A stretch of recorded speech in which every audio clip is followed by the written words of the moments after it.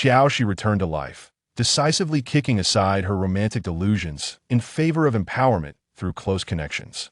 Initially desiring to escape and live freely, she unexpectedly found herself cared for by Su Qianqian in the chamber of a powerful figure from the future. In her past life, she had cowered in fear. This time, she boldly locked the door behind her and declared, "Thank you for the assist."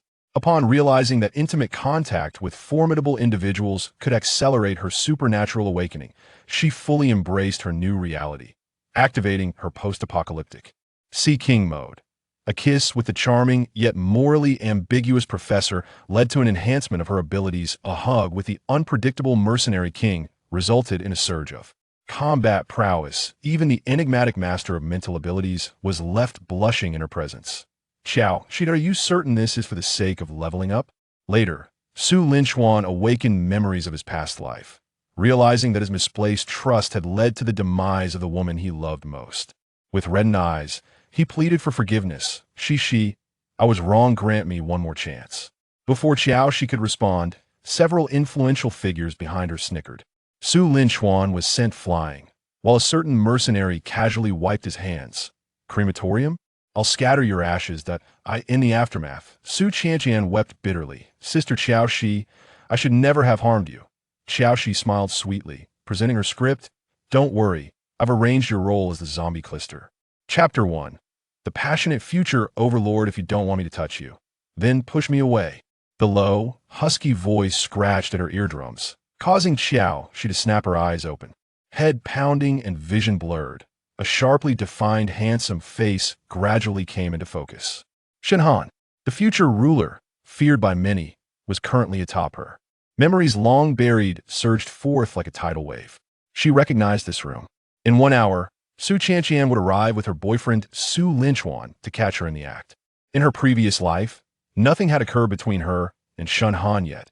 Su Qianqian had chosen to believe Su Qianqian's insinuations, refusing to hear a word of her explanation. Time and again, under the influence of his childhood friends, he coldly condemned her, locking her away in that dark warehouse for reflection. Unbeknownst to him, that warehouse would soon be overrun by zombies. In the agonizing moment she was torn apart, she heard Su Qianqian laughing outside the door. "Qiao Xi, blame yourself for wanting to compete with me. I grew up with brother Chuan. How could you possibly win against me?" The excruciating pain still seared her soul. Now that fate had granted her a second chance, she would not let Su Qianqian off the hook. Nor would she allow the blind and foolish Su Qianqian to remain in her life. Sweat trickled down Shenhan's taut forehead. Qiao Xi's gaze wandered over his striking features and the powerfully defined muscles beneath his skin. Suddenly, she smiled. "What are you laughing at?" Shenhan's breath came heavily, beads of sweat cascading down his chiseled jawline, his throat constricted. He struggled to contain the beast within, yearning to devour her whole. Qiao Xi sensed his restraint, raised her hand, and let her fingertips glide down his neck and across his sun-kissed chest. "If you won't let go, why do you keep asking me to push you away?" She leaned in, her nose almost touching his, whispering seductively, "Do you want it?" Shenhan's breath hitched, every cell in his body clamoring to seize the woman before him. "If you don't step back," his voice was hoarse, yet the remainder of his words were silenced by her soft lips. Pressing against him, she playfully asked, "What will you do?" In the next moment, his large hand, filled with undeniable force, pressed her against him. "I warned you." With heavy breaths, Shenhan's lips descended upon hers. "Qiao Xi," he uttered her name through gritted teeth, his voice laden with barely restrained desire. His lips were dry yet burning. Qiao Xi gently traced her tongue over the crack in his lower lip, feeling his body jolt. His actions spiraled further out of control. The warmth of his breath on her neck, the sensations brought forth by this unfamiliar man, left her momentarily dazed. Yet, she remained silent, slipping her hand beneath his shirt, exploring his muscular abdomen. The man could no longer contain himself. With one swift motion, he tore open her thin spring attire, revealing a vast expanse of smooth skin. His towering figure enveloped her entirely, a clash of sun-kissed and snowy hues, firm against soft. Qiao Xi's fingertips trembled as a strange energy surged through her veins. She had guessed correctly. Her abilities were indeed unlike those of other awakened beings. The true catalyst lay in merging with powerful supernatural entities. In her past life, she had only known Su Qianqian as a man, leaving her no opportunity to validate this hypothesis. All she knew was that her powers could slightly enhance when in contact with high-level awakened ones. Shun Han's long fingers gripped her waist as her body felt as though it were exploding with energy. Shun Han was undoubtedly no ordinary man. His powers had awakened. But why did he continue to masquerade as an ordinary person among the refugees? Unable to restrain herself, she tilted her head to gaze at him. He had closed his eyes tightly, each swallow causing beads of sweat to trickle down. It dawned on her that the ruthless overlord who once dominated the apocalypse also had moments of losing control. Overcome with a sense of elation, she surrendered to her emotions, wrapping her arms around his firm waist. Noticing her compliance, Shun Han's expression softened considerably. After a time, the madness in his eyes gradually subsided. He didn't linger in the embrace, quickly pulling his shirt over Qiao Xi to cover her. "We are trapped here, someone will surely come." With a teasing glint in her eyes, Qiao Xi lazily leaned against the wall, clad in her clothing. "What do you propose we do?" Shun Han leaned closer, his gaze serious. "Leave with me." Qiao Xi chuckled, caressing his jawline. "What? One night isn't enough? You want to keep sleeping?" Her beauty was undeniable, and though Shun Han was unsure of his feelings, he felt a sense of responsibility. Yet before he could voice his thoughts, Qiao Xi playfully replied, "Forget it, Shun Han. We are merely using each other. You don't need to feel responsible." She turned away from his face, sitting up straight to adjust her clothing and tidy her hair. She understood that Shun Han would be formidable in the future, but having learned from her past, she didn't wish to rely on a man. She need not invest her heart. There would be other men in her future. Shun Han's lips pressed into a thin line, his hands clenched into fists. A strange feeling spread within him. This was, after all, a good thing. Yet, just then, a voice filled with concern broke through the tension. "Shishi, are you in there? Brother Chuan, I just saw Shishi heading this way. She should be inside." Qiao Xi remained silent, her enchanting eyes fixed on Shun Han, warning, "You'd best not provoke and preserve your life. There will be more opportunities ahead." As her words fell, the door was kicked open with a resounding crash. Su Qianqian breathed a sigh of relief upon seeing her, but in the next instant, his eyes turned crimson with rage. Shun Han, buttons of his shirt hastily fastened, and Qiao Xi's disheveled attire suggested a compromise of their integrity. "You're courting death." In a fit of fury, Su Qianqian lunged at Shun Han before Qiao Xi could utter a word. Shun Han dodged swiftly, raising his hand to block. After 3 months of perilous battles, even without his powers, his combat skills rivaled those of a special forces operative. The two men grappled fiercely, their fists colliding with flesh in the otherwise silent room. Qiao Xi, Su Qianqian emerged from among her childhood companions, her gaze filled with accusation. "Qiao Xi, how could you engage in such actions behind Chuan Ji's back with another man? What actions are you referring to?" Qiao Xi raised an eyebrow indifferently, leisurely tidying her slightly disheveled clothing. Su Qianqian had not anticipated such a reaction from her and had to articulate her thoughts more bluntly. "Chuanga loves you so deeply, yet you betray him. As his childhood friends, we must." Before she could finish, Su Qianqian suddenly shouted in anger, "Get out. All of you leave." Su Qianqian did not expect Su Qianqian to yell at her. As well, she pouted in dissatisfaction. "Chuanga, we are trying to help you. How dare Qiao Xi mistreat you? We won't allow it." Su Qianqian suppressed the rage swelling in his chest, the veins on his forehead bulging. "Leave?" In this situation, Su Qianqian's other brothers could hardly say much, half dragging and half pulling Su Qianqian away. Su Qianqian seemed to exert a great deal of effort as he turned his head, a handsome face still marred by pain. He even ceased his assault on Shun Han, a hint of vulnerability flickering in his eyes. "Cici, tell me you didn't do anything with him, right?" Qiao Xi looked at his expression and found it amusing. "Do you believe everything I say?" "You say it, I believe it. Does he truly believe it?" The answer had been validated in the past life, and in this life, she didn't even wish to deceive him. Thus, she smiled gently at him. "Just now, I had relations with him." Chapter 2. "Leave me. You are merely a plaything." Su Qianqian stumbled back in disbelief, steadying himself against the wall. He could not fathom that the woman he adored was such a person. He anxiously sought clarity, but Qiao Xi showed no inclination to spare him, even a glance. Qiao Xi turned to look at Shen Han, who stood nearby. The corners of his eyes were slightly swollen, and there were traces of blood at the corners of his mouth. In this entire affair, he was innocent, forcibly dragged into the murky waters by her. If this led to his demise, she felt an overwhelming sense of guilt. You should leave first. Shen Han's brows knitted ever so slightly as he gazed at Qiao Xi's face. The woman who had just been aroused beneath him now bore only a cold indifference. It was the first time he confronted the meaning of cruelty. He had intended to reveal that he, too, was an ability user, capable of protecting her. But Qiao Xi had already averted her gaze, seemingly too apathetic to grant him even an extra glance. With a self-deprecating smile, he realized that prior to this moment, she hadn't even known him. And indeed, this was the apocalypse. They truly did not require any excessive entanglement.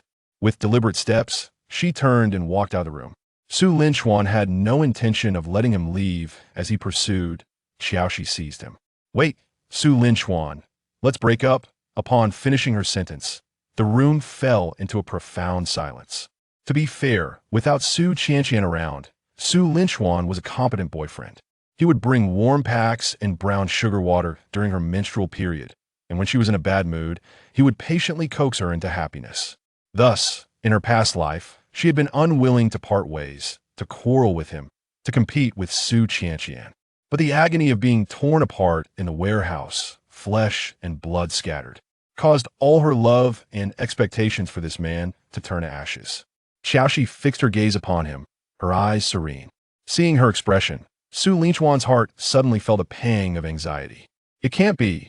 You love me so much you wouldn't betray me. You're just saying this in anger, I know it. Whether he was speaking to Qiao Xi or reassuring himself was unclear. Yet Qiao Xi quickly interrupted his self-comfort. What I said is entirely true. Much later, Su Qianqian suddenly laughed. You would break up with me for a worthless man? Qiao Xi, do you even comprehend what the world outside is like? Su Qianqian had thought this would change her mind. To his surprise, a glint of coldness passed through her eyes as she maintained her stance. That is my choice. Fine, very well. Qiao Xi, do not regret this. Su Qianqian stormed out of the room, slamming the door with a resounding bang. Su Qianqian had been waiting outside upon seeing him emerge. She softened her tone, placing a hand on his chest. Chuange, don't be angry. It's not worth it for a woman who betrayed you. Only we, your childhood friends, will always be your steadfast support. The furious Su Qianqian clutched his head, pain evident in his eyes. He couldn't believe that Qiao Xi would betray him, yet everything he had just witnessed and her own admission compelled him to accept the bitter reality. Why? Qianqian, Qiao Xi clearly only has eyes for me. Why would she betray me? Chuange, that was merely an act for your benefit. In reality, she is fickle. It's better you realize this sooner. You are an ability user. She is just an ordinary person. What else can she do but hold you back? She opened her arms to embrace him. The apocalypse is upon us, Chuange. I, along with Zhou Yi and the others, will never leave you or betray you. In the following days, Qiao Xi learned that Su Qianqian was tirelessly searching for Shen Han's whereabouts at the survivor camp. She understood that if Shen Han wished to survive, he would have already found a way to leave the survivor camp. She too needed to find a way out otherwise. Once the news of her breakup with Su Qianqian spread, she would become a mere plaything in the hands of other ability users. Her powers could only ensure her survival, but they could not harm ability users. To seek revenge, she could only bide her time. Yet, the thought of leaving without addressing her grievances left her discontented. Before departing, she would ensure that Su Qianqian tasted the bitterness of being misunderstood, unable to explain herself. As she contemplated how to execute her plan, she was cornered at a turn. Qiao Xi, do you truly dare to betray Chuange? Gu Yuan's gaze was sinister, his tone aggressive. Qiao Xi stared at him for a moment, her lips curling into a slight smile, her eyes lazily sweeping over him. Her tone held a hint of mockery. What? You know that I betrayed Su Qianqian, yet those unaware might think I betrayed you instead. Gu Yuan's pupils constricted, as if struck by some hidden truth. His expression darkened, and he gritted his teeth. Qiao Xi, you're courting death. Are you intending to kill me, or? Her gaze wandered lazily over him. Do something else first? Her beauty was undeniable. No man could resist her deliberate allure. Gu Yuan's throat constricted. Are you serious?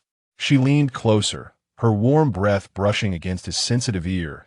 Guess the Jiu Yuan's breath quickened, his hands instinctively rising, reaching towards her delicate waist.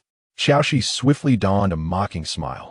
Su Qianqian's brothers were all notorious playboys during their university days. They appeared to be Su Qianqian's close friends, yet behind his back, their eyes were glued to her. She was acutely aware of their desires for her. It was only because of Su Qianqian's relationship with them that she had endured without exploding.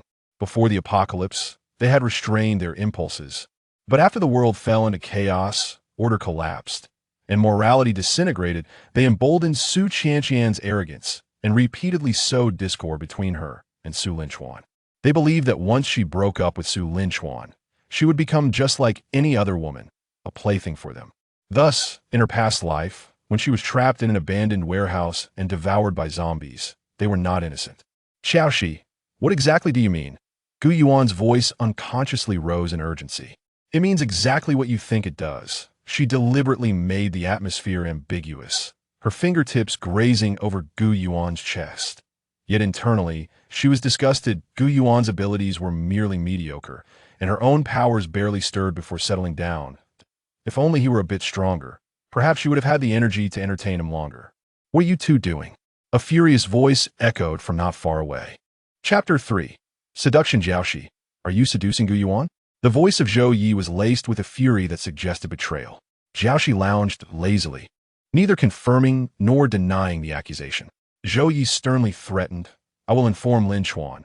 Let him see your true colors. A nonchalant smile curved Qiao Xi's lips. If memory served her right, many times she had emerged from the shower only to find this upright man waiting outside, his eyes greedily fixated upon her. Now he presented himself as a paragon of virtue. Very well, go ahead and tell him. Those who do not speak are fools. Zhou Yi's expression froze, clearly caught off guard by her bluntness. Gu Yuan cast a deep glance at Qiao Xi before pulling Zhou Yi aside, saying, You misunderstand. It's not as you think. Zhou Yi seemed persuaded, yet that evening, he stealthily approached Qiao Xi's room. He expected her to scream in fright upon seeing him, but to his surprise, she displayed no hint of panic. Are you afraid? He asked, stepping out of the shadows toward her. This was Zhou Yi's unique ability, to traverse shadows, a power as useless as hers. Qiao Xi sat on the sofa, her bright eyes sparkling with mirth, her perfect figure accentuated by her dress, which traced alluring curves. A caged beast struggled within Zhou Yi, his gaze upon Qiao Xi growing increasingly intense and dark. As Zhou Yi drew nearer, Qiao Xi tilted her head and smiled gently. Do you want me? Without a word, he leaned in, eager to press his lips against hers, just as his lips were about to meet the ones he longed for. Qiao Xi turned her head aside. His kiss fell short, brushing against her hairline. A shadow flickered in Zhou Yi's eyes. Reluctant? Think carefully, without Su Qianqian's protection. How long can you survive? You two have parted ways. Qiao Xi raised a hand to graze his cheek. Once you arrange a place for me, I will go with you. Zhou Yi tightened his grip on her shoulder. Are you serious? She deftly navigated among his brothers, transforming into someone else entirely, at times flirtatious, at times aloof, like a predator teasing its prey, watching them grow increasingly restless. Zhou Yi knew something was amiss. Yet with Qiao Xi's striking beauty and figure comparable to that of a top celebrity, he found himself unable to resist. Chuangu, look at what just a few days have done to you. Qiao Xi doesn't care about you, but I do. Su Qianqian sat slumped in the corner, intoxicated and despondent, having consumed the few bottles of liquor he had fought hard to procure. Su Qianqian chattered on. Chuangu, with how Qiao Xi betrayed you, why not trade her for supplies? Before Su Qianqian could respond, four voices chimed in unison, no. Su Qianqian shot them a puzzled glance. I suggested trading Qiao Xi for supplies, and Chuangu didn't object. Why are you all refusing? The four men exchanged knowing looks, remaining silent. Realization dawned on Su Qianqian, anger bubbling to the surface. Are you all also enchanted by that vixen Qiao Xi? Zhou Yi warned Su Qianqian with a serious expression. Qianqian, do not mention trading Qiao Xi for supplies again. A flicker of anger flashed in Su Qianqian's eyes, but she quickly smiled. All right, since you're my brothers, I will certainly assist you. The men finally appeared relieved, each scheming in their own minds. The survivor camp lay nestled within an ancient city, its time-worn walls forming a natural barrier. Outside, zombies surged like a tide, a stench of decay permeating the air. Qiao Xi stepped onto the city wall, aware that she was about to take a step that was entirely different from her previous life. Yet, she felt a profound tranquility within, devoid of fear. She had endured everything in her past life. The worst outcome would merely mirror that experience. Hearing footsteps, Su Qianqian turned with her arms crossed, her lips curling into a mocking smile as Qiao Xi approached. "Qiao Xi, how shameless can you be?" she taunted, her voice sweet yet venomous. "Chuan Ge has long discarded you like an old shoe, and here you are, shamelessly clinging on." "You have misunderstood," Qiao Xi replied, raising a finger to gently shake it, her lips curling into a nonchalant smile. "It's not that he doesn't want me. It's that I find him distasteful and unworthy of me." Su Qianqian was taken aback, unable to fathom that the once ardent Qiao Xi would utter such words. "What pretense? I do not believe you," she scoffed. "If you truly had any pride, why are you here today? Is it not because you heard I could help you reconcile, like a dog wagging its tail? You should open your eyes and see clearly. In Chuan Ji's heart, you are worth less than my little finger." "Su Qianqian, the show has yet to begin. It is too early to pop the champagne." Just then, the sound of hurried footsteps erupted from below the city wall. Su Linchuan hurriedly approached with several childhood friends, his gaze ablaze as it landed on Qiao Xi. "Qianqian." Su Linchuan's voice was hoarse. "Did you say Qiao Xi wants to see me?" Su Qianqian immediately donned a gentle smile. "Chuan Ge, hurry up. Qiao Xi wants to reconcile with you." Su Linchuan's eyes lit up, as if a drowning man had grasped a piece of driftwood. Yet the expressions of the other men soured. As Su Qianqian saw them ascend the steps, she raised her hand, preparing to slap her own face. But before she could move, Qiao Xi seized her wrist. "What are you doing?" With lips barely parting, she whispered, audible only to the two of them. "Su Qianqian, aren't you exhausted from acting so many times? It's time to change the script." Su Qianqian felt something was amiss, instinctively trying to break free, but Qiao Xi held her tightly. As the men reached the city wall, Qiao Xi suddenly flashed a smile at Su Qianqian, releasing her grip in the midst of Su Qianqian's struggles, allowing herself to lean back and fall. "Qiao Xi!" Su Linchuan's heart-wrenching roar tore through the air as she plummeted from the city wall, her long hair billowing in the wind. In the final moment before landing among the horde of zombies, she did not forget to complete her act, crying out in a tragic lament, "Su Qianqian, why would you harm me? Linchuan, save me." Chapter 4, Danger. Cici. Su Linchuan's anguished scream nearly shattered his throat, trembling on the brink of collapse. He struggled madly, half of his body hanging over the wall, veins bulging in his arms as he desperately reached for the falling figure, as if he could grasp her. But in the next instant, she crashed into the sea of corpses. The stench of decay instantly engulfed her. "No!"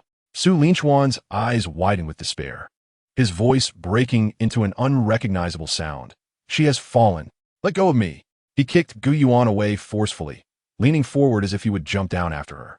"Linchuan, for heaven's sake, come to your senses," Zhou Yi shouted, his voice filled with suppressed rage. "Look down. She's gone." Below the wall, the swarm of zombies surged like a churning black tide, rotting arms raised high, tearing and clawing at one another. A piece of flesh was shoved into a zombie's mouth, the sound of chewing grotesquely grating. Su Linchuan trembled all over, a few broken sobs escaping his throat. "Cici." Zhou Ye's gaze turned cold, and he struck Su Linchuan's neck with a swift blow. Su Linchuan's body stiffened before he slumped down. "Did you push Qiao Xi down?" Su Qianqian's face turned pale as she shook her head vigorously. "No. She jumped on her own. She wanted to frame me." Before Zhou Yi could respond, Gu Yuan, with bloodshot eyes, stepped forward. "She used her life to frame you? Gu Yuan, you clearly said you would never doubt me." Su Qianqian's voice trembled. "And now? Qiao Xi jumped down, and you all blame me." Gu Yuan and the other men fell silent, their eyes swirling with suppressed emotions. "Whether we believe you is irrelevant." Zhou Ye's tone was as cold as ice. "What matters is whether Linchuan believes you. When he wakes up, you better figure out how to explain." Upon finishing his words, he cast his gaze towards the roiling mass of corpses beneath the city wall, his palm pressed against the stone, leaving deep, discernible marks from his nails. His eyes were fixated on the surging tide of the undead below. "Qiao Xi, has she truly perished?" In the heart of the horde, Qiao Xi curled herself into a ball, the squelching sounds of gnawing filling her ears. The moment she leaped from the wall, she became as solid as stone. Simultaneously, she flung the dead mouse she had prepared in advance. The scent of blood immediately incited the zombies, who lunged frantically towards the carcass, tearing and gnawing at it. The stench of decay, so intense it nearly solidified in the air. She could not help but retch several times, struggling against the chaos to roll away. Inching out of the encirclement of the undead, her unique ability, transformation, was the reason she dared to orchestrate this feigned death. In her past life, this ability was utterly useless, allowing her to transform into only a few fixed, lifeless objects. However, in this life, after that fateful night with Shinhan, her power not only awakened prematurely, but also surged with energy far beyond her expectations. A flicker of hope ignited within her. If her abilities could evolve, what form might they take in the future? Rolling from the wall to the grass, and then into the woods, consumed scarcely any of her energy. Only after confirming her safety did she revert to her human form and dash away. She had to leave the survivor camp. Remaining meant either continuing to feign compliance with Su Qianqian, enduring his touch, and pretending not to know how he had callously observed her tragic demise in her past life, or severing ties with him entirely, only to become a mere plaything for other ability users. Thus, she chose the third path, escape. As dusk fell, Qiao Xi ran desperately, her lungs burning with pain. Suddenly, the bushes ahead rustled, and two zombies lunged forth, their ashen faces smeared with dried blood. They emitted a hoarse growl as they charged towards her. Qiao Xi's pupils constricted, and in an instant, she transformed into stone, crashing to the ground. The zombie's sharp teeth snapped in confusion, searching for the vanished prey. Holding her breath, she remained motionless. Throughout her perilous journey, she had turned to stone whenever danger approached, enduring until nightfall. Yet, her energy was nearly depleted. She needed to find a hiding place quickly. As night descended, she finally slipped into an abandoned building, curling up in a corner, gasping for breath. She could not transform again. Should she do so, her energy would be completely exhausted, and the recovery process would be painfully slow, adding to the risks ahead. She retrieved a packet of biscuits from her belongings, breaking it in half and chewing slowly, swallowing with difficulty. Her stomach remained painfully empty, but she dared not eat more, for her supplies were dwindling. After taking a sip of water to suppress her hunger, she leaned against the wall, closing her eyes for a brief rest. However, the eerie stillness of the village was abruptly shattered by the low growls of zombies. Qiao Xi immediately opened her eyes, rising cautiously to peer out from the window. To her dismay, she spotted Zhou Yi approaching slowly from the village entrance, flanked by two ability users. Why him? As she gritted her teeth in frustration, she expended her scant energy to transform into a dull brown stone, pressing herself against the windowsill. The night deepened, a realm where Zhou Yi thrived. His ability, Shadow Traversal, allowed him to move freely within shadows, making it nearly impossible for prey to escape his gaze. Qiao Xi held her breath, acutely aware that if he found her, he would undoubtedly confine her as his plaything. If captured, she would prefer to end her life by her own hand. Below, Zhou Yi swiftly vanished from sight, and Qiao Xi understood he was employing his powers to scour the village for a trace. She hugged herself tightly, hoping her abilities would endure. Utilizing his powers, Zhou Yi meticulously searched the entire village. Yet, to his dismay, he uncovered no trace of Qiao Xi whatsoever. After her fall from the wall, he had personally driven the horde away, only to find no remnants, no torn clothing, not even signs of struggle. It was all too clean to be natural. Brother Yi, we've searched thoroughly. There's no one of his subordinates reported in hushed tones. Zhou Yi's gaze swept around slowly, contemplating whether Qiao Xi had also awakened her powers, enabling her to evade detection. If not, it was indeed a pity for such a flawless visage and form to simply vanish. Withdraw, he commanded coldly. The trio quickly turned to leave. Yet Qiao Xi remained motionless in her hiding place. After a long while, a shadow silently emerged from the darkness of the corner. Zhou Yi returned, his piercing gaze scanning the abandoned building once more before he departed in disappointment. Time slipped away, and her powers were nearly spent. She needed to hunt zombies quickly to obtain crystal cores. Otherwise, she would be defenseless against the next crisis. Just as she prepared to move, a cacophony of shouts erupted in the distance. A group of survivors was being pursued by zombies, fleeing in disarray towards her location. Chapter 5. Ambiguous Currents. Qiao Xi watched the survivors with silent prayers. Please, do not discover my hiding place. Alas, fate was not on her side. accompanied by the chaotic sounds of footsteps and the growls of the undead. A dozen young individuals burst into the building. The three leaders unleashed their powers in rapid succession. Searing flames, sharp icicles, and heavy boulders appeared in quick succession, obliterating the zombies trailing behind them. 3 ability users? Qiao Xi frowned. This was not a fortunate development for her. Senior, I've exhausted my powers. You go on ahead. Then be careful. The boy clad in a black leather jacket sidestepped with near-perfect tactical precision, his long legs carving a fierce arc in the air as he sent a zombie sprawling with a kick. He then deftly twisted his wrist, launching 3 icicles in a triangular formation that accurately pierced the skulls of 3 zombies. With a resounding bang, he swiftly shut the rusted iron door, trapping the remaining zombies outside. Senior, it's been months since the apocalypse began. Have we really traveled so little distance that there's still a safe zone? Lu Yuyang remained silent for a moment, his sharply defined profile resembling a stern sculpture in the dim light. There will be. The tense atmosphere eased slightly, and someone began distributing the meager remaining food supplies. When the last packet of biscuits was retrieved from the backpack, the boy's voice tinged with irritation. Senior, we're out of food. A heavy silence enveloped the air. While the zombies were indeed terrifying, the lack of food and water was an ever-present threat to humanity's survival. Lu Yuyang merely responded with a soft his calm demeanor miraculously quieting the restless crowd. After the previous night's encounter with the zombies, everyone was exhausted. Let us rest for a while, regain our strength, and then we'll search the village for supplies. The cramped room left Lu Yuyang with no choice but to take half a stale piece of bread and step outside. After walking a few steps, a girl hurried after him. Senior, is there something you need? Lu Yuyang's demeanor was distant yet polite. Con you bitter lip? Senior, I'm a bit scared. Can I stay with you? If you're scared, it's safer to be with everyone. With that, Lu Yuyang turned and ascended the stairs. Kanya felt a twinge of disappointment.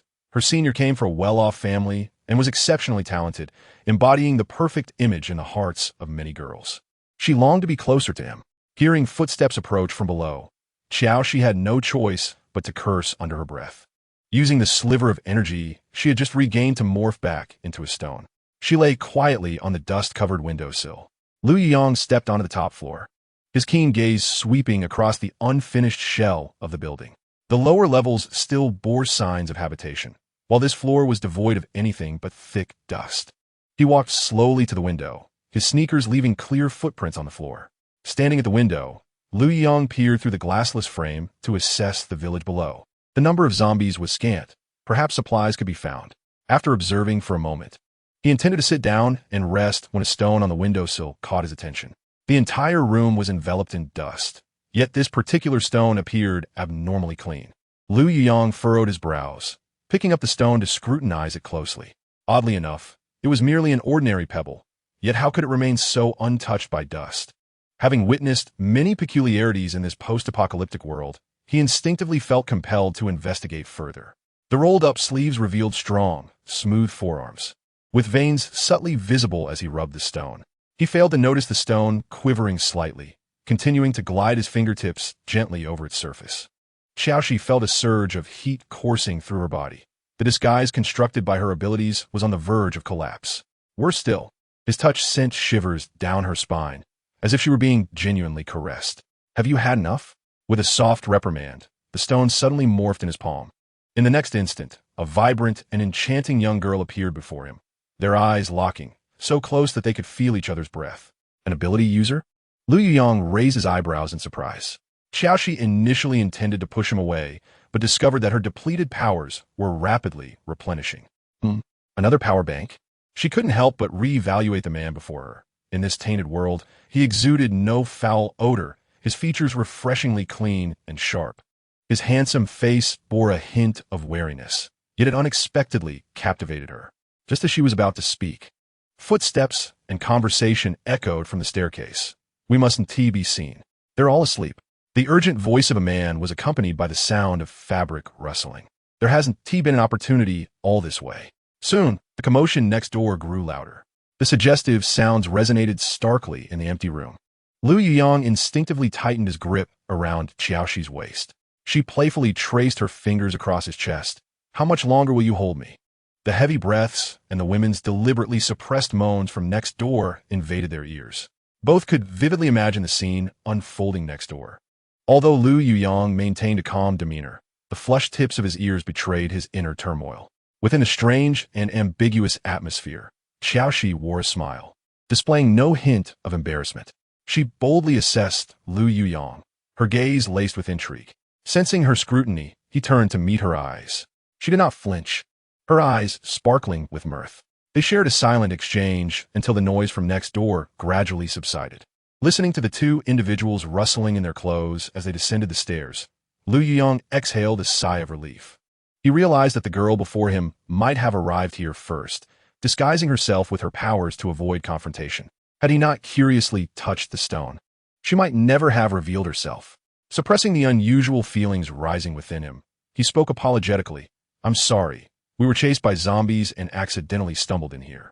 We are all quite exhausted and will leave once we VE rested, causing you no disturbance or harm." After speaking, Lu Yuyang nodded in acknowledgement and turned to depart.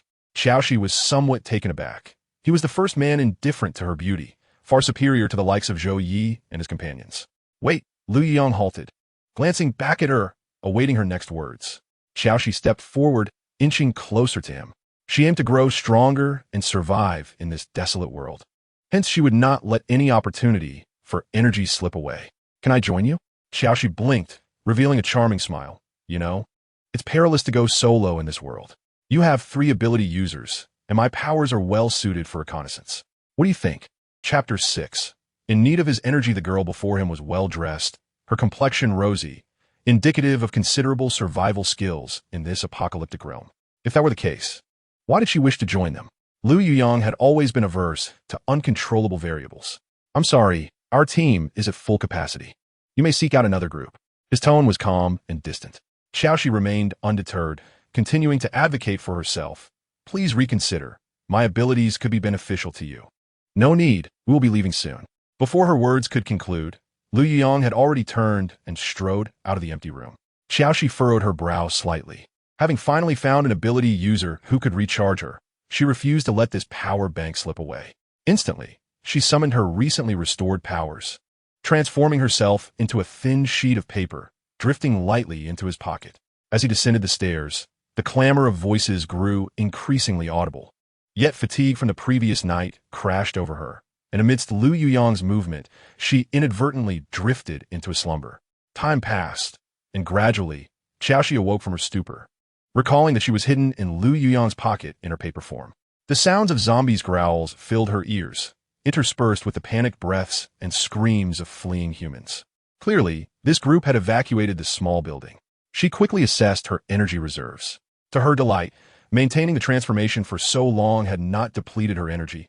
In fact, it had increased. This revelation solidified her resolve to temporarily follow the group. She needed a steady supply of abilities, ideally to break through her current limitations. In her previous life, she had survived for 3 years without encountering another shapeshifter. It was said that rare abilities would reveal astonishing potential in later stages. She yearned to see how her powers would evolve. "Senior, the zombies from the entire village are upon us. If we don't leave now, it will be too late." Lu Yuyang decisively commanded. "Abandon the remaining supplies, maintain formation, break through in this direction, quickly." Qiao Xi was jostled in the pocket, yet could envision the dire circumstances outside. Among the gasps, the sounds of combat with zombies echoed intermittently. Fortunately, it seemed that the group of university students was safe. After a long flight, aboard, Qiao Xi suddenly yearned to see where they had fled to. She lightly leaped, clinging to the edge of the pocket to peek outside. What she saw made her heart sink. The direction they were heading was toward a survivor camp. That was unacceptable. She had painstakingly dug a deep pit for Su Qianqian. If they were to arrive there, she would be at a complete disadvantage, not to mention her plans for revenge.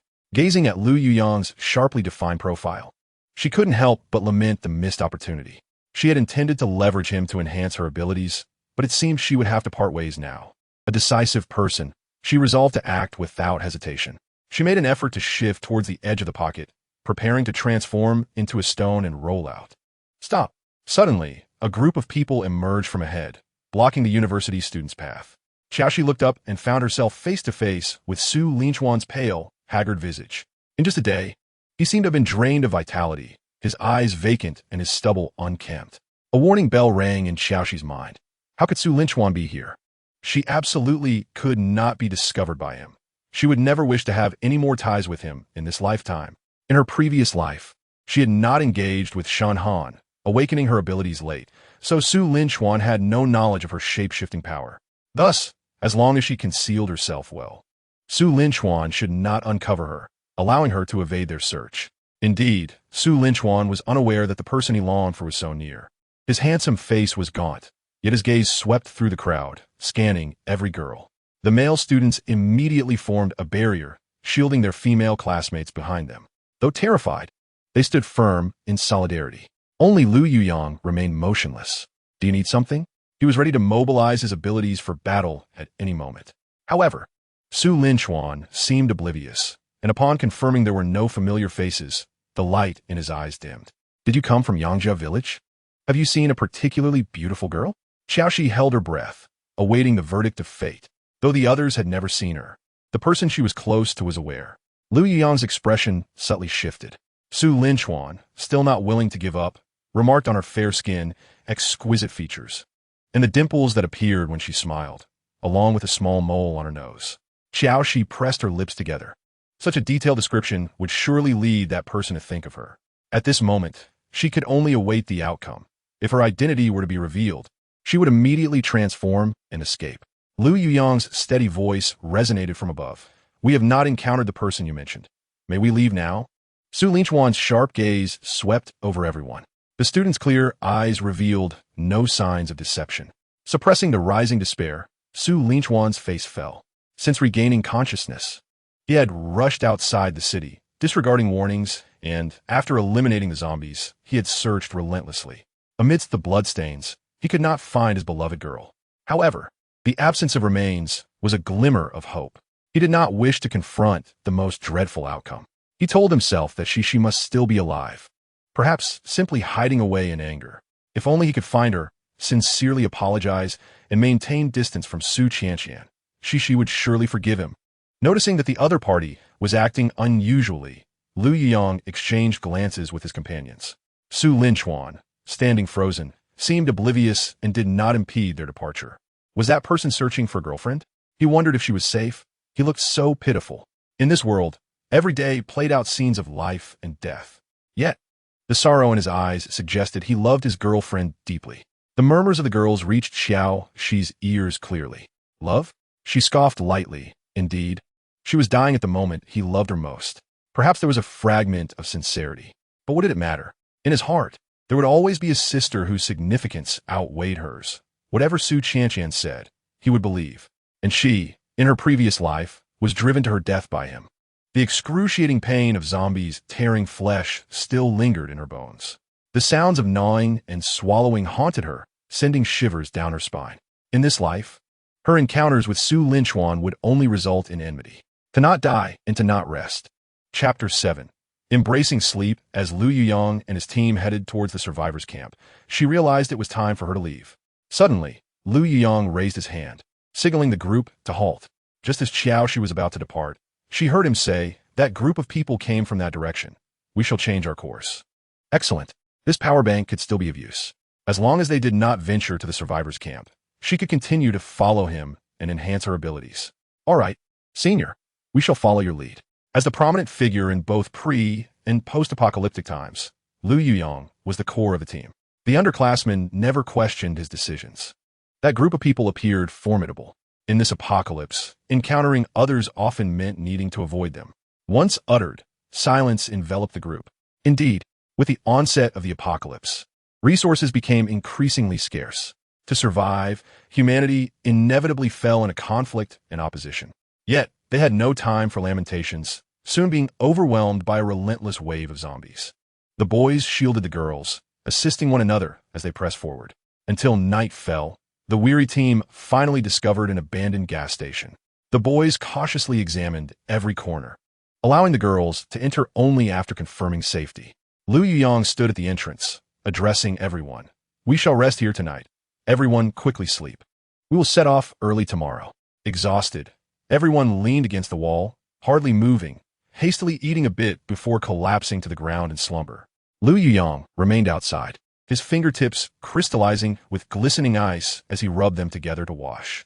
Once finished, he gazed into the distance, lost in thought. His parents had been taken by his elder brother. Having missed the rescue, he could only rely on himself to navigate out of this area. Yet, he knew not where to search for his parents and brother. Unconsciously, his fingers explored his pockets, only to touch an unusual object. Bathed in moonlight, he pulled out a slip of paper, his expression shifting slightly. "Is it you?" He distinctly remembered that his pocket should have been empty. The paper suddenly vanished from his fingers, and Qiao Xi's figure gradually solidified under the moonlight. "I apologize. I was quite frightened alone, so I chose to follow you in this manner." Lu Yuyang frowned, but, seeing Qiao Xi's deliberately fragile demeanor, found it difficult to scold her. "The person earlier was searching for you, correct?" "Yes, you heard. If he is your boyfriend, you should be with him. The outside world is more perilous than you imagine." Lu Yuyang, unusually, offered a warning. Mention of Su Linchuan soured Qiao Xi's mood, yet she did not wish to display it to others, merely chuckling lightly. "Ex-boyfriend. He and his childhood friend nearly caused my demise, so he is no longer in the picture." Lu Yuyang had not anticipated such complications. His brow furrowed, and he chose not to speak further. He turned to walk towards the nearby woods, and Qiao Xi followed suit. He suddenly halted, glancing at her with a hint of resignation. "I need to relieve myself." Qiao Xi cleared her throat. "All right, I will keep watch here." Lu Yuyang paused. "Do you have anything else to say?" Do you have a destination in mind? If not, you can head to a nearby safe zone." If they were going to a safe zone, she could follow him along the way, relying on him to recharge her abilities. Safe zone? Lu Yuyang clearly heard this for the first time. His expression turned serious. A government-controlled area? Yes, you could say that.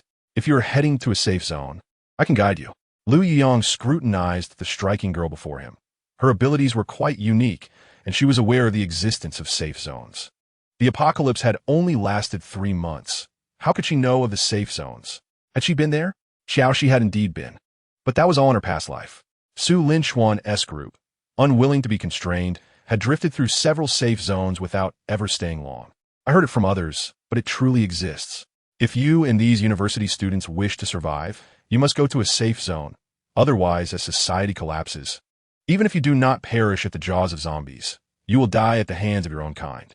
Qiao Xi's words cast a serious shadow over Lu Yuyang's handsome face. "Thank you for sharing this information. How far is the nearest safe zone from us?" "Quite far." Qiao Xi shifted her stance slightly, smiling at him. "If you walk, it would take about a month. But I know a shortcut that could save a third of the time." Just as Lu Yuyang was about to inquire further, footsteps from behind interrupted their conversation. "Senior, so you are here." He instinctively checked all his pockets, finding them empty. Upon returning to the gas station, she was nowhere to be seen. Before sleeping, he checked his pockets once more. "Are you there?" he asked in a hushed voice. The junior beside him looked up in confusion. "Senior, are you calling me?" "Cough, no." Lu Yuyang had no choice but to remain silent and closed his eyes to rest. Transformed into a stone, Qiao Xi hid in the corner, struggling to suppress her laughter. To remain here, she had to maintain her value.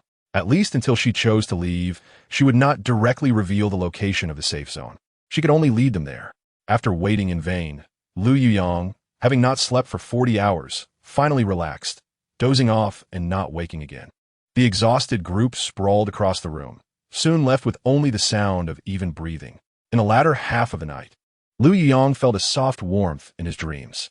His palm instinctively closed. The unfamiliar sensation jolted him awake. In the darkness, he could not discern the face of the person beside him, but that fragrance was all too familiar. It was Qiao Xi. "Wake up." He quickly withdrew his hand, trying to rouse her.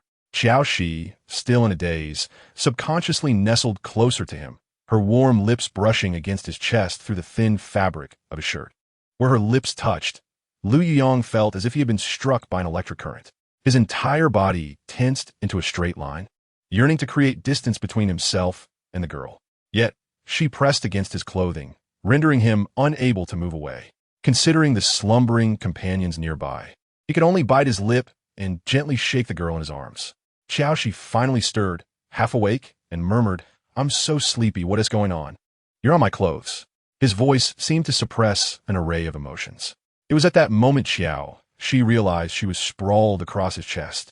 Despite his efforts to retreat, the fabric lay beneath her, leaving them in an undeniably intimate position. Now, fully awake, Qiao Xi was taken aback by how close they were. Sorry, I was in a daze, she yawned, suddenly feeling like a stone. Come with me for a moment.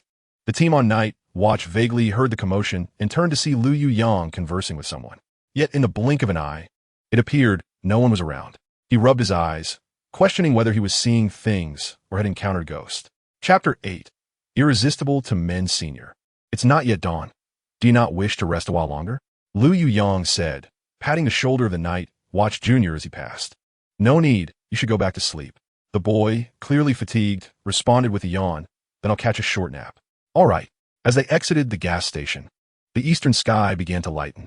The waning moon still hung in the heavens, casting an even more desolate glow upon the barren road. Lu Yuyang stood beside a rusted gas pump, his gaze calmly scanning the scattered, wandering zombies in the distance. Suddenly, another figure appeared beside him. Qiao Xi, with skin as white as snow and sleepy eyes that radiated a hint of laziness, sported slightly disheveled hair that added a vibrant touch.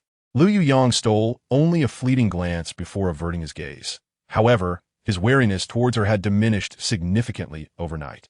If she had intended to act against him, last night would have been the prime opportunity, as they had all been utterly fatigued. Yet, she had refrained from doing so. Therefore, regardless of her intentions, as long as they posed no threat to their lives, he chose not to delve further. Lu Yuyang accepted her presence, recalling the questions he had failed to ask the previous night. You're certain that a safe zone exists, correct? Qiao Xi's lips curved into a subtle smile. Indeed, this bait was irresistible to anyone. Yet, she was not deceiving him entirely. The safe zone did exist. He provided her with energy, and she guided him. A mutually beneficial arrangement. Of course, I'm with you. If not, I'd simply be wasting my time. Lu Yuyang fell silent, contemplating her trustworthiness. Qiao Xi maintained a smile, stating, I've said what I needed to. If you refuse, I can simply wait for the next group to join me. But if you wish to find a safe zone, it will likely take at least half a year. Are you sure your junior teammates can endure the apocalypse for that long? After delivering her words, she leisurely fixed her gaze upon Lu Yuyang's handsome face. She was in no hurry. This deal posed no loss to them, and Lu Yuyang had no reason to decline. Suddenly, however, a change flickered across Lu Yuyang's countenance, his calm eyes brimming with menace. Qiao Xi's heart raced. Had she misjudged the situation due to overconfidence? Just as she prepared to activate her abilities, Lu Yuyang swiftly grasped her arm, pulling her toward him. In the next instant, two zombies lunged at them. With a swift motion, two icy shards pierced through the zombies' heads, causing them to collapse at Qiao Xi's feet. Lu Yuyang turned to her, asking, Are you all right?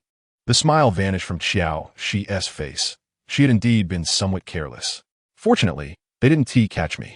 It seemed she needed to be even more vigilant in the wild. She retrieved a folding basin from her bag and asked, Could you provide me with some ice? Lu Yuyang said nothing further, directly releasing his powers to fill her basin with ice crystals. Qiao Xi beamed at him. Thank you, senior. Lu Yuyang appeared momentarily stunned, a faint smile barely visible at the corner of his mouth. As Qiao Xi turned to leave with her basin, Lu Yuyang quietly cautioned her from behind. There are wandering zombies nearby. Be mindful of your surroundings while you wash. Joyfully, she carried her folding basin to a secluded corner. Although the weather was not overly warm, she had grown accustomed to life in the survivor camp. Feeling uncomfortable after a day without washing, Lu Yuyang proved to be quite useful, providing her not only with energy, but also with ice for her hygiene. Splendid, splendid. She rubbed the ice, letting the water trickle down her palms. Though the icy water was piercing against her warm skin, she relished the sensation. Half an hour later, the sky brightened, and the gas station gradually buzzed with activity. Some ventured into the nearby woods to attend to their physiological needs, while others began patrolling the area to ensure safety. Qiao Xi had remained in her stone form on the ground for quite some time, unaware of when the group would depart. After a while, footsteps approached. Then she heard Lu Yuyang's voice. Are you still there? Qiao Xi quickly glanced around, and upon seeing no one, transformed back into her human form. I'm here. Lu Yuyang turned and walked toward her, holding half a sweet potato salvage from Yangjia village. Upon reaching her, he handed her the half potato, saying, Eat. I've already eaten. After saying this, he pressed the half potato in her hands, urging, Finish it quickly. We'll be departing soon. Watching Lu Yuyang turn and walk away, Qiao Xi lifted her hand. Examining the half potato, a smile crept onto her lips. In this world, there were still those willing to share food. Her supplies in her backpack could sustain her for half a month, so she was not truly in need of food. She slowly sat down against the wall and took a bite of the potato. With a crisp snap, the sweet flavor filled her mouth. She savored each bite until it was completely finished. Before long, Lu Yuyang purposefully brought others to her location, asking everyone to count their numbers and supplies. If everything checks out, we will depart immediately. As everyone conducted their checks, Qiao Xi transformed into a piece of paper and floated into Lu Yuyang's pocket. Senior, we are ready. We can depart. Lu Yuyang raised his hand and touched the empty pocket on his chest. Confirming the presence of the paper, he nodded. All right, let us go. Their direction was pointed out by Qiao Xi, leading to a large city ahead. There were at least 1 million zombies within. Senior, are we headed to Ningcheng? Yes. Lu Yuyang did not conceal the truth from the group. But that city is densely populated. There must be numerous zombies. Should we take a detour? Let us first check out Ningcheng. If it's impassable, we will take a detour. They exited the highway, and during the first couple of days, the zombies were not overly abundant. However, by the third day, as they neared the city's edge, the number of zombies increased significantly. Yet, just as they seemed on the verge of being overwhelmed, the encroaching zombies would suddenly disperse. While the other students felt a sense of luck, Lu Yuyang touched the emptiness of his pocket, quickly looking ahead, his brow furrowing. That night, after everyone had fallen asleep, Lu Yuyang quietly called out in the corridor, Qiao Xi, come out. Qiao Xi transformed back into her human form, taking out her folding basin and flashing him a bright smile. Lu Yuyang silently conjured ice crystals to fill her basin. Lu Yuyang, you are truly a wonderful person, she said, showering him with praise. With him around, she could always feel fresh and clean. Watching the girl joyfully slip into an empty room to wash, Lu Yuyang stood guard outside the door. Inside, the faint sounds of water and humming could be heard. Is she really that happy? Despite feeling mentally fatigued, perhaps influenced by her demeanor, a smile crept onto Lu Yuyang's lips. When Qiao Xi emerged from the washroom, she found Lu Yuyang leaning against the wall. You're still here? Have you been helping out these past few days? His tone was certain. Chapter 9. Teasing you, are you suggesting distracting the horde of zombies? Qiao Xi playfully blinked and smiled. Exactly. Now you should realize that having me as a companion brings you nothing but benefits. Upon realizing that it was Qiao who had been covertly assisting them, allowing them to escape peril on numerous occasions, Lyang's wariness towards her had long since melted away like snow. Even if she had ulterior motives, her repeated acts of salvation warranted their gratitude, regardless of her intentions. Thank you. Qiao tilted her head, surveying him, as the moonlight sprinkled delicate silver hues upon her elongated lashes. Judging by the evident relaxation in his expression, his gratitude was sincere, devoid of the previous day's suspicion. She playfully winked at him, reminding him to remember this favor well. She tapped her temple with her index finger, declaring that she would hold it here. In the future, when she required assistance, he could not refuse. She had firmly resolved to claim this favor. SHNHN was destined to become a powerful figure in the apocalypse, capable of recharging her powers, which did not surprise her. The individual before her, who could also recharge her, would undoubtedly stand out. Offering him a kindness would surely yield future benefits. After all, why would she take the risk of luring zombies otherwise? Providing timely assistance was far more meaningful than mere embellishments. Without hesitation, Lyang nodded earnestly, affirming that as long as it was within his capacity, he would never decline. Qiao's smile resembled that of a cat who had successfully stolen a fish, her eyes crescent-shaped with delight. The moonlight streamed through the window, illuminating her expression clearly. Lyang's gaze inadvertently lingered on her face for a few extra seconds. Suddenly, the stillness of the city was shattered by the enraged cries of zombies. Simultaneously, Qiao and Lyang turned and hastily approached the window to peer outside. Under the moonlight, a horde of zombies was moving along the main road, seemingly stimulated by something. Why had the number of zombies suddenly increased?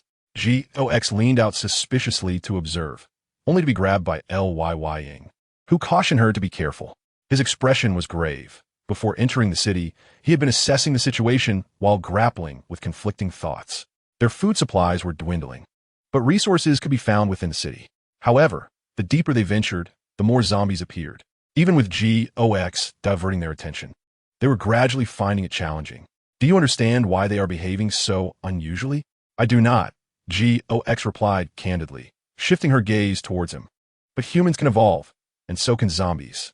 The living space for humanity will continue to diminish, so it is imperative to enhance one's abilities as much as possible. Zombies can evolve too? The information Gox provided tightened Lyang's features. Ordinary zombies had already been constricting humanity's survival space. Should evolved zombies emerge, humanity's extinction would not be far off. It was indeed difficult for ordinary humans to survive. They should reach a safe zone as soon as possible. However, those with abilities could navigate the apocalypse freely by continually upgrading their powers. Lyang's gaze darkened further. How do you know so much? Gox turned to meet his eyes, replying, because I have lived a lifetime longer than you. After saying this, she chuckled, teasing him. Never mind how I acquired this knowledge, but trust me, you will avoid many pitfalls. Now, I am off to sleep. In recent days, due to Gox's absence, he had no idea where she rested. Watching her stride towards the exit, he called out to her from where he stood. It's dangerous outside. Come back in with me. Tomorrow, when everyone wakes up, I will introduce you to them. Was this an indication of his intention to accept her into the team? However, Gox changed her mind. No, I suddenly feel that following you all like this is quite fine. I can avoid interacting with others. In this apocalypse, those around you might depart at any moment. By not getting too close to them, not forming bonds or emotions, there would be no sorrow. Lyang remained silent for a long while, ultimately respecting her choice. Gox had no intention of distancing herself from them. She still needed Lyang to restore her depleted powers. She transformed into an inconspicuous stone pressed against the side of Lyang's head. He remained unaware, resting with his hands beneath his head, seemingly not asleep. Yet, Gox could not afford to exhaust herself further. Having lured zombies all day, she felt utterly drained. Gradually, she succumbed to sleep. Little did they know that upon waking the next day, they would be confronted with a formidable challenge. The building they had taken refuge in was completely surrounded by zombies, and the entrance was blocked, rendering it impassable. Senior, the zombies have barricaded the door. We cannot get out. All the students were enveloped in a state of acute anxiety. Lyang also observed the shadows densely reflected in the windows. If the glass were to shatter, they would be inundated like a tide. Aside from a few of them with abilities, the rest would have little hope of survival. Lyang promptly made a decision to scout around for any doors or windows that might offer an escape. Just as he finished speaking, the doors and windows were suddenly struck. Subsequently, a cacophony of impacts ensued. Hurry! As they rushed into the back room, the glass had already begun to crack. Their refuge appeared to be a tea house, with numerous rooms. The university's students flitted about like headless flies, anxiously searching for an exit. It's over, it's over. Zombies are coming in. Upon hearing the commotion, Lyang felt a sinking sensation in his chest. He stepped out from the private room to look outside, and indeed saw several zombies rolling in through the shattered window. They seemed unaware of the human's presence, rising from the ground and emitting hissing sounds as they began to explore the surroundings. Everyone, be quiet. The window is too small, and not many zombies have entered, so we need to act quickly. After Lyang's reminder, he immediately sought an escape route in other rooms. However, all the windows were obstructed by security bars, making it impossible to flee. The number of zombies squeezing through the window increased rapidly, and in the blink of an eye, over 10 zombies were roaming within the room. Meanwhile, the door that had been struck echoed ominously against their hearts. They are coming. They are heading this way. The door is about to break. Are we trapped? The timid ones had already begun to cover their mouths and weep. A few brave male classmates rushed forward to cautiously deal with the approaching zombies. Yet, before they could catch their breath, the main door was suddenly flung open with a loud bang. Countless zombies surged in from the entrance, quickly filling half the hall. At that moment, despair enveloped everyone. After speaking, he dashed inward. Some of the relatively clear-headed individuals immediately followed in his wake. However, the number of zombies flooding into the room continued to swell, and as they filled the hall, they pressed further inside. It's over. The zombies are here. Chapter 10 Gox has disappeared. A voice quivered in despair, unsure of who uttered it. Gox's voice emerged from the edge of his pocket, indicating that there was no time left. I will help you divert them. The zombies are too densely packed here. Revealing yourself will be dangerous. Just as she finished speaking, someone called out from behind, Senior, their SA side door here. Hurry over. Lyang quickly closed the passage door and turned to walk inside. Senior here. Look, Outside the door, there were still quite a few wandering zombies, but they were not overly dense. The ability user stepped forward, preparing. When I say open the door, everyone rush out together. Open the door. As the door swung open, Lying led the charge, ice shards piercing the brains of the zombies outside. Everyone surged out, swiftly closing the door behind them to trap the zombies within. They barely had time to catch their breath before they steeled themselves to confront the approaching horde. Sensing the presence of the living, the zombies in the alley howled and lunged towards them. The ashen-skinned zombies closed in within moments. With a resounding crash, the gathered zombies were swiftly dispatched amidst their powers. Shu. Lying raised a finger to his lips, his expression grave as he urged everyone to remain silent. The sound grew increasingly dense and louder. Suddenly, a large horde of zombies appeared at the alley entrance, seemingly drawn forward by some unseen force. At this point, they had nowhere to hide, with zombies blocking their front and back. If they made a sound, they would have no escape. The lingering terror from earlier had yet to dissipate as they confronted an overwhelming horde of zombies. Those with timid hearts trembled uncontrollably, while the girls clamped their mouths shut with white-knuckled grips on their backpack straps. A pervasive sense of despair enveloped nearly everyone present. Only Lu Yuyang remained unfazed, his mind too occupied to contemplate anything else.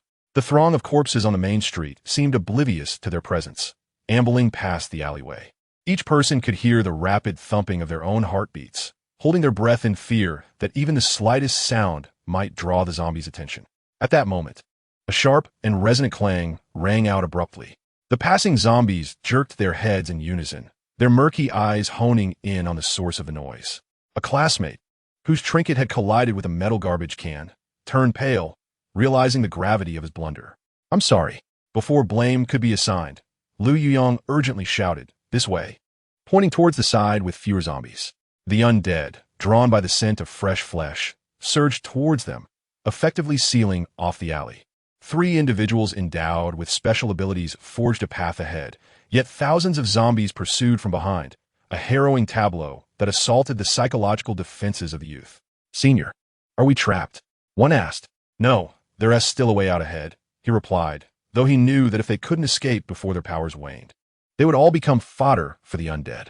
The cacophony of zombies attracted even more of their kind from nearby shops and alleyways. The sheer number of zombies obstructed their escape, while the relentless horde behind them closed in. A steely resolve flickered in Lu Yuyang's eyes as he rallied everyone. "Arm yourselves and stay close. If we can't escape, find a place to hide." The powerless college students, clutching knives and machetes, stared at the approaching tide of zombies, their fragile mental fortitude already shattered. "We can't get out," a despondent voice lamented. "I don't want to die. If you wish to live, use your weapons to fight them," Lu Yuyang urged, intensifying his own abilities. Yet, their numbers were insufficient against the overwhelming horde. They found themselves cornered, their space for survival rapidly diminishing. Just as they were on the brink of encirclement, a piercing metallic sound echoed from a distance. Bang! Bang! The remaining zombies, drawn by the sound, began to shift direction. Observing the zombies' diversion, Lu Yuyang instinctively reached for his pocket, only to find the paper he had kept there was now missing. His face paled as he scanned the area, but the sea of corpses obscured his view of Qiao Xi. She could not bear to see her power bank sacrificed here. Without it, once her abilities were exhausted, she would meet the same fate as the others. Qiao Xi transformed into human form in a less populated area, striking her stainless steel bowl with force before rolling it forward. She continued to roll and strike, leading a large group of zombies out of the alley. Lu Yuyang would not squander the opportunity Qiao Xi had afforded them. Suppressing his momentary worry, he immediately led the charge to break free. After depleting most of their powers, they finally escaped the encirclement of zombies and took refuge in a building. Everyone gasped for breath, grateful to have survived. Suddenly, someone groaned softly. "Is someone injured?" Zhang Hao, standing beside Lu Yuyang, quickly inquired. "It's me," a chubby student replied, drenched in sweat and clutching his scratched arm, despair etched on his face. Blood dripped from his hand. Lu Yuyang furrowed his brow. The scent of blood would attract the zombies, prompting a swift ascent to the upper floors. Everyone rushed to the rooftop in one breath. The chubby student leaned against the wall, declaring, "You all should go without me. I've had enough of this damned world." Nearby, a girl sobbed, "If I hadn't run so slowly, you and T have had to save me from the zombies. It's my fault. This is fate." I have no powers and can't run fast. Perhaps this is a form of liberation for me. Can humanity truly survive in this world? He pondered, believing he was merely taking the first step. Everyone averted their eyes. In just 3 short months, they had witnessed countless separations and deaths, and no one knew who might be next. Lu Yuyang approached him, offering a hand to lift him from the ground. "Senior, I won't be a burden. You should go," the chubby student insisted. "Stop talking nonsense. If you transform, I will personally deal with you," Lu Yuyang retorted. Having witnessed over 30 of his peers undergo transformation, he knew they all turned once bitten, their wounds changing color swiftly. Yet, he noted that the area around the chubby student's arm had not shown any discoloration. Intrigued by this anomaly, he wanted to see what would transpire. The chubby student was positioned in the innermost part, under the watch of 2 individuals with special abilities. Lu Yuyang repeatedly peered out the window. The remnants of daylight cascaded down, revealing scattered zombies wandering the streets. Yet he still did not catch sight of that familiar figure. The chubby student, in a state of agony, weakly leaned against the wall, saying, "Why don't you just give me a quick death? It would spare you from my potential harm later." Lu Yuyang approached him, studying his wound intently. "You've been bitten for over an hour, and the area around the wound looks normal. I suspect you may not transform." "Really?" The chubby student sat upright suddenly, a glimmer of hope igniting in his eyes. "Is that true?" Lu Yuyang patted his shoulder. "I've observed others who transformed. Their wounds darkened within 3 minutes, and within 10 minutes, the virus had already turned them into zombies."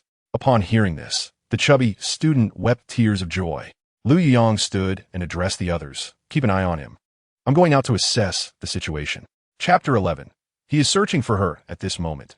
Qiao Xi found herself at a loss for words. She had to maintain her stone form, bouncing in the pit for a full 2 hours, nearly exhausting her energy before finally jumping free. Upon noticing the setting sun, anxiety welled within her. She needed to catch up with Lu Yuyang and the others to recharge. Although her motives for approaching them were not entirely selfless, she had nonetheless saved their lives. If they were to abandon her now, she would seek out another ability holder to recharge herself and leave without a second thought for their fates. The prospect of being left behind stirred feelings of grievance and indignation within her. Yet, she quickly reminded herself that this was the apocalypse. Humanity was no longer bound by ethical considerations. As she rounded a corner, the bouncing stone abruptly halted. Not far off, Lu Yuyang was hastily approaching, glancing around anxiously. Qiao Xi couldn't help but smile, gradually shifting back to her human form to wait for him by the roadside. When Lu Yuyang's gaze finally landed on her, the tension in his brow visibly eased. "Thank goodness you're safe." Qiao Xi took a few steps towards him, her eyes betraying a joy she hadn't realized she felt. Teasingly asking, "Looking for me? Were you that worried?" She anticipated a denial, yet to her surprise, Lu Yuyang simply replied with a soft, The evening sun cast a golden halo around his tall frame, the sharp lines of his jaw accentuated by the interplay of light and shadow. A warmth enveloped Qiao Xi's heart as she smiled and nodded. "All right, I'll follow your lead." Nightfall was particularly unkind to humanity. Their sensory abilities diminished, while those of the zombies intensified. He turned to lead the way, and they both instinctively quickened their pace, falling into a comfortable silence. Upon reaching a certain alleyway, Qiao Xi suddenly called out to him, "Wait. I remember there's a small supermarket in this alley that was previously teeming with zombies. It might not have been looted yet. Shall we take a look?" As the last rays of sunlight faded, they discovered the small supermarket, measuring over 20 square meters. The slightly ajar door was gently pushed open, revealing shelves brimming with goods. I stepped inside to investigate, while Lu Yuyang gestured for Qiao Xi to wait. I went in search of bags. Just as Qiao Xi turned around, Lu Yuyang urgently called out, "Be careful." A decayed face suddenly appeared before her, so close that the stench of rot was palpable. In that moment of impending horror, a robust arm encircled her waist, swiftly pulling her into a warm embrace. With a swift thrust, an ice pick accurately pierced the zombie's skull. "Are you all right?" Lu Yuyang's voice was taut with concern. The proximity of the danger left Qiao Xi shaken. She just checked for zombies, so where did this one come from? The two then realized they were tightly pressed against each other, breaths mingling, body warmth seeping through their thin clothing. Lu Yuyang was the first to release her, stating, "I'll take a look inside." The moment of intimacy dissipated. Uncertain whether it was fear or something else, Qiao Xi's heart raced, but she quickly composed herself and turned to rummage behind the counter. After retrieving a stack of plastic bags from a cupboard, she began to frantically gather supplies. Although it was merely a small supermarket selling snacks and odds and ends, instant noodles, bread, and beverages were precisely what they needed. After filling 8 large bags, Qiao Xi looked at the bounty before her with immense satisfaction. They attempted to carry everything away, but could manage no more than 6 bags. "We'll come back for the rest tomorrow," Lu Yuyang decisively stated. Qiao Xi hesitated, stuffing her backpack with chocolates and instant noodles, uncertain if the alley would remain zombie-free the next day. In critical moments, these high-calorie foods could be life-saving. With her backpack filled to the brim, she finally paused. As they left, they noticed an alarming increase in the number of zombies on the street. The two kept close to the walls, trying not to draw attention. Upon reaching the intersection, Lu Yuyang halted. Qiao Xi set down the bags, instructing, "You go call someone to help carry this, and bring me some ice crystals." She was utterly fatigued and longed for a refreshing wash before a restful sleep. Lu Yuyang deftly placed the ice crystals into her collapsible basin, and Qiao Xi turned away, satisfied. Just as she was about to depart, Lu Yuyang called out, "Wait, come inside with me. I want to introduce you to everyone." Without Qiao Xi, they would never have made it this far. If her life was at stake, would any other matters truly matter? No, they would not. Thus, he had already acknowledged her as a companion in his heart. After a moment of contemplation, Qiao Xi shook her head in refusal, stating, "I'm fine as I am. I prefer a bit of freedom and the absence of complex social dynamics. If I wish to leave, I can do so at any moment." Lu Yuyang regarded her deeply, but did not press further, instead handing her a piece of bread. "All right, it's dangerous outside. Once you finish cleaning up, come inside early."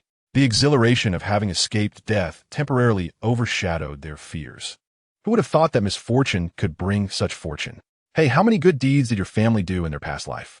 Hurry and thank your ancestors for not turning into one of those things after being bitten and for awakening your powers. The boy known as Fatty had actually slimmed down considerably. 3 months of life in the apocalypse had transformed the once hefty figure.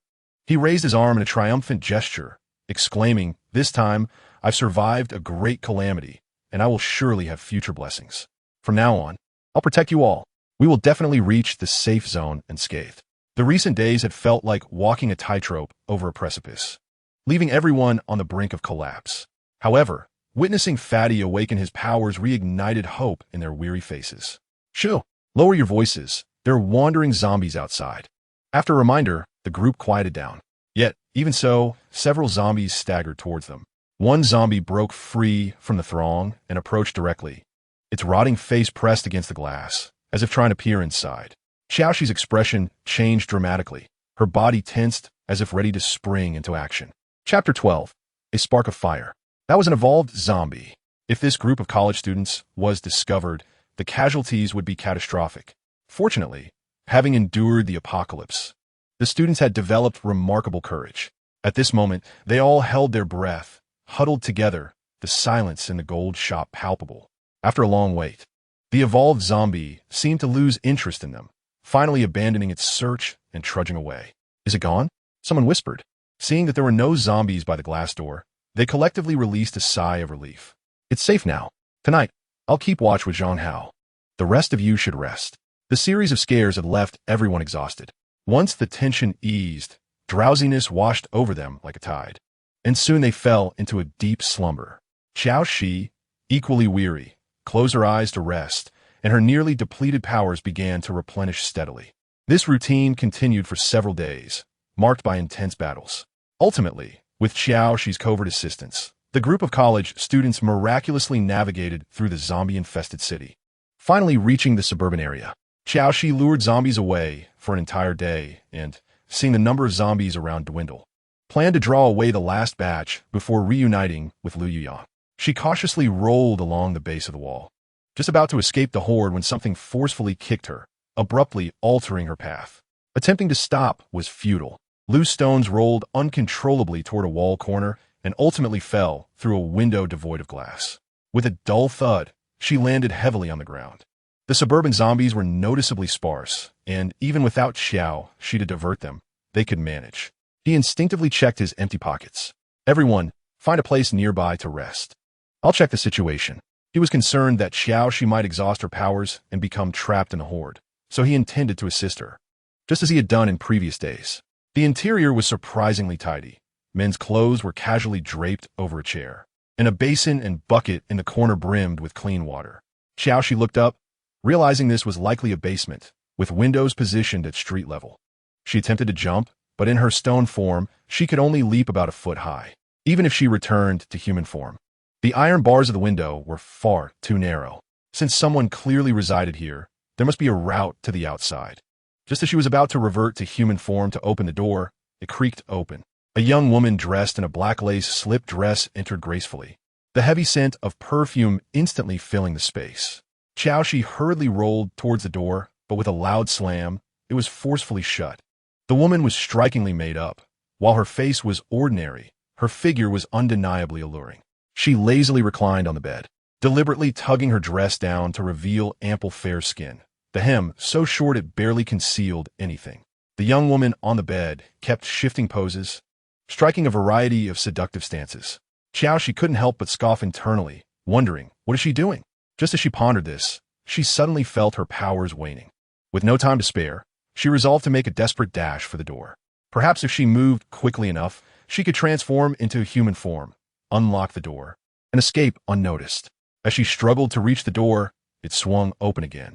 A long leg clad in cargo pants stepped inside. With a resounding bang, the door slammed shut once more. Feng Yi was covered in zombie blood, swiftly shedding his outer layer, his hands gripping the hem of his shirt, preparing to remove it.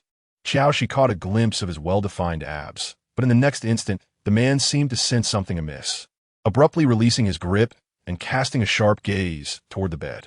Almost simultaneously, he pounced towards the bed like a leopard, his iron grip seizing the young woman's throat and lifting her up. It's me, Xingjiao. The woman was not only unafraid, but also deliberately let her strap slip, her voice as sweet as honey. What is so great about that scrawny Zhao Wenjing? Let me accompany you tonight, Yigo.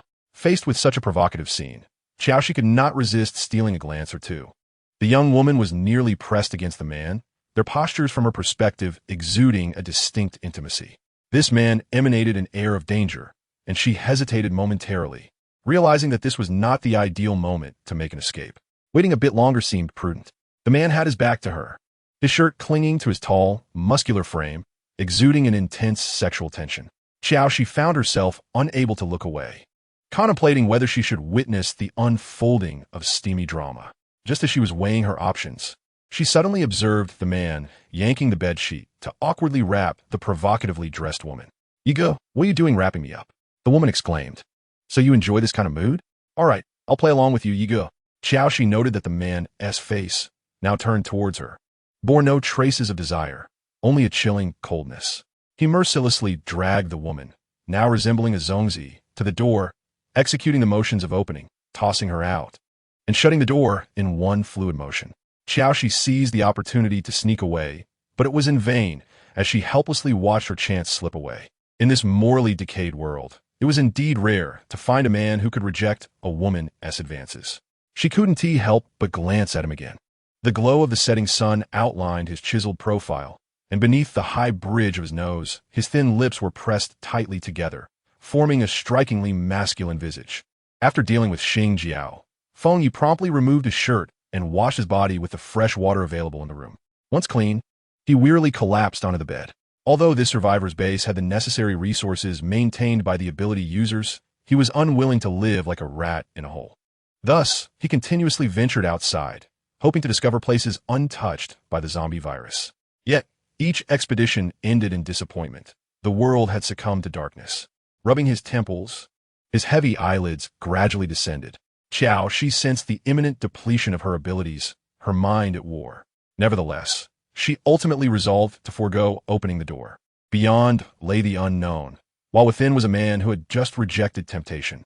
Comparatively, this place felt safer. Her tumultuous thoughts began to settle. As the last remnants of her abilities dissipated, Qiao Xi inevitably reverted to her human form. Feng Yi, who had been lightly dozing on the bed, abruptly awoke, his sharp gaze piercing through the dimness. He had initially assumed it was Xingjiao returning, but upon lifting his eyes, he was met with an unfamiliar, beautiful face. Chapter 13. Once on my bed, do not wish to leave. He swiftly turned to sit upright, his taut muscles preparing for an immediate confrontation. Who are you? His voice was low and cold, carrying a palpable sense of intimidation. Qiao Xi cast a glance at the pitch-black sky outside and assessed the emptiness of her energy reserves. After a moment of contemplation, she decided to speak candidly. If I say I stumbled in here by mistake, would you believe me? What do you think? Feng Yi squinted, scrutinizing the suddenly appeared girl in the faint moonlight. She appeared to be barely in her 20s, with raven hair and snow-white skin. Her exquisite features starkly contrasting with the desolation of this apocalyptic world. Her strikingly honest gaze met his without flinching. I mean no harm. I merely wish to stay here for a few days. Is that acceptable? With Lu Yuyang absent and unable to recharge her abilities, she would likely require several days to accumulate a portion of her powers. Otherwise, even if she left, she would be at great risk in this densely populated zombie city. Her powers had both distinct advantages and disadvantages. The advantage was that as long as she had a continuous source of energy, she could move through zombie hordes as if in an uninhabited realm. The drawback was painfully clear. Once her abilities were severely depleted, her recovery was significantly slower compared to other ability users. Feng Ye's demeanor remained cool and detached, and after surveying her face, he seemed to lose interest. You wish to stay? You should come looking for me. Find someone else outside to arrange it for you. In the early days of the apocalypse, forces still possessing some resources were generally willing to accept their kind, helping one another. This was also why Qiao Xi had chosen to take the risk of staying. Inwardly, she calculated that the attention from the provocatively dressed woman indicated Feng Ye's elevated status here. Since she only needed a few days to regain her abilities, perhaps she could leverage his name to her advantage. She pushed the door open, revealing a dark corridor with a faint light ahead. As she stepped towards that direction, a sharp reprimand suddenly echoed. What are you dawdling for? Hurry up and clean that. Qiao Xi lightened her steps and saw the previously scantily clad woman gripping a small girl by the collar in the dim corridor. I understand, the girl timidly replied, bending down to pick up the basin on the floor. Stop. The woman, her fingers painted with bright red nail polish, pressed against the girl's forehead, lowering her voice to threaten. If you dare to tell Feng Yi, I have plenty of ways to deal with you and your grandmother. Zhao Wenjing responded softly. Xing Jiao, still unsatisfied, kicked her and cursed, what use are you two? I don't know why Feng Yi keeps you around. You're not even family, and you only cause him trouble. Zhao Wenjing's head hung lower, her eyes reddening. She never wished to trouble Feng Yi, knowing he was always busy outside. She never spoke a word to burden him. If not for Feng Yi, she and her grandmother would have likely fallen victim to zombies on the very day the apocalypse began. Qiao Xi leaned against the doorframe, piecing together their relationships from their brief exchanges. Observing Zhao Wenjing's frail figure and Xing Jiao's arrogant demeanor, she suddenly stepped forward and upended the basin filled with dirty clothes. The splash of murky water drenched Xing Jiao's legs. Haven't you grown hands? Can't you wash it yourself? Qiao Xi crossed her arms, raising an eyebrow in inquiry. The two girls turned simultaneously. Xing Jiao was momentarily taken aback, but her fury ignited instantly. Who do you think you are? One word from me, and I can have you thrown out of here. She scrutinized the unfamiliar yet stunning girl before her mood souring at once. Only Zhao Wenjing remained quietly standing there, not daring to utter a word. Xing Jiao leaned closer to Zhao Wenjing, whispering with a smile. One word from me, and I can have him leave with me. This woman, who flaunted herself outside, yet deliberately tried to seduce Feng Yi, clearly needed him. Since she required him, she would tread carefully. Impossible. You're deceiving me. How could you be Feng Ye's woman? Xing Jiao's voice rose sharply, filled with disbelief and anger. I cannot be. Could you? You're talking nonsense. Feng Yi is clearly uninterested in women. Oh, is that so? Qiao Xi deliberately appraised her from head to toe, smirking. Could it be that he is uninterested in you? He has been in my bed, but never wished to leave. As Qiao Xi spoke, a hand suddenly tugged at her sleeve. The girl named Zhao Wenjing blushed fiercely, not daring to utter a word, assuming she had overstepped her bounds. Qiao Xi intended to offer her some comfort. However, Xing Jiao's voice rang out. Yiga, you've arrived just in time. This one dares to pose as your woman. At this revelation, Qiao Xi's heart sank. She had initially intended to leverage Feng Ye's name to secure a few peaceful days for herself. Little did she expect the very person she had just been sleeping beside would appear here. Her gaze gradually shifted, and with a sudden illumination, the dim space was filled with light. Qiao Xi clearly perceived the displeasure etched on the man's handsome face. Xing Jiao, while I'm away, you've been bullying Wenjing. Xing Jiao's expression stiffened, and she immediately began to explain, Yiga, how could that be? I recalled that my elder brother wanted me to come over, so I left first. Stop, Feng Yi called out, his gaze turning dangerous. Xing Jiao, Wen Jing, and her grandmother are my family. Do I need to repeat that to you? Xing Jiao immediately forced a smile and said, Yiga, it's truly a misunderstanding. Just ask Zhao Wenjing if you don't believe me. Zhao Wenjing always remembered her grandmother's words. They were not related to Feng Yi by blood, and he had protected them to this point. Thus, they should be grateful and not cause him further trouble. Feng Yi Ge, Jiao did not make things difficult for me. Please do not be angry. Xing Jiao quickly added, Yi Ge, did you hear that? It's merely a misunderstanding. I shall take my leave now. Before departing, she shot a fierce glare at Qiao Xi. Qiao Xi also wished to distance herself from this troublesome situation and hurriedly turned to escape. Stop. Chapter 14, My Woman. She truly wanted to leave, but this was Feng Ye's territory, and moreover, her abilities had already been exhausted. Where could she flee? Realizing this, a hint of a conciliatory smile appeared on her face as she turned to him and asked, Is there something you need, my woman? His voice was deep and hoarse, akin to sandpaper scraping against rough stone, revealing no discernible emotions of joy or anger. Zhao Wenjing clutched the frayed hem of her shirt, mustering the courage to step forward. Feng Yi Ge, my sister is just trying to help me. Qiao Xi watched her retreating figure and thought that the girl still had a conscience, not regretting her earlier risk of offending Xing Jiao to lend assistance. Although this act of kindness was also motivated by her own considerations. Realizing she could not evade the situation, Qiao Xi decided to adopt an innocent yet cunning smile. Earlier, when Xing Jiao tried to bully me, I only acted in desperation to help. Using your name to intimidate others was also to protect you. Surely, you wouldn't mind? This took Qiao Xi by surprise. She had originally intended to simply weather the next couple of days without further entanglements with this ability wielder, never considering the consequences. She immediately began to ponder what leverage she could use to gain his forgiveness, hoping to ensure her safety over the coming days. However, Feng Yi preemptively stated, I can overlook your fabrications about me, but I need you to assist me with a certain task. So that was why he was waiting here. Qiao Xi smiled slightly at the corners of her mouth. You say it. As long as I am capable, I shall comply. What is your supernatural ability? That is my private matter. Qiao Xi refused to disclose. Feng Ye's gaze flickered. You can suddenly appear in my room. You should be able to go elsewhere as well. One could say that. Qiao Xi conceded, unable to deny it, for she had indeed first appeared before him out of nowhere. Feng Yi scrutinized her face. She appeared quite young, yet her eyes betrayed a cunning beyond her years. During his time abroad on missions, he had encountered countless beauties. Yet he could not deny that this girl possessed a countenance favored by divinity. You need not reveal what your abilities are, but in a few days, I require you to venture into an area teeming with zombies. Can you manage that? That place is perilous? Qiao Xi raised an eyebrow. Indeed, Feng Yi did not conceal the truth. There are mutated zombies, and their exact numbers remain unknown. I need your help to ascertain this. Can your abilities handle it? It seemed that this transaction was to my disadvantage. I merely wished to borrow your name for a couple of days. Yet you asked me to risk my life.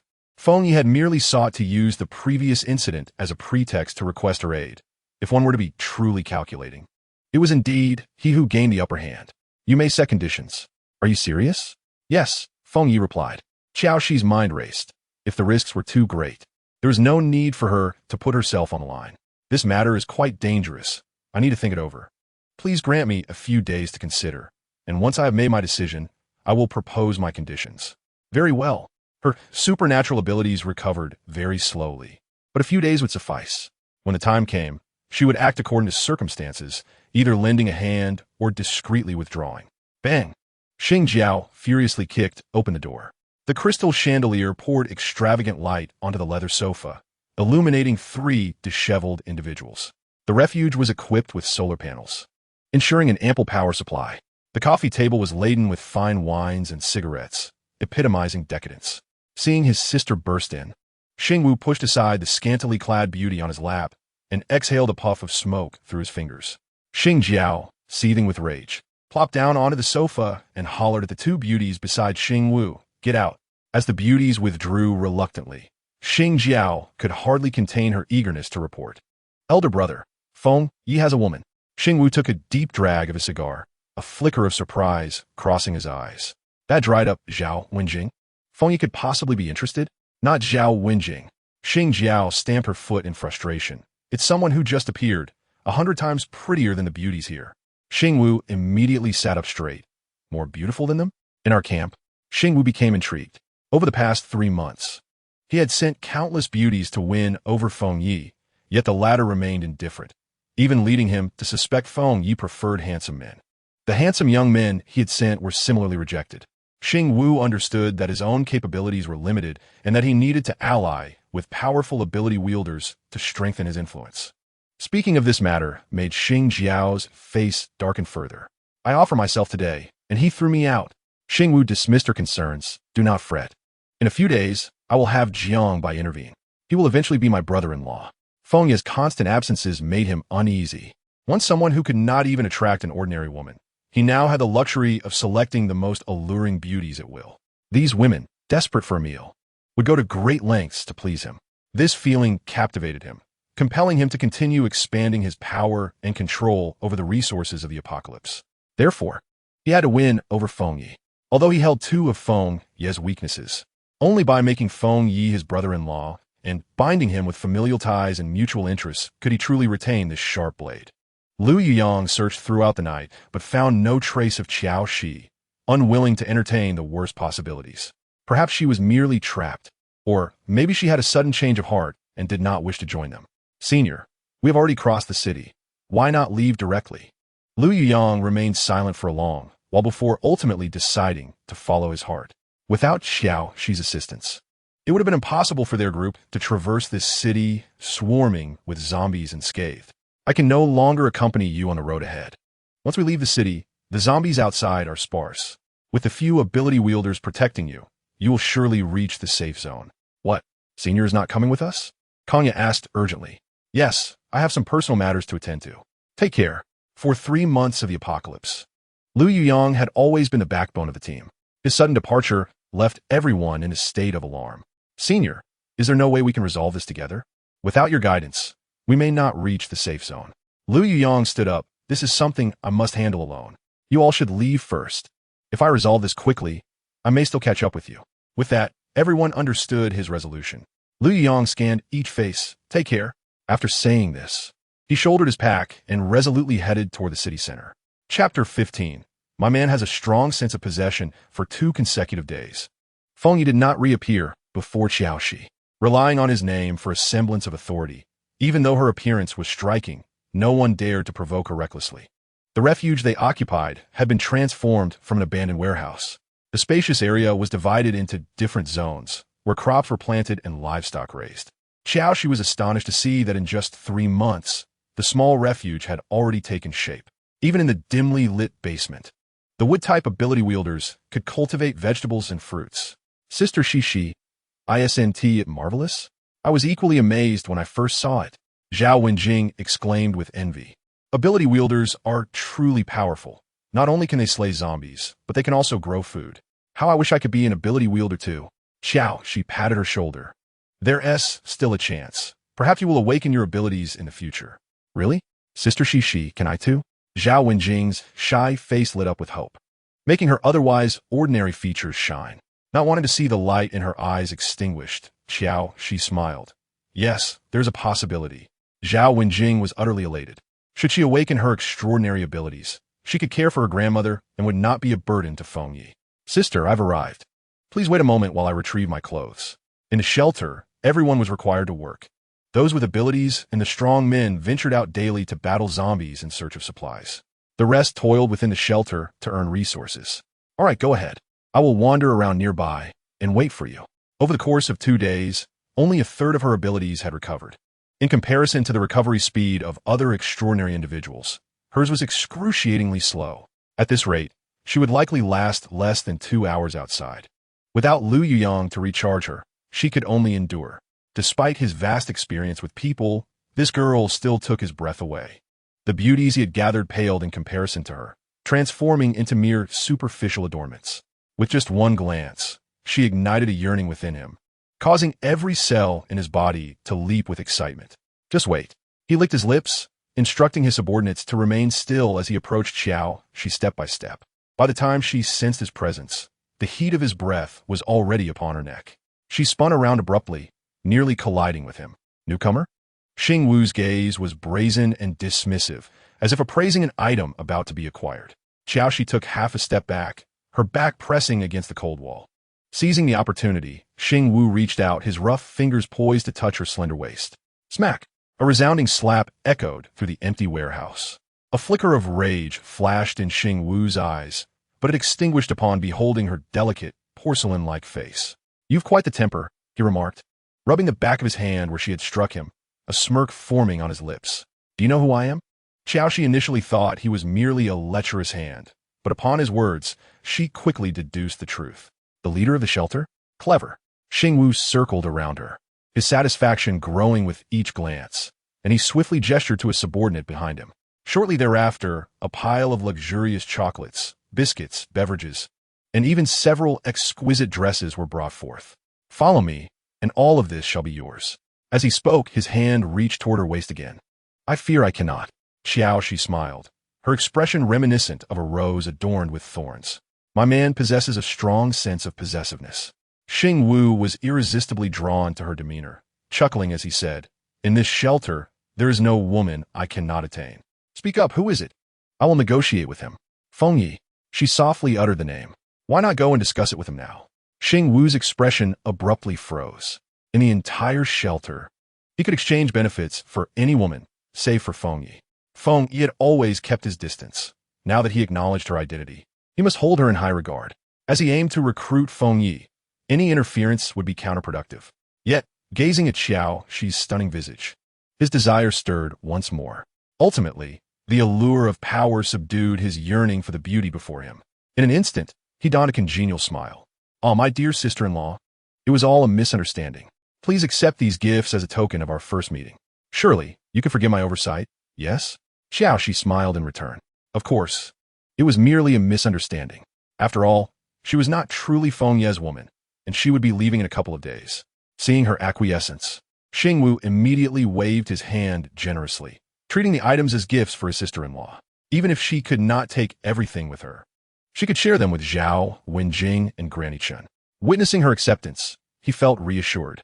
Before departing, he urged her to inform him of any needs, promising to send assistance. Qiao Xi beamed as she saw him off. There was no rush. Fengyi was currently a novelty, but that would eventually fade. At that point, he too could savor the allure of this enchanting beauty. Zhao Wenjing had observed Qiao Xi conversing with Xing Wu from a distance. Once Xing Wu departed, she hurried over. "Sister Xi, he didn't do anything to you, did he?" "No, I am Fengyi's woman. For now, he will not act against me." Zhao Wenjing sighed with relief. Having been there for several months, she understood Xing Wu's character well. Given Sister Xi's beauty, it was inevitable that she would attract his attention. Qin Xiaorong looked at the two in astonishment. Where did all these items come from? "The kind-hearted leader of the shelter specially sent them to us." Zhao Wenjing stuck out her tongue, impressed by Sister Xi's audacity. Qin Xiaorong, however, remained skeptical. Once Qiao Xi sat down, she grasped her hands, worry etched across her face. "Sister Xi, you are new here and may not understand many things. Wenjing, you must warn Sister Xi that Xing Wu is not a good man." Qin Xiaorong's face tightened with concern. "You cannot always rely on Fengyi. If you go out, be sure to smear some dirt on your face." The elderly lady, unaware of the true circumstances, treated her with utmost care, believing her to be Fengyi's girlfriend. Qiao Xi had not felt the warmth of an elder for a long time. Her mother had passed away early, and her father quickly remarried, favoring the child born of his betrayal. Her mother had been estranged from her family due to her marriage, and in her memory, her grandparents had never appeared. "All right, Granny, I will heed your advice." A rare obedient expression graced Qiao Xi's face.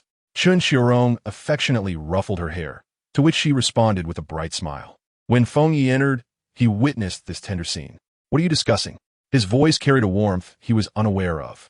Chapter 16. Caught off guard, Zhao Wenjing had always feared him, immediately standing up stiffly. Fengyi, Qiao Xi, however, remained languidly leaning against the wall, pointing at the pile of supplies. "These were sent by the leader of your shelter, thanks to you." Fengyi's expression darkened. "Have you encountered Xing Wu?" "Yes. He greeted me with gifts upon our first meeting. Quite the enthusiastic fellow." She had no intention of getting close to Xing Wu again. Her abilities had partially recovered, and in no more than 3 days, she would certainly depart from this place. Thus, she cheerfully replied, "Of course, I am yours, so I shall certainly keep my distance from him."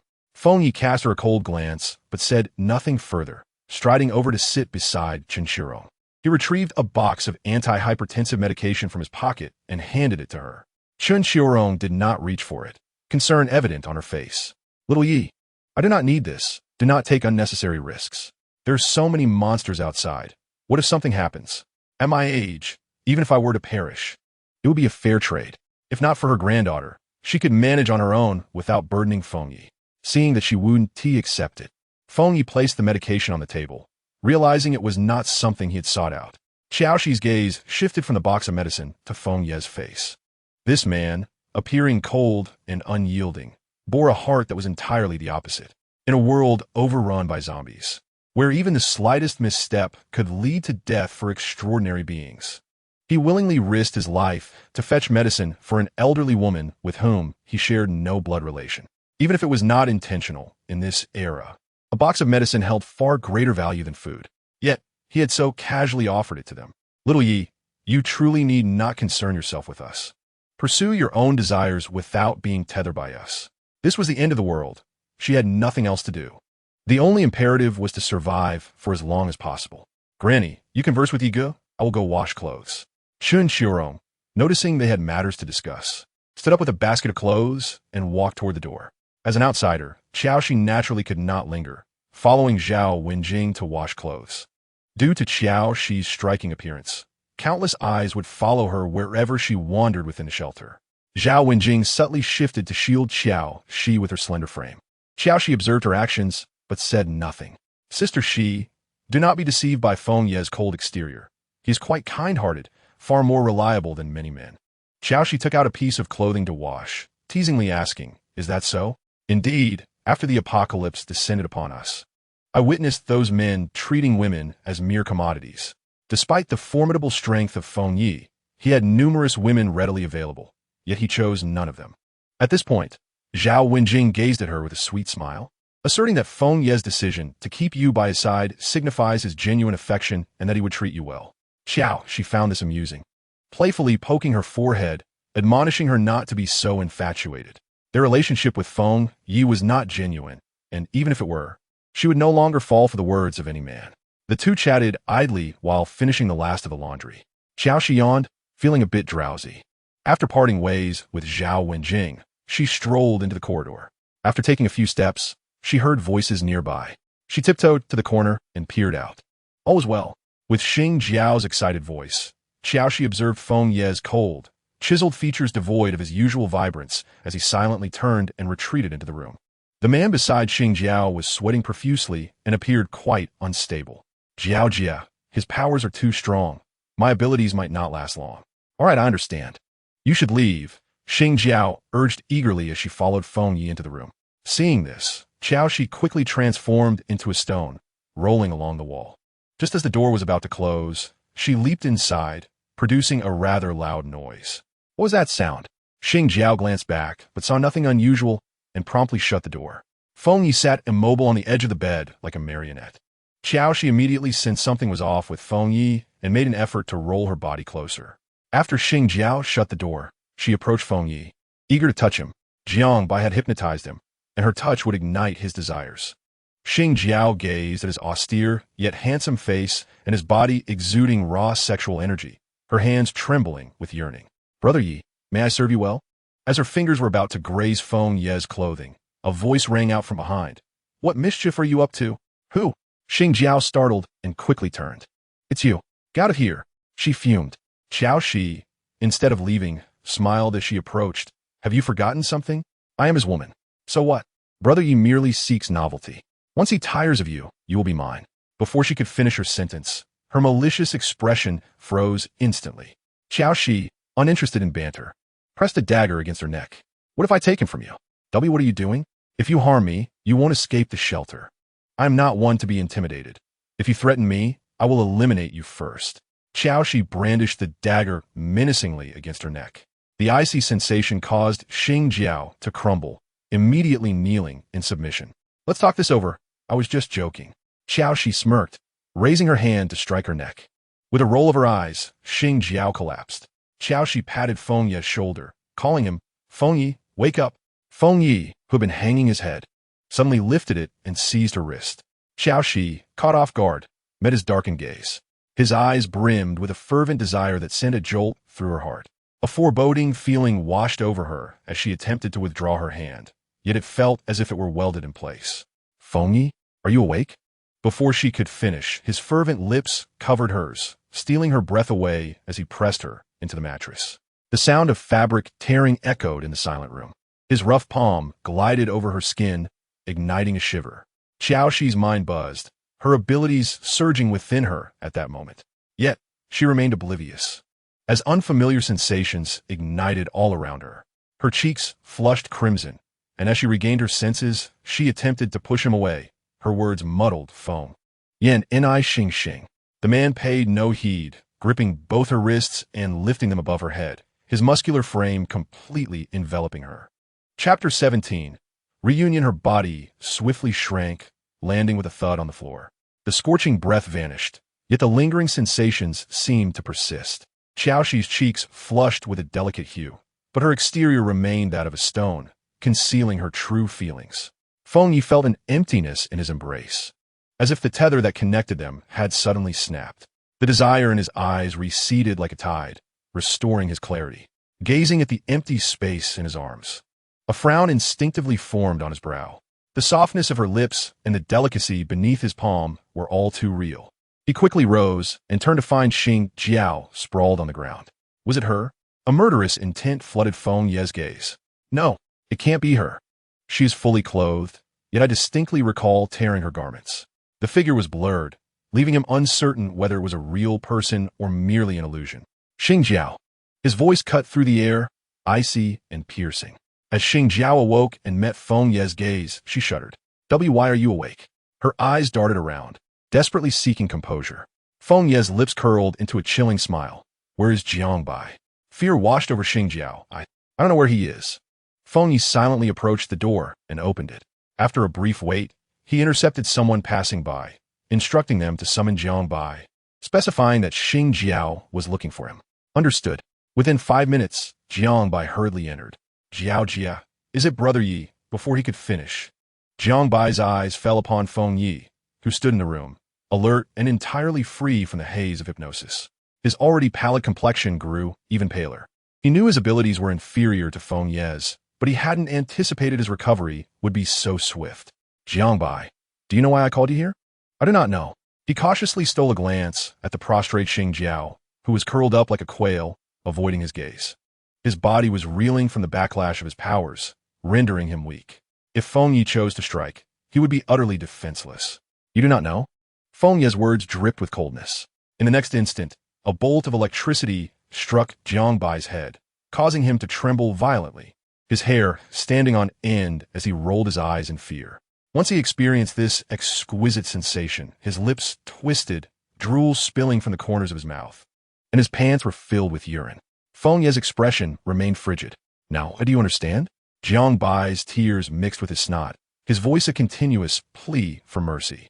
"I was merely following orders. I was wrong. Brother Yi, I will never dare again. This is merely a warning. If you dare to lay a hand on me again, I will take your life." "Yes, I understand." Jiangbai nodded vigorously, backing away. "Brother Yi, I will take my leave now." Jiangbai stopped. Xing Jiao, unwilling to face Feng Yi alone, quickly called out to him. Jiangbai found himself caught in a dilemma, unsure whether to stay or go. "Xing Jiao." The moment she heard Feng Ye's voice, her body trembled. "Do not extend your hand towards me again, otherwise I will leave the shelter." Xing Jiao felt both furious and aggrieved. She had offered herself willingly, yet Feng Yi not only refused her advances, but also regarded her as if she were refused. However, she realized she had botched things up. If Feng Yi truly left the shelter, her brother would undoubtedly hold her accountable. In the city, where zombies were densely populated, Lu Yiyang had searched for 3 days without finding Qiao Xi. He dreaded facing the worst outcome, so he persisted. Just then, he noticed survivors approaching in the distance. He quickly concealed himself behind a stone pillar. The cacophony of footsteps and the coarse voices of men grew closer. "What is Feng Yi?" One man spat vehemently. "He merely relies on a bit of ability to put on airs in front of the boss." The speaker was a burly man with a face full of defiance. The tall, slender figure beside him quickly grasped his arm, exclaiming, "Keep your voice down." He anxiously scanned the surroundings, ensuring no one was within earshot before continuing. Last week, Lao Lu got dragged out as a human shield just for touching Zhao Wenjing. The burly man spat dismissively, a thick glob of phlegm landing perilously close to Lu Yuyong's shoes. "Be quiet. Feng Yi treasures her like his own eye. Even the boss doesn't dare to touch her." Their voices gradually faded away. Emerging from the shadows, Lu Yuyong's handsome visage was shrouded in an ominous cloud. Qiao Xi lounged in a chair, her legs draped over a man. "Stay down, did I tell you to move?" She twirled a sharp dagger in her hand, occasionally grazing the man's earlobe with it. "Shall I help you close your eyes forever?" Her voice was as sweet as melted honey, yet her gaze was as frigid as an ice cellar. The man's forehead glistened with cold sweat as he stammered, No, I didn't mean to. I just accidentally brushed against you." She was acutely aware that Feng Yi held a unique status here. Even Xie Wu harbored trepidation towards him. Moreover, she had no intention of compromising herself, and when it was time to act, she would not hesitate. Sensing the man attempting to rise, Qiao Xi delivered a swift kick, admonishing, "Stay down. You can only stand when you learn to control your hands and eyes. Understand?" Sweat cascaded down the man's forehead, yet he dared not resist. A single word from Feng Yi could cost him his life. Only when a man settled down did Qiao Xi lean back. Her gaze lifted, suddenly locking onto something. 5 meters away, Lu Yuyong stood like a statue, clad in his black jacket, his face as striking as a snow-covered pine, flickering in the dim light. Harboring emotions that Qiao Xi could not decipher, she quickly rose and approached him, a hint of surprise coloring her voice. "What are you doing here? Looking for me?" Lu Yuyong pressed his lips together. "I'm relieved you're safe." Qiao Xi keenly sensed his emotional turbulence. "Are you angry?" She pondered, realizing that his search for her must have taken considerable effort over the past few days. "Didn't you want to stay here?" Lu Yuyong fixed his gaze on her eyes. Qiao Xi smiled. "Didn't I tell you I'm heading to the safe zone? Why would I stay here?" His eyes swept across the shelter's occupants. "Then come with me now. I'll take you away." Just as Qiao Xi was about to respond, footsteps approached, accompanied by Feng Ye's voice. Instinctively, she shoved Lu Yuyong forward, both of them squeezing into the shadows of the corridor. Chapter 18. Are you willing to risk your life to find me? Feng Ye's military boots thudded against the concrete floor, halting just a few steps from their hiding spot. "Where's Qiao Xi?" He intercepted Zhao Wenjing, his voice low and grave. "I just saw her over by the warehouse." Zhao Wenjing pointed in that direction and added, "Shall I go get her?" She could distinctly feel the rising and quickening rhythm of his heartbeat. "Yes, looking for you." Lu Yuyong's voice floated down from above, restrained. "Aren't you going to meet him?" After entering the shelter, he had gathered countless pieces of information regarding Qiao Xi.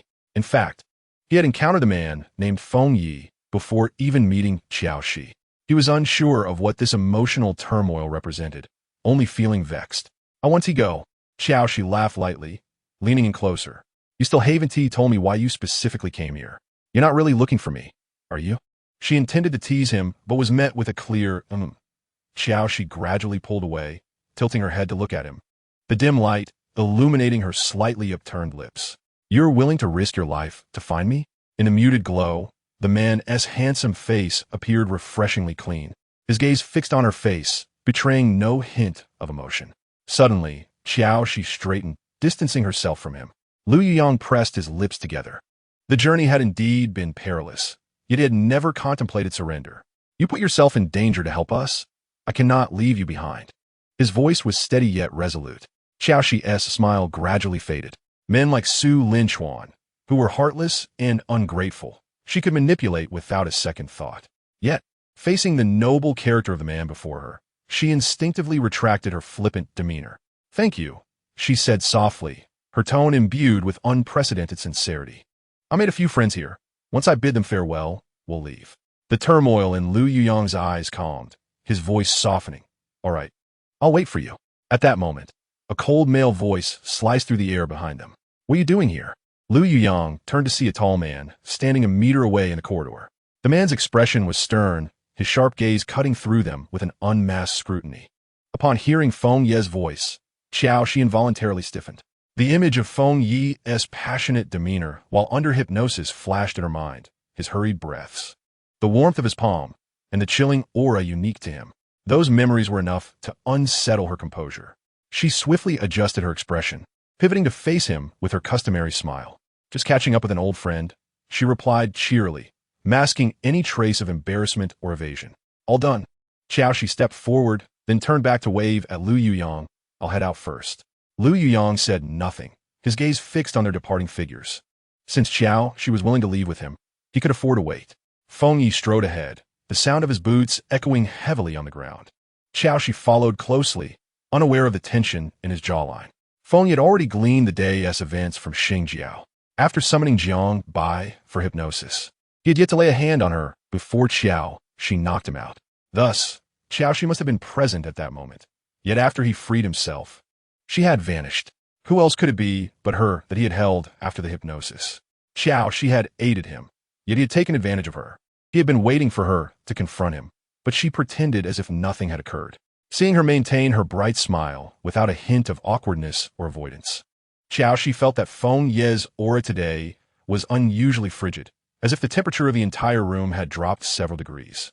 With a radiant smile, she seated herself opposite him, deliberately adopting a relaxed posture. "How is your ability recovering?" Feng Yi inquired directly, his voice colder than usual.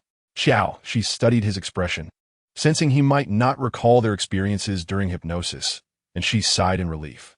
Her smile blossomed even brighter. "It's recovering well. After our close contact, my ability surged rapidly. Just now I was close to Lu Yuyang.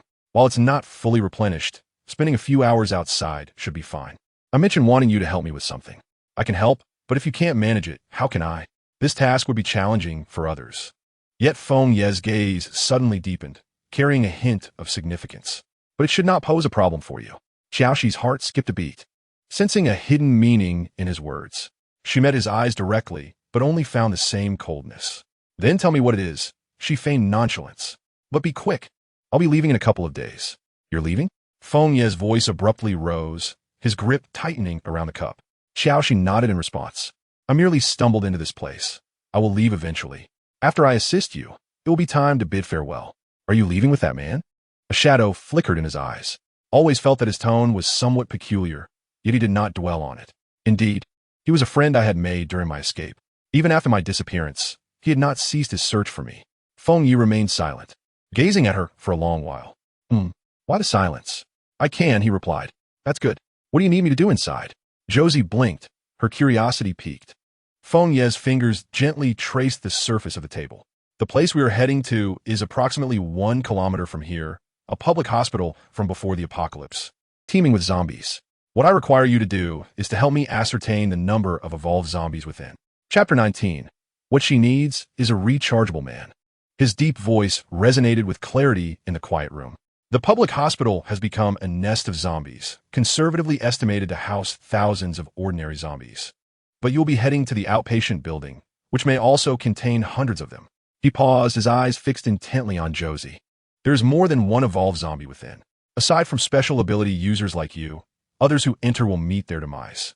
Josie languidly leaned back in her chair, delicately twirling a strand of her hair with her slender fingers. "I can assist with this task, but shouldn't you tell me the truth? Counting zombies seems rather mundane for someone like you." The room fell silent, with only their breathing audible. Josie remained composed, a faint smile playing on her lips. A glimmer flickered in the depths of Feng Ye's gaze, and he finally spoke in a hushed tone. "I'm searching for something." "What is it?" Josie's body leaned slightly forward, her curiosity intensifying. "I cannot disclose what it is, but I can share another crucial piece of information." He paused before revealing. "The crystal cores from evolved zombies can enhance the powers of ability users." Josie felt a wave of exasperation. This information was no secret to her as a reborn individual. Yet, she feigned surprise. "Are you serious?" In the early days of this apocalypse, those who grasp this information first will seize the initiative. By this measure, Feng Ye's future strength must be formidable. If you doubt it, you can test it. These 2 crystal cores will serve as compensation for your assistance. As he spoke, he opened his palm, revealing 2 crystal cores shimmering with a ghostly green light. To ordinary ability users, crystal cores were indeed invaluable treasures. However, regrettably, they held little worth to Josie. No amount of crystal cores could compare to a rechargeable man. Her eyes sparkled, and she suddenly smiled brightly, rather than crystal cores. I desire a promise from you. Feng Yi hesitated only briefly before nodding decisively. All right. Delighted by his assurance, Josie beamed at him. She extended her hand. Then let us toast to a pleasant collaboration. Feng Yi lowered his gaze to her outstretched hand and slowly raised his own to clasp it. The girl's hand was soft and warm, its exquisite texture astonishing, yet withdrew in an instant. Josie gracefully stood. Then I shall take my leave. I will wait for you at the entrance tomorrow morning at the agreed time. As she turned to depart, Feng Yi remained seated, his upright figure unwavering. The setting sun cast its light upon his deep-set features, illuminating the turbulent emotions beneath. Josie pushed open the door and walked down the corridor, intending to find Zhao Wenjing. At this hour, she was usually doing laundry, but just a few steps out, Josie spotted Xing Jiao and Lu Yuyang standing face to face. Intrigued, Josie lazily leaned against the wall, crossing her arms and allowing a playful smile to curve her lips. You must be new here. Xing Jiao's voice was sweet to the point of cloying, her fingers seemingly casually tugging at her clothing, revealing a patch of alabaster shoulder. The dim light happened to illuminate her deliberately displayed skin, casting an alluring sheen.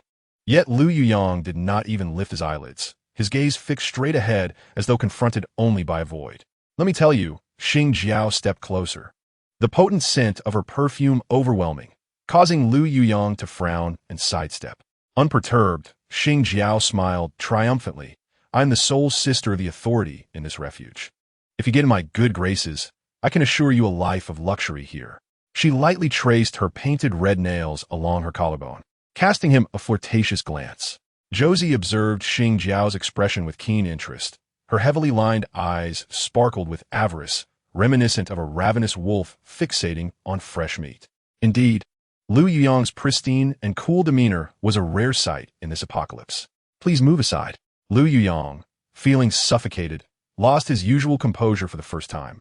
His brow furrowed as he spoke coldly. Xing Jiao, however, was undeterred. Suddenly, she feigned to stumble, as if to fall into Lu Yuyang's embrace. Unbeknownst to her, he sidestepped, causing her to miss entirely and nearly lose her balance in her high heels. Josie could no longer suppress her laughter. Miss Xing, do you find life in the apocalypse too dull and have come to perform a comedy for me? Xing Jiao regained her footing, and upon hearing that familiar voice, her expression darkened drastically. Josie, why is it you again? She hissed, gritting her teeth as she adjusted her disheveled dress. Josie strolled leisurely closer. I'm rather curious. Miss Xing, every time you fancy a man, is it always through coercion, seduction, or deception? You. Xing Jiao's chest heaved with rage as she pointed a finger at her, her crimson nails nearly grazing Josie's face. Josie, you think you can act so arrogantly just because Feng Yi is backing you? But can Feng Yi protect you for a lifetime? Her voice dropped to a menacing whisper. When the day comes that you fall into my hands, you will learn what true suffering means. Lu Yuyang stepped forward, subtly positioning himself to shield Josie from view. Xing Jiao's gaze met his, and she was met with an icy glare that radiated hostility. With a face untouched by the world's grime, his eyes were laced with fierce aggression. As he turned, Xing Jiao clearly saw the storm brewing in his gaze. I fear I must disappoint you. That opportunity is not yours. Though Lu Yuyang's voice was low, it seemed to chill the very air around them. Josie took the chance to peek from behind him, deliberately pitchy. She is so frightening. I'm terrified. Completing her act, she mockingly patted her chest. Xing Jiao trembled with rage, her meticulously styled curls falling into disarray. What is your relationship with him? She cried. Why does he protect you too? Josie, you are nothing but a vixen, unable to secure Feng Yi. She was dismayed to find another man she fancied was also connected to Josie. A vixen? Thank you. I shall take that as a compliment to my beauty. Xing Jiao, unable to contain herself any longer, raised her hand to slap Josie. However, her wrist was intercepted mid-swing. Are you truly willing to offend me for her? Xing Jiao stumbled back a couple of steps. Josie whispered to Lu Yuyang. She truly is the sister of the refuge's leader. We may have stirred up a bit too much trouble this time. Just then, a voice rang out from a distance. What are you all doing? Chapter 20. The Pretty Boy, Lu Yuyang. Xing Wu emerged slowly from the shadows, his gaze darkening as it swept over Josie and Lu Yuyang. Josie shrugged, lazily, her tone nonchalant. She is just talking nonsense. Only a fool would believe her. Xing Wu wore a disconcerting smile, his hands clasped behind his back as he approached leisurely.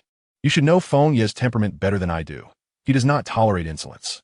He paused momentarily, casting a meaningful glance toward Lying, contemplating that if he were to present the two of them before him now, this pretty boy would meet his demise. Lying, the one referred to as a pretty boy, suddenly darkened in countenance. Qiao X stifled a laugh internally, while feigning panic on her face, biting her lip. You have no evidence. What grounds do you have to slander me?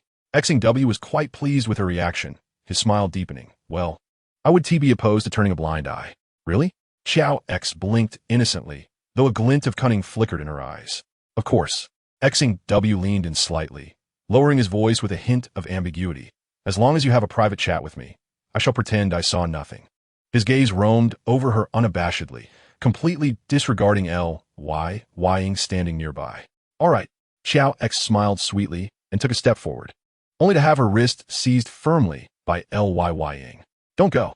Qiao X sighed internally, initially intending to take advantage of the situation to trap XW, but it appeared that plan had faltered. Let go of me. XW's smile vanished in an instant, replaced by a fierce anger. He scrutinized Ying from head to toe, mistakenly believing this was still the world before the apocalypse, thinking that a mere handsome face could deceive beautiful women. He was determined to show them that in this place, it was he, XW, who held the authority.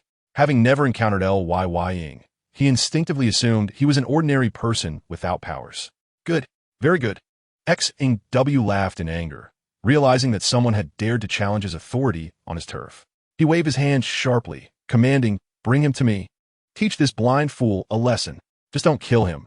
Leave him breathing. Let everyone see the consequences of defying me. No sooner had he finished speaking than three burly men rushed forward, fists raised to strike Ying. Ying swiftly pulled Qiao X behind him, an icy aura emanating from him, causing tiny ice crystals to form in the air. Qiao X crossed her arms, intrigued by the unfolding drama, entirely unperturbed. In this shelter, aside from Y, who possessed lightning-based abilities, the rest were merely ordinary superpowered individuals, while Ying was a genuine ice-type mutant. The leading burly man suddenly screamed in agony as several ice needles pierced through his hand, blood dripping from his fingertips. The other two, witnessing this, halted abruptly and involuntarily took 2 steps back. XW's expression shifted from icy to astonished, then to elated, all within 2 seconds. He forcefully pushed aside the man blocking him. A smile plastered on his face as he approached eagerly. Oh, brother, why didn't you mention you were a mutant earlier? It's all a misunderstanding. Ying regarded him coldly, remaining silent. XW, with no sense of embarrassment, continued to instruct his subordinates. Quick, prepare the best single room for my brother. Bring over some canned goods, chocolate, and compressed biscuits for him. Rubbing his hands together with a sycophantic grin, he added, I was blind not to recognize your greatness. Brother, please don't take it to heart. Seeing that Ying still ignored him, he remained unfazed. He was destined for greatness. Such trivial matters were inconsequential. Laughing, he remarked, my apologies for disturbing you. I'll take my leave. Do come visit me sometime. With a friendly smile exchanged with Ying, he tactfully stepped back, deliberately avoiding Qiao X, fearing to provoke Ying's displeasure again. He understood that as long as his subordinates were numerous and powerful enough, he could have any woman he desired in the future. Why risk offending Ying over someone like Qiao X? With this thought, XW felt elated, even humming a tune as he turned to leave, completely forgetting his sister, XGO. She gritted her teeth, shooting Qiao X a fierce glare, yet dared not provoke further, trailing after her brother in defeat. This place was not suitable for lingering. Indeed, that is why I wish to leave with you. At the onset of the apocalypse, humanity still lingered in these small shelters. But as resources dwindled further, that would mark the beginning of true darkness. Moments later, someone delivered scarce supplies, such as canned goods, beverages, and chocolate to Ying. He frowned, about to refuse, when Qiao X preemptively accepted the supplies on his behalf. Leave it. Once they depart, she turned to Ying and said, these items are free for the taking. If you refuse, he will squander them. Since that's the case, why shouldn't we accept? Observing her nonchalant demeanor, the chill in his eyes dissipated, and he spoke with a hint of indulgence. You are right. As the day waned, Qiao X could not suppress a yawn. Tired? Then you should rest. Qiao X patted her lips, her eyes shimmering with unshed tears. Wait. I have something to discuss with you. Yes, go ahead, I'm listening. I am grateful for Y's protection during my stay here. I promise to help him with something tomorrow. After that, we shall leave. As she spoke, she pointed to the spoils on the ground, winking at him, reminding him not to forget to take those spoils when they departed tomorrow. What task? Do you need my assistance? After Ying watched her leave, he gathered all the items from the ground. Since Qiao X desired them, he would take them all tomorrow. That night, Qiao X lay in the soft bedding. Her body and mind relaxed, enjoying a sound sleep. As the morning sunlight streamed through the curtain gaps, she happened to seize W, New Jersey, Ing stealthily preparing to leave. W. New Jersey Ing, wait. Qiao X stretched, her cotton pajamas outlining her slender waist. I have slept enough. It's still early. XX, sleep a bit longer. Qiao Ing entered just then, gently saying. Qiao X, clutching her blanket, remained unmoved. Grandma, W. New Jersey Ing, I am leaving today. Please take care of yourselves. Chapter 21. Exquisite danger. Ing appeared momentarily stunned, then resigned. All right, you're young. Perhaps you'll find a better place.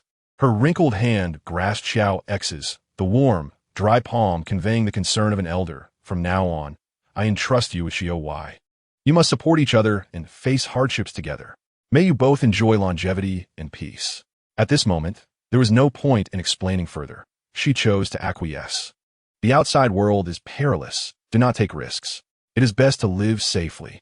Ing continued to ramble, and Zijo W. New Jersey Ing could not help but interject. Grandma, XX sister knows. Look at me. I couldn't help but say too much. No. Grandma's concerned for us. Thank you. Having not experienced the care of an elder for many years, this warmth from their brief acquaintance warmed her heart. Yet she knew she must part ways.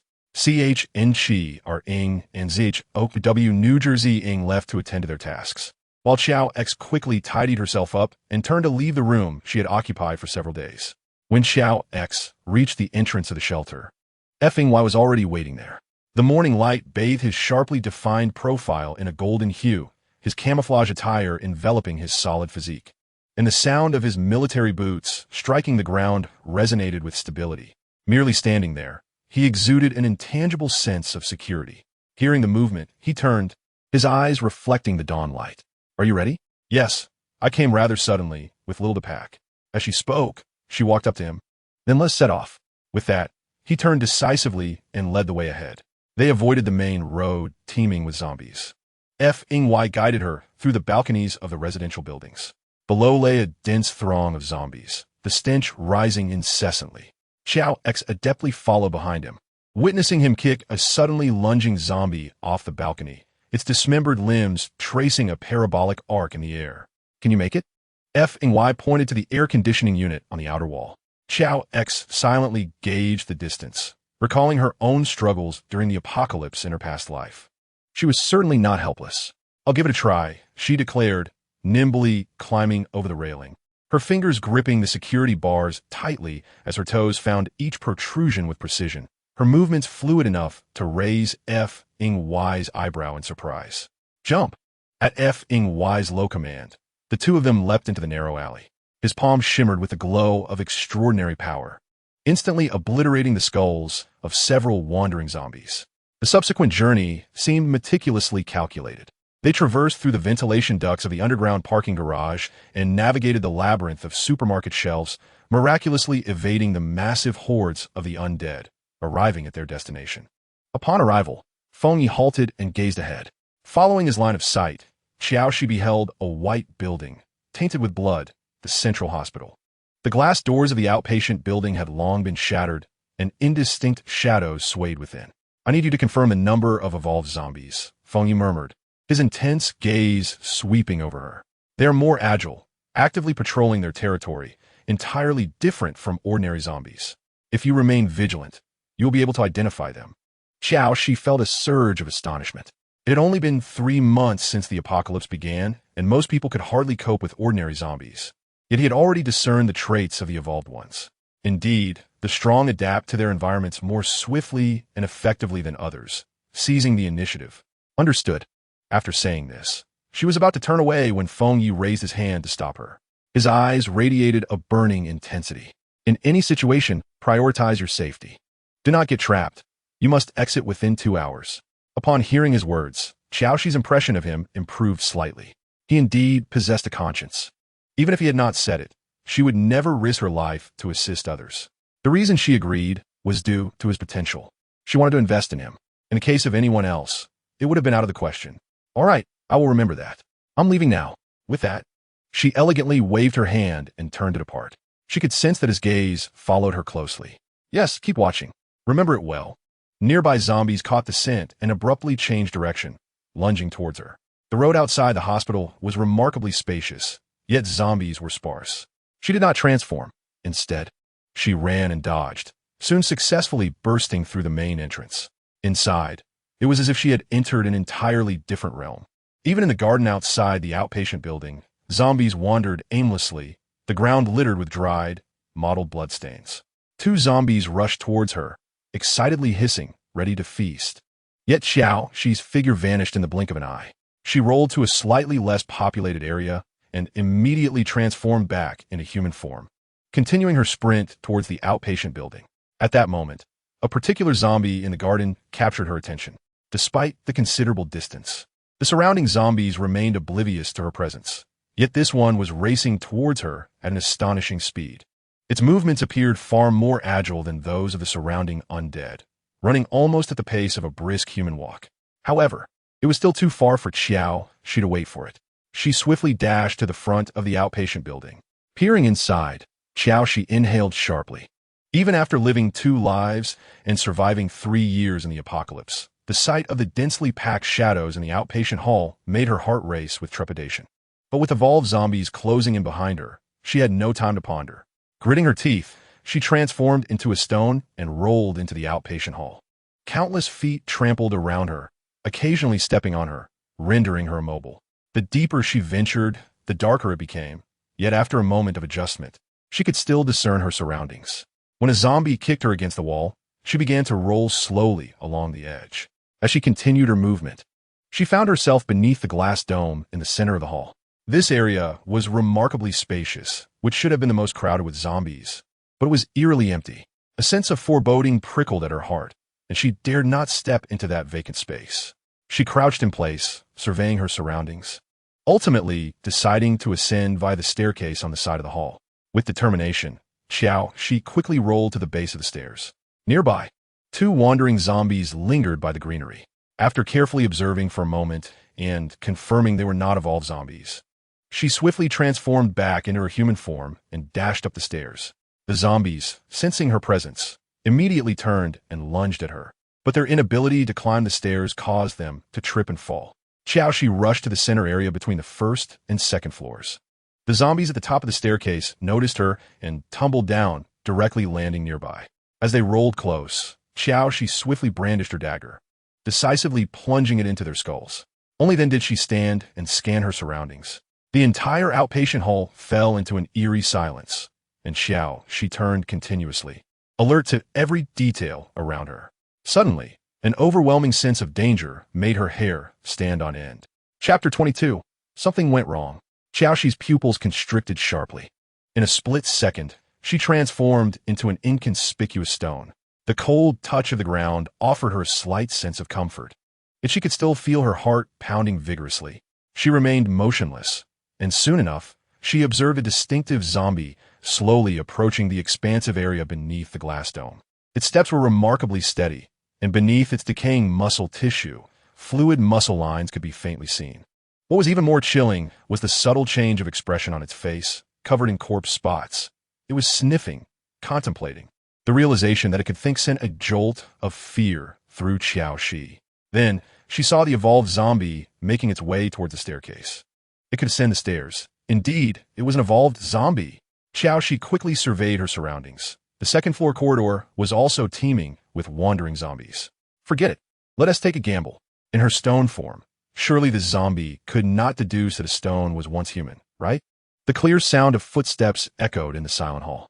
Qiao Xi watched helplessly as the evolved zombie ascended the steps, pausing right in front of her. It took a few steps on the landing. Just when Qiao Xi thought it would continue upstairs, it suddenly turned around and approached the corner where she was hidden. A pair of filthy shoes halted before her. Qiao Xi's heartbeat surged. Was it possible it had discovered her? In her previous life, she had never encountered such a zombie. However, she had heard of a type that could control hordes, akin to a zombie king. That was the psychic control type of zombie. Only such a zombie could keenly sense fluctuations in abilities, thus uncovering her presence. Qiao Xi took a deep breath. Was her luck this remarkable? A type of zombie she had never seen in her past life was now allowing her to encounter it up close. The zombie bent down, picking her up in her stone form from the ground. It made no other move, merely scrutinizing her in its hand, seemingly pondering why this food looked somewhat different. Just as Qiao Xi felt she might faint from its stench, the evolved zombie seemed to lose interest, casually dropping her back to the ground. She sighed in relief, hoping to leave the area swiftly once the evolved zombie departed. However, a minute, 10 minutes, an hour passed. Remaining in her transformed state without anyone to recharge her abilities drained her immensely. Furthermore, the time she had agreed upon with Feng Yu was fast approaching, and she had only discovered 2 evolved zombies. She even suspected that the evolved zombie was waiting for her abilities to deplete before feasting on her. As time continued to slip away, the evolved zombie displayed remarkable patience. She attempted to roll towards the edge of the stairs, seeking an opportunity to escape. However, the moment she moved, it stepped on her. Just as she contemplated risking it all and preparing to tumble through the gap beneath the glass, commotion erupted from above. Hissing and chaotic footsteps melded with the excited hisses of zombies. Qiao Xi could not help but glance upward, spotting the zombies shifting towards this direction. Had someone entered? Just as this thought arose, she caught sight of a familiar figure. Lu Yuyang, having repelled the zombies behind him, was about to descend the stairs when he noticed the zombie lurking around the corner. With elongated fingers, he conjured 3 ice spikes, piercing through the air towards the zombie's nape. However, a shocking scene unfolded before him. The ice spike suddenly halted just 1 meter away from the zombie, as if it had collided with an invisible barrier. Seizing the opportunity, Qiao Xi swiftly regained her human form and thrust her dagger, glinting coldly, towards the zombie's head. The zombie tilted its head at a bizarre angle to evade the strike, a rotting smirk curling at the corner of its mouth as it hastily retreated, dodging the dagger's attack. Qiao Xi? Qiao Xi found her freedom and immediately moved closer to Lu Yuyang. Are you all right? Lu Yuyang caught the staggering Qiao Xi, his icy palm radiating a chilling sensation. Qiao Xi noticed the black blood spattered on his clothes, evidently a testament to his bloody path. What are you doing here? Wasn't he supposed to be in the refuge? Rather than waiting for you in the refuge, I thought it better to join you. Perhaps I could be of assistance. Thank you. Initially, she intended to establish a rapport with him, hoping it might prove beneficial in the future. Yet, she never anticipated Lu Yuyang's sincerity in coming here for her, nor did she foresee encountering a psychic zombie. Otherwise, she would have never agreed to assist Feng Yi. While they spoke, several more zombies appeared in the vicinity. The zombie on the far left ignited its hands in crimson flames, while the one on the right sprouted sharp earthen spikes. Lu Yuyang immediately shielded Qiao Xi behind him and unleashed a barrage of ice arrows. Whoosh, whoosh. The zombies exhibited remarkable agility, only one arrow barely grazing its head, taking with it some desiccated hair. Realizing the situation was precarious, Lu Yuyang quickly turned to her and said, I came in through the 2nd floor. We can exit from there. I will cover you. Just find a place to hide. As he spoke, an ice arrow aimed at the observing psychic zombie. At that moment, a searing fireball suddenly hurtled towards them. Qiao Xi forcefully pushed Lu Yuyang aside and swiftly transformed into a stone. The fireball whizzed past the stone's surface, exploding against the wall and leaving charred marks. In the blink of an eye, 2 evolved zombies emerged below. Lu Yuyang could no longer attack and summoned his abilities to form a massive ice shield before them. Bang! Hiss! Under the relentless assault of the evolved zombies, the ice shield began to crack. Qiao Xi recognized that if the psychic zombie was not dealt with, both she and Lu Yuyang would certainly perish here. Gritting her teeth, she transformed into a sheet of paper and floated behind the mutated zombie, almost instantly reverting to her human form and stabbing at it. However, her hand was ensnared by an unseen force. She watched helplessly as the rotting face of the zombie loomed closer, its foul breath assaulting her senses. The ice shield vanished in an instant, and countless ice arrows shot towards the psychic zombie before Qiao Xi. Swoosh! One arrow pierced through the zombie's wrist, causing it to retreat rapidly. Meanwhile, Lu Yuyang, deprived of the ice shield's protection, was struck by a fireball. Despite his efforts to evade, his arm was instantly lacerated. Qiao Xi hurried to his side, noticing the distress in his expression. I can't move. As the earthen spikes and fireballs hurtled toward them, Qiao Xi could only embrace Lu Yuyang tightly to shield him. There's psychic-controlled zombies here. We must leave at once. Fortunately, the psychic zombie was not particularly strong and could not maintain control over them for long. Otherwise, they would have already met their doom. After a brief moment, Lu Yuyang regained his freedom and immediately raised the ice shield to protect them both. Just then, sounds of movement echoed from above. They had yet to discern whether it was human or an evolved zombie when a bolt of lightning struck down, directly hitting an evolved zombie at the second-floor staircase. Qiao Xi relaxed somewhat upon seeing a man clad in camouflage and military boots. Chapter 23. Farewell, Su Linchuan Feng. Ye's gaze swept over the two, confirming that trouble had indeed arisen. Be careful, Feng Yi warned, prompting Lu Yuyang to pull Qiao Xi aside to evade the attack of the earthen spikes from behind. Upstairs, the two ascended the stairs in quick succession. The evolved zombie before them was distracted by Feng Yi, focusing its assault on him. Seizing this fleeting opportunity, Lu Yuyang concentrated the last remnants of cold energy in his right hand, launching a crystalline ice arrow that shot through the air. Thud! The ice arrow accurately penetrated the zombie's temple, splattering dark red blood against the wall. In an instant, the two evolved zombies lay motionless on the ground. The psychic zombie seemed to sense danger and abruptly tilted its head, emitting an eerie low-frequency howl. This sound resembled a summons, causing all the zombies in the hospital to stir. The horde outside the outpatient hall surged forth like a tide, and chaotic footsteps echoed from above. A glint of cold light flashed in Feng Ye's eyes as blue electricity danced at his fingertips. However, at the moment the lightning was about to unleash, the electric energy mysteriously dissipated. It can suppress our abilities. Qiao Xi quickly assessed the situation, her voice wavering slightly from her rapid breaths. Before the horde completely surrounds us. We must leave now. You two go first. His original plan was for Qiao Xi to scout ahead, but the circumstances had changed. The evolved zombie, capable of controlling the others, had to be eliminated. With that, he swiftly descended the stairs, closing in on the psychic evolved zombie. Qiao Xi quickly lowered her head and used her dagger to extract the crystal core from the evolved zombie's brain. After wiping it clean, she raised it up. This object could enhance their abilities.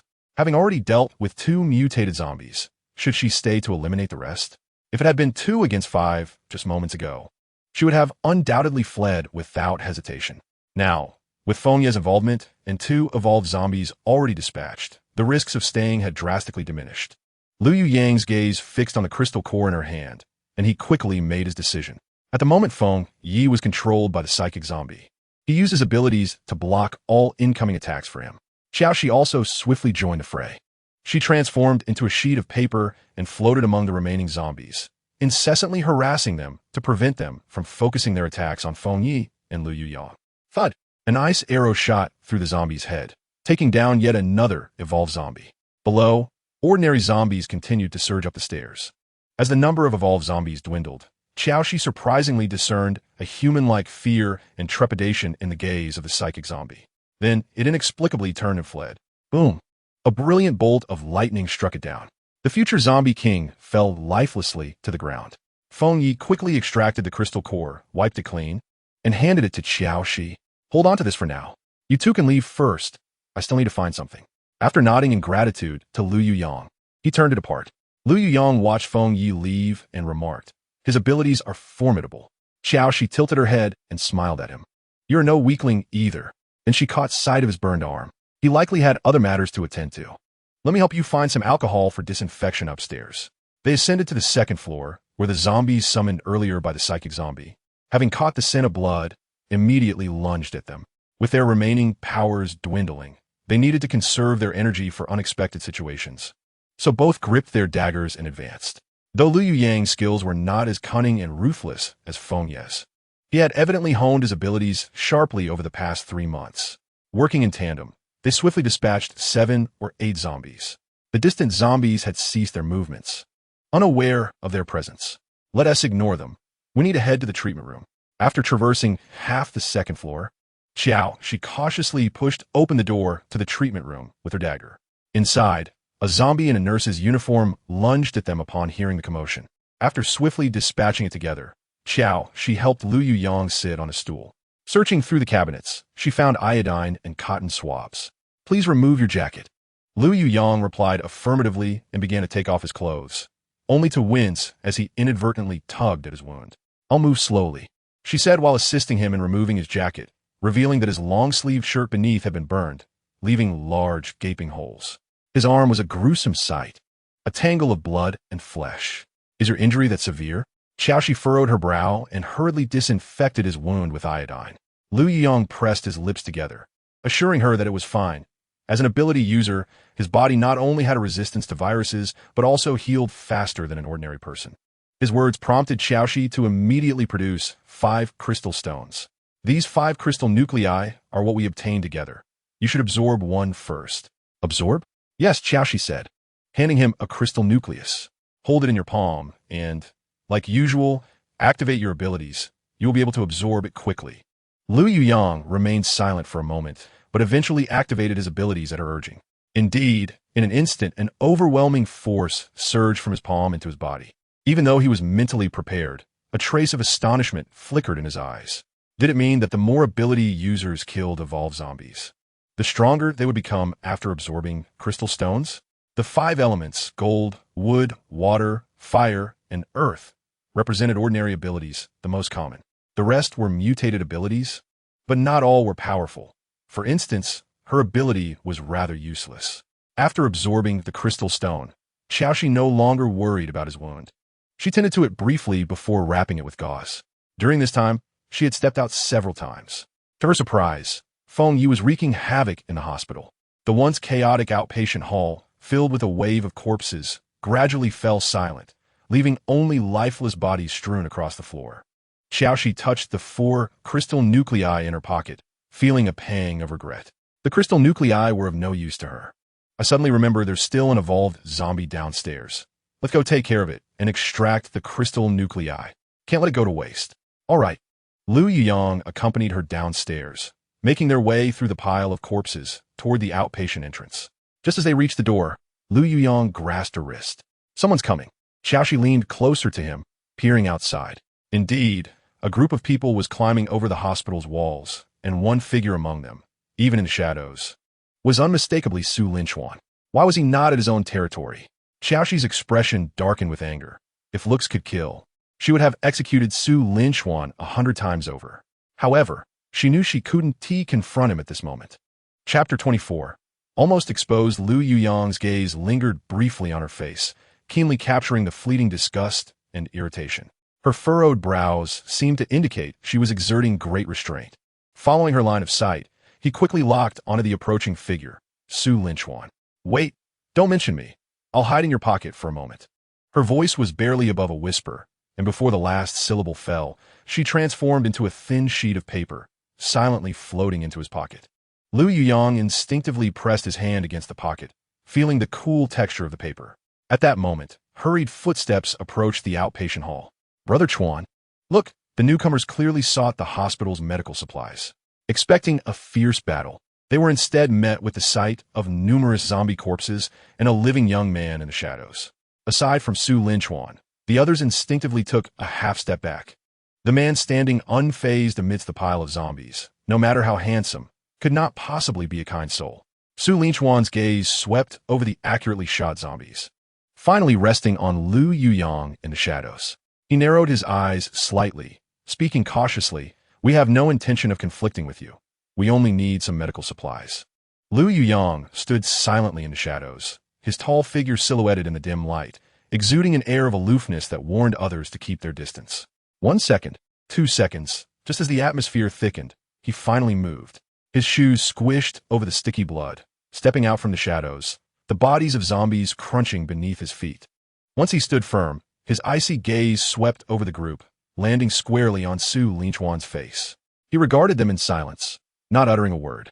Gu Yuan, standing beside Su Qianqian, felt a chill run down his spine under Lu Yuyang's intense gaze and couldn't help but whisper, "Brother Chuan, is he even human?" From the first moment he saw Lu Yuyang, he had observed him closely. Breathing, pupils, bodily movements, all indicated that he was undeniably alive. If he were a zombie, he would have lunged at them by now, not merely standing there watching. Moreover, that face seemed oddly familiar. In a flash, memories rushed back. He had once encountered a group of people while searching for Cici outside the city. Lu Yuyang was the core figure among them. Faced with each other, Su Qianqian furrowed his brows, nearly at his breaking point, when Lu Yuyang finally spoke. "This is our cleanup. If you want supplies, you must exchange for another hospital."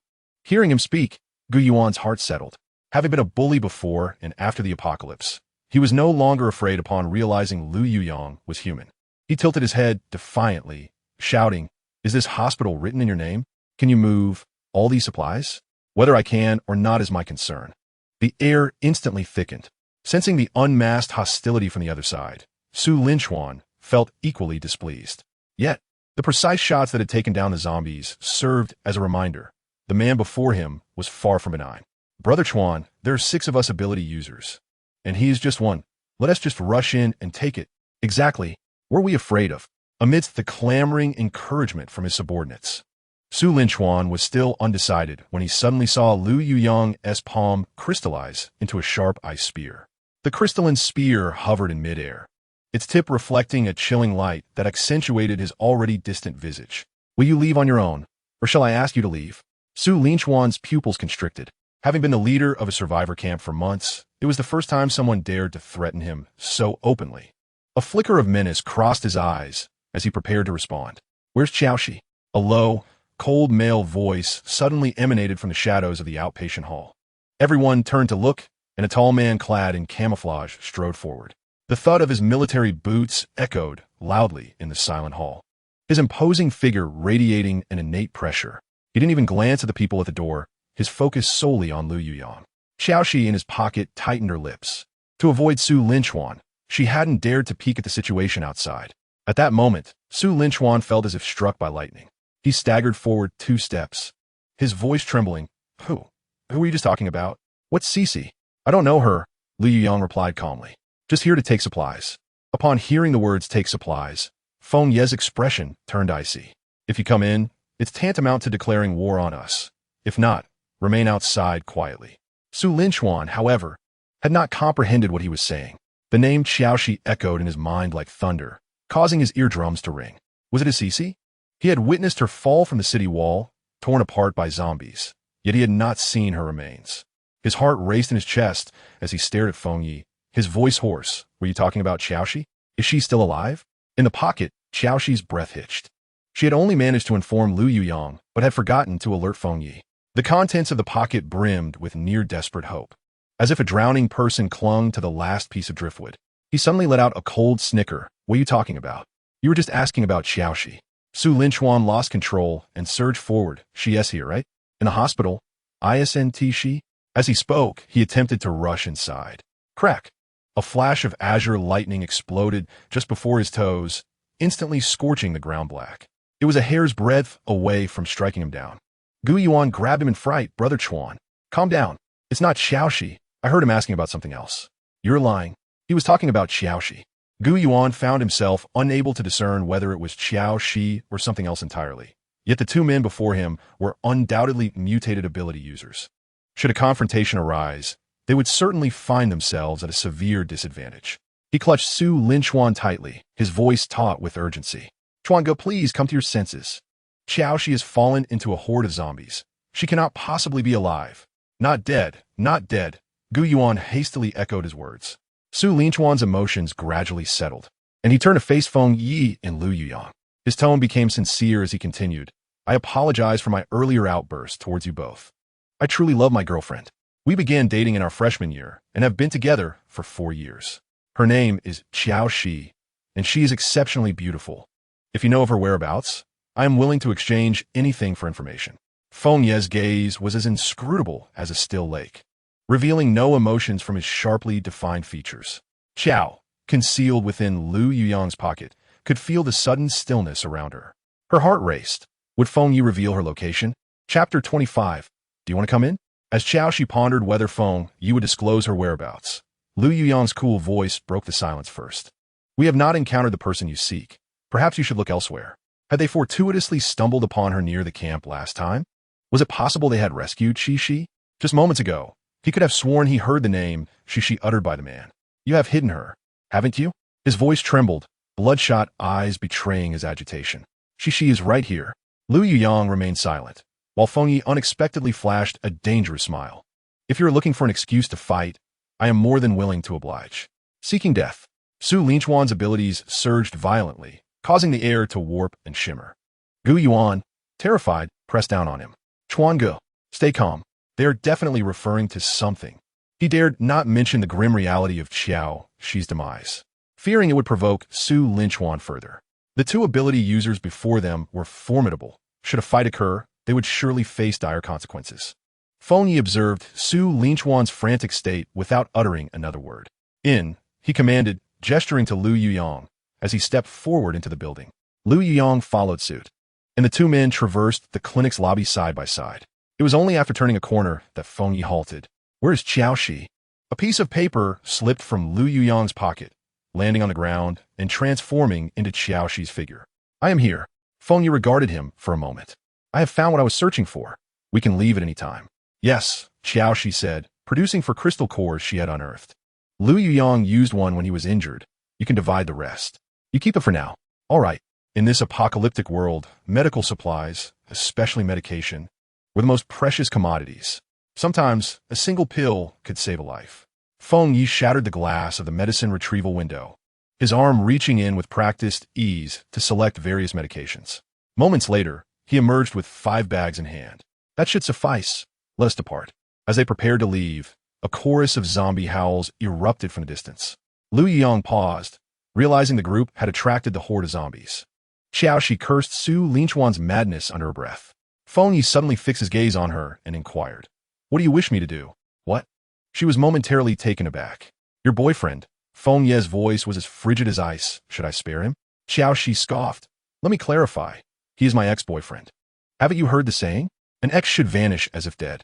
Thus, his fate holds no significance for me." "What? Do you think I am cold-hearted and cruel?" Qiao Xi arched an eyebrow, a nonchalant smile gracing her lips. "No, your choices are quite justified." "Oh." As Qiao Xi's expression turned one of bewilderment, Feng Yi pivoted sharply, his military boots deliberately producing a jarring sound against the ground.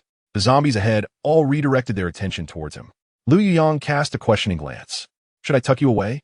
Qiao Xi nodded, transforming once more into a piece of paper and hiding in his pocket. Feng Yi was more than capable of handling the zombies alone, while Lu Yuyang carried several bags of medical supplies behind him. After a prolonged silence, Qiao Xi could not suppress her curiosity and asked Lu Yuyang, "Do you think I am heartless?" "Not at all. He nearly caused your death. Your actions are more than justified." Lu Yuyang's calm voice bore a soothing quality, dissipating the inexplicable turmoil and anger that had surged within her moments prior. Her mood lifted unexpectedly. "You truly know how to comfort someone." Lu Yuyang's lips curled into a faint smile. "Then take a moment to rest. We will soon be out of here." The stench of rotting zombies began to permeate the hallway. Su Qianqian hid by the second-floor observation window, watching as the wave of zombies surged into the clinic's lobby. Though filled with rage, he had not entirely lost his reason. He did not need to confront the two ability users directly. Attracting the zombies outside was merely a tactic to divert their attention, granting him ample opportunity to infiltrate the hospital in search of Xi. If Xi were alive, her beauty would surely attract the attention of other ability users. Would she be hidden here? The thought sent waves of excitement coursing through him. He had to find Xi. Xi must be here, he muttered, his fingers carving deep grooves into the window frame. Suddenly, his pupils contracted sharply. A familiar silhouette flickered before him, only to vanish in an instant. Qiao Xi had not anticipated the timing, her transformation occurring slightly later than expected, allowing him a fleeting glimpse of her figure, though it was merely a momentary flash. The slender outline and graceful form resonated with the memory of Xi in his mind. Su Qianqian blinked, but the fleeting figure did not reappear. He could not ascertain whether he had truly seen her or if it was merely a manifestation of his longing for Xi. He remained oblivious to the fact that Feng Yi was lurking in the shadows behind him. "So, you were hiding here." As the words left Feng Yi's lips, his military knife swiftly lunged towards Su Qianqian. Su Linchuan rolled aside just in time. Lu Yuyang did not wait for Feng Yi. After dispatching the lone zombie, he took Qiao Xi and exited the hospital. Now that we have a moment, shall we chat? Qiao Xi, having reverted to her human form, leaned casually against the wall, a smile illuminating her face. Lu Yuyang nodded, his demeanor relaxing. What would you like to discuss? Anything just to pass the time. Noticing her eagerness to converse, Lu Yuyang inquired, You were with him for 4 years? Lu Yuyang could not fathom why he felt a tinge of discomfort upon hearing this from the man. They had been together before the apocalypse, throughout their 4 years in college, the most beautiful moments of their lives. Although they had parted ways now, the sweetness of those times would forever linger in her memory. Yes, for years wasted, she sighed theatrically. Internally, she truly believed this. The sweetness of their past was eclipsed by her hatred following her rebirth after being bitten by a zombie. Those 4 years were the ones she despised most and wished to forget. Upon hearing her words, Lu Yuyang's brow lifted once more. What about you? Did you have a girlfriend before the apocalypse? None. None. Qiao Xi exclaimed. You must have graduated from college too, right? Yes, but I was too busy with studies to date. How unfortunate. Now that there's time, the girlfriend is gone. Qiao Xi could not resist teasing, causing Lu Yuyang to smile in return. After a light-hearted exchange, footsteps echoed from the mouth of the alley. They turned in unison, spotting Feng Yi striding towards them, his dagger still dripping with blood. Sensing her gaze, Feng Yi silently sheathed the knife as he approached. Do you wish to know if he lives or dies? Chapter 26, Discovered. His life or death is of no concern to me. Her voice was as calm as if discussing the weather, her eyes betraying not a hint of emotion. This was not mere petulance. She genuinely felt indifferent. In her previous life, those wretched zombies not only gnawed at her flesh and blood, but also forcibly excavated Su Linchuan from her very heart. The excruciating pain and the sleepless nights had long since eroded any remnants of that affection. Now, her heart no longer stirred even once for Su Linchuan. Feng Ye's profound gaze lingered on her face for a moment, and upon confirming that there was not a trace of longing in her eyes, he imperceptibly nodded and refrained from broaching the subject further. Just as he turned to take a step, Qiao Xi's voice rang out from behind. Wait, Feng Yi. Feng Yi halted, his black combat boots carving a semicircle in the dust. He turned his face, the sunlight casting sharp shadows along his chiseled jawline. What is it? In a world devoid of convenient transportation, once humanity rooted itself in a location, it often became a lifelong commitment. Thus, in her previous life, Qiao Xi had never encountered Feng Yi. Yet, she hoped for a chance to reunite in this life. After all, having rendered him such significant assistance today, she was counting on leaning on this golden thigh in the future. She calculated in her mind while casually waving her hand. Goodbye. Where are you heading? Feng Ye's voice suddenly took on a heavier tone. Qiao Xi glanced at Lu Yuyang beside her, who stood quietly, vigilant of their surroundings, not intruding on their conversation. Safe zone? Are you certain such a place truly exists? Feng Ye's brow arched slightly. Of course, Qiao Xi replied with conviction. The nearest one is actually not far from here. We could reach it on foot in about 10 days or half a month. Feng Yi fell silent. Qiao Xi could see he was weighing the pros and cons, the sharpness of his eagle-like eyes flickering with contemplation. So, shall we depart? She teased, elongating her tone as she glanced at the sky. The sun was already dipping low, and any further delay would force them to traverse the darkness. I will accompany you. Feng Yi suddenly spoke, his voice deep and resolute, adding, and with Granny Chun and Wenjing. In this era, evolved zombies were exceedingly rare, and crystal cores were invaluable to those with abilities. Qiao Xi's eyes instantly brightened. Not merely for the crystals, but because having a powerful ally like Feng, you would greatly enhance their odds of survival. She nodded without hesitation and then turned to Lu Yuyang, asking, Can we wait one more day? With 2 mutated ability users providing protection, Qiao Xi faced no transformation. The zombies that approached, drawn by scent, were either incinerated by Feng Ye's lightning or impaled against the wall by Lu Yuyang's ice spikes. Sister, you haven't left? Zhao Wenjing emerged from the room, her small face brimming with surprise. Feng Yi strode over. Wenjing, come here for a moment. Is Granny here? I need to discuss something with you. Wenjing hopped in, resembling a little rabbit. Qiao Xi and Lu Yuyang followed closely behind. In the dim room, Chun Xiaorong was mending an old garment with her reading glasses perched on her nose. Hearing the commotion, she looked up, a glimmer of surprise flashing through her murky eyes. Xiao Yi, you and Shi aren't leaving? We are leaving, Feng Ye's voice unconsciously softened. Together tomorrow morning. Chun Qiao nodded, stowing the needle and thread in a tin box. Make sure to bring everything you need. Don't forget anything. As she spoke, the wrinkles on her face smoothed out, replaced by a loving smile. Granny, you and Wenjing tidy up. Tomorrow morning, we set off together. Zhao Wenjing was momentarily taken aback, looking at him incredulously. Are we going too? Yes, tomorrow morning, we leave together. However, Chun Qiao furrowed her brow, her withered hands clutching the mended garment tightly. Xiao Yi, Wenjing, and I will not be going. It's safe here. You needn't worry. Feng Ye's lips pressed into a straight line, seemingly deliberating how to persuade them. Qiao Xi noticed his predicament and smiled as she knelt beside Chun Qiao. Granny, she spoke softly, her fingers gently resting on the elder's trembling hand. The shelter is too small, and resources nearby are dwindling.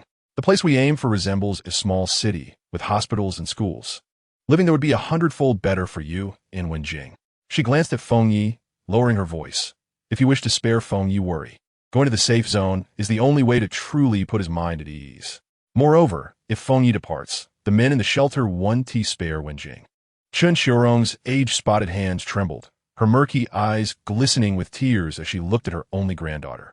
Torn between not wanting to burden Feng Yi and her deep concern for Wenjing, she finally relented under Qiao Xi's patient persuasion. Xiao Yi, we have troubled you. Not at all. It's merely a matter of convenience. Qiao Xi smiled charmingly, her demeanor utterly endearing. Chun Qiao replied with a smile. All right. We will set off together tomorrow. As they exited the room, Feng Yi called out to her. Thank you. The coldness in his features had noticeably softened, revealing a rare gentleness. Qiao Xi blinked and smiled like a cunning fox. No need for thanks. I intend to leave my mark on this good deed. Just remember to return the favor when I need it in the future. Feng Yi was momentarily taken aback, then unexpectedly cracked a smile. All right. In the blink of an eye, dawn broke the next day, the horizon tinged with pale light as the group quietly rose to prepare. Early risers within the shelter were already bustling about. They moved silently like shadows through the storage area. Just as they were about to turn into the corridor, Xing Jiao suddenly burst through the wooden door of the bathroom. Upon seeing them, Qiao Xi's heart sank, rubbing her sleepy eyes. Xing Jiao widened her gaze in shock upon realizing the scene before her. What are you all doing? Zhao Wenjing, walking at the front, was startled, nearly dropping her bundle. Xing Jiao quickly snapped back to reality, her sharp voice shattering the morning's tranquility. Are you all leaving the shelter? Before she finished speaking, a flash of blue-violet lightning surged past, and she collapsed to the ground like a heap of mud, her body convulsing. Feng Yi bestowed not even a glance upon her, and with Lu Yuyang at his side, they pushed open the rusted iron door, stepping first into the fog-laden wilderness. After a moment on the ground, Xing Jiao struggled to rise and staggered toward Xing Wu's room. Brother, wake up. Inside the room, Xing Wu was sleeping soundly, embracing two disheveled women. Startled awake by her shriek, he erupted in fury. Xing Jiao, what the hell are you yelling about? Xing Jiao rushed forward. Brother, I just saw Feng Yi leaving with Granny Chun and Zhao Wenjing, carrying their bundles. Xing Wu's drowsiness vanished in an instant. He shoved the nearby woman aside, yelling, Damn it, go call people for me. The gray sky gradually brightened as the zombies lost the sharpness granted by the night, their movements becoming slow and sluggish. Qiao Xi's group quietly evaded the zombies as they progressed. When the apocalypse first erupted, Chun Qiao had been escorted to this shelter by Feng Yi, not having stepped outside for 3 whole months.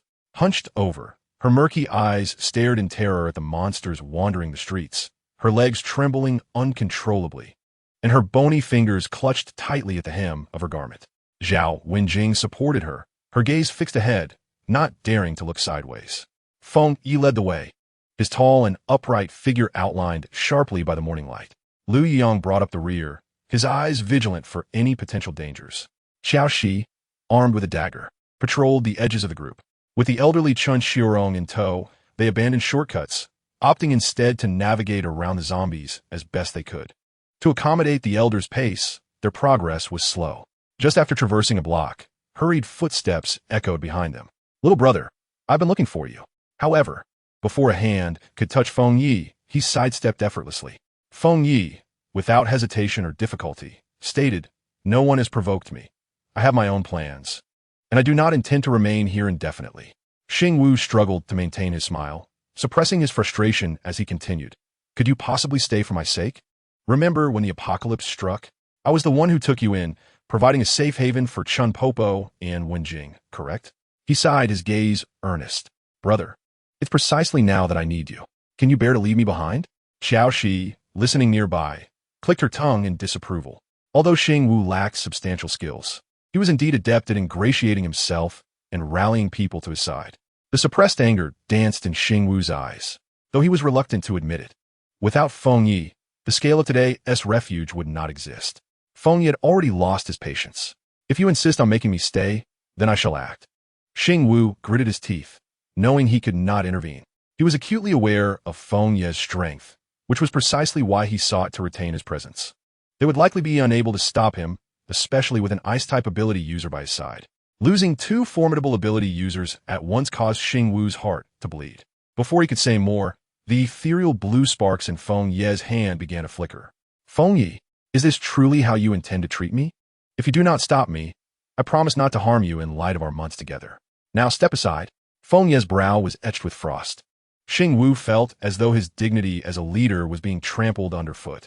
Yet, confronted with the electric sparks in Feng Yi's palm, he felt utterly powerless. Swallowing his anger, he stepped aside, even forcing a smile. Very well, brother, why not take a stroll outside? If the conditions are unfavorable, my doors will always remain open for you. Feng Yi cast a cold glance in his direction and strode past him. As Qiao Xi walked by, she waved cheerfully. Until we meet again. Once Feng Yi and his companions departed, the malevolence in Xing Wu's eyes was fully unleashed. Boss, are you truly allowing Feng Yi to leave just like that? He glared at the one who spoke. The individual realized the foolishness of their question and quickly fell silent. Xing Wu continued to watch their retreating figures before grimly stating, you all find a way to spread the word. Say there's an ability, user named Feng Yi who knows how to expedite the leveling up of abilities. The ability users nearby were puzzled by his intent. Xing Wu chuckled sinisterly. Is Feng Yi truly that formidable? There will always be someone more powerful. If he cannot serve me, I shall ensure he no longer lives. The surrounding ability users immediately gave him a thumbs up, praising him for his cunning. You're right, boss. Feng, you need to learn a lesson. Despite your kindness, he disregards us and even your reputation. Umph. Xing Wu snorted coldly. He shall pay the price. Qiao Xi and her companions advanced with remarkable ease. She utilized her shape-shifting abilities to lure zombies away, while Feng Yi and Lu Yuyang worked in perfect harmony to eliminate the remaining undead. Their combined powers were seamless. In merely 2 days, they successfully traversed the City of Death. Shishijia, is the safe zone truly as wonderful as you described? Zhao Wenjing gradually acclimated to the outside environment, her initial fear dissipating, replaced by glimmers of hope. Qiao Xi tousled the girl's withered hair. The safe zone is undoubtedly 100 times better than that cramped refuge, though I have never lived there.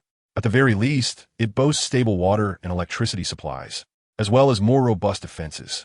Suddenly, Feng Yi halted, his military boots crushing a dry branch. You came from the safe zone? He turned, his profound gaze obscuring his true emotions. Just then, the sound of an engine shattered the morning tranquility. An altered RV approached them, its wheels stirring up dust that startled the wandering zombies by the roadside. Be cautious, Feng Yi warned in a low voice, blue sparks surging in his palm. Lu Yuyang instinctively positioned himself, frost gathering at his fingertips. The RV rushed past them, the wind it generated lifting Qiao Xi's clothing. Feng Yi's lightning and Lu Yuyang's ice spears struck the approaching zombies simultaneously. Once they had dispatched the last of the undead, Feng Yi and Lu Yuyang turned slightly, shielding Qiao Xi and the others behind them. The moment the RV door swung open, a girl leaped down first. She possessed exquisite features, her chestnut curls glistening like honey under the sun. Chapter 28. Radiating holy light, the air was thick with the stench of decaying flesh, flies buzzing around severed limbs. Were it not for this hellish scene, Qiao Xi might have thought a wealthy young lady was having a picnic in the countryside. Su Qianqian donned a beautiful dress, her skin glowing with health, the tips of her hair shimmering with a lustrous sheen. Qiao Xi instinctively glanced down at her blood-stained combat jacket, the cuffs smeared with sticky flesh, emanating a faint odor. She rubbed the stain with her thumb and smiled nonchalantly, realizing she was indeed becoming more accustomed to this brutal world. Do you happen to know if there are any survivor gathering spots nearby? The three ability users standing behind her formed a triangular formation, protecting her at the center, their muscles taut. The energy ripples in the air, warning those around them not to act carelessly. Zhao Wenjing subconsciously looked at Qiao Xi, prompting Su Qianqian's gaze to shift toward Qiao Xi, her eyes carrying a hint of scrutiny. Gathering spots? Qiao Xi replied with a smile. Where have you all been living for the past 3 months? In paradise? Her eyes pointedly swept over Su Qianqian's immaculate dress. Indeed, she had encountered a few survivor gathering spots. Su Qianqian nodded, her delicate fingers brushing her hair. But those places are dark and damp. I refuse to live like a rat. Her gaze scanned the crowd. If you know of a larger, better location, please share it with me. I will exchange supplies for the information. Having said that, she waved her hand, and her companions swiftly understood, turning to enter the RV. Soon, they emerged with a box of instant noodles, a case of mineral water, and a box of biscuits, all stacked before them, exuding an enticing aroma. Su Qianqian pointed at the boxes of supplies on the ground, her skirt swaying gently with her movement. As long as you provide me with reliable information, all these items will belong to you. As she spoke, her gaze once again drifted towards Feng Yi and Lu Yuyang, lingering on Feng Yi's muscular arms for a few moments longer. This was the first time she had witnessed someone so brazenly flaunting wealth in the apocalypse. Was she eager to meet her demise? However, upon noticing the way she occasionally glanced in a certain direction, she suddenly comprehended. She was baiting for bigger fish. Perhaps it was the three capable ability users behind her that gave her confidence, as she showed no fear of being targeted. Su Qianqian suddenly approached Zhao Wenjing, pulling out a beautifully wrapped chocolate from her pocket. Little sister, this is for you. The exquisite wrapping exuded a sweet aroma. This once ordinary chocolate was now a luxury in the apocalypse. Zhao Wenjing unconsciously swallowed hard, but resolutely shook her head, retreating and tightly clutching Qiao Xi's clothing. Su Qianqian appeared somewhat helpless, her smile as gentle as possible. I mean no harm. I merely wish for you to point me in the right direction. She gestured towards the zombies, her face displaying disgust. I truly detest these revolting zombies outside. Her acting was far from convincing, and a strange silence enveloped the scene. So, you mean if we guide you, you will give us all these items? Qiao Xi suddenly chimed in cheerfully, breaking the silence. With a wide grin, she casually pointed eastward. Just turn past that gas station and keep walking straight. As she spoke, she bent down to grab the supplies, her movements as swift as a cat poised to steal. Wait, Su Qianqian exclaimed urgently, attempting to intervene. Qiao Xi came to a halt, deliberately widening her eyes in exaggerated disbelief. Are you joking with us? She exclaimed. If so, farewell. She turned with a decisive grace. Notably, Feng Yi and Lu Yuyang immediately shifted their stances as if also preparing to depart alongside her. Qiao Xi's gaze towards them was laden with unspoken complexities. The radiant aura surrounding her was almost blinding. It was as if the words "I have questions" were about to be emblazoned on her forehead. Qiao Xi was acutely aware that if she could see through the facade, so could Feng Yi and Lu Yuyang. While Qiao Xi was lost in thought, Feng Yi suddenly spoke up. Thank you then. His tone remained aloof. It had instantly sparked a look of surprise on Su Qianqian's face. You're welcome. We are all survivors and should assist one another, she replied, turning to support the elderly Chen Qiurong by the arm. Grandmother, let me help you to the car.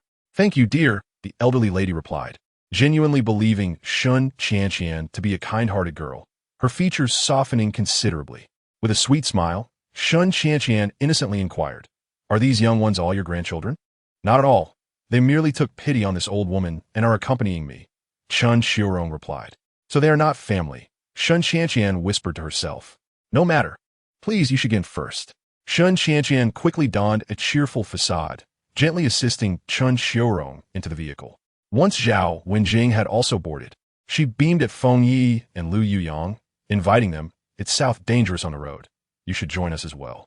Unbeknownst to whether it was intentional or not, she subtly positioned herself to block Qiao Xi from following. As Feng Yi and Lu Yuyang entered the vehicle, Qiao Xi attempted to circumvent her, only to be thwarted once more as Su Qianqian shifted to obstruct her path. Realizing the situation, Qiao Xi halted her movements, arms crossed, observing Su Qianqian with an air of calm amusement. Qiao Xi, why haven't you gotten in yet? Lu Yuyang remarked, noticing her absence from the vehicle. Just a moment. Qiao Xi waved. I wish to have a word with this kind young lady. So what if you guessed? This is my RV. I can take whomever I desire. Space is limited, so you ought to make your own way. Very well. Qiao Xi stepped back, her smile unwavering. With an audible voice, she addressed those inside the vehicle. This young lady does not welcome my presence, so, grandmother, Wenjing, it seems we must part ways here. Perhaps we shall meet again by fate. Upon hearing this, Lu Yuyang's previously distant expression hardened with a chill, and without hesitation, he stepped down from the vehicle. I will accompany you. Su Qianqian hurriedly interjected. I have limited space in my vehicle. She can find another team to join. Lu Yuyang, however, ignored her completely, striding past her. Sun Qirong, noticing the refusal to allow Qiao Xi inside, stood up anxiously. Cici, no. How can we let you go alone? We should walk together. I'm not tired. Walking is fine. With that, she beckoned Zhao Wenjing to exit the vehicle as well. Su Qianqian did not anticipate the situation to escalate in this manner. Historically, whenever she offered supplies, she effortlessly garnered goodwill from others, never needing to contemplate an alternative. Despite having an RV at her disposal, these individuals opted to disembark. Su Qianqian quickly attempted to rectify the situation.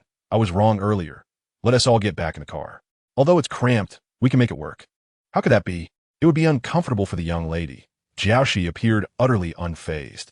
A persistent voice in Su Qianqian's mind urged her onward. In her desperation, she grasped Sun Qirong's arm. Grandmother, you really must come with me. It is far too dangerous for you to walk alone. Su Qianqian feigned ignorance. What? Almost instantaneously, a dagger was pressed against her throat. Why did you invite us to join you? Though the three men behind Su Qianqian possessed abilities, their reflexes could not compare to the mercenary-born Feng Yi. By the time they reacted, Su Qianqian was already under Feng Yi's control. Qiao Xi wore a look of amusement, smiling as she observed Su Qianqian's plight. Feng Yi was akin to a wild wolf. A moment's carelessness could lead to a fatal bite. Su Qianqian, appearing rather dim-witted, had chosen to provoke Feng Yi. Her complexion paled as she stammered. I merely acted out of goodwill. I had no ulterior motives. The dagger pressed closer. Still unwilling to speak, I said, I was impressed by your prowess in dispatching zombies and wish to invite you to join my team. Lu Yuyang furrowed his brow. You could have simply stated that. Why didn't you? I hadn't the chance to voice it. I intended to invite you into the vehicle first, she said, her head lowered in a pitiful manner. Honestly, if you join our team, it wouldn't be so arduous. Feng Yi looked down at her with cold indifference. We have no interest in joining any team. Now, remove all your supplies. His piercing gaze swept over the other abilities users nearby. Remove them. Exchange for her. Su Qianqian, frightened by his stare, complied. All right, I'll exchange. She then shouted urgently to the other abilities users. What are you waiting for? Hurry. Bring out the supplies for the exchange. At that moment, one of the abilities users suddenly launched an attack against Feng Yi. In an instant, Feng Yi evaded, leaving a fresh laceration on Su Qianqian's neck. Please don't kill me. Su Qianqian's face drained of color since the onset of the apocalypse. Having bound herself to a system and acquired several formidable abilities users, she had scarcely encountered significant setbacks. Thus, she had assumed that securing Feng Yi and Lu Yuyang with supplies would be a trivial endeavor. Feng Yi paid her no mind, fixated instead on the three abilities users with a warning glare. Make another move, and I will kill her. Do not harm her. We will immediately provide you with the supplies. With that, they retreated into the room, bringing down several boxes. Once the items were set down, they raised their hands in surrender. We've given you everything. Please release her immediately.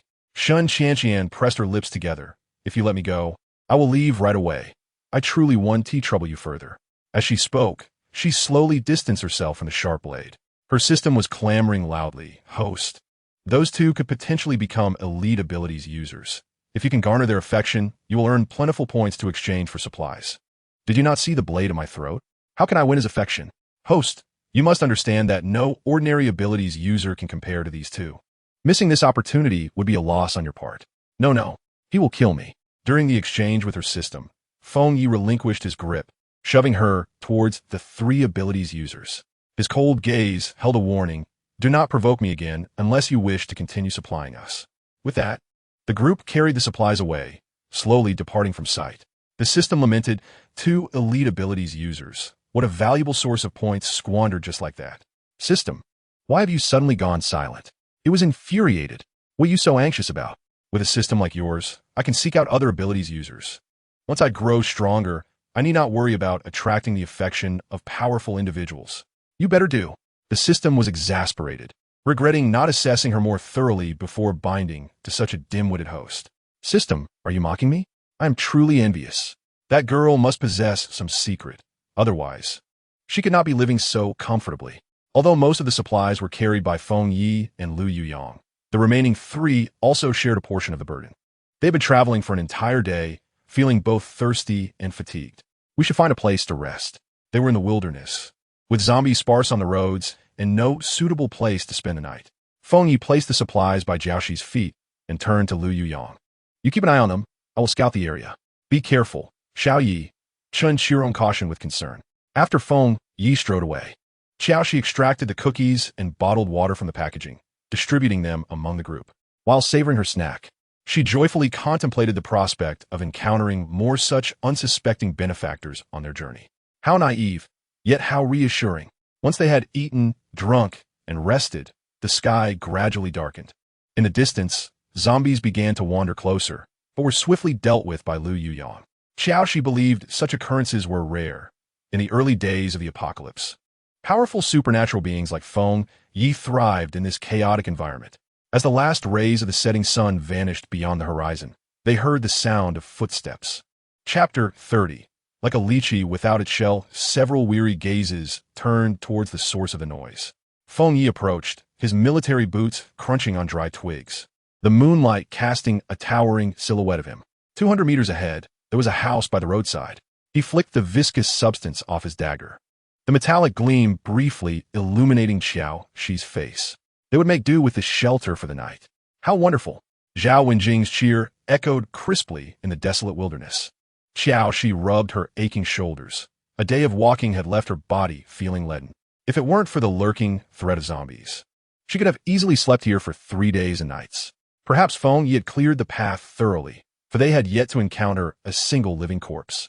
Once inside, Feng Yi closed the door behind them. Grandma, please eat something. Zhao Wenjing assisted her grandmother in sitting down, distributing food to her before sharing with everyone else. Wenjing, you and your grandmother can sleep on the sofa tonight. We'll find another place. Although the apocalypse had only lasted a little over 3 months, the uninhabited house was covered in dust. However, the dust was not thick, and with a bit of tidying up, they could manage to spend the night comfortably.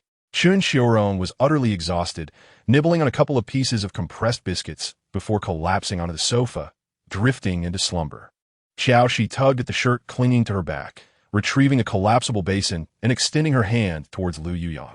Lu Yuyang, could you provide some ice? He silently conjured ice crystals, forming a small snow mound in her basin.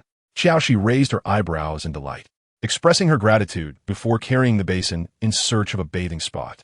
Under normal circumstances, Shi Wu Ti bathed daily. But after a long day of travel and the stench of zombies clinging to her, she could hardly bear it. The overgrown corner of the backyard transformed into her makeshift bathing area. Qiao Xi deftly peeled off her soiled clothing, and as the icy fabric brushed against her skin, she sighed in satisfaction. Within 5 minutes, she had washed herself from head to toe and tiptoed to retrieve a change of clothes from the branches. Lu Yuyang, needing to relieve himself, found his steps halted a mere 5 paces away. The moonlight outlined the girl's silhouette in silver, droplets of water tracing down her spine into the small of her back, enchanting and alluring. He quickly averted his gaze, his throat tightening. He thought turning away would suffice, but the image was imprinted in his mind, replaying repeatedly. He hurriedly made his way back indoors. A soft gasp escaped Qiao Xi's lips as she inhaled sharply, glancing down to see a snake swiftly slither past her feet. Lu Yuyang, about to leave, felt a jolt of alarm and immediately dashed back. Qiao Xi, taken aback by Lu Yuyang's sudden appearance, glanced at herself and inwardly cursed, quickly crouching down to curl into a ball. Sorry, what happened? She asked, clutching her leg. I think I was bitten by a snake. She hastily wrapped her clothing around herself. What a misfortune, bitten while bathing and caught by Lu Yuyang. Upon hearing about her snake bite, Lu Yuyang's gaze shifted elsewhere as he asked urgently, where is the snake? Qiao Xi pointed towards the vegetable patch, where it had disappeared. Lu Yuyang turned to search for the snake, but found nothing. Unable to locate the snake and unsure if it was venomous, he grew concerned. If it is poisonous and you don't receive the serum in time, I'm fine, just go inside and wait for me, Qiao Xi insisted, attempting to hop towards the corner. Observing her struggle, Lu Yuyong quickly stepped beside her. Don't move around. That will only accelerate your blood circulation. He swiftly removed his jacket and draped it over her bare back. Let me see the wound. Feeling a bit embarrassed, Qiao Xi was nonetheless alarmed by Lu Yuyong's serious demeanor. She wished to survive the apocalypse and certainly did not want to perish here. Therefore, she squatted down and extended her leg. Lu Yuyong approached her, kneeling on one knee. He turned his head away, not looking at her, but spoke to her. Were you bitten? Qiao Xi, noticing his gentlemanly demeanor, felt a sense of calm wash over her. She pointed to the inside of her calf. Here. Lu Yuyong grasped her delicate, pale ankle, and as his palm made contact, Qiao Xi's body quivered slightly. Lu Yuyong inhaled sharply, using his warm palm to melt the ice crystals into clear water, cleansing the 2 tiny red marks on her wound. The skin beneath his fingertips felt as smooth as silk, reminiscent of lychees before the apocalypse. He collected himself and, after swiftly cleaning the area, withdrew his hand without lingering. I apologize for the intrusion in my haste. In truth, he had been focused solely on her wound, not daring to glance elsewhere. He was saving her and remained quite the gentleman, providing her with reassurance. I'll see if I can find that snake, he said, rising and heading towards the vegetable patch. What are you doing? Feng Ye's voice was cold and difficult to read. He emerged from the house, stepping closer and exuding a powerful aura. Lu Yuyong frowned, but did not budge. Even though Qiao Xi could not see their faces clearly, she sensed an intense tension in the air. She quickly interjected, I was bitten by a snake earlier, and Lu Yuyong is helping me clean the wound. A snake? Did you see what kind it was? Feng Ye's expression grew serious. I didn't see it clearly. It vanished in a flash, Qiao Xi replied. Which direction did it go? Feng Yi pressed. Lu Yuyong pointed towards the garden, and as Feng Yi turned, he followed closely behind him into the vegetable patch. The small yard, roughly 40 to 50 square meters, was not large, but the snake was small, and the two worked in silent accord as they searched. Qiao Xi watched their retreating figures, feeling a surge of anxiety. She clasped her hands together in prayer. Please let it not be a venomous snake.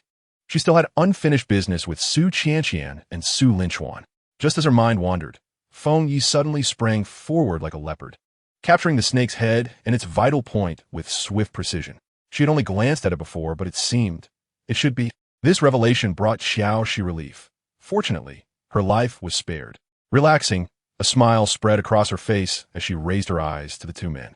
Lu Yuyong stood with his hands clasped behind his back, his gaze elsewhere. Meanwhile, Feng Yi's eyes were fixed on her, showing no intention of looking away. In fact, his gaze was filled with a fierce intensity.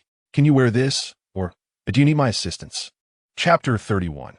Emotions erupting like a volcanic eruption, his piercing glance reminded her of the time Shang Jiao had hypnotized him, when he had similarly exuded an aggressive aura, nearly consuming her. After that remark, neither Lu Yuyong nor Feng Yi moved. Qiao Xi, too, found herself unable to budge. What on earth were these two doing? Are we not leaving?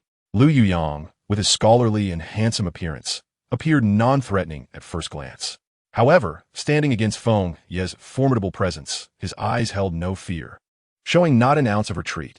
Neither of them intended to walk away. Feng Yi scoffed lightly, you go first. For reasons unknown. Perhaps because Qiao Xi was the first woman he had ever been intimate with, he could not bear to see her close to another man. Lu Yuyong understood that Qiao Xi needed space.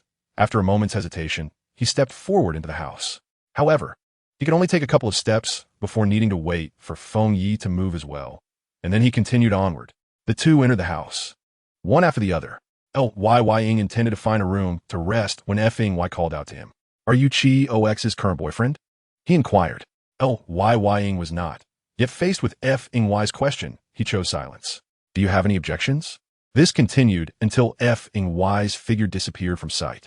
Ying remained rooted in place, having just lied to Ying, an act that starkly contradicted his usual demeanor.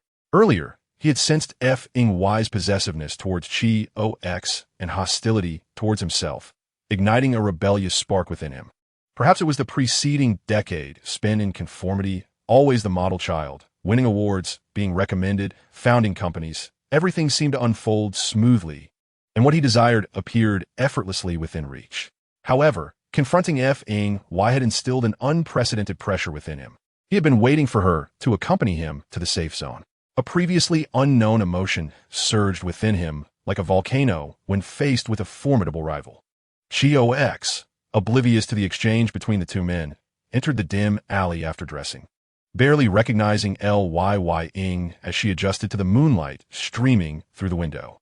Lying, upon hearing Qiao Xi's voice, he concealed the darkness in his eyes and slowly turned his head. Does your foot still hurt? Qiao Xi approached him with a smile, relieved. It's nothing serious, as long as it's not poisoned. Yes, rest well. The room on the right has been tidied up. You can sleep there. Qiao Xi paused, initially intending to find a corner to rest for the night. Lying had even taken the time to clean. Her eyes brightened with a smile as she said, "Thank you." A gentle smile adorned Lying's face as he replied, "You should sleep. Good night."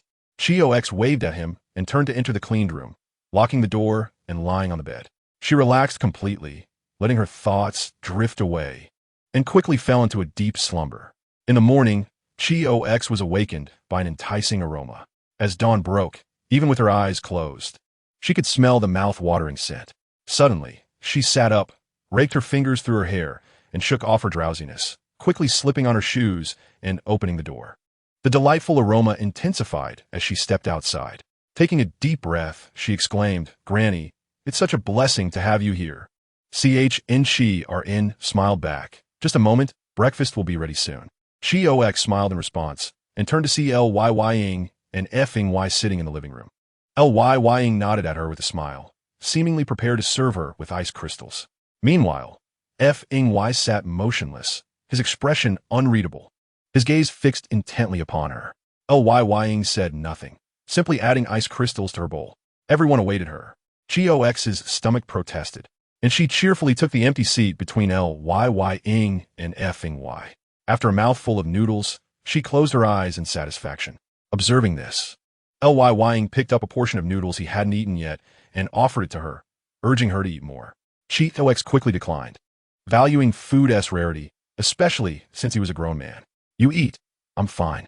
The two exchanged pleasantries while F.Y watched silently, his expression growing colder.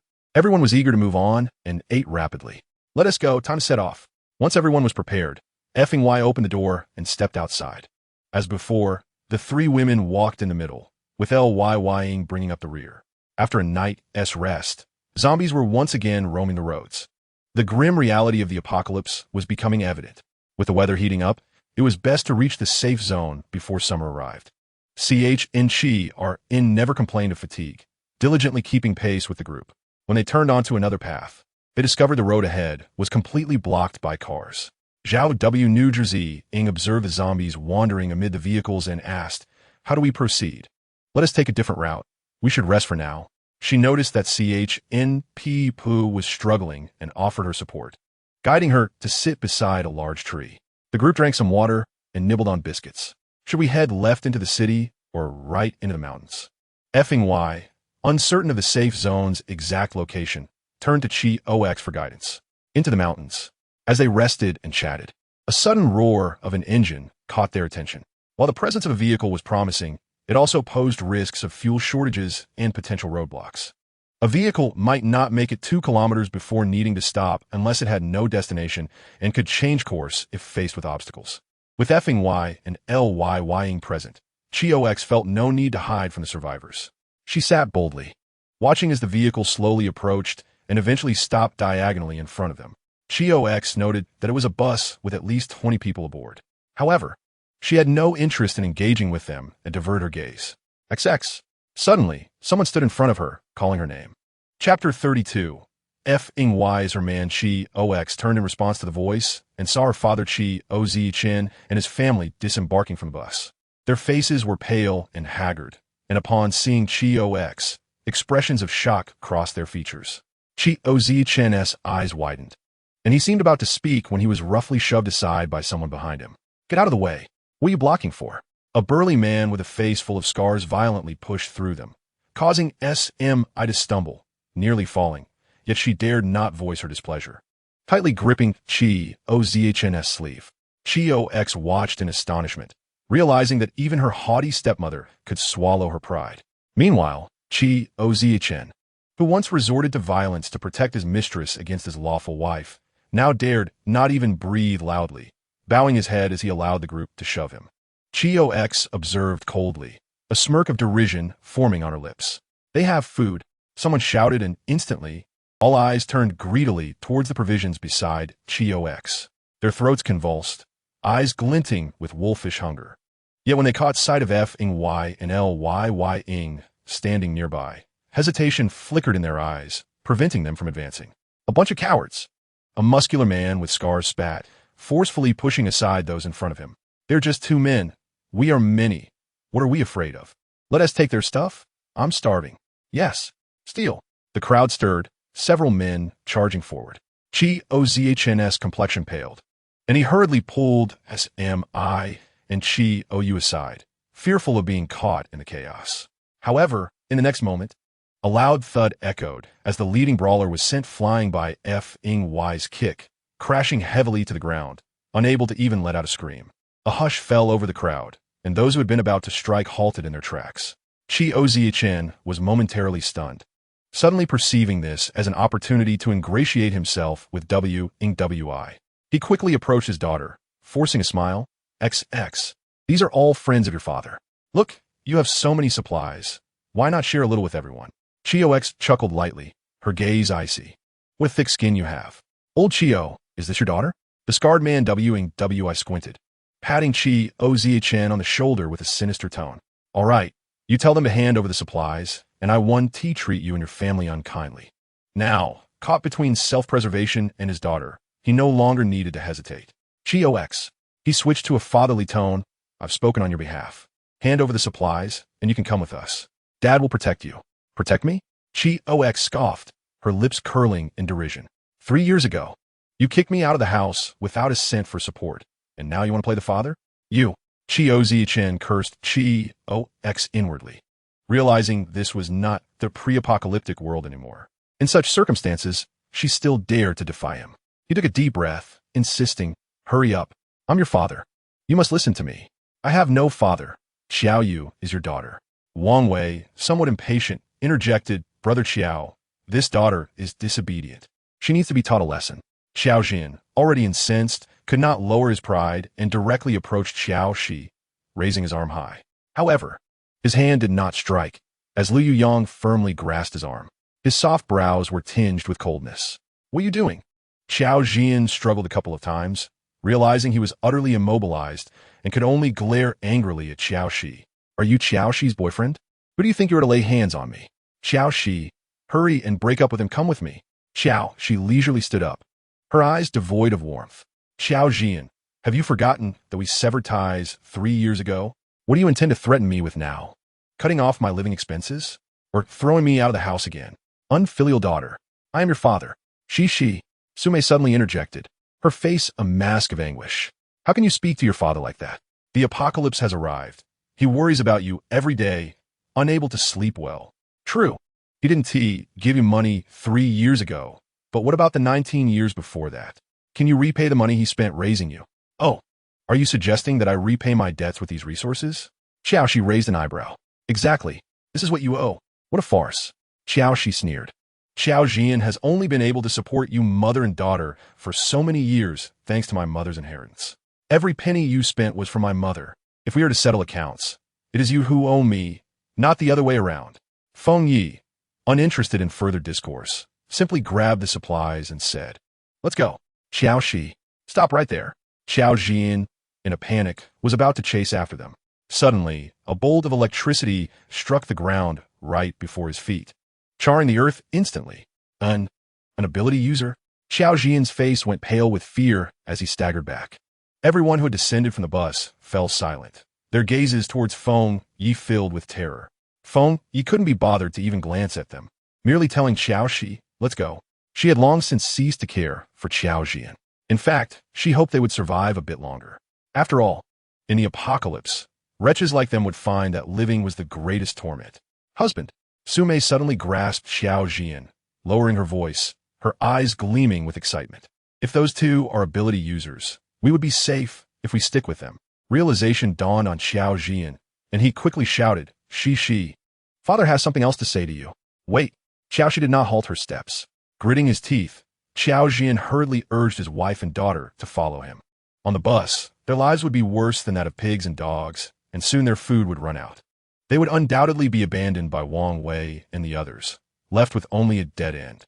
He understood Qiao Xi. Although she was stubborn, she had a soft heart, and she could not truly abandon them. Due to Chen Xiaorong's presence, Qiao Xi and her companions could not move quickly, thus failing to shake off the Qiao family trailing behind. Qiao Xi was well aware they would not give up. Qiao Xian and Su Mei were essentially cut from the same cloth. They were now like starving wolves, ready to pursue at the slightest hint of meat. Moreover, with Feng Yi and Lu Yuyang, two ability users, they would be eager to attach themselves and drain resources. Her voice remained calm, even laced with a barely perceptible smile. Let them follow if they wished. She would not concern herself with them. They traversed through fields and entered the forest. Qiao Xian and his family incessantly called out from behind. Shi, wait. Father is a bit hungry. Quickly bring something for me to eat. Qiao Xi turned a deaf ear, merely observing that Granny Chun seemed to be panting heavily, prompting her to signal Feng Yi and Lu Yuyang to pause. Let us rest a moment before we continue. Just as she finished speaking, Qiao Xian's family screamed as they rushed towards them. Chapter 33. Capturing hearts. Qiao Xi lifted her gaze, seeing two zombies lunging towards the trio. Qiao Yu completely disregarded the 2's fate, screaming as she dashed towards Qiao Xi. Just as Qiao Xi attempted to assist Granny Chun, Zhao Wenjing swiftly intervened. When she finally tried to evade, Qiao Yu had already reached her, shouting, "Sister, help me." Her eyes flashed with malice, and before she arrived, her hand was already reaching for Qiao Xi. Qiao Xi understood her intentions clearly. She snorted softly, about to transform, when suddenly an arm encircled her waist. Qiao Yu missed her grasp, stumbling back and falling. A zombie followed closely, lunging at her. Qiao Yu scrambled to her feet, too late to evade, and frantically kicked and shouted, "No, don't eat me." Qiao Xi, quickly save your sister. Su Mei yelled while running. Qiao Xi would not intervene, but the arm around her waist showed no signs of loosening. She struggled, only to find Feng Yi's grip tightening further. Looking up at him, she noted his sharp jawline, akin to a drawn blade. Sensing her gaze, Feng Yi also lowered his eyes to meet hers. "What? Do you wish to save her? How could that be?" Feng Yi's expression turned to one of incredulity. "Shouldn't you loosen your grip?" Just then, Qiao Yu approached, kicking and struggling, yet the zombie failed to bite her for the moment. "Help me, please. Save me." Qiao Yu looked around, her face full of desperation. Granny Chun could no longer bear to watch and turn away. Lu Yuyang stood frowning, positioned to protect Zhao Wenjing and the others. Yet his gaze bypassed the zombie and Qiao Yu, landing on Feng Yi. Feng Yi quickly sensed Lu Yuyang's scrutiny, remaining unmoved by Qiao Yu's pleas.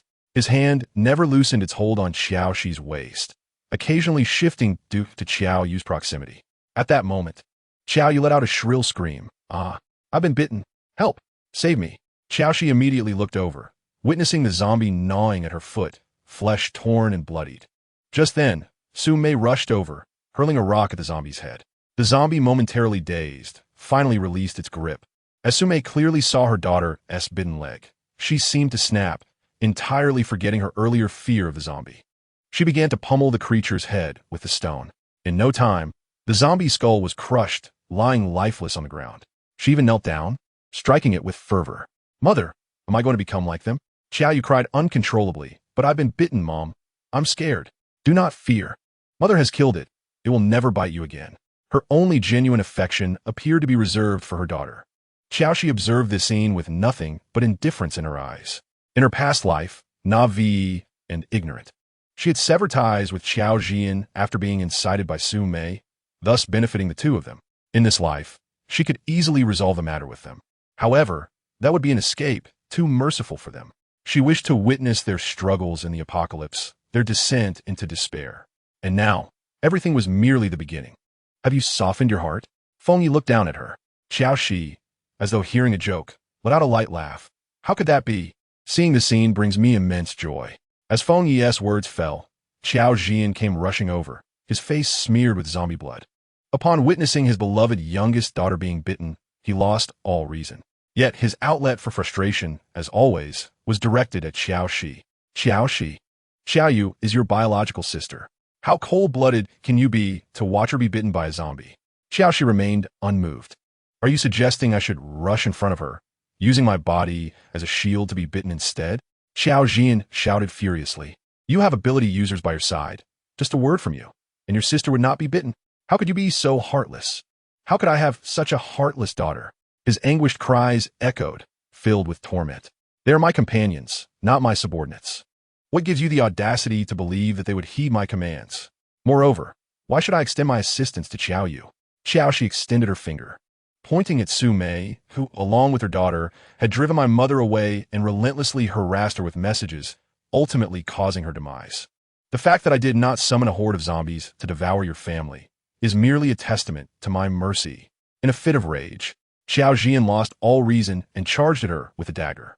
Yet, before he could approach Qiao Xi, he was struck in the abdomen by Feng Ye's swift kick, causing him to crash to the ground. He groaned in pain, his face a ghastly mix of green and white, yet he could not utter a sound. Feng Ye, let's depart. Qiao Yu had been bitten. The survival of the remaining two was of no concern to her. Feng Ye responded with an affirmative grunt and released her. Lu Yuyang, standing on the other side, swiftly approached with Chen Shiro. Just as he was about to address Qiao Xi, Su Mei's voice erupted from behind.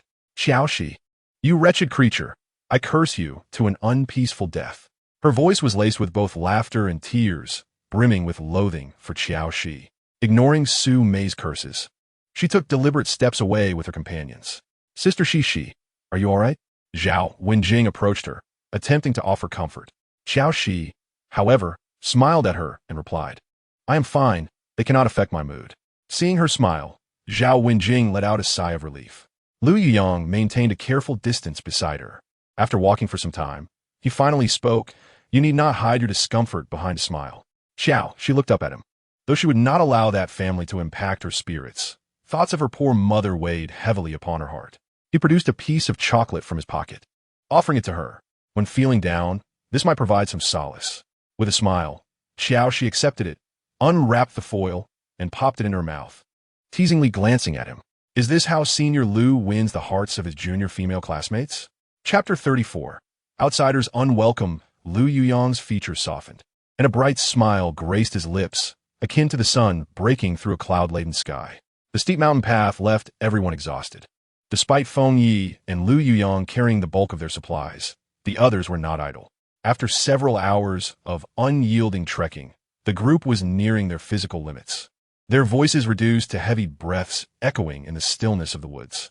Nightfall approached, and they needed to find a place to rest. Qiao Xi, supporting her aching waist, spoke in a voice so frail it seemed she might faint at any moment. She surveyed her surroundings, and her eyes brightened. Ahead, in a hollow of the mountain, a patch of vibrant red tomatoes glistened invitingly in the setting sun.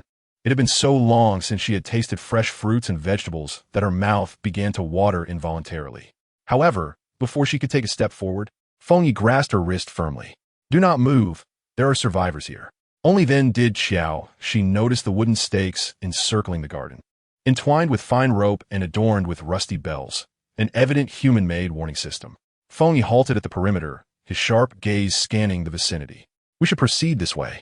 Yet, before they could make their escape, rustling sounds emerged from the foliage above. Several men wielding makeshift weapons burst forth from the shadows, their spears and cleavers glinting ominously in the twilight. Stay away. Outsiders are not welcome here. The leader, a burly man with a face full of brutish features, glared at them with predatory eyes. Behind him stood 5 or 6 equally imposing men, each tensed and ready to pounce. Qiao Xi also noticed children and women peering out from the cave above. Understanding their hostility, she urged, do not be agitated. We are merely passing through and will leave shortly.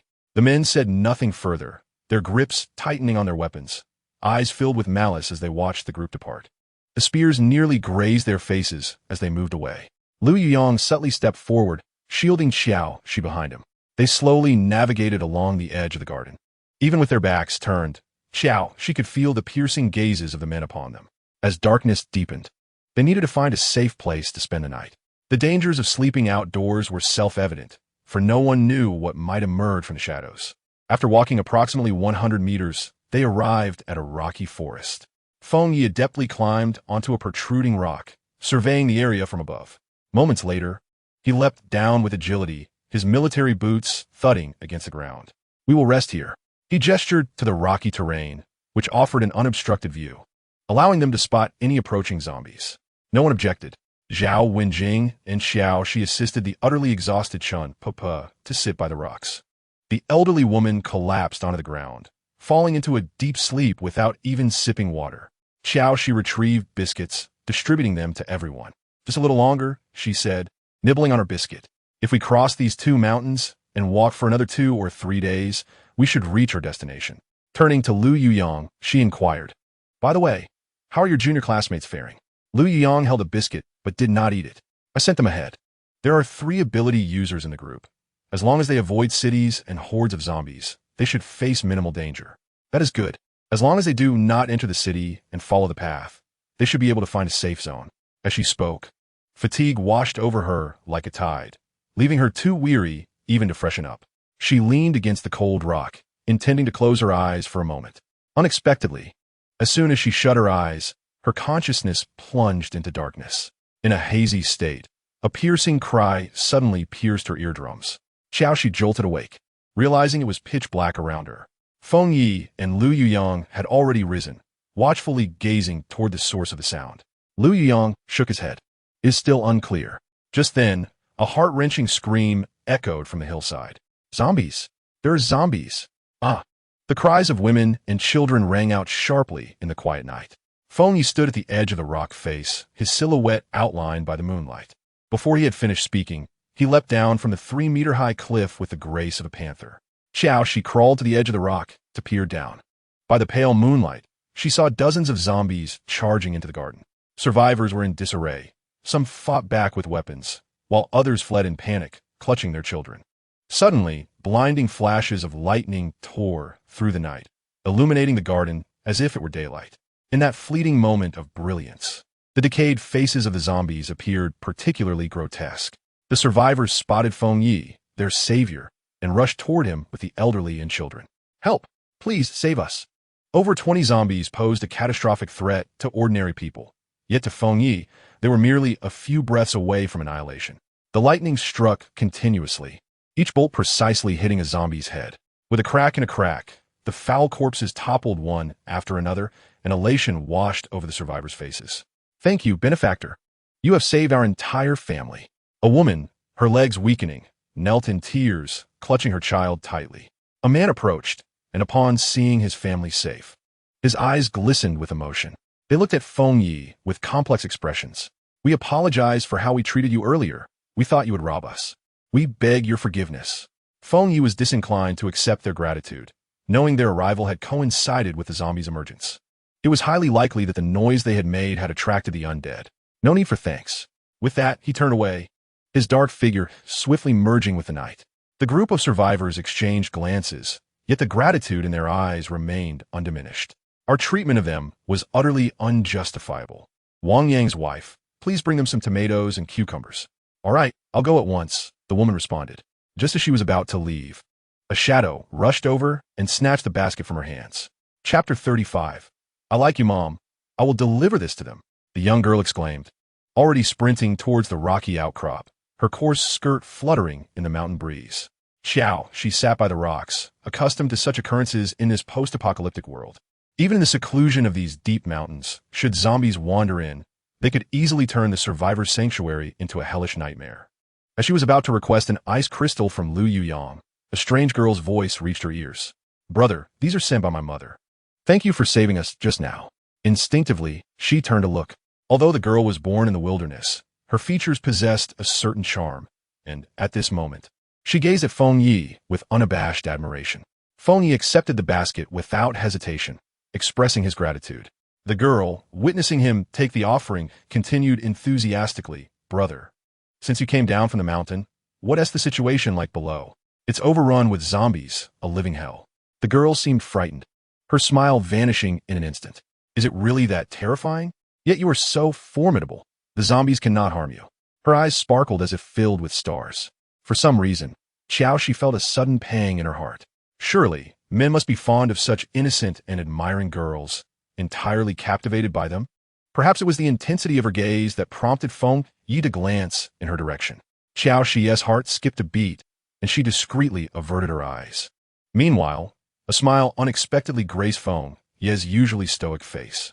As Qiao Xi held the basin, she inadvertently felt the icy crystal slip onto the back of her hand. The sudden chill made her tremble. In the next moment, a large hand firmly grasped hers. She looked up to find Lu Yuyang standing close, his gentle eyes betraying an enigmatic emotion. "What's wrong? What were you thinking while looking at him?" Lu Yuyang's voice was heavy, tinged with frustration. Lacking experience in pursuing girls, he was unsure how to win her heart. He had believed that through careful nurturing and protection, feelings would gradually develop. Yet, he now realized that this was not the case. Feng Yi was a formidable rival, and if he did not clarify his intentions, Feng Yi might seize the opportunity. "I wasn't thinking anything," Qiao Xi replied with a smile, attempting to turn towards the rocks. However, Lu Yang spoke first. "Qiao Xi, I have something to discuss with you. Please come with me." "All right." Qiao Xi followed him, soon disappearing from Feng Yi's sight. The smile on Feng Yi's face faded like a fleeting flower. The girl beside him continued to chatter, but Feng Yi could not absorb a word. The girl's face paled. If the world did not return to normal, she would never descend from the mountain in her lifetime. Behind the rocks, Lu Yuyang gazed at Qiao Xi's smiling face and sighed. "Qiao Xi, I like you." He was always one to take bold steps towards what he desired. Failure did not deter him. He could learn from experience and try again. Though he seldom faced setbacks in other endeavors, he exuded confidence. Yet now, confronted with Qiao Xi, he found himself at a loss, having achieved nothing in matters of the heart. Qiao Xi was taken aback by his directness, momentarily thinking she had misheard. "What did you say? You like me?" Upon seeing her dazed expression, Lu Yuyang felt his initial anxiety ease, his lips curving into a smile. "Yes, I like you.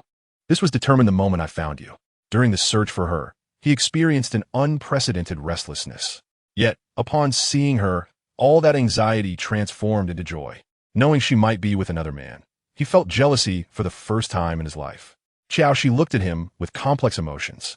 She had received confessions before, but had always been defensively drawn to clean-cut, academically inclined men. After her fallout with Su Linchuan, she vowed never to trust another man easily. However, Lu Yuyang had risked his life to search for her amidst the zombie-infested city. This act stirred her heart, yet it did not compel her to be with him. "You need not feel pressure to accept my feelings, but I will wait for you. This world has changed, and no one knows what tomorrow holds. So I wish to live in the moment." Qiao Xi acknowledged her feelings for Lu Yuyang, but felt unequipped to handle a sincere relationship. Their gazes met for just a fleeting moment before they locked eyes. His silhouette appeared particularly sharp in the twilight, shadows cast by his lashes concealing a myriad of emotions. "Nothing much. How did you come here? Did that little girl leave?" Zhao Wenjing's voice echoed from outside. Qiao Xi, disregarding everything else, turned and headed outside. Given the current weather, it was clear the rain would be substantial, and they needed to find shelter. As the three emerged from behind the rocks, two men descended from above, warning, "It's about to rain. There's no cover here. You should seek refuge in a cave." Lu Yuyang approached them and nodded. "Thank you. We indeed need a place to shelter from the rain." "No need for thanks. You saved us too. Hurry, the rain is coming." The two men, noticing the elderly accompanying them, quickly moved to assist. Qiao Xi intended to move ahead, but was suddenly grasped by Feng Yi, who held her wrist firmly. She turned in surprise. "What's the matter? Were you about to accept him?" Qiao Xi had anticipated he had overheard everything. "No." Upon hearing this, Feng Yi's agitation seemed to ease. He released her wrist, though the lingering warmth of his touch remained, reminiscent of past memories. "But doesn't tea concern you, does it?" Qiao Xi lazily glanced at him. Feng Yi chuckled lightly. "Qiao Xi, you were the one who attracted me first." "What?" Qiao Xi stared at him, bewildered. While it was true she had stumbled into his room and interacted with him, she had always maintained a respectful distance. Except for that one time, he was hypnotized. At that moment, he was not conscious. Surely he didn't remember? With this thought, Qiao Xi held her head high and quickened her pace. Soon catching up with Lu Yuyang, Feng Yi's gaze followed her closely, vowing to hold her accountable one day. Chapter 36. The competition outside the cave. The rain poured heavily. Just as Qiao Xi and Lu Yuyang stepped inside, the downpour intensified behind them. Large raindrops hammered against the ground, sending countless splashes into the air. In no time, the cave entrance was obscured by a thick veil of water vapor, rendering the outside world unseeable. Dim yellow oil lamps flickered to life within the cave, illuminating every face present. The initial wariness had long dissipated, replaced now by expressions of gratitude. An imposing elder stepped forward. This reign won't cease anytime soon. Wang Yang's wife, please make space for our benefactors to rest. Turning to Qiao Xi, he added, given the heavy rain outside, you all should feel free to stay here tonight. If it weren't for the inclement weather, they could manage the night by the rocks. But in such dreadful conditions, no one could endure even half an hour without succumbing, especially Grandma Chun. Then we will impose. Thank you all. Qiao Xi smiled in appreciation. Chen Xiaorong also expressed her gratitude to a woman of similar age beside her. What imposition! If it weren't for your timely assistance, we might not have survived. The elderly man waved his hand dismissively. The women moved with great efficiency, swiftly tidying up one of the caves, even replacing the bedding with fresh linens. Chen Xiaorong grasped Wang Yang's wife's hand, expressing her gratitude repeatedly. Mother-in-law, the space is a bit cramped. I hope you don't mind. Having a shelter from the wind and rain is already a blessing. Inside the cave, there was merely a wooden bed and a makeshift mat on the floor. In this apocalyptic world, concerns about gender separation were cast aside. After a brief wash, Qiao Xi, Chen Xiaorong, and Zhao Wenjing squeezed onto the bed, while the two men settled on the ground. Exhausted, everyone quickly fell into a deep slumber, sleeping soundly. Upon waking the next day, the weariness of the past few days had vanished. The heavy rain outside continued to pour relentlessly. Had it not been for the elevated terrain of the cave, they might have already been submerged. Even so, the ground at the entrance had turned into a quagmire. This rain shows no sign of stopping. You all can rest easy here.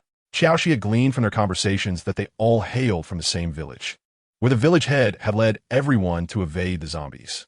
The old village head continued, there is food and spring water here. Being trapped is not a concern. Just then, the faint sound of a child's cough echoed from the depths of the cave. It was distant and not very clear. The old village head turned. A few children are ill and coughing. One has had a fever for 3 days. Our people originally planned to descend the mountain to find medicine. But given the weather and the situation below, we can only leave the fate of those children to chance. Although they were not lacking in basic medicines like fever reducers, antibiotics, and cough syrup, those supplies had been obtained from the hospital overrun by zombies. She glanced over at Feng Yi, and their eyes met. He understood her meaning, allowing her to decide. Qiao Xi was taken aback by his generosity and leaned closer, lowering her voice. We will be staying for several days. I see they have a sufficient supply of vegetables. When we leave, we can take some to supplement our vitamins. Indeed, Feng Yi did not hesitate to part with a few pills. Fresh vegetables were a rare treasure for those accustomed to eating junk food. He promptly turned and entered the resting cave, rummaging through their supplies to retrieve fever reducers and cough syrup. When she handed the medication over, several parents accepted it with trembling hands, their eyes red and glistening. Thank you, thank you. One man wept openly, kneeling before them. Qiao Xi quickly stepped back, please. Get up. We just happen to have some, and you have taken us in. The children clutched the tablets tightly. They did not wish to risk descending the mountain for medicines, for in this cannibalistic apocalypse, if they were to leave and something unfortunate happened, what would become of the children? In times of danger, children without parents are the most vulnerable, so they hoped to delay their departure, wishing for the children to recover on their own. Perhaps due to the continuous kindness received, during lunch, when the old village head invited them to dine together. Qiao Xi was delighted to see 4 dishes laid out on the table: scrambled eggs with tomatoes, stir-fried eggplant, cucumber soup, and the most surprising of all, a plate of stir-fried preserved meat with green peppers. Zhao Wenjing unconsciously swallowed hard, while others in the cave gazed longingly at the meat, which had been reserved for the new year and was a delicacy they had not tasted in months. Come, everyone sit down. The old village head warmly ushered the 5 of them to their seats, while he joined other elders at the table. Due to limited space, the elderly, weak women and children had to share some dishes at the side. As soon as Qiao Xi sat down, Feng Yi and Lu Yuyang silently took positions on either side of her. Don't be shy. Eat while it's hot, urged the old village head, prompting everyone to pick up their chopsticks. Silence enveloped the table as they focused intently on savoring the rare delicacies. Lu Yuyang picked up a piece of fatty preserved meat and naturally placed it in Qiao Xi's bowl. You should eat too. Qiao Xi glanced at him sideways. Feng Yi observed the scene with a hint of a cold smile playing at the corners of his lips. In the next moment, Qiao Xi felt her left hand, resting by her side, suddenly grasped. Turning to meet Feng Yi's deep gaze, She ceased her struggles to avoid drawing attention, offering a smile to Lu Yuyang, who looked at her questioningly. "It's fine. Let us eat." Just as she prepared to lower her head and continue dining, Feng Yi unexpectedly pried her fingers apart, lightly tracing the palm of her hand. Two hard objects were slipped inside. She curiously looked down to find two shining stones, the cores of evolved zombies. Confusion clouded her expression as she looked up at him, silently questioning his intentions. "There are only these two left. They are all yours." While the others remained engrossed in their meal, they were oblivious to the exchange between the two. "What do you want to give me this for? Keep them for yourself. You ate the meat I gave you. Why can't I offer you the cores?" "But they're not the same," she protested. While the meat was precious, everyone was eating, but what were the cores? In the early days of the apocalypse, they were a rare and invaluable treasure, easily obtained only by evolved abilities. Others needed to collaborate to acquire them. The few she had given him were merely a favor, and she felt no qualms about having them. However, why was he giving her his? Just as she was about to insist, she suddenly felt a chill at her neck. Turning, she met Lu Yuyang's gaze. Initially, he thought they were merely whispering, but upon seeing their intertwined hands, his usually gentle eyes glinted with a sharp coldness. Chapter 37. Move closer, Qiao Xi. Why don't you sit in my spot? It would be more convenient for you to reach the dishes. Before Lu Yuyang finished speaking, he stood up, not giving Qiao Xi a chance to refuse. She could not comprehend Feng Yi's strange behavior today. He hadn't touched a single dish on the table. It seemed fixated on holding her hand. Time passed in an eerie stalemate. Feng Yi did not let go, and Lu Yuyang refused to sit down. The air thickening with tension. The surrounding people began to notice the commotion, casting curious glances their way. Unable to escape, Qiao Xi smiled and said, "Everyone, please continue eating." She placed her foot on Feng Yi's, applying slight pressure. To her surprise, he didn't flinch. "Xiao Yi, why aren't you eating?" Chen Xiaorong asked with concern. The table was filled with delicious dishes, and seeing them nearly finished made her heart ache.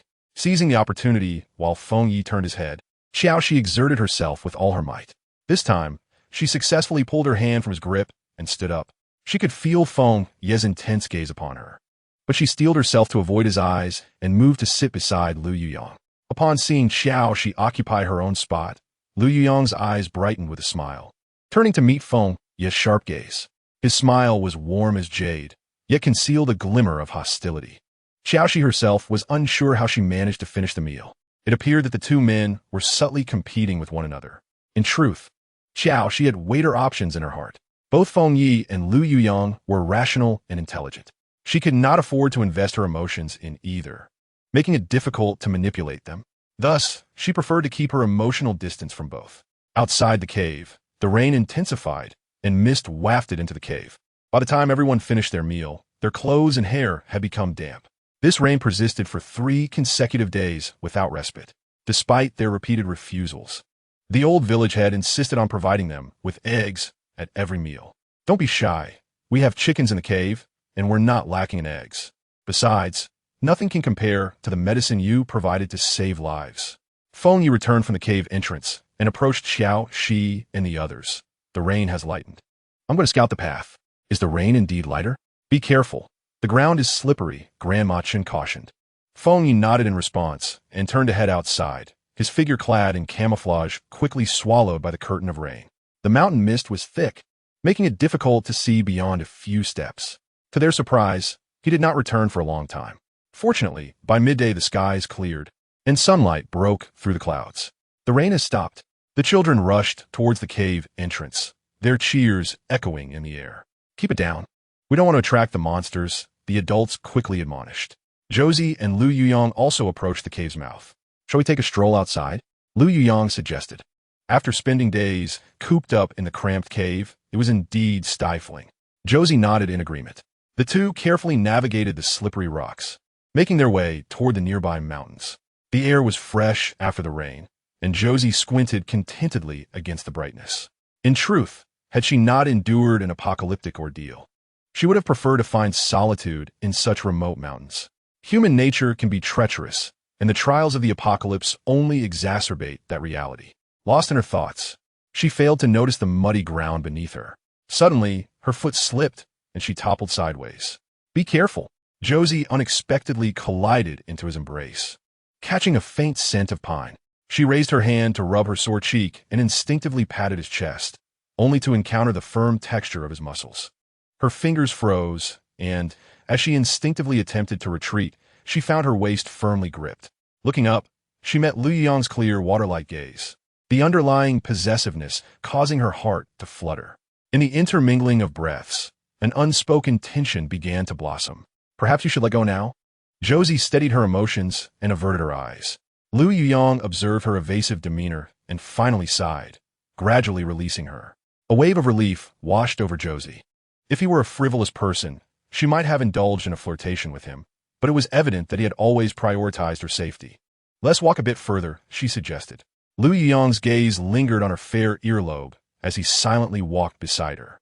Lu Yuyong, have you considered looking for your family? If a safe zone exists, there's a good chance they'd be there. That would be wonderful.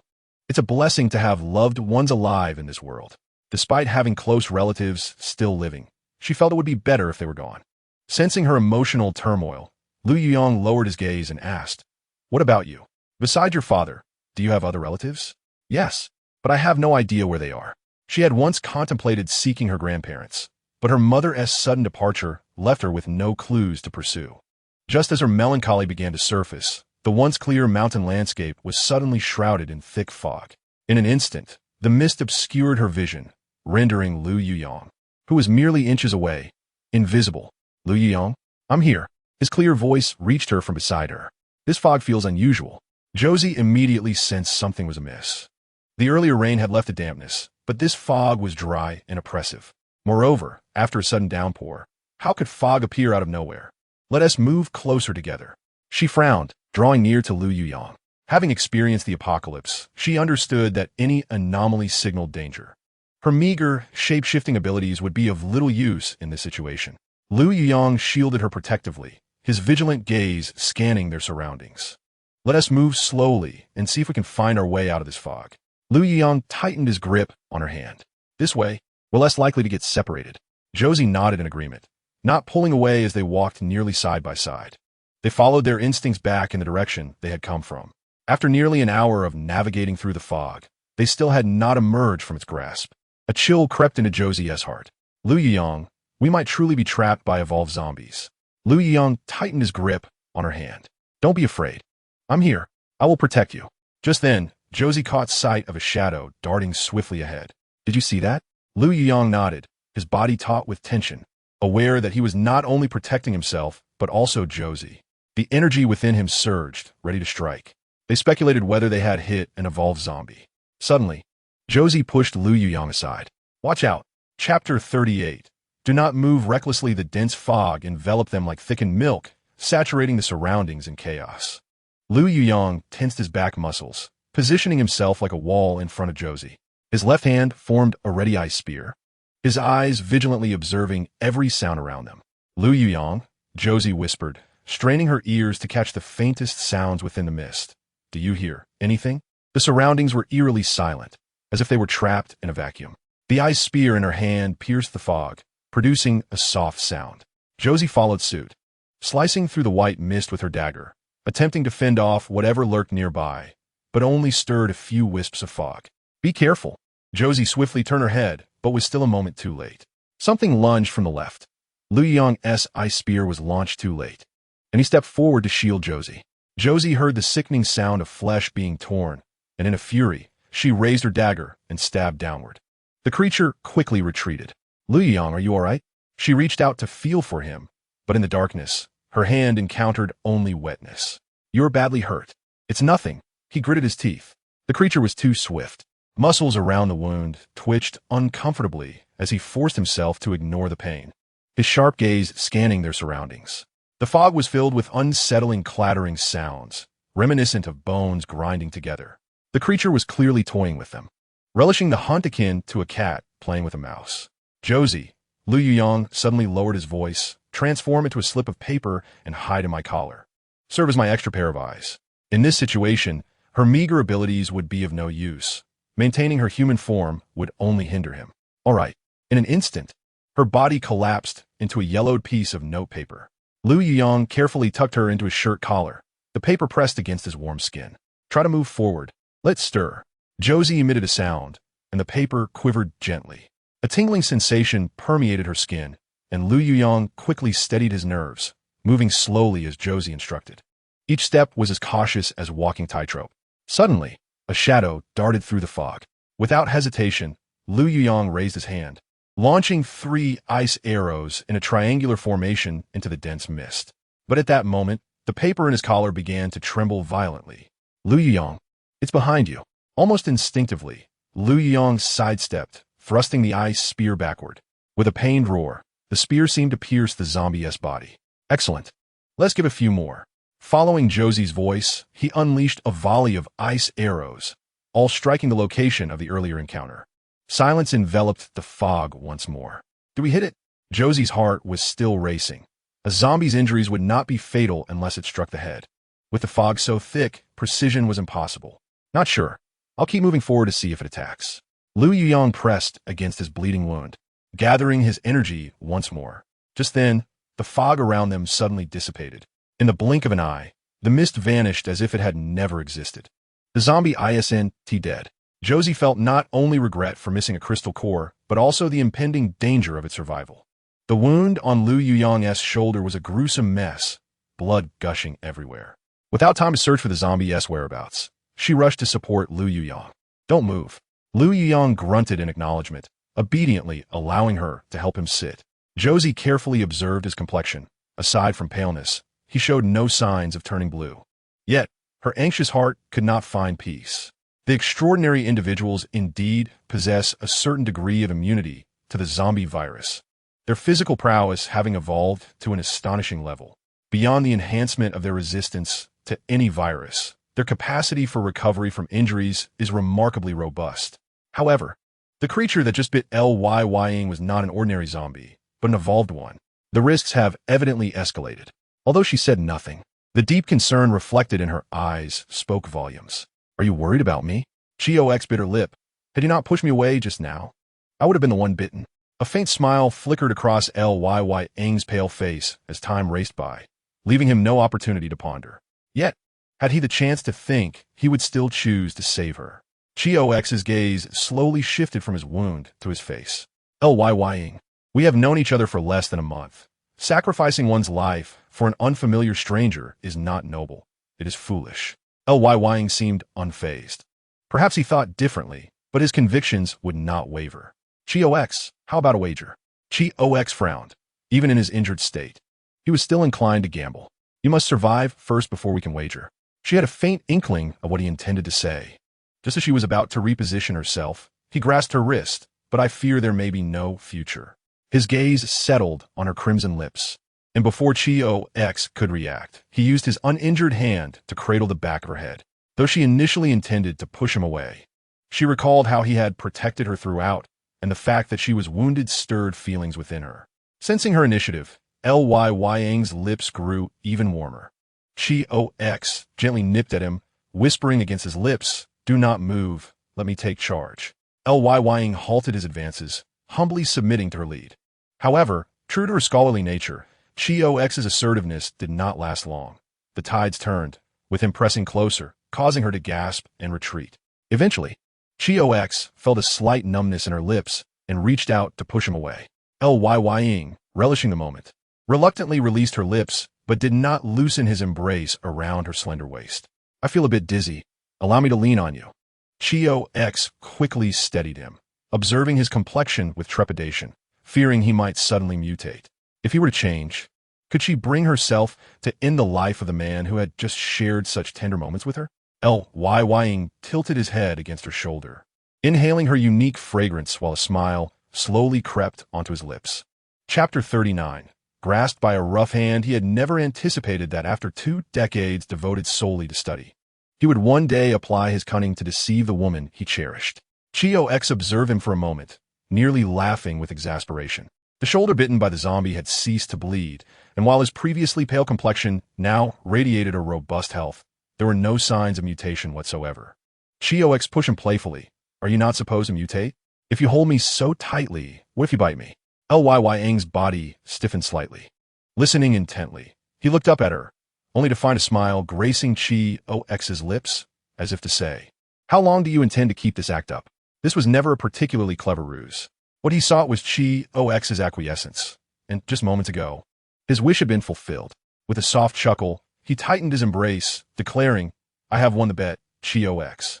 Who agreed to gamble with you?" Qiao X poked his chest with a finger. Lying seized her playful finger, his captivating eyes revealing a serious intent. "Qiao X, I am earnest. Will you be with me?" The corners of her beautiful brows lifted.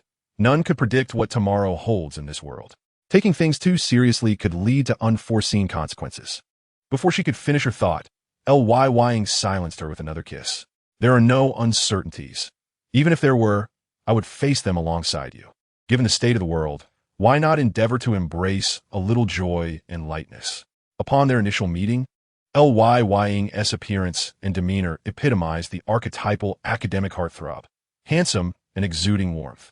Yet, beneath this exterior lay a core of ruthlessness and dominance, distinct from the overt aggression of others like Y. She was unprepared to cultivate feelings with anyone. Perhaps if it were merely a physical connection, she could entertain the notion with him. Yet, having just attempted that, she noted his awkwardness in kissing. Given his nature, he likely could not engage in a purely physical relationship. "Does being with you bring happiness?" Ying regarded her in silence, a meaningful smile gracing his lips. He recognized her reluctance to continue, and thus loosened his hold. Ying's wound had begun to heal, showing no signs of mutation. Could it be that he encountered that zombie? He walked behind her, having overheard their conversation, and noticing her pale expression, he spoke words of comfort. Y is quite formidable. Even if trapped, that zombie could not kill him. Qiao X felt a measure of relief. Intending to resume her conversation with Granny Qian, when a woman's scream pierced the air from within the cave. "Have you been bitten?" In an instant, terror and regret flashed across the faces of the others present. Qiao X hurriedly clarified, "He is an extraordinary individual, and it is difficult for him to be infected even after being bitten. Moreover, an hour has passed, and he remains perfectly well. Everyone, rest assured."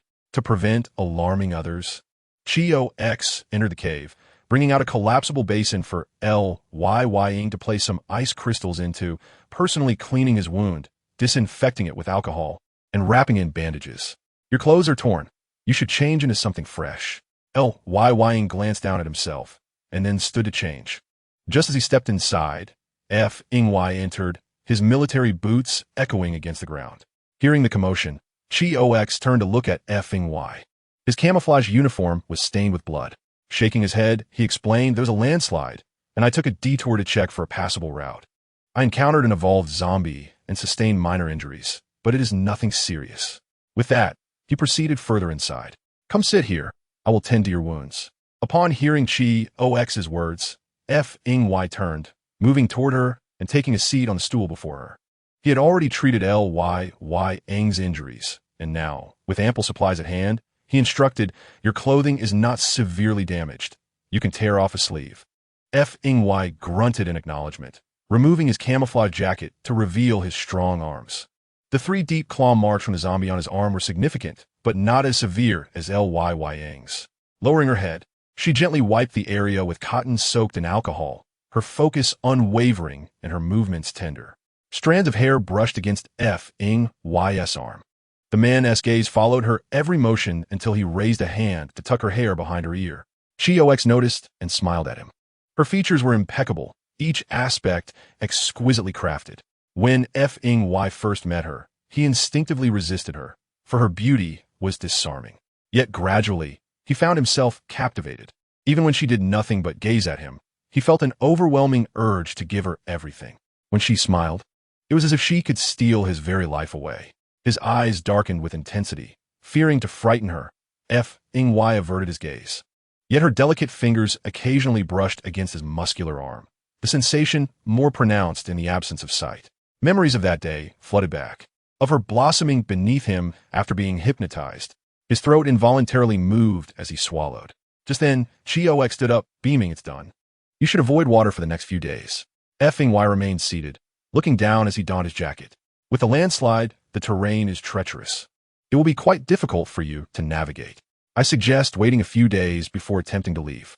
Granny Qian has difficulty moving in normal weather, and with the continuous rain, the ground has become sodden." "All right, I am not in a hurry. I will wait for you. Ling emerged from the room, dressed in clean clothes, and I felt no urgency. Given that my mother-in-law struggled with mobility, we decided to extend our stay for a couple more days. As he approached the village chief, he mentioned, due to the landslide outside, we may need to impose upon you further. Before he could finish, the village chief interrupted with a wave of his hand, saying, impose? You may stay as long as you wish. The wives joyfully accepted the wild rabbit to prepare for dinner. That evening, we indulged in a sumptuous feast, perhaps due to overeating.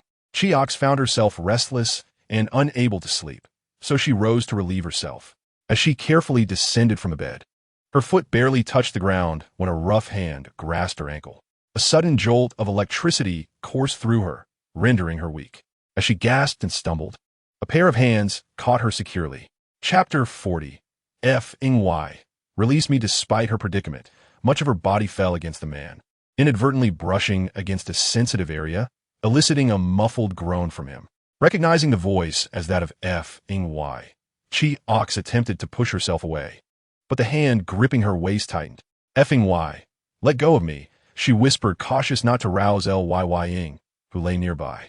Yet, rather than releasing her, Y swiftly repositioned himself, now in a dominant posture over her. What are you doing? She protested, aware of Ling, as well as Qiao Xi and Zich New Jersey Ying, who lay in close proximity. Though she could not see Y's face in the darkness, the oppressive aura he exuded was palpable. Qiao Xi, when I was hypnotized that day, it was you, wasn't it? He queried. Qiao Xi felt her heart race at the realization that he was aware of what had transpired. It wasn't me. Let go of me, she insisted, refusing to acknowledge it. His low chuckle filled the space. Qiao Xi, I was merely hypnotized, not amnesiac. As she squirmed beneath him, attempting to escape his grasp, he let out another subdued groan. If you keep moving, I can't guarantee what might happen. If I remain still, will you release me? In the dim light, she opened her eyes wide to meet his gaze. Though the illumination was faint, they could discern each other's expressions. Promise me one thing, and I will let you go. The cave was crowded, and he had no intention of taking advantage of her. Qiao Xi did not wish to dig herself into a hole. She inquired, what is it? That depends on whether I can fulfill it. Y scoffed lightly. It's not difficult, just a matter of willingness. After a deep breath, Qiao Xi replied, fine, speak. Stay away from Ying. Just that? Yes. She immediately nodded, feigning compliance. All right. Now let go. I need to use the bathroom. Did you agree so easily? I have consented. Are you not satisfied? Y laughed softly, finally releasing her. Qiao Xi hurriedly dashed outside, nearly bursting. Villagers were assigned to keep watch nightly, and after greeting them, she slipped out of the cave to relieve herself. Quietly, she climbed back into bed, feeling somewhat drained. This time, she closed her eyes and soon drifted into a deep slumber. In the morning, as dawn broke, Qiao Xi felt the stirring of those around her. Yet, she was reluctant to move, rolling over in her sleep. After an indeterminate time, she vaguely heard voices. Is she still asleep? Yes. Qiao Xi might be exhausted from the past few days. With footsteps approaching, Qiao Xi turned over, facing outward, and upon opening her eyes, she locked gazes with Ying. His charming features were adorned with a smile. Tired? Qiao Xi lazily closed her eyes again, sitting up and stretching. Have I overslept? Her beauty was undeniable, even in her disheveled state. A captivating aura of languor surrounded her. It's not late. I merely came to check on you. If you wish to sleep, continue. After a moment of squinting, Qiao Xi declared, I will not sleep anymore. What is the situation outside? It hasn't rained, has it? Yes. The weather is excellent. In a couple of days, the mountain path will dry. Ying moved to the side, retrieving a collapsible basin from the ground and stepping outside to fetch water. Just as Qiao Xi finished tying her hair, she turned to see him wringing out a cloth. He stood sideways to her, his tall and elegant figure strikingly attractive. Sensing her gaze, Ying turned to meet her eyes, a smirk playing on his lips as he approached. He offered the cloth to her, asking, shall I assist you in drying? His gentle smile ignited a flutter in Qiao Xi's heart. Thank you. She feigned calmness as she accepted the cloth, turning away to wipe her face. It was not her fault for feeling enchanted. His face was simply too captivating. Had she met him before Su Qianqian in her previous life, she might have pursued him. But now, she needed to learn to temper her emotions. Men were the most unreliable beings. As she finished drying her face, her heart, once unsettled, returned to normalcy. Lying, perceptive as always, noticed the shift in Qiao Xi's demeanor. When she had looked at him just moments before, her eyes sparkled with admiration, which he cherished. Yet, in the blink of an eye, her expression transformed into one of detachment. Furrowing his brow, he asked, "What is wrong?" Qiao Xi bypassed him to wring out the cloth. "What is wrong?" She replied with a smile that seemed to veil her true thoughts behind a mist. "You just seem distant." Upon hearing this, both of them exchanged glances, their expressions shifting simultaneously, and they hastily made their way outside. As they reached the cave entrance, a thick fog cloaked the outside world. Strange, this fog appeared too rapidly. Just moments ago, everything was fine, and the weather was splendid. This fog is suspicious. Village chief, instruct the women and children to retreat deeper into the cave. The men should form a line further back, ready with weapons for defense. The village chief, aware of their capabilities, promptly complied with Yang's orders. He and Qiao Xi stood at the cave entrance, vigilantly observing the outside. At that moment, a figure emerged from the fog. Yang was about to release his ice arrow when he heard Y's voice. "It's me." He quickly approached Qiao Xi and Y. "This fog is peculiar. Moments ago, I was outside the cave, and in the blink of an eye, it rolled in. Thankfully, I quickly discerned the direction, or I would have been trapped." Qiao Xi focused on the depths of the fog. "We encountered this before. It was created by evolved zombies." Yang added, "They are cunning. We may need to collaborate to confront it." Y acknowledged this and directed Qiao Xi, "Hold your weapon tightly and stand behind us." As the fog gradually encroached upon the cave, even though Qiao Xi knew Yang and Y were nearby, she felt a surge of anxiety. Gripping her dagger tightly and remaining alert to her surroundings, time passed slowly, the cave silent enough for a pin drop to be heard. The men's breaths grew heavy with tension. Suddenly, a piercing scream resonated from nearby. Chapter 41. Indulgence lightning struck the zombie, causing it to emit a shrill cry. Yang swiftly released another ice arrow in response. The sound of the zombie echoed within the cave, sending a wave of dread through everyone present. "Qiao Xi, be careful. A zombie has entered." Qiao Xi remained vigilant, clutching her dagger, while Yang and Y dashed deeper into the cave. "I've been bitten. I've been bitten." A man shouted in panic. "Stay calm. Do not scatter. Do not give it a chance to enter." Just as Yang finished his warning, Qiao Xi caught a whiff of a thick, metallic scent of blood nearby. Then Y's voice echoed. "I will lure it away." Yang, follow me. Qiao Xi, keep an eye on that injured man. The allure of an ability user's blood is comparable to the irresistible charm of catnip for felines. Thus, when Fengyi accidentally inflicted a wound upon himself, the scent of blood wafted through the air, and as Josie witnessed a shadow dart past her, she understood that a zombie had pursued Fengyi. Once Lu Yuyang and Feng Yi had lured the evolved zombie out of the cave, Josie immediately approached the villagers, her voice taut with anxiety, inquiring who had been injured. Soon from a corner to her left, a man's voice, thick with tears, emerged. I've been bitten." Josie cautiously approached him, only to hear the man break down, lamenting, "I have a wife and children. What should I do? I don't want to die. I want to protect them." Gripping her dagger tightly, Josie resolved that if he were to transform, she would have to ensure a swift end to his life to prevent further casualties. After a prolonged moment of sobbing, he uttered, "Please, kill me to spare you from my potential harm. Afterward, please look after my wife and children." As he spoke, it seemed he had reached a grim decision. The pitch of his voice had turned hoarse.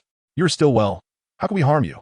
The villagers, having escaped from the same village, were reluctant to confront such a scene, yet inaction could lead to their own doom once he transformed. The man, clutching his wounded arm, slowly turned to face Josie. "Josie, they cannot do it. You must come and kill me." Josie, with her dagger in hand, replied, "Do not rush. If you truly transform, I will undoubtedly end your suffering at the first opportunity. However, you seem to be holding on. Perhaps there is a chance for you to become an ability user." "What did you say? I might become an ability user?" "Yes, so refrain from hastening your demise. I will keep watch." Her words provided him with a measure of comfort, as he silently prayed not to undergo transformation. The occurrence of ordinary individuals evolving into ability users after being bitten is exceedingly rare. Thus, Her reassurances served merely as psychological solace to ease his distress. Consequently, she remained vigilant of the situation outside the cave, while listening intently to the fluctuations in the man's voice. Feng Yi and Lu Yuyang exhibited remarkable teamwork, and soon Josie heard the piercing cries of the wounded zombie. Regrettably, the fog barrier obscured their line of sight, making attacks imprecise and laborious. Suddenly, the man who had been bitten let out a gut-wrenching wail. "Help me!" His voice no longer resonated as human, resembling the guttural sounds of a zombie, though he still retained the ability to speak, albeit in an increasingly peculiar tone. "Aye." Josie swiftly advanced and plunged her dagger into the head of the man who had already mutated. As she ended his life, she closed her eyes. This is the apocalypse, where the cycle of life and death unfolds daily. Soon, the mournful sobs of the men echoed around her. Perhaps they grieved for their fallen companion or mourned the bleakness of the future. She withdrew her dagger, inhaling deeply. "Village chief, you must hold this line. Do not let the zombies breach our defenses." The village chief's voice had grown hoarse. "We shall not retreat, even unto death." "Very well," Josie replied before taking a few steps forward, fully focused on the situation outside. Flickers of lightning were visible through the fog. "Lu Yuyang, I will stand here as bait. Do you have confidence in hitting it?" Feng Yi's voice pierced through the fog and reached Josie's ears. "I cannot guarantee a perfect hit. Perhaps 70 to 80%. That will suffice." Feng Yi swiftly made a decision. "I will attract its attention. You seize the opportunity to strike." The zombie that created the fog barrier was cunning, always staying just beyond reach while seeking an opportunity to ambush. However, since Feng Yi and Lu Yuyang had been on the defensive, they had not gained much despite the expenditure of their abilities. Prolonged attrition would be detrimental to them. The only way to create the best opportunity to eliminate it was to use himself as bait, drawing it closer. Feng Yi remained still, refraining from any attacks. Lu Yuyang held his breath, attuned to every movement around them. Josie, having overheard their plan, felt her tension rising. Time seemed to stretch infinitely, with no sound emerging from the fog. Josie bit her lip, waiting for the outcome. Suddenly, the zombie's shrill scream pierced her ears, followed by the sound of a heavy object hitting the ground. Suppressing her anxiety, she urgently inquired, "What is happening?" Soon, Lu Yuyang's voice resounded through the fog. "Do not fear. We have dispatched the zombie." As he spoke, the fog barrier began to dissipate at a visibly rapid pace. In an instant, light flooded into the cave, and Josie beheld the scene outside. Feng Yi's arms were drenched in blood as he bent down to excavate a crystal core. A collective sigh of relief escaped everyone, and Josie hastened toward the exit. As she approached the two men, Feng Yi wiped the excavated crystal core on himself before tossing it to her. "Take this. Were you giving me what you earned? You said it yourself. We will share what we obtained, but initially I will give it to you. We shall divide it later." Josie hesitated for a moment while holding the crystal core. "Very well." Chen Shurong, supported by Zhao Wenjing, emerged and upon seeing Feng Yi covered in blood, exclaimed with concern, "Xiao Yi, come inside. Let me bandage your wounds." "It's not serious. I am fine." "Nonsense. That is serious. Come here." Under Chen Shurong's insistence, Feng Yi reluctantly took long strides back into the house. Just as Josie was about to turn away, she was enveloped in a tight embrace. Lu Yuyang rested his chin upon her head, saying nothing, only holding her close. Josie initially intended to push him away, but having just survived a life-and-death battle, her willpower was at its weakest. She surrendered to her feelings. Lu Yuyang's grip tightened as if he wished to meld her into his chest. Faced with the evolved zombie, he had only one thought. They could not falter.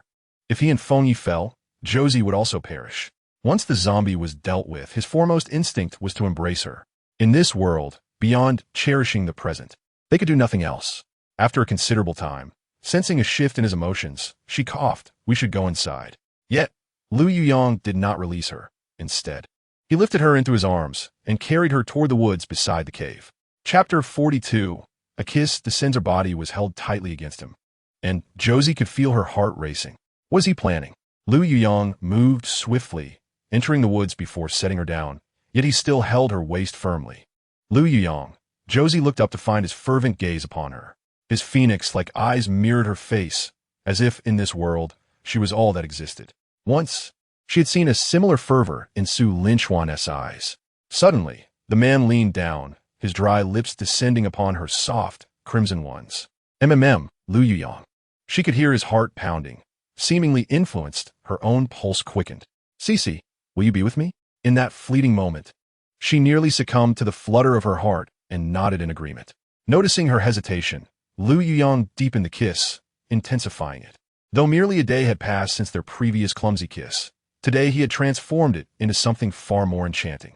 Josie longed to maintain her rationality. Yet his deliberate seduction rendered her breathless, leaving her unable to think clearly. Time slipped away, and eventually, Josie heard Feng Ye's voice call out. Wenjing, have you seen Lu Yuyang and Josie? No need, I will search for them. Josie quickly pushed against Lu Yuyang. He, however, refused to relent, kissing her several more times before gradually releasing her. Lu Yuyang. Josie shot him an exasperated glare. Yet, Lu Yuyang's eyes sparkled with joy, a smile illuminating his already striking features. Josie took a deep breath, attempting to steady her racing heart. Cici, I will wait until you agree. Josie wished to say something, but footsteps approached from their direction. What are you two doing here? Qiao Xi cast aside her initial trepidation, feigning calmness, and surveyed the vicinity for any approaching zombies. Lu Yuyang, having satisfied his cravings, wore a contented expression that illuminated his features. In high spirits, he nodded in agreement. Before departing, he glanced back at Qiao Xi and flashed her a playful smile. She was endeavoring to regain her composure. In that fleeting moment, she had indeed been somewhat overwhelmed. It was effortless to develop feelings for a man like Lu Yuyang, particularly since she had been drawn to such types since childhood. However, she was acutely aware of the unreliability of men. How long could Lu Yuyang's affection for her endure? In the past, Su Linchuan had harbored feelings for her that were no less fervent than those of Lu Yuyang. He had been exceedingly protective, yet the outcome had been disheartening. Time and again, she had chosen to trust him, despite his clumsy attempts at affection. Falling into the same pit twice was foolish. In this apocalyptic world, pursuing romantic entanglements was the least of her priorities. While her feelings for Lu Yuyang remained merely a fleeting infatuation, she needed to devise a strategy to dispel his superficial affection. She hesitated briefly before turning and entering her dwelling, a cave that served as her sanctuary. In this world ravaged by the apocalypse, the daily cycle of life and death played out relentlessly. She had grown accustomed to it, even though there had been a moment of distress when she had to confront and eliminate a mutated man. The sorrow had since subsided. The cries of grief lingered until the afternoon when the villagers carried the man away to dig a grave, leaving the cave enveloped in silence once more. In the early days of the apocalypse, zombies were scarce in the mountains, and many animals were astute enough to escape quickly. Thus, humans could still procure some fresh meat from the wilderness. That evening, they were presented with a large bowl of meat. Yet the atmosphere was somber as everyone silently partook of the meal. Lu Yuyang paused, turning to observe her. Just then, Cici began to speak, and Zhao Wenjing and Chun Qiurong entered the cave. Lu Yuyang gazed at Qiao Xi's calm visage, resignedly choosing silence. This place, bustling with people, was hardly suitable for private discussions. Sister Cici, just now, Feng Yi mentioned that the weather has been favorable and we should be able to set off by tomorrow morning. All right, let us prepare and depart at dawn, Qiao Xi replied. They assessed their supplies, thanks to the vegetables and eggs provided by the villagers over the past 2 days. Their resources remained largely untouched. After Feng Yi arrived, he reiterated Zhao Wenjing's statement. I have no objections. The sooner we reach the safe zone, the better. Eventually, they settled into their beds early. Lu Yuyang watched her for a moment before lying back, deciding to seek another opportunity to converse with her the following morning. Qiao Xi, however, was not truly asleep. Her mind was occupied with thoughts of the tasks awaiting her in the morning. Guilt gnawed at her, yet she understood that this was the only way to sever Lu Yuyang's feelings for her. She had no desire for such burdens. In this lifetime, she wished to forego romance, focusing solely on becoming stronger and living securely. After what felt like an eternity, she finally drifted off to sleep. However, perhaps due to her preoccupations, she awoke to find the cave enveloped in silence, everyone seemingly still lost in slumber. She glanced at the sleeping figures of Lu Yuyang and Feng Yi before tying her hair up to wash her face. Once refreshed, she approached Feng Yi, squatting beside him. Before her fingers could graze his arm, he seized her wrist. Having just awakened, his eyes sparkled with intensity. Upon recognizing Qiao Xi, he released her. What is it? I need your assistance with something. Please step outside after you freshen up, she instructed, leading the way out of the cave. The sky outside still bore the last vestiges of darkness. Qiao Xi waited for 3 minutes before Feng Yi, clad in military boots, approached her deliberately. Without waiting for him to speak, she turned to him and stated plainly, "Feng Yi, I would like to ask for your help in staging a scene in front of Lu Yuyang to make him perceive our closeness. Is that agreeable?" As soon as she finished speaking, Feng Yi stepped forward, wrapping his arms around her waist and pinning her against a tree trunk. Qiao Xi tilted her head to look at him, reminding him, "Not now. It should be when Lu Yuyang sees us. He is already here." After saying this, Feng Ye's arms snaked under her slender waist, pulling her into his embrace. Chapter 43. Not yet done playing, Qiao Xi heard a sound and displayed a seductive expression on her lovely face. "Could you be gentler?" Feng Ye had not initially given it much thought, but her alluring demeanor was utterly captivating. The darkness in his eyes deepened. His kiss descended upon her, sealing her lips. Qiao Xi's pupils dilated slightly, while the man gripped her waist tightly, leaving her no room to retreat. His kiss was domineering, providing her no chance to breathe. She yearned to break free, but the thought that Lu Yuyang might be watching this scene not far away held her back. Feng Ye's kiss did not linger long on her lips. It traveled along her cheek to her ear. His heated breath flushed her earlobe with warmth. Since they were pretending, she decided to play her part convincingly. Knowing how to portray genuine emotion was crucial. Having come this far, she could not falter, lest she fail to deceive Lu Yuyang a second time. She swiftly raised her arms to encircle Feng Ye's neck, letting out a flirtatious sound that was long and soft, imbued with a distinctly feminine lilt. Qiao Xi felt the man lingering near her ear pause momentarily, and she sensed a shift in his body. Her cheeks flushed as she lowered her voice, saying, "Could you restrain yourself a bit?" But Feng Yi responded in a husky tone, "If I didn't restrain myself, would you still be able to stand here?" With that, his lips descended upon her neck. From a distance, Lu Yuyang's eyes reddened at the sight. "Feng Yi, what are you doing?" Feng Yi halted his actions, seemingly exhaling a low sigh. Can he not endure a little longer? Qiao Xi pinched his abdominal muscles, urging, "All right, just let go." "Let go for what? Isn't your intention to provoke him?" Even as Feng Yi straightened his posture, his hands remained wrapped around her waist. In that moment, Qiao Xi's open cardigan was tugged aside, revealing the strap of her top and half of her rounded shoulder. The blooming blush trailing from her ears stung Lu Yuyang's senses, and the icy arrows in his hands shot forth. "No!" Gritting her teeth, Qiao Xi feigned a lunge. In the next instant, Feng Yi swiftly maneuvered them out of harm's way. She exhaled softly in relief before raising her gaze to meet Lu Yuyang's. It seemed he had not anticipated her using her body to shield Feng Yi from the icy arrows. The anger in his eyes solidified gradually. "Qiao Xi, I wish to hear you speak." Qiao Xi met his gaze, feeling an inexplicable sting in her heart. She clenched her palms and slowly unveiled a smile, asking, "Hear what? Did you not see it just now? What a pity. I had intended to continue our game." As she spoke, she leaned into Feng Ye's embrace, her fingers tracing his chest. "Look at you. I told you to be more discreet, and yet I hadn't even finished playing before he discovered us." Upon hearing her words, Lu Yuyang suddenly chuckled, striding closer to her. "Playing me? How do you intend to play?" His eyes betrayed a simmering anger, as though he awaited a reasonable explanation from her. "Of course, it's more entertaining to lure and then withdraw. Now that you've seen everything, if you can accept my relationship with Feng Yi, I might consider discussing my feelings with you." Qiao Xi maintained a cheerful gaze fixed on him, showing no signs of retreat. She even stepped away from Feng Ye's arms to stand before Lu Yuyang, reaching out to caress his face. "You are quite handsome. I find that appealing. What do you think about tonight?"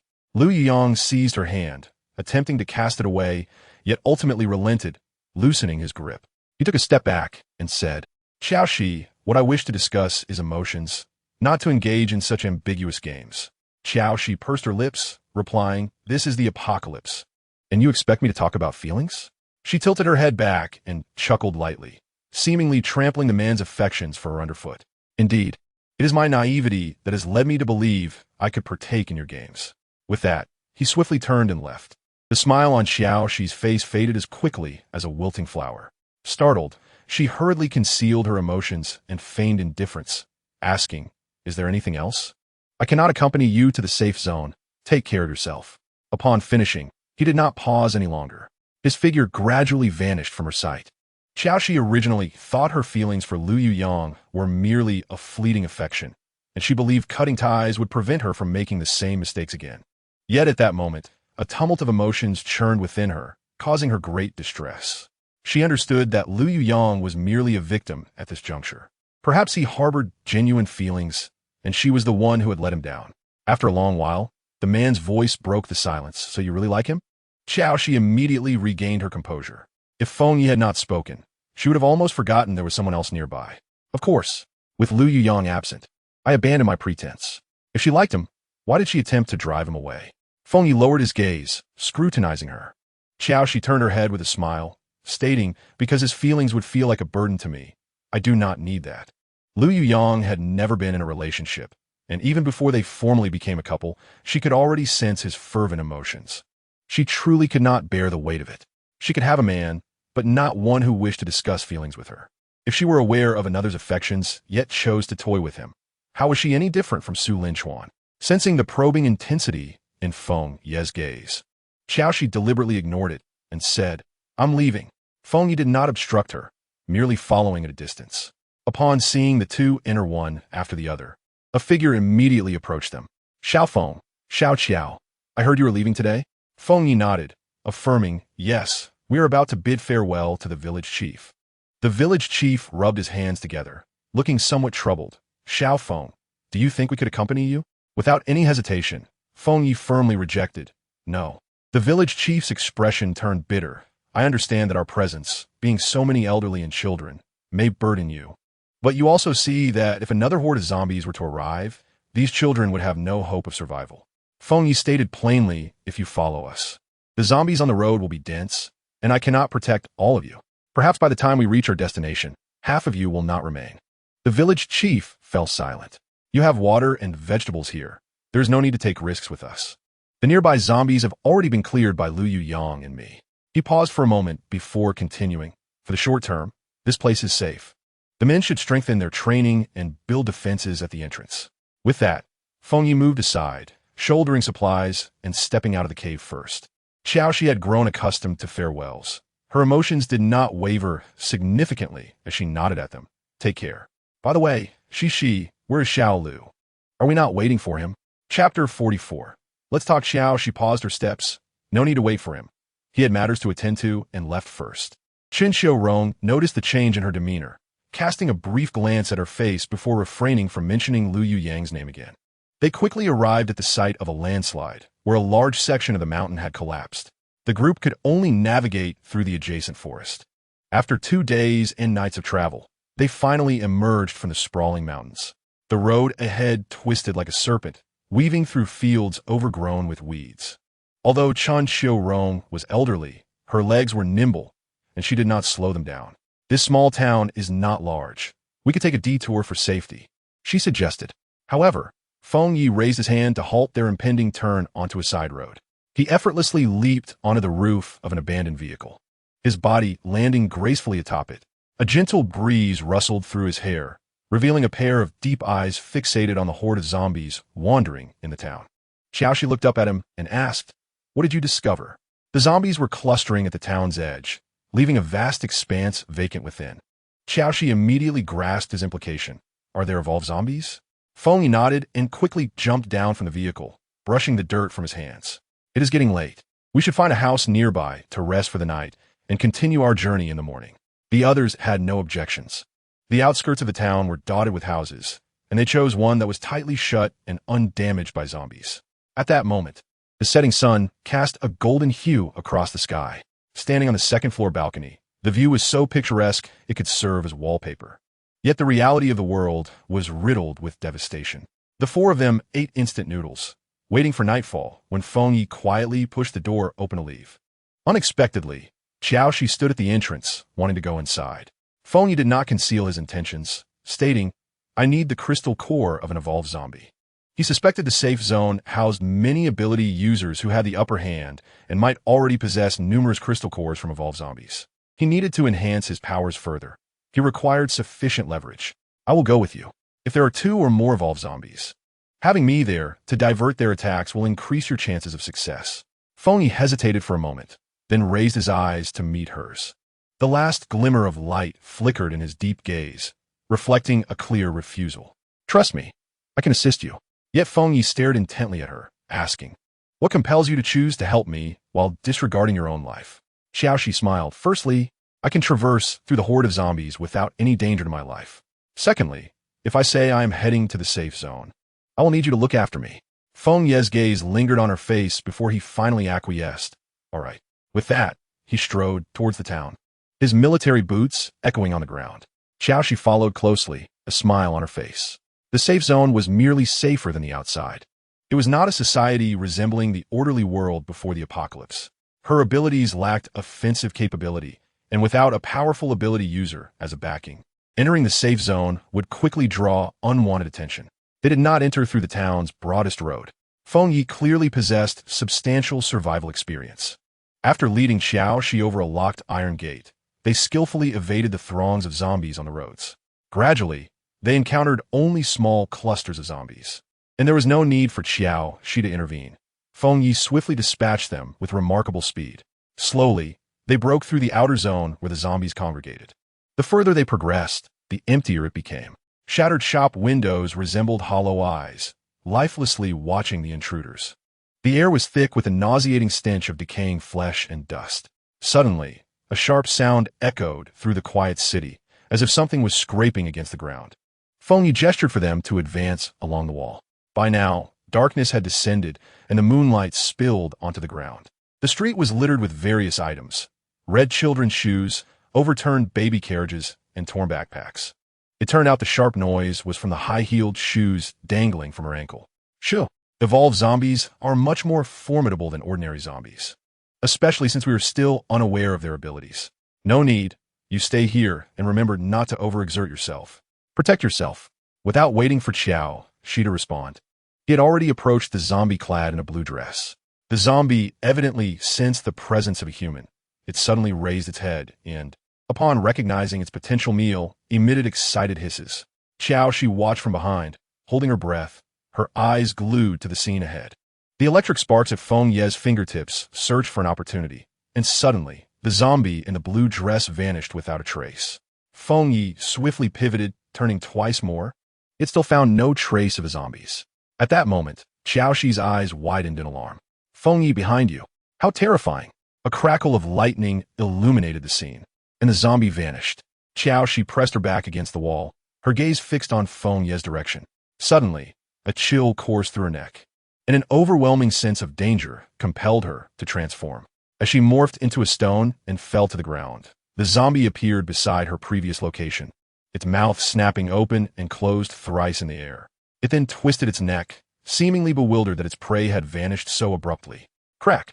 A bolt of lightning struck the zombie, causing it to disappear once more. However, this time, Feng Ye's teleportation seemed impaired due to his injuries, his body flickering erratically. Crack! Crack! 2 successive bolts of lightning struck, and the evolved zombie collapsed to the ground. Its charred brain shattered upon impact, revealing a green crystal core amidst the ashes.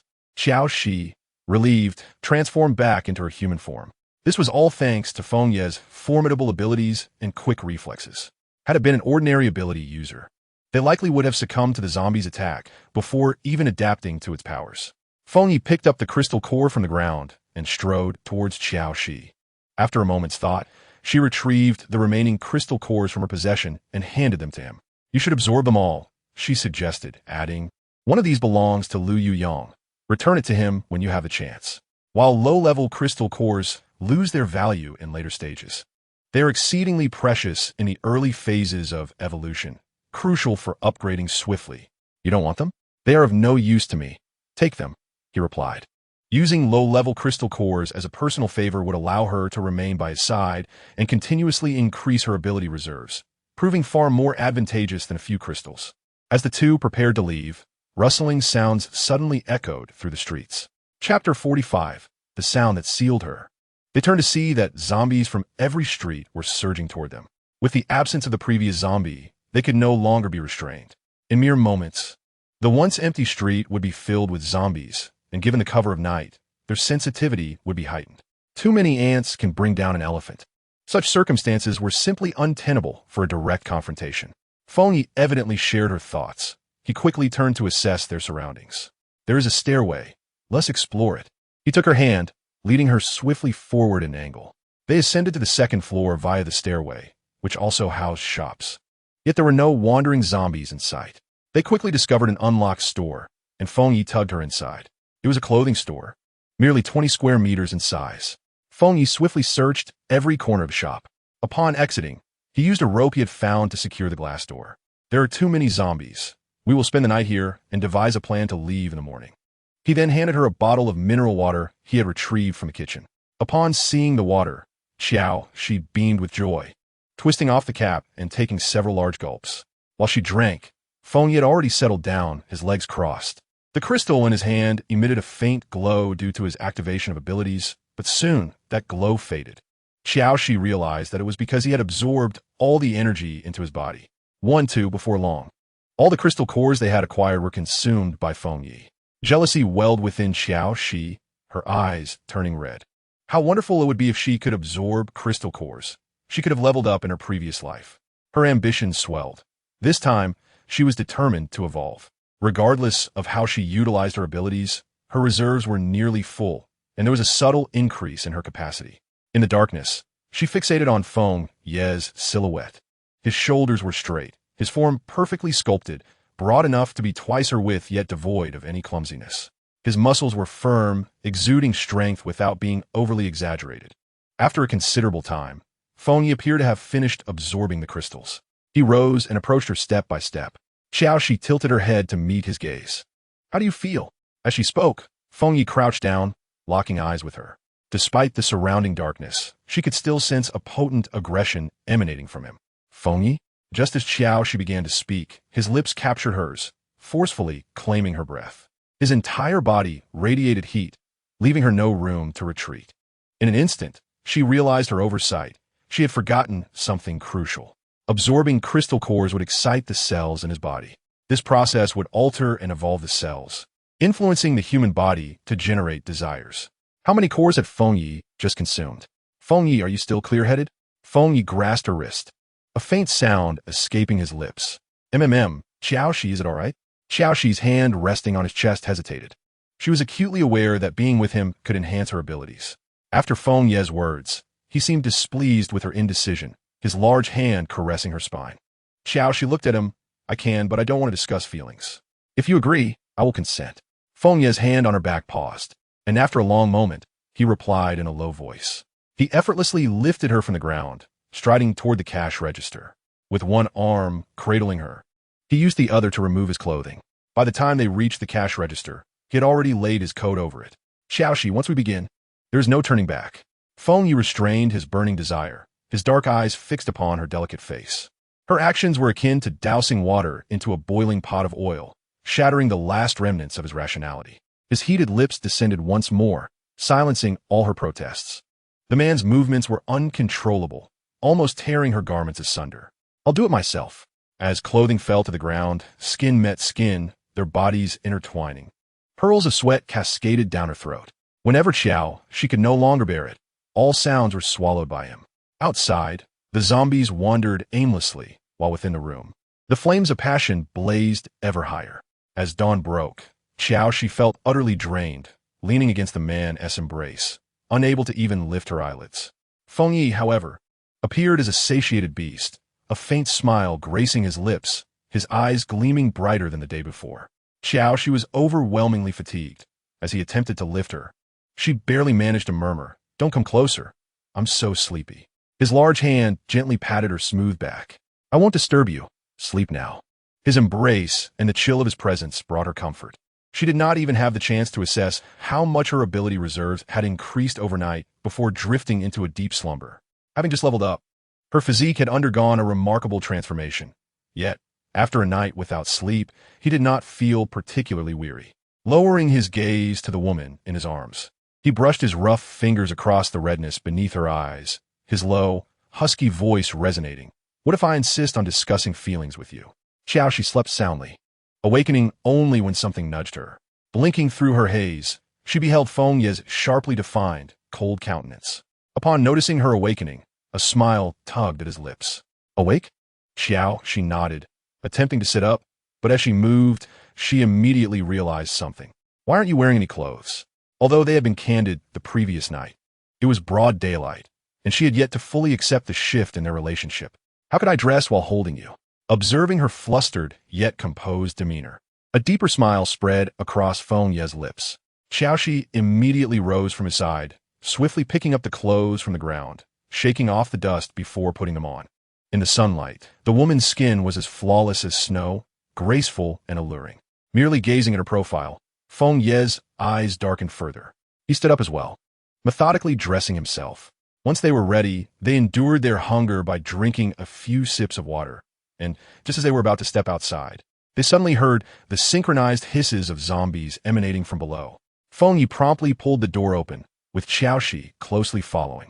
The two stood on the balcony of the second floor, observing 3 military vehicles slowly passing by, with soldiers on board carrying rifles, occasionally firing at the approaching zombies. However, for some unknown reason, the vehicles suddenly halted, and the soldiers quickly dove back into the vehicles. In a moment of daze, Qiao Xi caught sight of a familiar face, causing her entire body to stiffen. Chapter 46. Zhu Mafu jinxing on the balcony of the second floor, Qiao Xi's fingers involuntarily clenched tightly. Within the military jeep, besieged by a horde of zombies, sat Fu Jinxing. It had been 3 years. To be precise, it was 6 years from her past life, combined with the 3 years of this life. She had never anticipated encountering this childhood friend, who was 3 years her senior. Once again in this ravaged world. Damn it, Qiao Xi instinctively shrank back, as if that could help her evade his gaze. Her back soon collided with Feng Ye's chest, the warmth of his solid muscles contrasting with her tension. Feng Ye keenly sensed her unease. What's wrong? Nothing. Her voice was slightly strained. You stay here. I'll go check the situation. You're going down? They are military personnel. A flicker of dark light flashed in Feng Ye's deep eyes. Perhaps he could join them. Qiao Xi raised her hand, wanting to stop him. But then she thought, if they could accompany the soldiers, Granny Chun and Wenjing would be safer. At this moment, Feng Ye had already leaped into the horde like a cheetah, skillfully wielding his dagger to harvest nearby zombies, while unleashing his abilities in a group attack. Feng Ye's movements were clean and precise, each thrust landing accurately in the zombies' eye sockets. Those decaying bodies fell one after another, producing dull thuds. The soldiers in the military vehicle evidently noticed this sudden, formidable assistance, originally planning to ram through. They too began to exit the vehicles and engage in battle with the zombies. After more than 10 minutes, the nearby zombies were cleared. Feng Ye turned to face the group of soldiers. You are military personnel? His voice was deep and powerful, seemingly casually brushing his hand over the inner pocket of his coat, where a thumb-sized metallic container was concealed. We're the 3rd Special Task Force from the Eastern Safe Zone. The officer's gaze lingered on Feng Ye's bloodied military knife for a moment. This person was not only skilled, but also a mutant. If he were to accompany them, the task of safely delivering Professor Fu to the military district will become much smoother. There is an important individual in the vehicle that needs escorting. If you are willing to assist, the military will reward you handsomely upon safely delivering her to the safe zone. Feng Ye happened to glance towards Qiao Xi. Hiding behind the window, she instinctively shifted her body away. In that fleeting moment, she thought she saw Fu Jinxing glance in her direction. Did he see her? Traveling with the military was indeed a commendable choice, especially for the safety of Granny Chun and Wenjing. It would also allow her to weigh whether to hand over that item to Huaxia's leaders. All right, Feng Ye replied decisively, but I have family accompanying me. If you agree to take them along, I can join you. The military leader hesitated for a moment. How many of you are there? 3 women. The other party did not hesitate too long. Fine, call them over. We will depart together. Feng Ye borrowed 2 soldiers to accompany him, and then strode over to where Qiao Xi was standing. The people below are from the military. I plan to go to the safe zone with them, which will ensure your safety and that of Granny Chun. Having made his decision, Qiao Xi thought of the person in the vehicle and felt a twinge of anxiety. Yet, it seemed an encounter was inevitable. All right. Feng Ye's gaze swept across her face. You are unwilling? No, traveling with them is definitely safer. Qiao Xi immediately flashed him a reassuring smile. Feng Ye's doubt diminished slightly.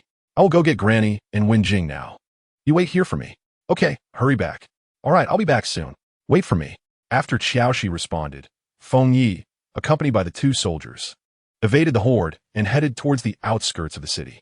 Qiao Xi did not descend the stairs, remaining on the second-floor balcony, not daring to look down. Dusty memories surged forth like a tide. She remembered the last time she saw Su Qianqian was on her university campus, walking alongside an elegantly poised girl. Sunlight filtering through the leaves of the phoenix tree, casting mottled shadows upon them. At that moment, having just been driven out by her stepmother, she felt as though the entire world had abandoned her. She clearly recognized that she had always been chasing after Su Qianqian.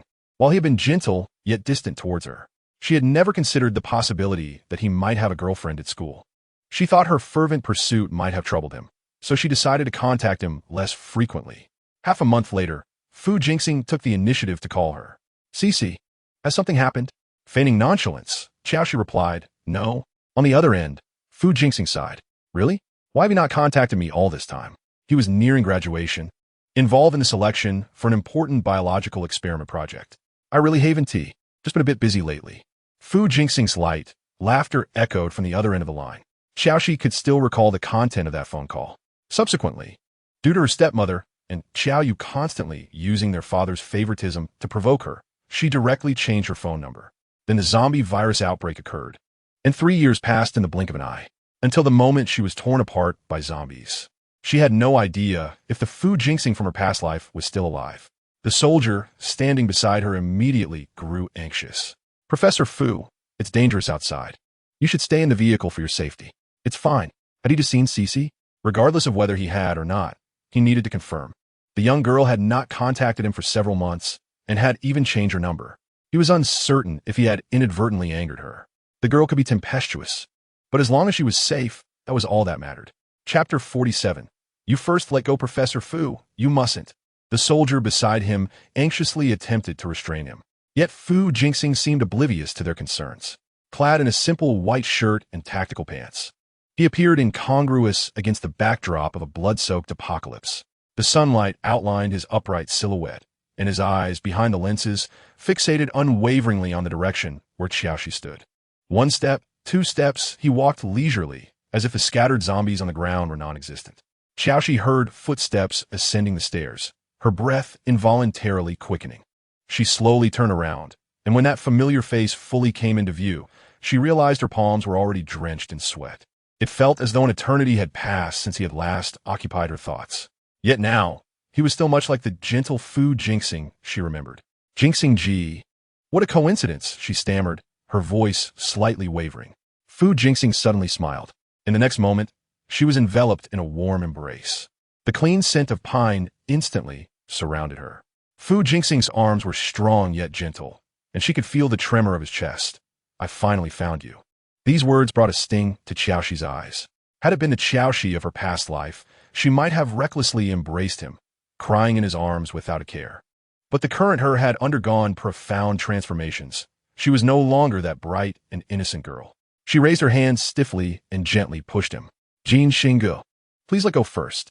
In the past, Su Qianqian had never defied her wishes. Hence, after a slight hesitation, his arms slowly released their grip. Yet, his gaze remained fixed on her face, meticulously tracing her features, from her tousled bangs to her slightly dry lips. "You've grown," he murmured softly, "and learned to be strong." "Qiao," she turned her face away. "It's been 3 months since the apocalypse. Why are you still out here?" She deliberately changed the subject. "Shouldn't tea someone as important as you have been among the first to be protected?" He took off his glasses to clean them, a habitual gesture that made Qiao Xi's heart flutter. When he put them back on, the gaze behind the lenses deepened. "I'm looking for someone. What kind of person is so important that you, a liar who promised to call but has been silent, would seek them out?" A faint smile appeared on his weary face. Qiao Xi felt a tumult in her heart. "What do you want with me?" "What do I want with you?"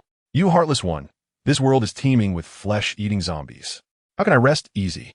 If it weren't for the soldiers protecting him, he wouldn't have left, even as the establishment of the safe zone began attracting surrounding survivors. The safe zone was his last hope. He had not anticipated encountering Xi on the way there. She opened her mouth, but didn't know how to begin. Su Qianqian, as always, ruffled her hair. "It's all right. Everything is past.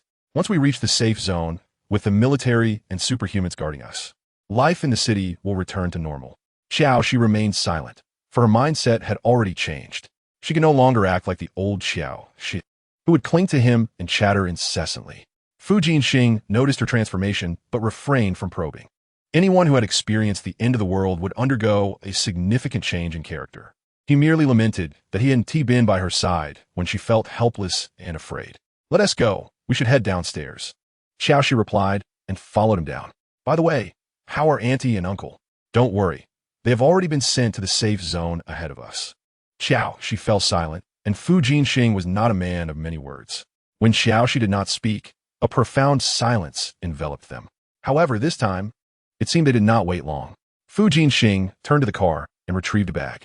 He pulled out canned fruit and self-heating rice, handing them to her. "Are you hungry? If so, eat something first." Just as Qiao Xi was about to shake her head, Su Qianqian broke off a piece of chocolate and offered it to her mouth. She eat, with the food presented so close. Qiao Xi had no choice but to open her mouth. The man just now looked like a soldier. Did he save you? If so, she would be sure to express her gratitude. "No, we were just traveling together." They chatted in a somewhat casual manner, with Su Qianqian mostly initiating the conversation. After an indeterminate time, several figures appeared in the distance. Granny Chun was being carried by a soldier, Zhao Wenjing closely following, while Feng Yi and another soldier were swiftly clearing nearby zombies. The soldiers accompanying Su Qianqian rushed to assist in resolving the nearby zombie threat. Feng Yi approached Qiao Xi, glanced at Su Qianqian beside her, nodded slightly to him, then asked Qiao Xi, "Are you all right?" Qiao Xi shook her head. "I'm fine." After Granny Chun was set down, she held the soldier's hand and repeatedly expressed her gratitude. At that moment, Su Qianqian smiled and said, "You don't need to thank us. I should be the one thanking you." "Thank me?" Granny Chun looked puzzled. Su Qianqian smiled, "Yes. Thank you for looking after Xi along the way." Upon hearing this, Feng Ye's brow furrowed instantly. "You know Qiao Xi?" Su Qianqian turned his gaze to Feng Yi, perceiving the hostility hidden in his eyes. Furrowing his brow, he replied, "Yes. Qiao Xi's like a sister I watched grow up, akin to family." Granny Chun quickly smiled and said, "That's wonderful. Who would have thought we'd meet acquaintances in this world?" Su Qianqian politely nodded and added, "This isn't a suitable place for conversation. Let us get in the car and leave here." "All right." Granny Chun was helped into the vehicle. After Qiao Xi entered, Su Qianqian intended to sit beside her. However, Feng Yi was quicker, almost immediately seating himself next to her as she shifted. Su Qianqian's hand remained on the door, locking eyes with Feng Yi. "Thank you. This seat is just right for the four of us. Please sit in the front." Su Qianqian did not lose his temper. He stared at Feng Yi for a moment, smiled, and replied, "Very well, I'll sit in the front." After closing the door, he voluntarily moved to sit in the passenger seat. With the front door shut, her hand was held firmly in the grasp of the man beside her. Chapter 48. He is waiting for her to grow up. Qiao Xi tried to pull her hand away, but found it impossible. The man only tightened his grip. The car was cramped, leaving her little room to maneuver without drawing attention. She had no choice but to let him hold her hand. Unable to resist, she shot him a glare. Feng Yi merely leaned back against the seat, smiling at her. "Are you Xi's family?" Zhao Wenjing couldn't help but interject. "Actually, it was Xi who took care of us all along. Although Xi is not my family, to me, she is no different from a close relative." "It is indeed a rare fate to reunite in this world," Granny Chen remarked. "In this apocalypse, where corpses litter the ground, how many families have been shattered? Reuniting with old friends is rarer than winning the lottery." "Yes, I want to let her take risks again." Qiao Xi had never imagined that one day she would meet Su Qianqian and that their roles would reverse. Su Qianqian had always been the reticent one in her memory, while she had been the one chattering incessantly. Yet he was ever patient, never weary of her endless chatter, and would occasionally encourage her to continue speaking. However, she had never seen him engage in such a conversation with someone he wasn't very familiar with. As their dialogue progressed, Su Qianqian managed to learn from Zhao Wenjing and Granny Chun how they had come to know each other. The town was small, and when they encountered small groups of zombies, they chose to either bypass or crush them. After leaving the city, the convoy opted not to take the highway, but to proceed along a secluded rural road. At noon, the convoy halted beside a small grove. An officer approached Su Qianqian's window. "Professor Fu, after lunch, we will continue on. We should arrive at the safe zone in a day. If it weren't for the detour to avoid zombies, they could have reached the highway as they once did in just 2 to 3 hours." "All right." After Su Qianqian exited the vehicle, he stood quietly waiting. Feng Yi continued to hold her hand, and now that Su Qianqian stood outside, Feng Yi showed no intention of letting go. "Let go," she whispered. Let go. Afraid, he LLC? Though Feng Yi wore a carefree smile. A cold glint flickered in his eyes. Qiao Xi found his behavior rather baffling. Since they had stopped for a break, why was he still holding her hand? This was none of his concern. She needed to get out to relieve herself. Feng Ye's gaze swept across her face as if verifying her claim. Meanwhile, Fu Jinxing stood outside for a while. Noticing that the rear door had yet to open and that Qiao Xi and the man beside her seemed to be in a dispute. Just as he was about to approach, the door swung open, revealing a long leg clad in military boots stepping out first, followed by Qiao Xi. I've been sitting too long. My circulation is poor. I need to stretch my legs. Qiao Xi responded, glancing around. With no zombies in sight. The view was filled with verdant mountains and clear waters, naturally easing her mood. A smile curved at the corners of Qiao Xi's lips. Shi. Fu Jinxing suddenly spoke up, questioning why they had not been in contact over the years, and why she had even changed her number. Upon hearing this, Fu Jinxing's brow furrowed slightly as he replied, I never felt that you were clinging to me. Have you forgotten what you said in childhood? What did I say? She responded, I spoke so much that I cannot recall. Yet Fu Jinxing offered her no retreat, stating, you told me to wait for you. That you would eventually grow up and could then be my girlfriend. Qiao Xi was taken aback by his candidness, feeling a twinge of embarrassment and warmth in her ears. Who hasn't he said a few silly things in childhood? Children often speak without reservation. Please do not take it seriously. But I have been waiting, he said, his eyes behind the lenses shining brightly, waiting for you to grow up. Jinxing Ge, it is all in the past. After absorbing Fu Jinxing's words, she realized that she had likely misunderstood back then. Someone had deliberately led her to overhear Fu Jinxing engaging in a romantic relationship with another girl, and she had fortuitously witnessed their affectionate interactions. At that time, she was sensitive and fragile, lacking the courage to confront him directly, as she had no standing. Fu Jinxing had never made any commitments to her. It was she who had been persistent. On what grounds could she demand an explanation from a neighbor who had never offered any promises? After parting ways, she forcibly detached Fu Jinxing from her heart. Yet she endured and embarked on a life devoid of him. Observing her unusual state, Fu Jinxing pondered that perhaps he had neglected her while engrossed in his experiments over the years. It was all right. There would be ample time to make amends. As before, he reached out to gently tousle her smooth hair, his gaze softening. All right, if you do not wish to speak, then let it be. As they conversed, the soldiers had efficiently prepared self-heating rice and were calling them over. Everyone come eat. Although Qiao Xi and her companions had rations, they still received a portion of food due to Fu Jinxing's presence. It was not much, likely just a small half bowl, but in the apocalypse, it was a rare delicacy, containing even 2 small pieces of meat. Qiao Xi, feeling a bit hungry, saw the meat and her mouth watered as she picked up her chopsticks. Just as she was about to take a bite, 2 more pieces of meat suddenly appeared in her bowl. She looked up at Fu Jinxing. Just as Qiao Xi was about to refuse, she suddenly heard a cacophony of voices approaching. Fu Jinxing turned his head as well. A large group of people suddenly appeared a few dozen meters away, comprising men and women of all ages, all emaciated and rushing towards them. Soldiers, are you here to rescue us? We have been waiting for you. Thank you. Thank you. With that, the crowd surged past the soldiers at the edge and pressed toward the center. It smells so good. Do you have food? That's wonderful. We have been hungry for days. The refugees snatched the food containers from the soldiers, and those who were unable to grab any even scrambled for the packaging on the ground. Witnessing this scene, Qiao Xi hurriedly began to eat her rice and elbowed Fu Jinxing beside her, urging, hurry and eat. Just then, 2 teenagers spotted them and charged over. Chapter 49. How about lying down? More comfortable. Qiao Xi quickly finished her meat, turning to see that Fu Jinxing still had more than half of his meal left. She instinctively spread her arms to block him, just like when they were children. Fu Jinxing gazed at the back of Qiao Xi's head, sighed and grasped her wrist, pulling her behind him.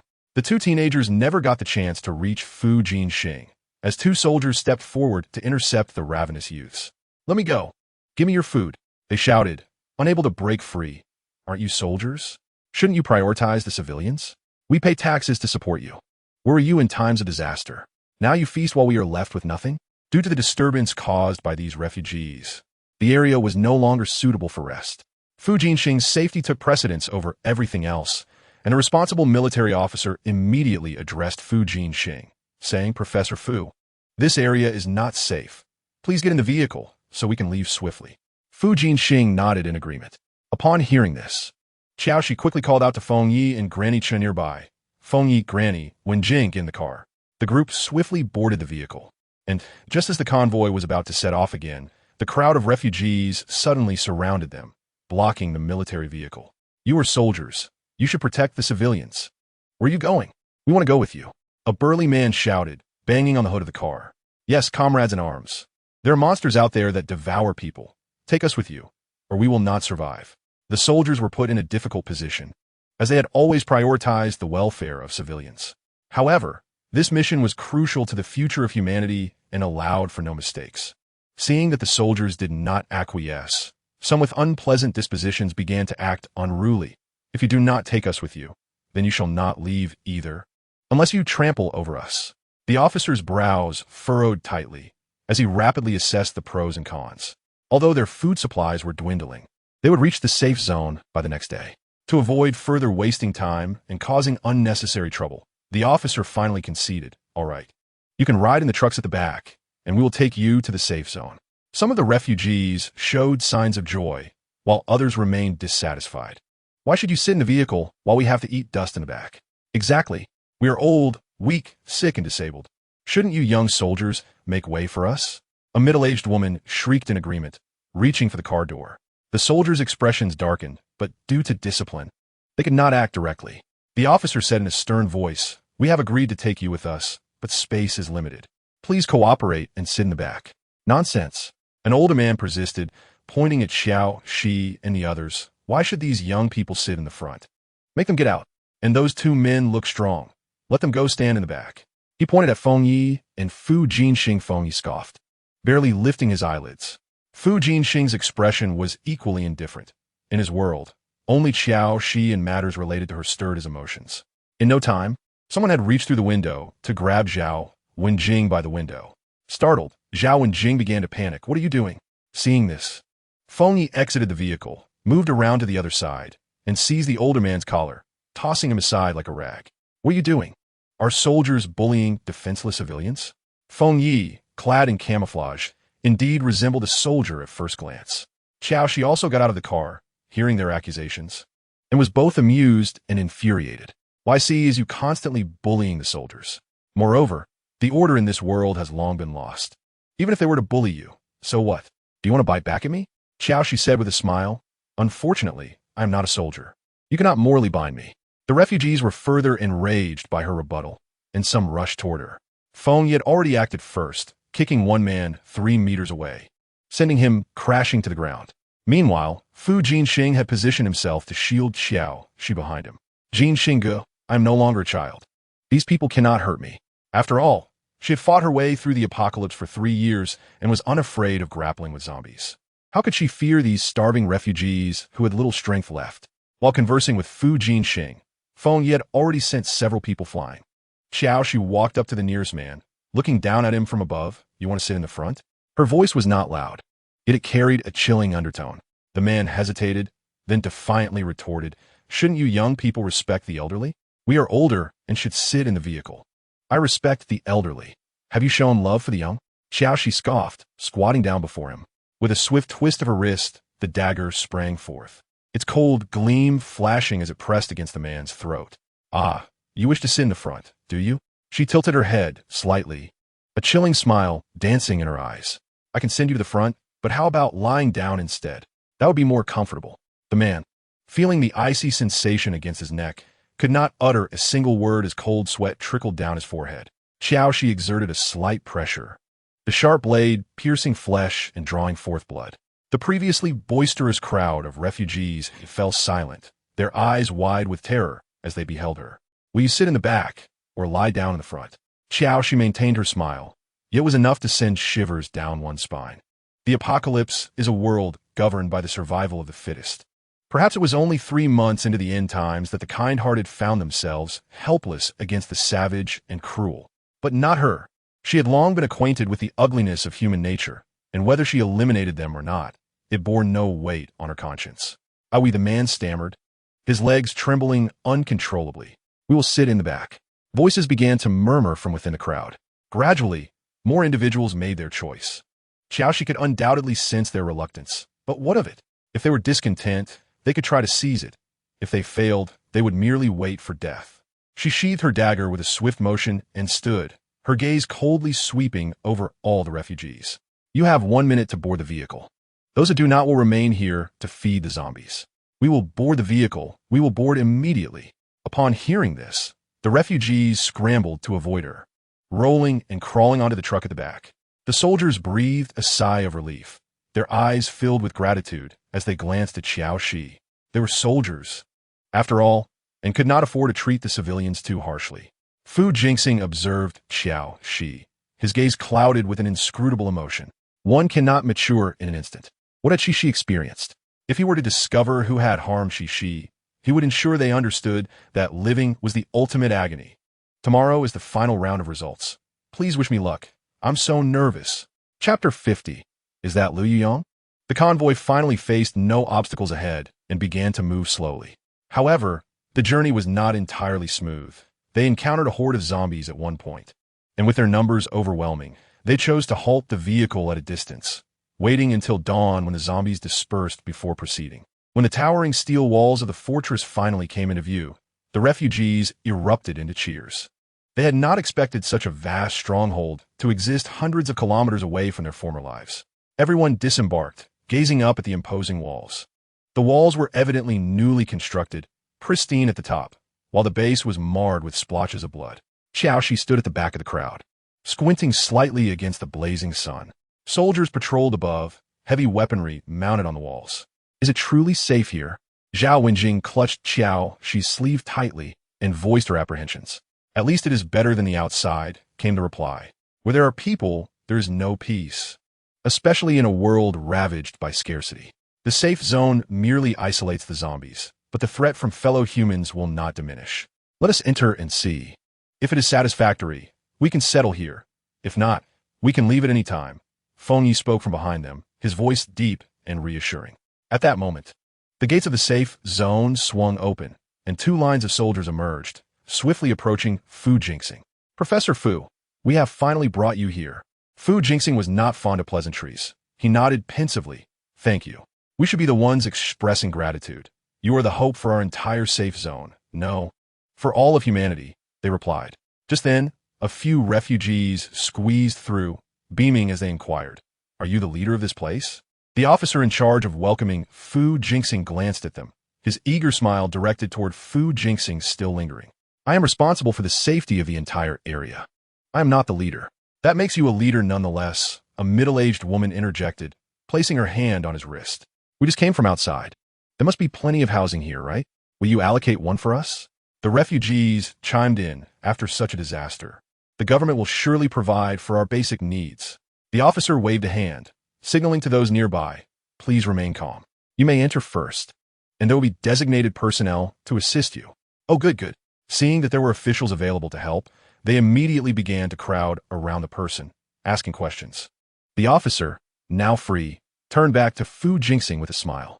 Professor Fu, you must be tired. We have prepared a comfortable living environment for you. Please follow us. Wait, Su Qianqian interrupted, turning to approach Qiao Xi step by step amidst the gazes of many. Xi, they have arranged accommodations. Come with me. Qiao Xi hesitated not, shaking her head in refusal. No, Qianqian.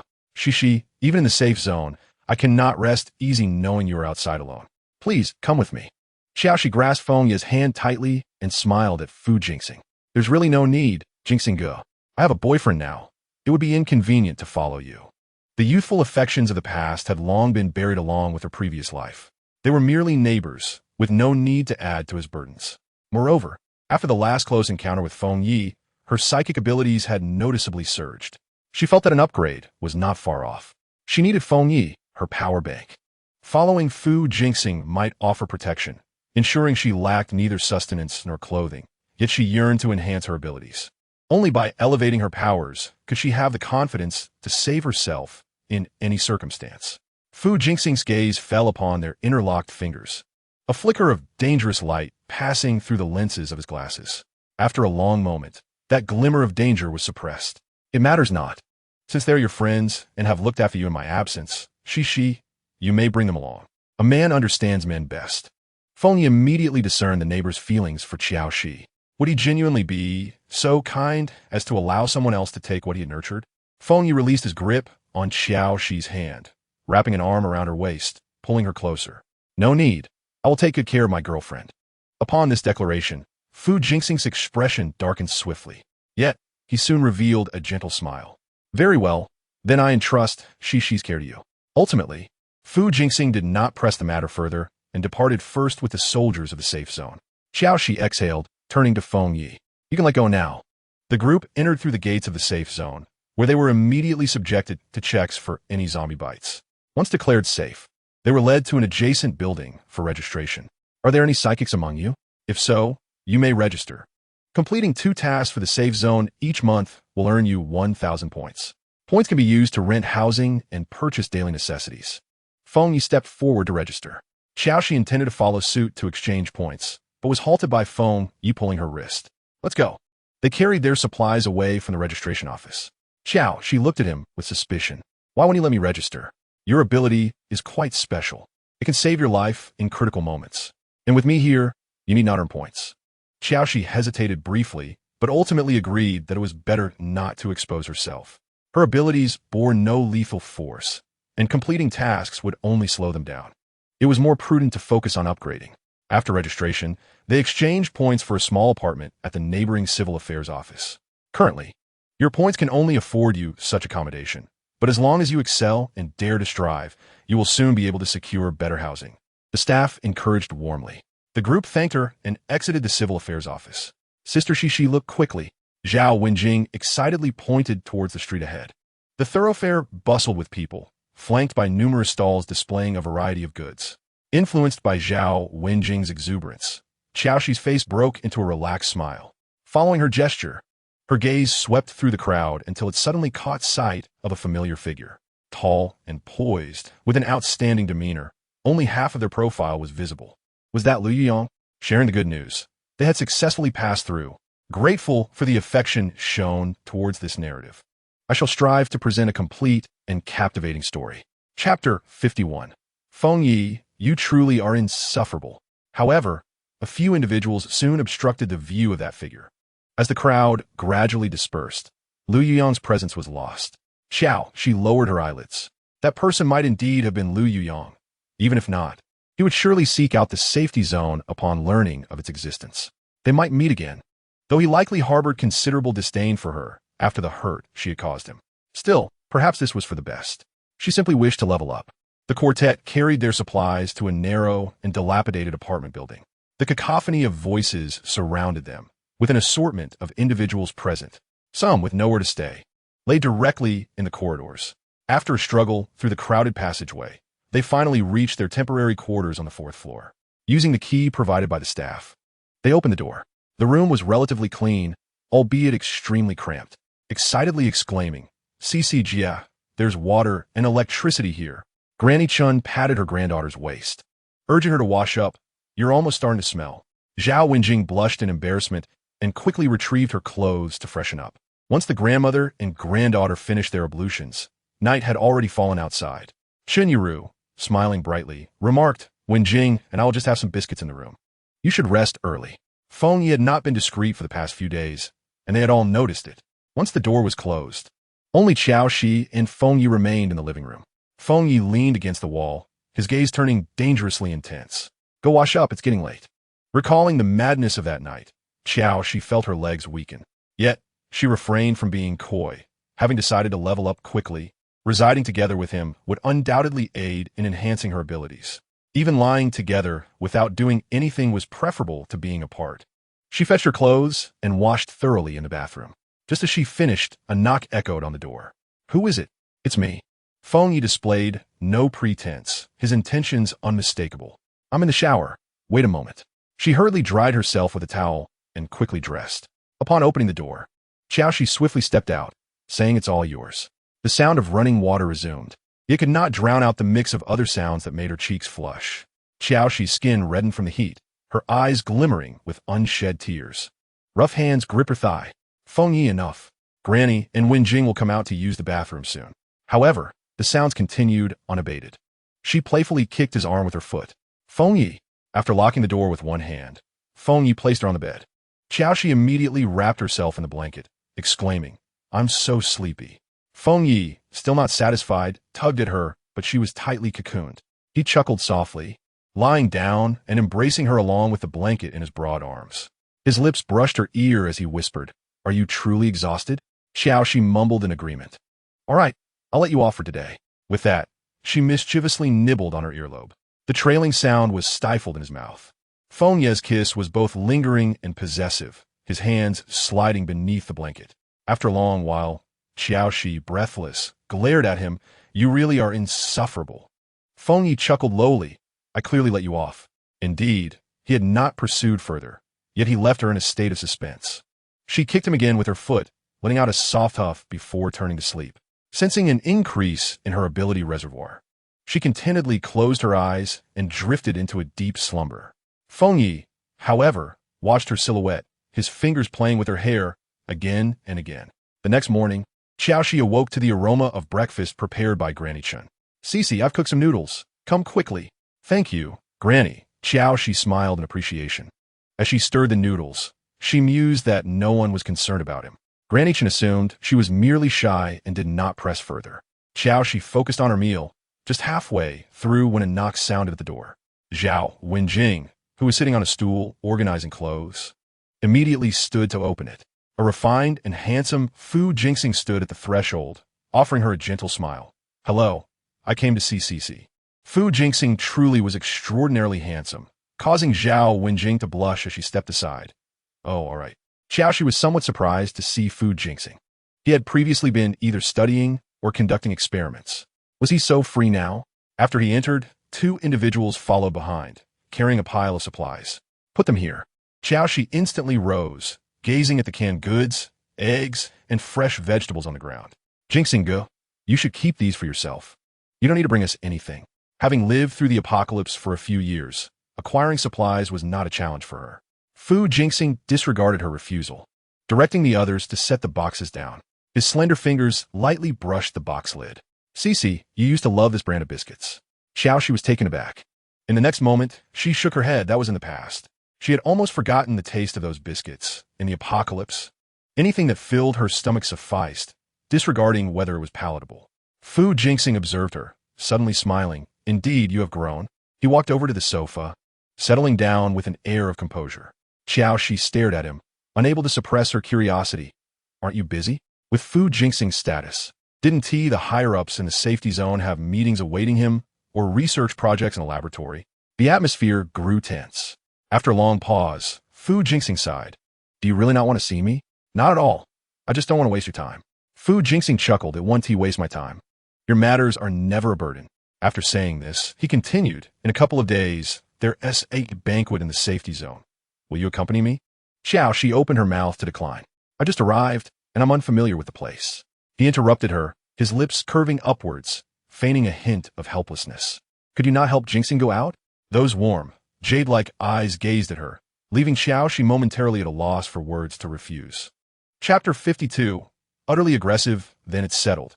"I'll come to fetch you in a couple of days." He did not linger for long, and Qiao Xi surmised he had squeezed out this time. She accompanied him to the door, intending to see him off, yet Fu Jingxing suddenly halted at the entrance. "Cece, the conditions here are harsh. Are you truly not coming with Jingxing?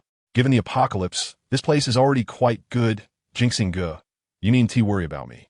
Upon finishing her sentence, she assumed Fu Jingxing would take his leave. To her astonishment, he stepped forward, and in her surprised gaze, he gently brushed aside her fallen hair with his fingertips.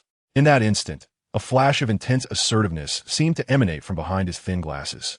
Qiao Xi touched her hair, and as Fu Jingxing observed her action, a smile graced his lips. "Cece, I'm leaving now. See you another day."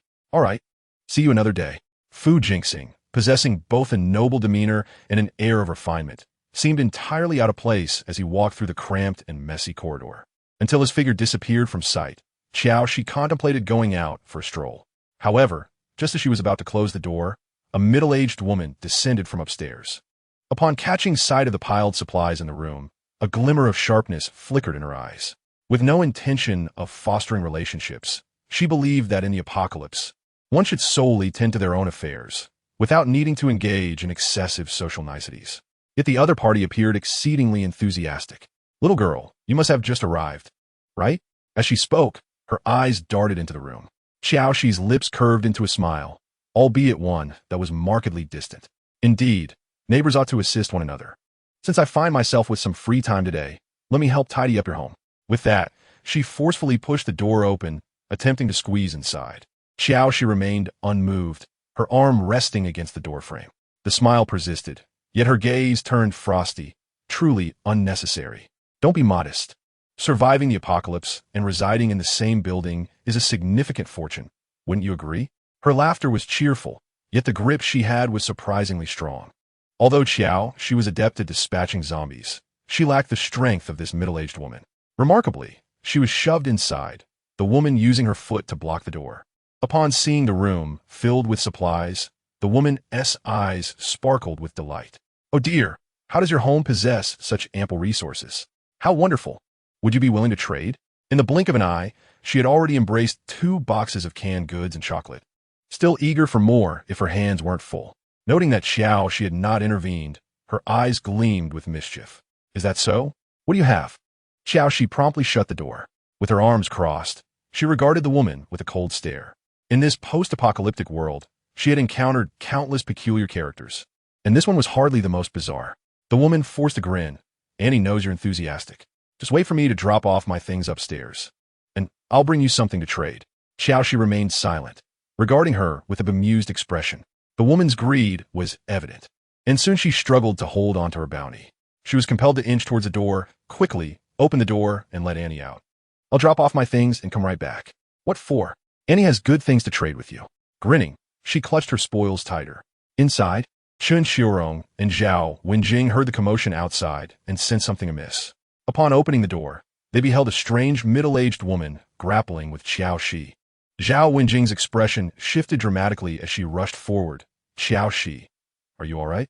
The middle-aged woman, sensing assistance, forcefully shoved Zhao Wenjing aside. "Ah!" Zhao Wenjing collided with the wall. The woman then repeated her tactic, charging at Qiao Xi with her pile of goods. Qiao Xi remained still, drawing a dagger from her waist and placing it firmly before her. The glint of the blade startled the woman, who quickly twisted away. In doing so, she hurt her waist, grimacing in pain as her goods tumbled to the floor. "Oh no, my cans, my biscuits!" Zhao Wenjing momentarily forgot her own pain, staring in disbelief at the woman on the ground. "Who is she? Why is she here trying to take our things?" Qiao Xi even drew her dagger. The middle-aged woman recoiled, shrinking her neck in fear. "What are you doing? Do you know who my son is?" Qiao Xi feigned curiosity. "Who is he?" "Umph. My son is an ability user," she boasted, lifting her chin with a look of triumph. Qiao Xi's eyes flickered. An ability user? No wonder she was so brazen. Brazenly raiding others' homes. If she were alone, she might have to endure this humiliation, but after all, she too had her support. The woman nodded vigorously, "Yes. If you build a good relationship with me, no one in this building will dare to trouble you. You may not be attractive, but your aspirations are quite ambitious." The woman's eyes widened in disbelief. "What did you just say?" No one in this building ever dared to provoke her, as she was accustomed to wielding her son's powers. Consumed by rage, she sat up abruptly, reaching to strangle Qiao Xi. However, Qiao Xi was faster, swiftly slashing the dagger.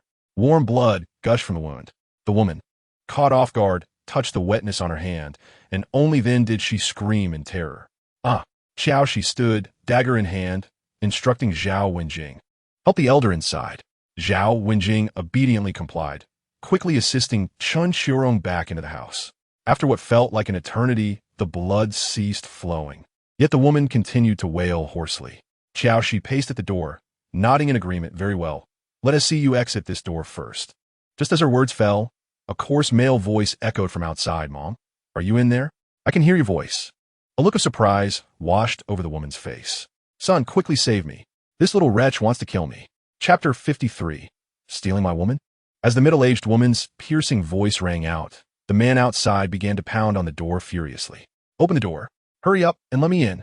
His voice was gruff and menacing, laden with threats. "If you don't open up, I'll come in and kill you." Qiao Xi's beautiful eyes betrayed no panic. Instead, they reflected a calm detachment.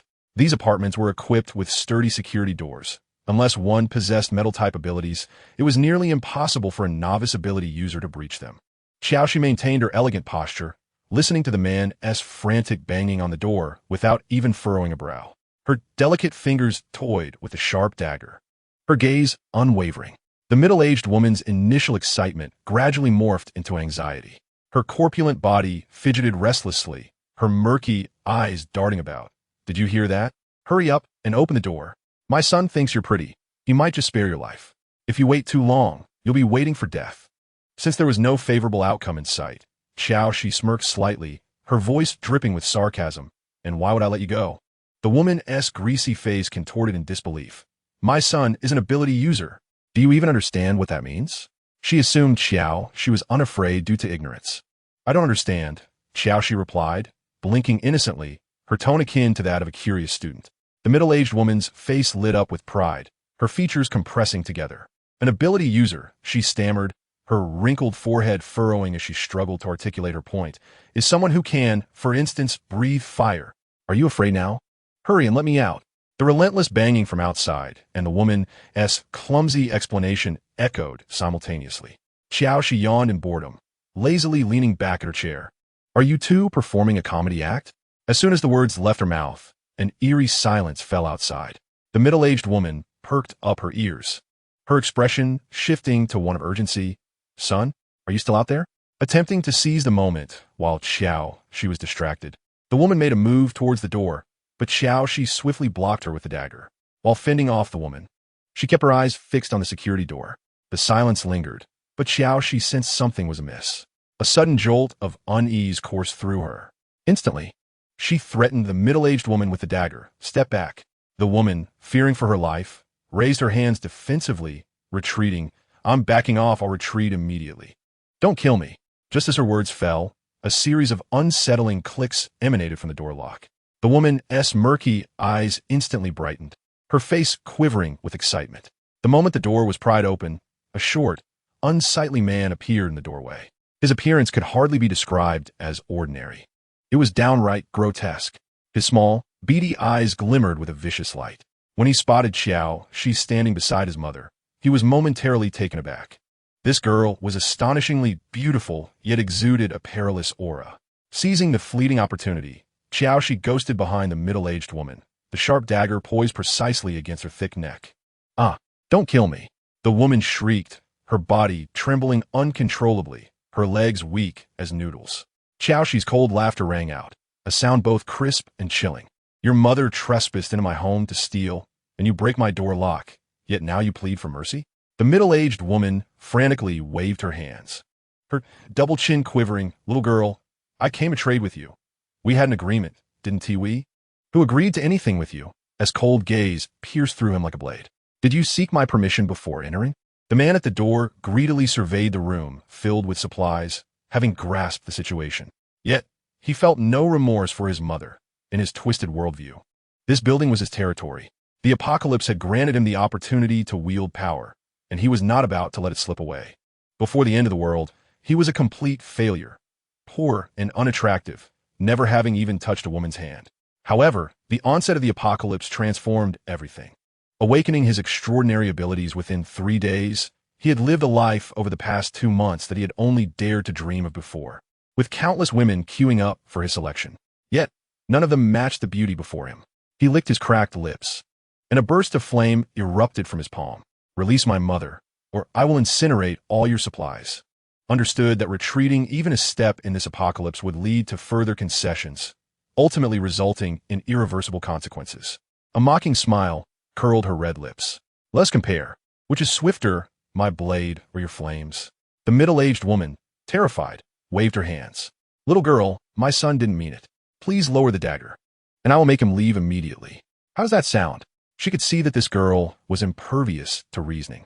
The man, taken aback by the ineffectiveness of his threat, blinked in surprise. Upon hearing his mother's words, he seemingly complied, extinguishing the flames while forcing a nauseating grin on his mundane face. "We are neighbors. Why escalate this?" He rubbed his rough hands together. "This is the apocalypse. Have you considered the consequences of our conflict? Perhaps it would be wise for you to submit and follow me. I will protect you, and no one will dare to threaten you." "Isn't it you who is threatening me?" The man did not deny it, but quickly lost patience, adopting a menacing tone. Think carefully. You may kill my mother, but you cannot kill me. I have ways to make your life a living hell. Suddenly, raised her gaze. Her eyes drifting past him toward the door, her smile deepening. The man was momentarily dazzled by her unexpected smile, softening his tone slightly. I will give you 10 minutes to decide. If you refuse, do not blame me for my lack of mercy. Do you think you can make me follow you? S voice suddenly turned sultry, a stark contrast to her earlier coldness. The man rubbed his hands excitedly. Of course. You would enjoy luxury and indulgence by my side. That depends on my man's thoughts, replied with a light laugh. Your man? Bring him out. The man sneered, calculating the possibility of seizing her by force. At that moment, he turned and encountered a pair of dangerously sharp eyes. A tall, imposing man lounged against the doorframe, a dangerous smile gracing his handsome face. You dare come in my home and steal my woman? The short man immediately felt a chill run down his spine, instinctively unleashing a fiery attack. A bolt of lightning struck his palm, extinguishing the flames that had just emerged. Why, you're a mutated ability user? He fought against the tingling pain in his palm, retreating in fear. I apologize, I did not recognize your power. I was just taking my mother away. As he spoke, he reached for his mother, avoiding eye contact with Feng Yi, eager to exit the room. Do you think you can leave so easily? Feng Yi scoffed. The man had no choice but to halt his steps. Then I apologize. What is your apology worth? The overweight woman immediately interjected. I haven't harmed her. We are willing to apologize. What more do you want? Mother. The man quickly silenced her, fearing her words might provoke their adversary. This is a mutated ability user. Among the over 100 ability users in the safe zone, fewer than 5 were mutated. Their powers could easily crush ordinary ability users. Even if he were to kill them, the safe zone would impose no punishment on him. He quickly shielded his mother behind him, forcing a smile. Yes, we were in the wrong. I apologize to this young lady. I have some supplies at home. I will bring them down immediately. What does that sound? Feng Ye's cold gaze swept over him. If any harm befalls my family in this area, I will seek you out. The man froze, cursing inwardly at the audacity of this demand, forcing him to protect these women. With no other options, he could only nod with a forced smile. Rest assured, with me around, no one will dare to harm your family. Get lost. This is your last warning. The man with rat-like features left in silence, dragging his mother away. She looked at his excessively beautiful face with concern. You are too beautiful. Going outside could attract unwanted attention. You should cover your face in the future. Did not argue, smiling in agreement. In truth, had she not been worried about them and the need to secure the supplies, she could have easily avoided that mother and son using her shape-shifting abilities. Thus, in terms of escaping danger, no ability rivaled her own. Feng Ye's gaze swept over the supplies in the room, which were not brought by them and were even more abundant. Almost instantly, he understood who had sent them. Evidently, the intention was still lingering. Did Professor Fu send these? Yes, his gaze also fell upon the supplies. Let me clear a space. With that, she rolled up her sleeves to carry a box. Feng Yi grabbed her hand, stopping her. I will handle it. After stacking the items against the wall, Feng Yi stepped inside and casually shut the door. The supplies sent by Fu Jianxing included toothpaste, toothbrushes, and shower gel. There was no space outside, so she moved them into the room. Just as she finished placing them, she turned to see Feng Yi striding toward her. Before she could speak, he had already silenced her lips with his, had begun to recognize his scent. She did not mind this act that could enhance their abilities. She wrapped her arms around his neck, willingly responding. But gradually, she sensed something was off with Feng Ye's emotions. There seemed to be a tumult of feelings swirling in his dark eyes. Push him away, a glimmer of light breaking between their lips. Are you angry? She inquired, scanning his brows and eyes with suspicion. His rugged features were indeed shrouded in a faint shade of gloom, which might have gone unnoticed if one were not attentive. Feng Yi raised an eyebrow, fixing his gaze on her. What could possibly anger me? Pressed her lips together. Are you upset because of the things Fu Jianxing sent? Feng Yi remained silent, leaving her uncertain about whether he was truly angered by Fu Jianxing. He stared at her for a long moment, her alluring red lips parting and closing, tempting yet laced with a fatal poison that made him want to seal them shut. She knew precisely how to incite his ire. After a long pause, he scoffed. You have been the one speaking from start to finish. What have I said? Fine, we each get what we want. You can stop at any time. With that, he turned and opened the door, stepping out in his work pants. Watched his retreating figure, a wave of discomfort surging within her, but she quickly dismissed it. She had initially thought Feng Yi would keep his distance for a few days, yet, to her surprise, he exerted even more effort that night, almost as if he wished to dismantle her entirely. Eventually, she could no longer resist and bit down hard on his shoulder. Using all her strength, the man suddenly surged with energy and tightly embraced her. The sound of their heavy breathing filled her ears, threatening to consume her. In that instant, she forgot everything, only feeling the entirety of what he offered. As dawn broke, the man finally released her, tilted her head, falling into a deep slumber in his embrace. However, the man could not sleep. He gazed down at the woman in his arms and then leaned down, biting her lips with force. The woman, lost in dreams, allowed a soft hum, but did not awaken. Exhausted, slept until nearly noon before finally stirring.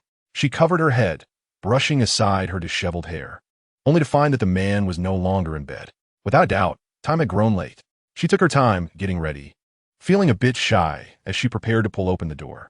However, the door swung open before she could, revealing the instigator standing at the threshold. She shot him a fierce glare and, as she passed by him, deliberately stepped hard on his foot. Outside, Chun Xiaorong had already set the table for lunch, warmly inviting her to sit and eat. A flush crept from her cheeks to her ears. Feng Yi observed the sight of this beautiful girl blushing and thought to himself that, at the very least, she was by his side. Regardless of Lu Yuyang or Fu Jingxing, they would first need the ability to take her away from him. Cici, come, eat more? Chun Xiaorong said with a smile as she placed an egg into Qiao Xi's bowl. In the safe zone, there were vegetables as well as chicken and duck. As long as one had enough points, they could exchange them for the desired living supplies. Thank you, Grandma. Qiao Xi was not often shy, but having just woken up at noon, she felt it was rather obvious to this newcomer what they had been up to. Feng Yi pulled out a chair and sat beside her, also smiling as he added a piece of egg to her bowl. Yes, eat more, it's good for you. Cici, now that we are in the safe zone, if you become pregnant and have a child with Xiao Yi, you won't be lonely in the future with both of you around. Uft. Chapter 55. If pregnant, give birth. Qiao Xi nearly choked on her rice. Chun Xiaorong was unaware of their relationship and assumed they were a loving couple. Moreover, even if they were a couple, it was not so easy to conceive in the apocalypse. Women who struggled to eat and drink, well, found it difficult to become pregnant, and after the evolution of abilities, genetic mutations made it even harder. In summary, the apocalypse was a world where the birth of newborns was a rare occurrence. Humanity seemed to have no future, unless a miracle occurred. Yet she did not yearn for such miracles. She simply wished to live well in the present, with her abilities growing rapidly. The meal concluded in an oddly tense atmosphere. After Qiao Xi helped clean up, Feng Yi took her outside. Where are we going? I notice you have only a couple of changes of clothes. I'm taking you to buy a few outfits. When she left Su Linchuan, she had indeed brought only a backpack with one set of clothes, with the rest being food. The previous mutated crystal cores had also been her share, which she had allowed him to absorb. Now she truly needed some clean clothes, so she did not refuse. He held onto her hand tightly as they descended the stairs, showing no intention of letting go. Qiao Xi instinctively tugged at her hand, but the man only gripped it tighter. If you become pregnant, then give birth. Qiao Xi was momentarily taken aback, and upon realizing it, she retorted, Pregnant? It's not that easy. Feng Yi thought she was just shy, a smirk playing on his lips. Well, if you don't become pregnant, that's fine. If you do, I will take good care of you both. As he spoke, a gentle light softened his previously stern expression. He had long forgotten what it felt like to have family. After so many years of living alone, he had grown accustomed to it. Running through a hail of bullets had become a norm, and he might end up buried somewhere one day, which is why he had never considered starting a family, let alone having children. But now, the soft hand he held in his palm sparked an impulse within him to hold on to it forever. He was not particularly fond of children, but if it were her child, even in the apocalypse, he would do everything in his power to provide her and their child with a safe and happy home. Qiao Xi noted his lack of understanding and felt no desire to explain, as she had no way to clarify how she knew so much. Compared to Feng Yi's spirited demeanor, Qiao Xi's emotions were rather subdued. After walking through 2 streets, Feng Yi led her to a place resembling a supermarket. Qiao Xi recognized it as the location for exchanging supplies with points in the safe zone. She glanced around and discovered the supplies were quite ample. As long as one had sufficient points, even luxury items like sanitary pads were available. However, in the future, sanitary pads would become increasingly scarce. and most people would resort to using plant ash as a substitute. Noticing her fixation on the sanitary pads, Feng Yi immediately reached for several packs. Qiao Xi glanced at the prices, taken aback. She was required to complete 2 tasks per month in the safe zone to earn 2,000 points. Yet a single pack of sanitary pads cost 100 points. Moreover, she had spent 1,000 points on her last rental. Do you have enough points? Qiao Xi genuinely needed them, as her period was likely to arrive in a few days, and she wished to avoid any awkwardness. But if her points were insufficient, she would think of another way. Yes, I've been completing tasks these past few days, so there's no need to worry about points. That's good. After selecting the sanitary pads, the two continued walking. Suddenly, someone called out to Feng Yi, "Captain Feng, what a coincidence." Qiao, she turned to see a woman slowly emerging from behind shelf. The woman was tall and leggy, with a curvaceous figure. While her beauty was not top tier, she was certainly above average, with a somewhat alluring demeanor. As she stepped forward, she cast a brief glance at Qiao Xi before diverting her gaze elsewhere. Feng Yi merely responded with a casual acknowledgement, seemingly uninterested in engaging. "Captain Feng, when will you go on your next mission? Could I join your team?" She twirled a lock of curly hair, exuding charm. Captain Feng is incredibly strong. Working alongside you would provide a great sense of security. Yet her flirtations fell on deaf ears, as Feng Ye's focus remained on searching for supplies.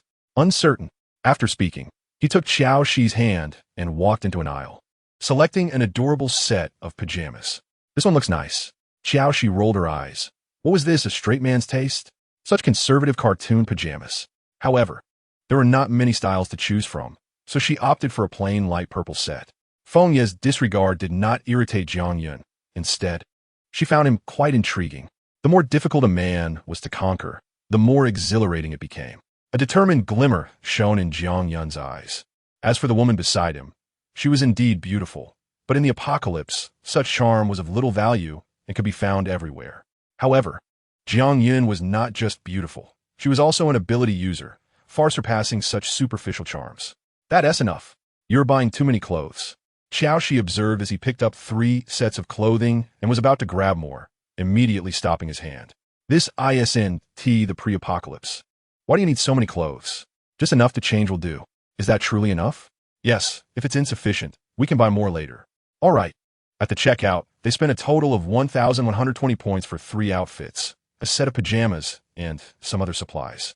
Compared to other consumables, clothing was the least valuable, as one could easily find a large bag full in any shop or market in the city. "All right, you go ahead." Qiao Xi did not ask many questions, as they were not truly a couple. Feng Yi nodded and exited the store. Qiao Xi walked over to the women, observing the sweaters they were knitting. "Grandma, where did you get the yarn?" "Wen Jing picked up some work today. Knitting one piece earns 200 points. For ordinary people, finding work in the safe zone to support themselves was already quite good. She had a vague feeling that she was about to level up, and once she did, she would see what changes her abilities would undergo. Completing tasks for points? Forget it. My goal is to evolve zombies." She believed that for Feng Yi, completing tasks was secondary. His primary aim was still to search for crystal cores outside. Suddenly, there was a knock at the door. She quickly stood up, her voice tinged with alertness. "Who is it?" "Cici, it's me." Upon hearing Fu Jingxing's voice from outside, Qiao Xi felt relieved and opened the door. Fu Jingxing stood at the entrance, smiling at her. "Will you accompany me to the banquet tonight?" Chapter 56. Unfinished business, remembering her earlier promise. Qiao Xi hesitated only briefly before nodding in agreement. "All right, just give me a moment." As she finished speaking and was about to turn to enter the house, a voice called out, "Wait, Cici, here's a skirt. If you like it, you can change into it. If not, or whatever you prefer." Joshi fixed her gaze on the magenta skirt he offered, accepting it with a smile. "All right, I don't have a skirt anyway. I'll change into this one." Swiftly changing her attire, she informed her grandmother and Wen Jing before stepping out from the door. Fu Jingxing's eyes followed her figure as she emerged. The naive girl, once oblivious to the world, had blossomed into a striking flower. "Let us go, Cici." The corridor was narrow, and Joshi paid little heed to Fu Jingxing's gaze. They descended the stairs one after the other, accompanied by 2 ability users who were tasked with protecting him. As they exited the apartment building, the street began to fill with pedestrians. Joshi discreetly observed the man beside her. Compared to the gentle neighbor she remembered, his casual attire accentuated his amiable disposition. Yet, for some inexplicable reason, his gaze held an air of danger. "If you wish to look, then do so freely. Why hide?" Fu Jingxing's lips curled into a smile, his warm eyes glimmering with delight. I only feel that you seem a bit different, Jingxing Ge. Qiao Xi mused, reflecting on how time had flown. It had been too long since she last saw Fu Jingxing, long enough for her to perceive him as somewhat unfamiliar.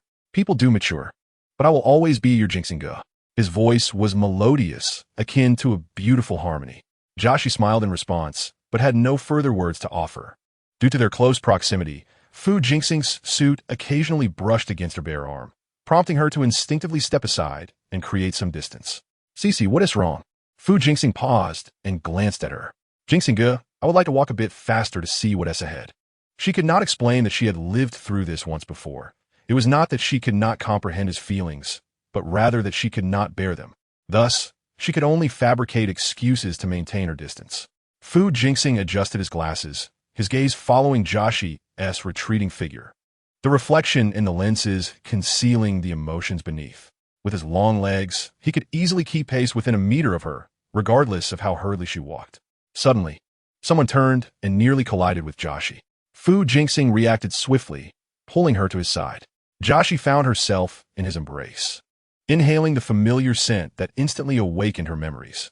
Despite the passage of years, the moment rekindled her recollections. Observing the dazed expression of the girl in his arms, Fu Jingxing's demeanor softened considerably. Cici, you once promised to always be good with Jingxing Ge. Please do not guard against me. Almost instantly, Fu Jingxing grasped her intent. She was attempting to convey that he would always be her brother, and there would never be any other possibility between them. However, he was most unafraid of tackling challenges. The banquet venue was not far. They crossed 3 streets before arriving at their destination. At Fu Jingxing's gesture, Qiao Xi linked her arm with his as they entered the banquet hall. Under the radiant glow of the crystal chandelier, elegantly dressed guests raised their champagne glasses, engaging in lively conversation. On the long table were exquisitely crafted mini cakes, their cream decorations pristine, as though the apocalypse had never touched this world. Qiao Xi recalled the scenes beyond the safe zone, where humans lived like rats, resorting even to cannibalism when they lacked food. Yet now, the leadership within the safe zone continued to revel in the opulence reminiscent of pre-apocalyptic times. Fu Jingxing's voice broke through her thoughts. We need not mingle with others. I brought you here simply for you to enjoy some food and have a bit of fun. Qiao Xi relaxed, ready to speak, when her gaze suddenly fixed on a certain direction. At the end of her line of sight stood Lu Yuyang, clad in a crisp black jacket, his handsome, aloof face devoid of expression as he appeared to be listening to the girl beside him. The girl wore a pale yellow dress, her eyes crescent-shaped with laughter, resembling a flower that had never known darkness. What are you looking at? Fu Jingxing followed her gaze. He turned to grab a small cake from the nearby long table, presenting it to her. Try this. See if it's delicious. Qiao Xi looked at the precious little cake before her. In her past life, and this one, it had been ages since she had tasted such a delight. Instinctively, she reached out to accept it, scooping up a spoonful to feed herself. The cream melted on her tongue, sweet yet not overly rich, still satisfying her palate. Unconsciously, she indulged in a few more bites. Fu Jingxing smiled. If you like it, there's more. No need to rush. He coaxed her as one would a child. Qiao Xi quickly finished 2 small cakes, feeling a lingering desire for more. Suddenly, a hand cupped her cheek, and to her astonishment, Fu Jingxing's fingertip brushed against her lip. Just like in their childhood, his gaze brimmed with affection, as if eating a cake could smear her face.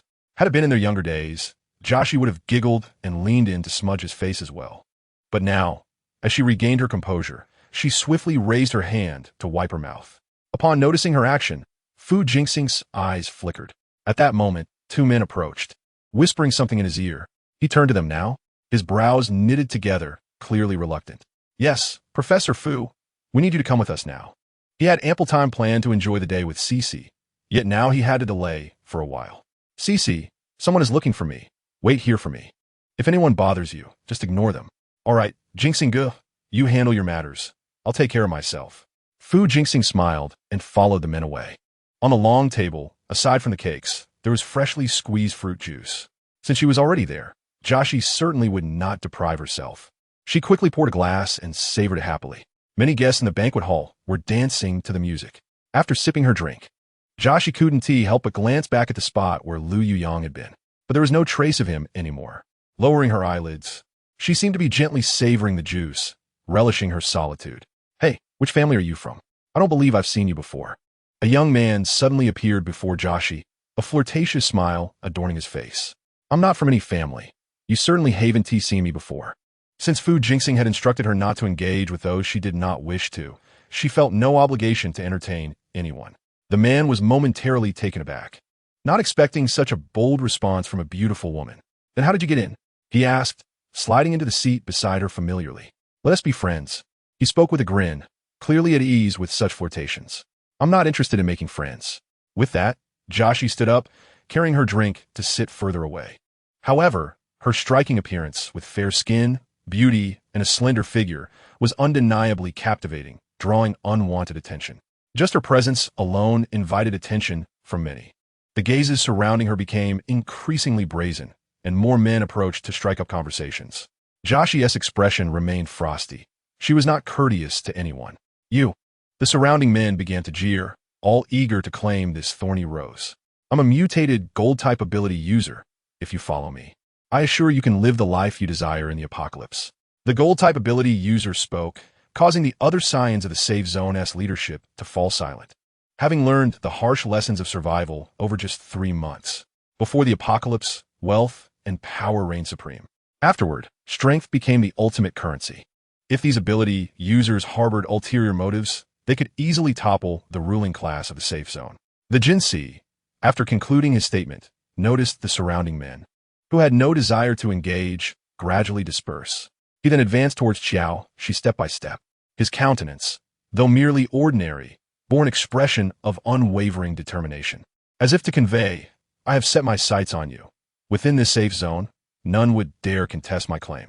He anticipated that his words would induce either dependence or fear in the woman. However, Qiao Xi merely elbowed her own body and leaned back slightly, her gaze calm and even tinged with a hint of amusement, replying, "Is that so? Well, let us see you handle my man first." "Very well. And who is your man?" he inquired. "My man." Qiao Xi deliberately elongated her tone. In truth, with her powers, evading these individuals posed no challenge. Yet for now, there was no need to reveal her abilities. Before she could finish her thought, another approached, calling out to him, "Yao Gang, the leader requests your presence." Disrupted from his interest, Yao Gang felt a flicker of displeasure but refrained from expressing it. Instead, he leaned closer to Qiao Xi and said, "Be a good girl and wait for me here. Unless you leave the safe zone, I can always find you." His gaze swept over her exquisite features, suppressing the dryness in his throat, forcing himself to look away. "Lead the way." Once he departed, Qiao Xi moved as well. With the area finally clearing, she slowly stepped out from behind. As dusk approached, a gentle breeze wafted the fragrance of roses across her cheeks. Just as Qiao Xi relished a moment of tranquility, she was suddenly yanked into the thicket. Upon recognizing Lu Yuyang, she was taken aback. "Lu Yuyang, what are you doing?" Last time, she had intentionally provoked him by being intimate with Feng Yi. He had clearly been unable to bear it and left alone. Why was he now holding on to her? Lu Yuyang himself was uncertain, having resolved to treat her as a stranger henceforth. Yet seeing her beside another man, Feng Yi replaced by Su Qianqian, he could not restrain his actions. "Are you not fond of Feng Yi? Why are you here with Su Qianqian?" Each word seemed forced from between clenched teeth. The men surrounding her buzzed like flies. His anger was palpable, yet Qiao Xi suppressed her emotions and tilted her head with a smile. "Lu Yuyang, do you truly like me that much?" As she spoke, she leaned closer, her lips nearly brushing against his. "Care to find out?" Suddenly, she was yanked backward, her back colliding forcefully against the trunk of a tree. The pain was sharp, yet a smile remained on her face. "I'm sorry, it won't happen again." With that, he turned to leave. Ultimately, Qiao Xi could not hold back, her gaze trailing after him. His words felt like a blunt knife. Slowly severing the facade, she desperately maintained. She opened her mouth, an impulse to call out to him surging within her. Yet the words lodged in her throat, unvoiced. Was she truly willing to gamble once more? To be love-struck in this apocalyptic world? She incessantly questioned herself, her heart torn. Until a girl in a pale yellow dress came running towards Lu Yuyang, her face lighting up with the joy that only the sight of a beloved could evoke. The girl approached and naturally linked her arm with his, causing Lu Yuyang's pace to falter for a moment before he swiftly disappeared around the corner. Qiao Xi's smile widened. Thankfully, she had not fallen prey to romantic folly again. Clap, clap. Clap. The sound of applause erupted abruptly. She scrutinized Qiao Xi from head to toe, Fu Jinxing, Feng Yi, and now Lu Yuyang. The most outstanding men in the safe zone. What is it about someone like you that intrigues them? Qiao Xi brushed away non-existent dust. What can I do? Surely you don't expect me to fancy someone as pretentious as you? A glint of cold light flashed as a dagger pressed against Qiao Xi's throat. Jiang Yun gently traced the blade along her jawline. Do you know? I detest women like you, relying solely on a modicum of beauty to cling to men. Despite the blade poised at her neck, Qiao Xi revealed no trace of fear. Jiang Yun's words were hypocritical. If everyone possessed formidable powers, which woman would willingly serve men? Wouldn't she prefer to reign as a queen? She was merely a woman who had awakened her abilities a tad earlier than others, yet harbored such disdain for her own gender. They may wish for my dependence. Does that anger you? Hold it in. Qiao Xi smiled brightly, as though the dagger pressing against her throat were nothing but a trifle. Jiang Yun narrowed her eyes dangerously, her gaze reflecting the disdain of one in power towards an insect. Dare to provoke me? A mere vase like you is nothing but a toy for men. Killing you would be as easy as crushing an ant. Chapter 58. Only 3 seconds, yet Qiao Xi exhibited no fear. Her smile seemed to taunt Jiang Yun's authority. Then you may certainly attempt it. With a swift motion, the dagger pressed against Qiao Xi's neck. Do you believe I wouldn't? Jiang Yun mocked coldly. Or do you think those men would seek vengeance on my behalf for a mere plaything like you? The dagger slowly ascended. But what's the fun in simply killing you? I could ruin your face, making you realize that your allure is but a fade to attract them. Jealousy is not shameful, but it is disgraceful to feign disdain while harboring envy. No matter your abilities, what does it matter? I scorn you, and the men I desire scorn you as well. Her words tore away Jiang Yun's pretense of dignity, and in a fit of rage, she brandished the dagger towards Qiao Xi's face. Suddenly, Qiao Xi vanished before her eyes. Jiang Yun, momentarily stunned, soon gathered her wits. You're also in? She immediately turned, searching frantically. Is your power invisibility or teleportation? Jiang Yun spoke as if addressing the air. After a lengthy silence, no one responded. What does it matter if one possesses powers? They can only hide. A cold smile graced her lips, yet unease gnawed at her heart. The plaything she dismissed was indeed in. Unable to locate Qiao Xi, her fury found no outlet, and she turned, planning to leave. But at that moment, something cold pressed against her neck. Realization struck her. Her face paled. What do you intend to do? She instinctively leaned back, trying to evade the blade. Yet Qiao Xi refused to grant her such an opportunity, firmly restraining her other arm, preventing any movement. No matter how she shifted, the dagger remained at her artery. Rage surged within her chest, and she slowly attempted to move her hand while Qiao Xi remained distracted. Qiao Xi, observing her attempt to channel her powers, chuckled softly. I advise against rash actions. You are merely a novice. By the time you attack, my dagger will have already severed your artery. Do you doubt me? She deliberately elongated her tone, applying pressure to Jiang Yun's frayed nerves. You can certainly try. Jiang Yun immediately halted her movements, even managing a strained smile. You misunderstand. I harbor no ill intentions towards you. Since you're also in, we belong to the same tier. I merely disdain those who sell their bodies and cling to men, not targeting you specifically. Qiao Xi's lips curled into a slight arc. Don't speak so nobly. Only after experiencing true bloodshed in the apocalypse do you earn the right to utter such words. Just like you, I can lightly maneuver the dagger, tracing along your neck. Without your powers, you're not nobler than those girls. Her words ignited Jiang Yun's fury. Nonsense.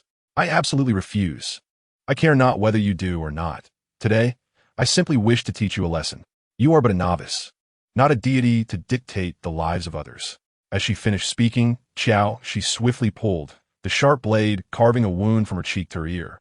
You dare harm me? Jiang Yun exclaimed in disbelief, turning to face her. Qiao Xi pressed the dagger against her neck once more. If you cannot discern the situation, I am unreservedly willing to take your life right now. Her voice was stern, her eyes frosty. In Jiang Yun's eyes, the woman before her was utterly different from the one standing beside Feng Yi, and Fu Jinxing. Jiang Yun pursed her lips, realizing she had misjudged the situation. This matter would not simply be brushed aside. Qiao Xi laughed. What? Do you need me to kill you today for you to understand that the world does not revolve around you, a mere novice ability user? Now apologize to me. She had never intended to make enemies of these ability users, but the animosity had already been established, and thus she needed to psychologically overpower her opponent. After all, her ability lacked lethality, and her recent success was solely due to her opponent's unpreparedness. If given another chance, she might not be able to approach them again. Therefore, she had to intimidate Jiang Yun this time, ensuring that she would not dare to provoke her again. Jiang Yun merely glared at her, remaining silent, prompting Qiao Xi to emit a cold chuckle as she brandished her dagger once more. "Wait, I apologize," Jiang Yun blurted out instinctively. "I thought someone like you, a formidable ability user, wouldn't stoop to apologizing. It seems I was mistaken. Very well, I will grant you another opportunity." Jiang Yun's eyes nearly ignited with fury, but Qiao Xi remained unfazed. "I have only 3 seconds of patience." Fearing that she might actually slash her own face again, Jiang Yun reluctantly uttered, "I'm sorry." Her tone was laced with resentment. Qiao Xi smiled and nodded. "Remember, do not provoke me again, or will not be resolved with a mere apology." With that, she vanished swiftly. Jiang Yun turned to survey the empty surroundings, feeling a surge of anger and resentment as she let out a low growl. Once she had vented her frustration, the realization of her location struck her, and she promptly departed. On the ground, a piece of paper gradually transformed into pebbles, rolling into the grass and becoming a stone that required both hands to move. She felt elated. Ever since the energy she could store within herself had increased. Although she could only transform lifeless objects, the size of what she could now create was significantly larger. The stone she conjured was at least dozens of times the size of those she had previously managed, and she sensed that she could create even larger objects. Albeit her abilities might not sustain such transformations for long. Shi, a familiar voice drew near. Fu Jinxing had not anticipated that after spending only a few minutes with the leaders of the safe zone, he would find Qiao Xi missing. Having left early out of concern that she might be bored alone, Qiao Xi contemplated speaking but hesitated upon noticing the several ability users beside Fu Jinxing. She decided to bide her time. Her powers needed to be concealed, as they could prove vital in critical moments. She had just seized the initiative to outmaneuver Jiang Yun, so revealing her abilities was unwise. After thoroughly searching the courtyard, Fu Jinxing's gentle demeanor began to show signs of agitation. "You need not follow me. Separate and search. If we cannot find her here, we shall look outside." "Understood, Professor Fu. Rest assured, as long as she is within the safe zone, we will locate her." Fu Jinxing nodded, and as the two departed to search for Qiao Xi, he also set off to continue his search. At that moment, Qiao Xi's voice called out from behind, "Jinxing, are you looking for me?" He strode towards her with long strides, questioning why she had not waited for him inside, asking where she had gone alone. "It was boring inside, so I came out for a stroll nearby." "You've been in this vicinity the whole time?" Fu Jinxing raised an eyebrow skeptically. The courtyard was not large, yet they had somehow failed to see her. "Let me clarify, this is a tale of many. Those who appear to be male leads are indeed male leads, while the female lead is initially weak but will grow stronger. This is merely the beginning, and the plot will become increasingly riveting." Chapter 59 Unexpected. Qiao Xi blinked and smiled at him. "Yes, perhaps you all walked too quickly and did not notice me." Fu Jinxing's gaze swept across her face before he suddenly inquired, Shi, are you an ability user?" Qiao Xi's smile faltered, astonished that he had guessed so quickly. Observing her expression, Fu Jinxing chuckled. "I've watched you grow up, even though you have intentionally distanced yourself over the past few years. Some habits are hard to change. Then I have no privacy before you.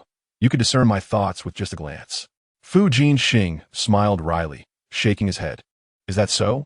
Yet, I can only perceive part of it." "Part of it?" Qiao Xi inquired curiously. "Yes, your eyes behind those glasses are fixed on me. And for instance, I cannot fathom why you are deliberately distancing yourself from me." Qiao Xi was taken aback by his directness. Just as she pondered how to navigate the situation, Fu Jinxing's gentle laughter filled the air. "It's all right if you don't wish to disclose anything. I did not expect you to cling to me as you once did, but I hope that when you encounter difficulties, you will consider seeking me out." Her heart ached slightly. Had she been more mature back then and not felt unloved after being cast out by her father, perhaps she would have confronted Fu Jinxing directly. Maybe she and Fu Jinxing would have been together long ago. "You possess abilities, which brings me some relief. Shall we head back inside and have something to eat?" Throughout the evening, many approached Fu Jinxing to engage in conversation, as his research focused on the evolution of humanity. Meanwhile, Qiao Xi was indifferent, content to sit beside him, indulging in food and drink. Although Su Qianqian was consistently engaged in discussions, he always managed to replenish her plate with her favorite dishes. By the time the banquet was drawing to a close, Qiao Xi was so full that she could eat no more. Seeing her satisfied expression, Su Qianqian's lips curled into a smile. Feeling full, Qiao Xi could not stifle a yawn. He deliberately slowed his pace to match hers. As they stepped outside, the evening breeze brushed against them, and Qiao Xi instinctively touched her bare arms. In the next moment, a warm jacket draped over her shoulders. However, Qiao Xi merely lowered her head, gripping the fabric in silence.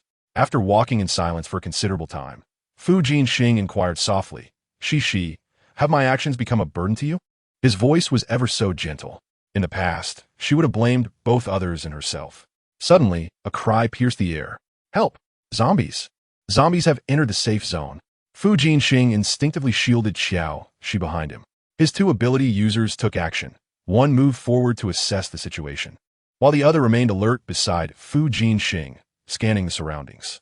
Qiao Xi watched Su Qianqian's back, realizing that he had yet to awaken his abilities. Yet he stood before her, confronting the zombies. With a sigh, she discreetly lifted her skirt and unsheathed the dagger strapped to her thigh, gripping it firmly. There are already 7 or 8 mutated zombies. Professor Fu, we will escort you away from here. Su Qianqian, too, was astonished that zombies had appeared within the safe zone. He turned and grasped Qiao Xi's hand, saying, Shi, we must retreat to a safe location. Only 7 or 8 zombies. They continued to attack passers-by, and it was certain that their numbers would swell. The ability user who had gone to investigate spoke honestly.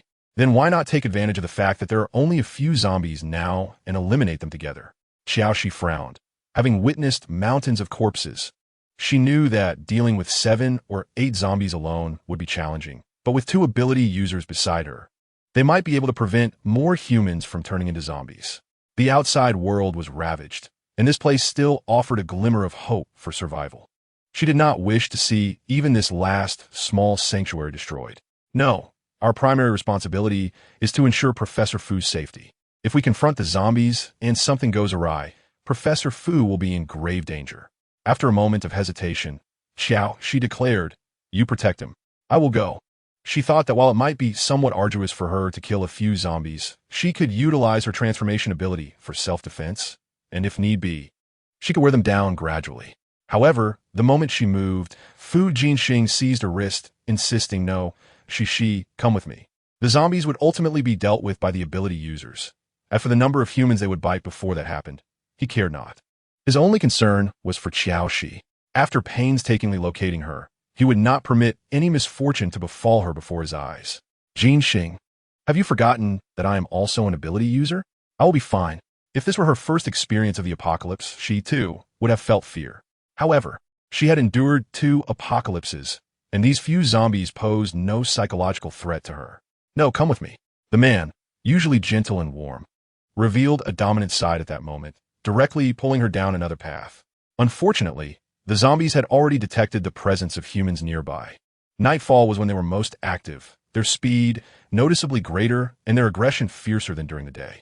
They were relentless in their pursuit, but still could not catch up with the humans. Perhaps their loud voices had masked the sound of the approaching zombies. Hurry, there are zombies! At Josie's reminder, the men finally noticed the zombies drawing closer. One man, startled, twisted his ankle and fell to the ground. No, I still have children to support. At these words, Josie's steps faltered. Behind her, 3 or 4 zombies lunged forward, ready to bite. Cece. His eyes were red, and without hesitation, he ran towards her. Professor Fu.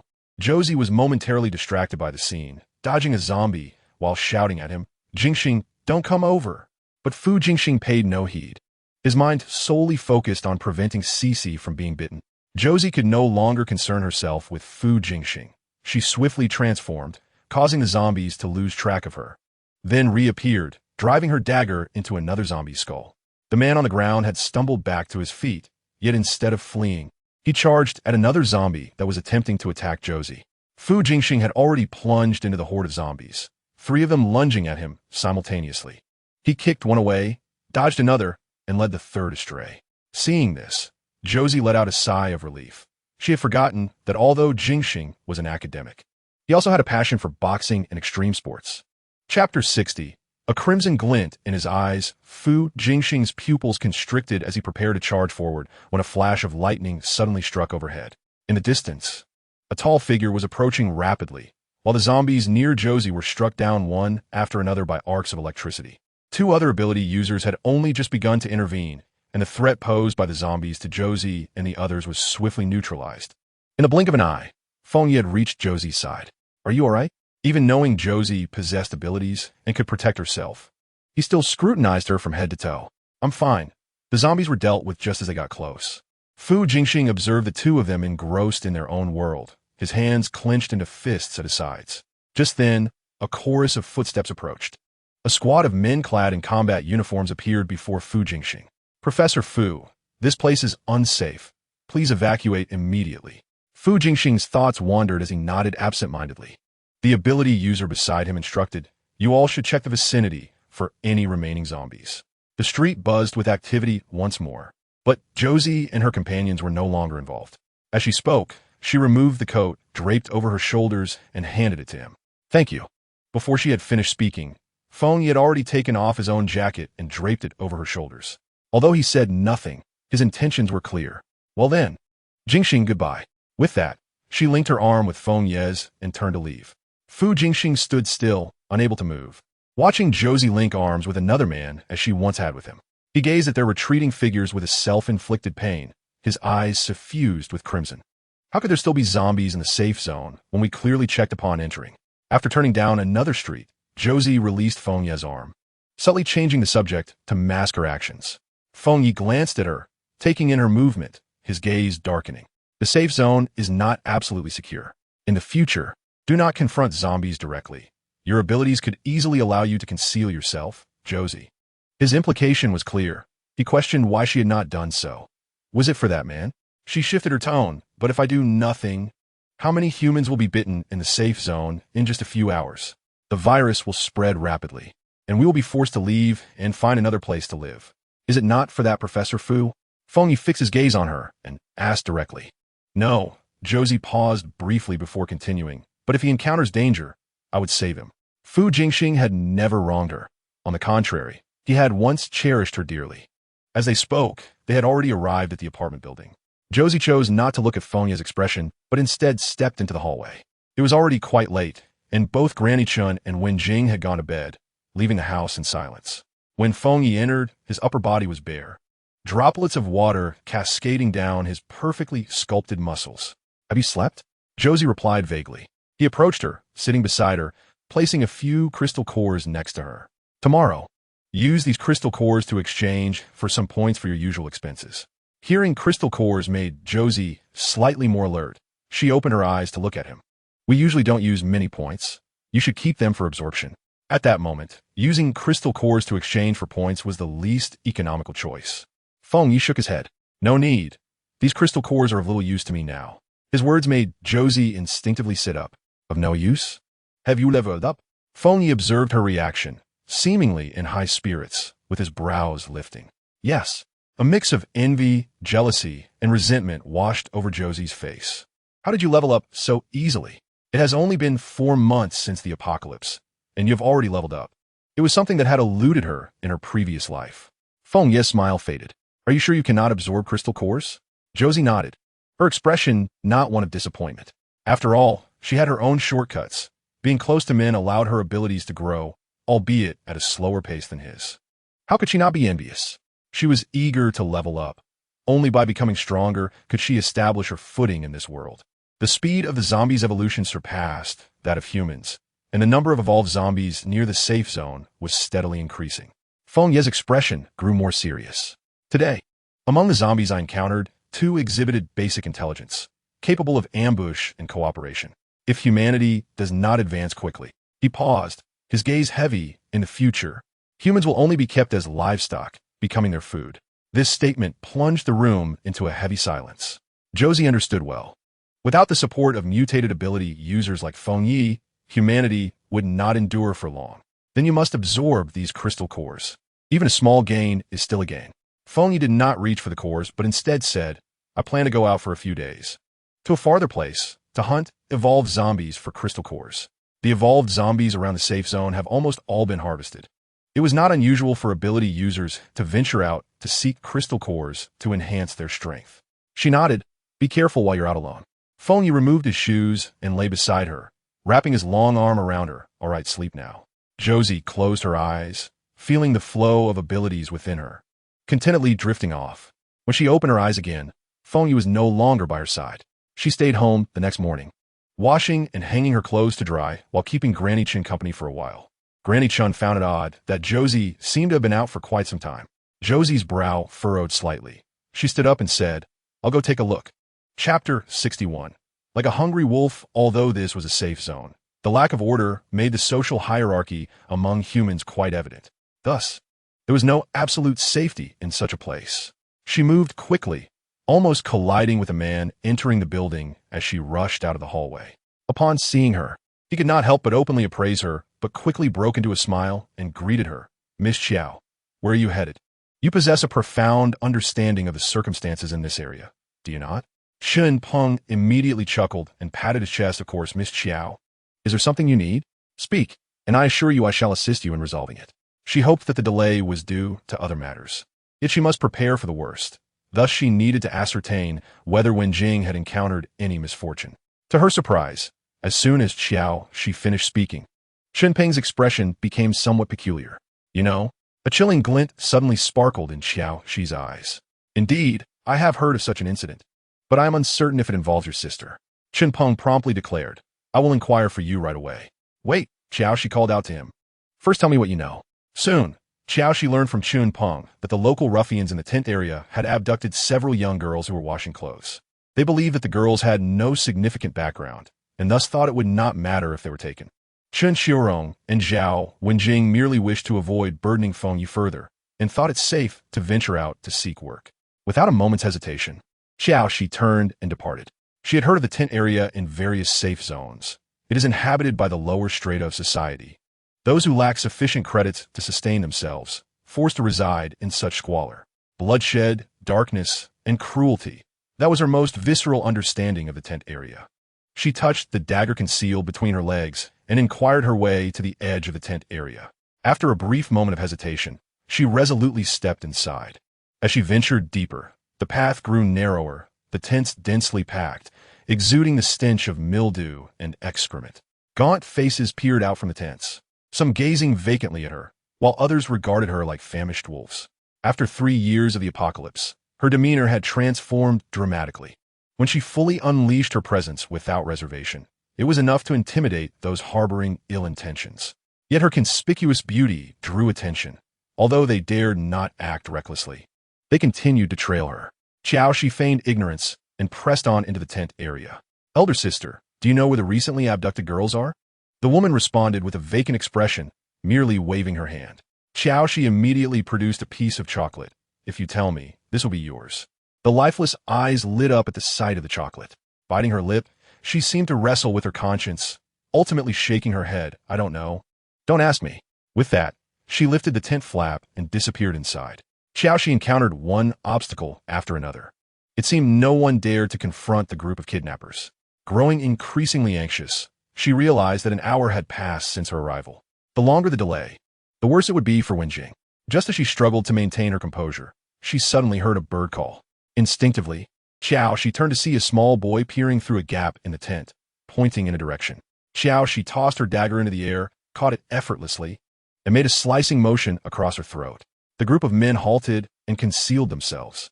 Seizing the opportunity, Qiao Xi hastened to the edge of the tent. Do you know where the person I'm looking for is? The boy timidly nodded. You just need to follow this road for 100 meters, then turn left.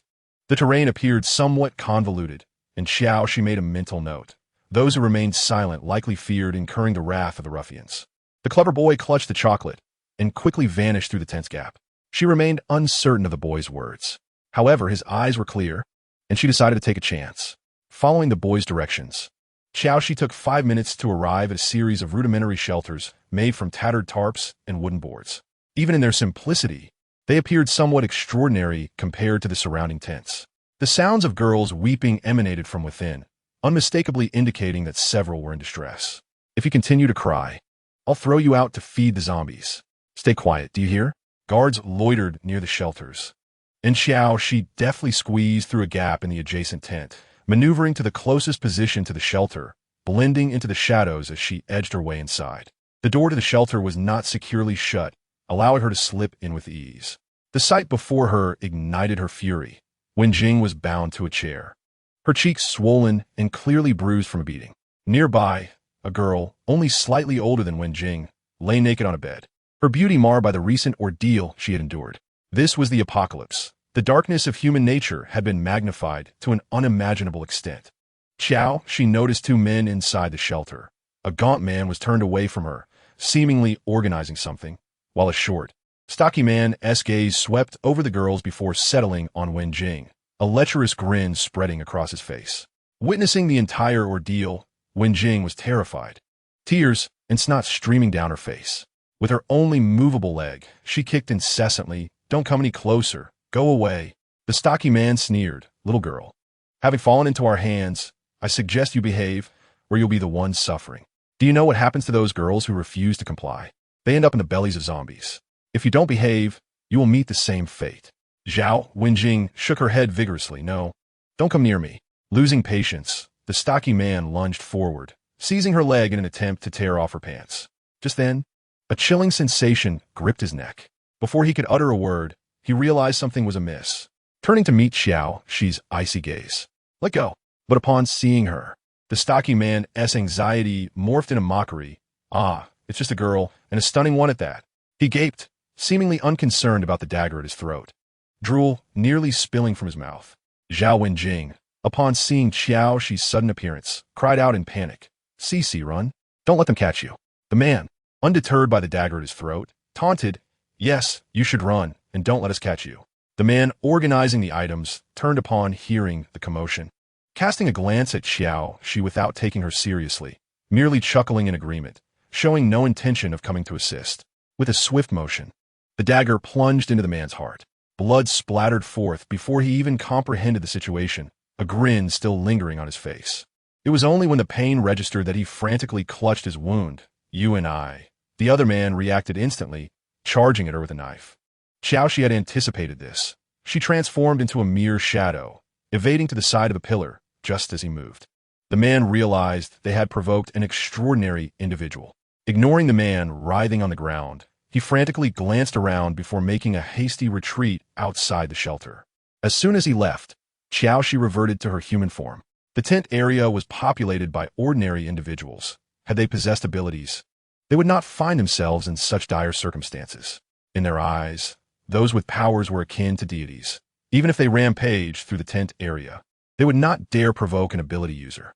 Qiao Xi relied on the fact that they were mere mortals, confident that her skills and powers would allow her to escape unscathed, emboldening her to delve deeper into this place. The girls present had initially thought her to be a fool walking into danger, but they were taken aback when she decisively eliminated the man they all feared. "Sister, save me." Several girls pleaded for her assistance. Qiao Xi remained silent, but methodically cut the ropes binding them with her dagger. Hurry and run. This was all she could do. Should those men pursue her, she would be in no danger alone, but she needed to protect Zhao Wenjing. After 6 or 7 girls fled the shelter, the man on the ground gasped for his last breath. Murder was not a novel experience for her. With a detached demeanor, she stepped over the corpse lying before her, leading Zhao Wenjing out of the makeshift shelter. They hurriedly made their way towards the outskirts of the tent area, while the men remained too intimidated to act rashly. Moments later, Qiao Xi grasped Zhao Wenjing's hand and burst forth from the tent encampment. Upon realizing that no one was pursuing them, she slowed her pace, still holding Zhao Wenjing's hand. Qiao Xi halted and turned to Zhao Wenjing, instructing her to ascend the stairs first. She patted her hand and smiled, asserting that due to the prevailing danger, their safety must be prioritized. Once Zhao Wenjing had made her way upstairs, Qiao Xi pivoted and headed toward the shop across the street. The interior was dark and devoid of merchandise. "Chun Peng, come out," Qiao Xi called, flicking the blood off her dagger. Her tone was casual. "Don't hide. I saw you just now." No sooner had she spoken than Chun Peng emerged, grinning from the shadows. "Miss Qiao, were you calling for me?" Qiao Xi smiled slyly and beckoned him with a finger. Chun Peng hesitated for a moment, then approached with a smile, fully aware he shouldn't entertain notions of harming her. yet wondering if perhaps this girl might take a liking to him. As such thoughts crossed his mind, his gaze became increasingly brazen. Qiao Xi waved the dagger before his eyes. What are you thinking? Upon noticing the bloodstains on the blade, Chun Peng swallowed hard and forced a smile. I was just curious as to why Miss Qiao was looking for me. Qiao Xi took a couple of steps, her gaze fixed on him. Today, my little sister almost fell victim in the tent area. Shouldn't you bear some responsibility? Chun Peng was taken aback. What does this have to do with me? What does it have to do with you? Qiao Xi chuckled. Originally, it had nothing to do with you, but your mother's exploitation has led to our troubles. Henceforth, if my mother-in-law or sister encounters any issues, my husband and I will hold you accountable. Chun Peng's expression contorted, as if he had been fed something foul, unable to swallow or spit it out. Miss Qiao, we must discuss this rationally. How could I possibly know where your sister would go or what she would face? I'm sorry, but I'm not one for discussions. Besides, did you ever reason with me when you thought we were easy prey? Chun Peng attempted to protest further, but Qiao Xi raised her hand to stop him. Let this slide this time. However, if they encounter danger again, my husband will come to settle accounts with you. Miss Qiao, while I am an ability user, I also have a life to lead and a family to support. Isn't this area your territory? Just give them a heads up, and then clarify things with the local tyrants in the tent area. In short, I don't care how you handle it. If they run into trouble, I will come to you for accountability. Chun Peng felt that if he did not resist, he would likely be trampled by this woman in the future. Yet, upon uttering his thoughts, Qiao Xi exhibited not a trace of fear. Having said her piece, she turned away, heading back to her residence without a glance at Chun Peng's changing expressions. Upon entering, she found Chun Qirong speaking softly with Zhao Wenjing.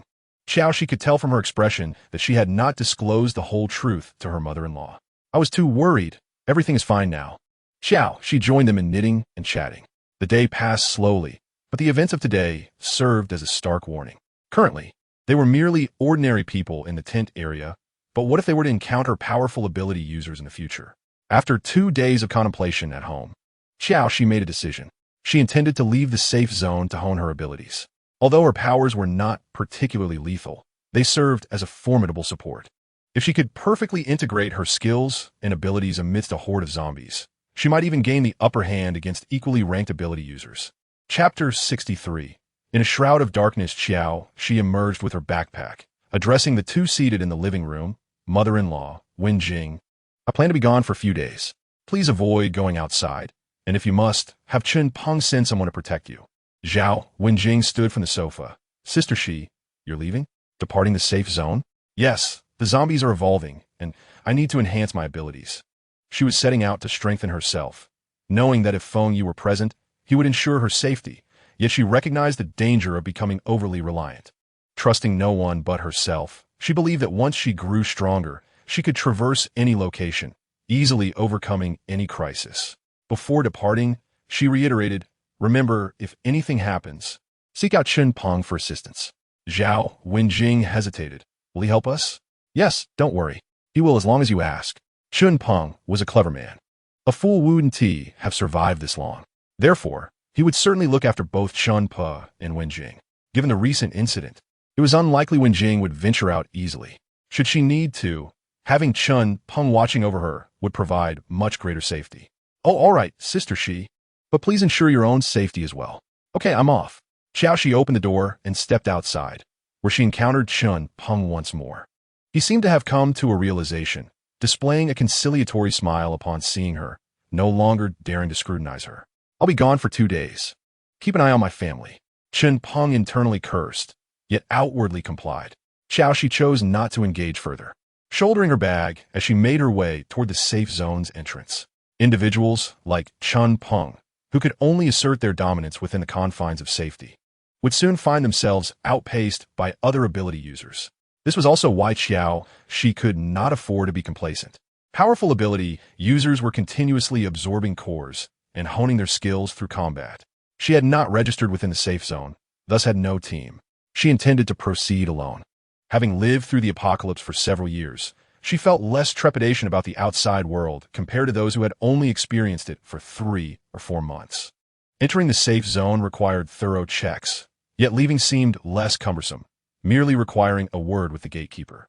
The iron gate slowly swung open, and Qiao Xi stepped through. Outside the safe zone, a crowd had gathered, numbering over 20. They radiated a faint energy. A glance was enough for Qiao Xi to discern that they were all ability users. Without pausing, she continued onward. Soon, she spotted a familiar figure standing at the outermost edge, Lu Yuyang. His demeanor appeared unchanged, yet a flicker of light danced in his eyes. Qiao Xi recalled their conversation during the last banquet within the safe zone. She calmly averted her gaze, not intending to draw closer to these ability users. However, her striking appearance compelled the male ability users to stir with interest. Are you also an ability user participating in this mission? If so, join our team, and we'll protect you. The men attempted to exude friendliness, vying for her choice. However, before Qiao Xi could respond, Lu Yuyang interjected, "Form teams. We depart in 5 minutes." The men immediately inquired, "Which team are you with? Would you like me to speak to Captain Lu on your behalf to switch to our group?" Qiao Xi shook her head. "I'm not joining you for the mission. Farewell." With that, she began to walk away slowly, all eyes upon her. Lu Yuyang furrowed his brows at her retreating figure. Was she truly leaving the safe zone? Though they had agreed on 5 minutes, after frequently checking his watch, Lu Yuyang commanded departure after just 3 minutes. A throng of ability users surged towards the neighboring largest city. Qiao Xi maintained her pace, and upon hearing footsteps behind her, she intentionally transformed into a stone at the corner. Lu Yuyang, uncertain why, found himself hastening his steps despite having sworn to himself there would be no further encounters. Watching her venture alone with her backpack, he thought of the ever-evolving zombies outside, prompting him to unconsciously quicken his pace. What would he do once he caught up with her? With a tumultuous heart, she followed Qiao Xi closely behind, although she had seen her turn a corner. After pursuing for a mile or two, Lu Yuyang could no longer catch sight of her silhouette. It soon dawned on him that Qiao Xi had used her extraordinary abilities to evade him. She remembered his words and wished to avoid any entanglement with him. His pace slowed considerably as he wrestled with strange emotions that left him feeling stifled and uneasy. The other ability users exchanged puzzled glances, unsure of why Lu Yuyang, who had previously rushed forward with such urgency, was now suddenly lagging behind. After Qiao Xi transformed into stone and waited for a while, ensuring they had moved far away. She reverted to her human form. With no particular destination in mind, she found herself near the safe zone, where the surrounding zombies had been thoroughly eradicated by other ability users on their missions. Thus, she decided to follow Lu Yuyang's group towards the neighboring metropolis. After a prolonged journey, the ability users entered the city. Qiao Xi trailed them from a distance, but by the time she entered the city, their figures had already vanished. She slowed her pace, not intending to venture deeper at this moment. With her current reserves of power, she could maintain her small form for at least 2 days without issue. Just as she walked down a street, she was suddenly spotted by a group of zombies lurking in an alley. A cacophony of excited groans erupted as 5 or 6 zombies lunged at her. Remaining calm, Qiao Xi unsheathed her dagger, deftly dodging one of the zombies before swiftly plunging the blade into the second one that lunged at her. As the third zombie approached, she quickly withdrew her dagger and vanished from sight. The zombies, now aimlessly searching, were like headless flies in their frantic sniffing. At that moment, Qiao Xi reappeared and drove her dagger into another zombie's skull. Shaking off the blood from her blade, she continued forward. As she walked, an unsettling sensation crept over her, as if she were being watched. She turned swiftly, spotting a tall, handsome man standing amidst a swirling cloud of black mist behind a nearby building. Chapter 64. The encounter with Lu Yuyang having effortlessly dispatched a dozen or so zombies. Qiao Xi felt a sense of ease, but in comparison to the formidable ability users who could wipe out hordes, she recognized her own shortcomings. Just as she contemplated taking a break, an intense heat surged through her, sending chills down her spine. Reacting instinctively, she transformed into stone just as a fireball narrowly missed her head. Her heart raced as she surveyed her surroundings. If that projectile had been aimed more accurately, she would not have been able to escape. The world outside was fraught with peril. Her awareness and reflexes still needed sharpening. Biting her lip, Qiao Xi resolved to continuously enhance her abilities to secure her survival. After observing for a time, she noticed a short zombie slowly emerging from a building. The creature resembled a young child, its hair matted to its scalp like dry grass. At a glance, she recognized it as an evolved zombie. Unlike ordinary zombies that continued to decay, evolved zombies appeared more human-like. It seemed perplexed as it searched for the food that had suddenly vanished. The creature twisted its neck, mimicking human behavior to assess its surroundings before taking cautious steps in Qiao Xi's direction. She remained motionless, waiting for it to draw near. At the instant it passed her, she transformed back into her human form and swiftly struck at the back of its head with her dagger. However, the zombie sensed her approach and hurled a fireball in her direction. Caught off guard by its rapid reaction, Qiao Xi's pupils dilated as she instantly turned to stone once more. The zombie seemed to realize it was facing an ability user, but its offensive capabilities were evidently lacking. It excitedly bent down, sniffing the air, desperate to locate her. Qiao Xi needed its crystal core, and it craved the flesh of ability users to facilitate its evolution. Time slipped away, and she dared not act rashly, exercising immense patience to outlast it.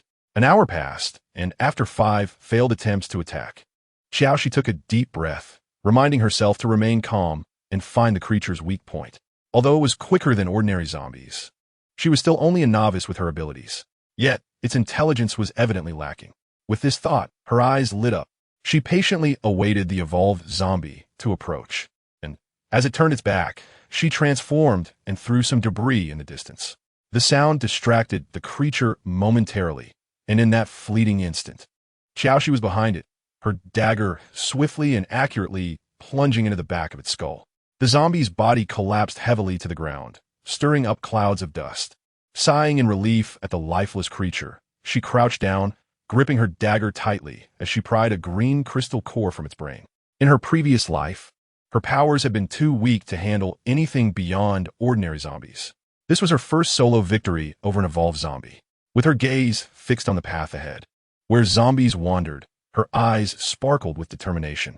Everything would improve, and she would continue to grow stronger. After drifting through the city for a day, her abilities had only consumed a third of their energy, as she had not been in constant transformation. As dusk approached, she found an abandoned building and decided to rest for the night.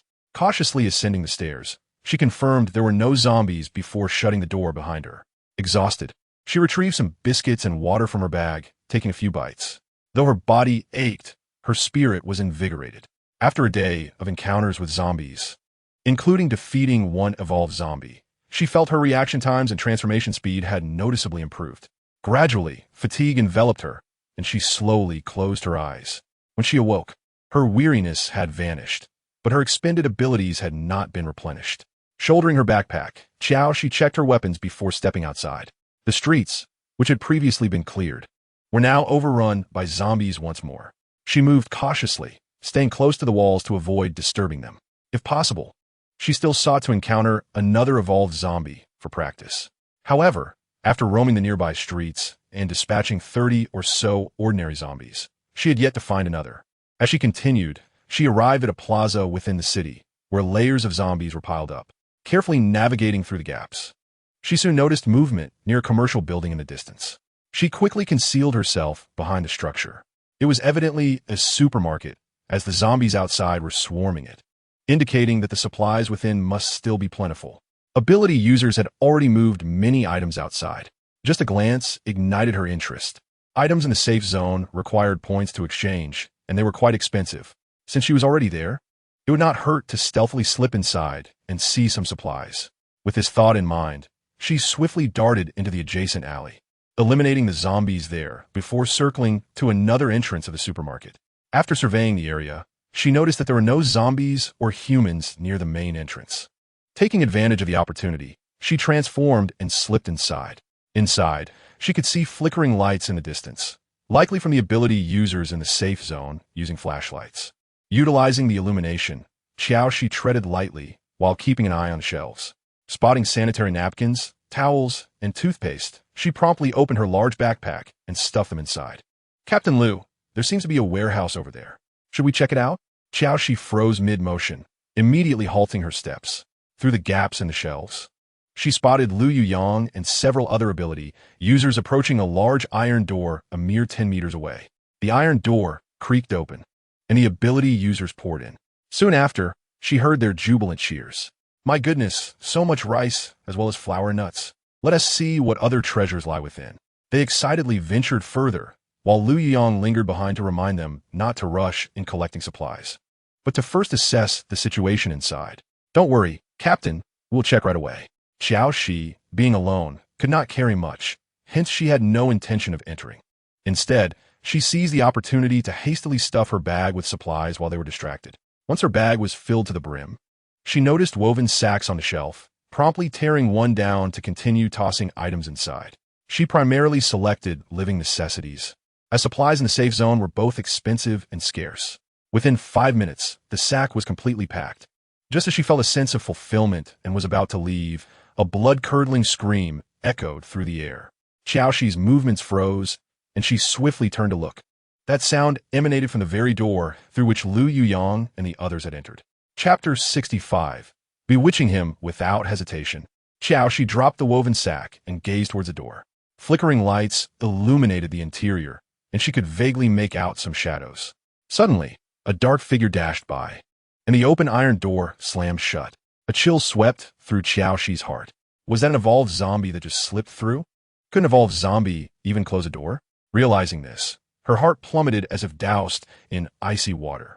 This was likely not a mere newly evolved zombie. It had probably devoured numerous ability users to have upgraded. Qiao Xi understood that the most rational action was to flee immediately. She stood no chance against an evolved zombie. Yet her feet felt as heavy as lead. There were over 20 ability users inside, and if that zombie consumed them all, even Feng Yu would struggle to confront it. Should it breach the safe zone, humanity's last flicker of hope would be utterly extinguished. It cannot be allowed to grow stronger. Otherwise, everyone, including herself, would be without a safe haven. But she was merely a mediocre shapeshifter. Apart from having slightly better survival skills than others, what could she do? Open the door and let them escape?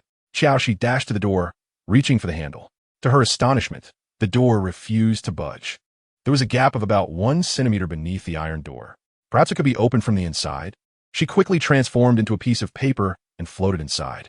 Upon entering, darkness enveloped her, and the voices of the ability users in the safe zone were nearly inaudible.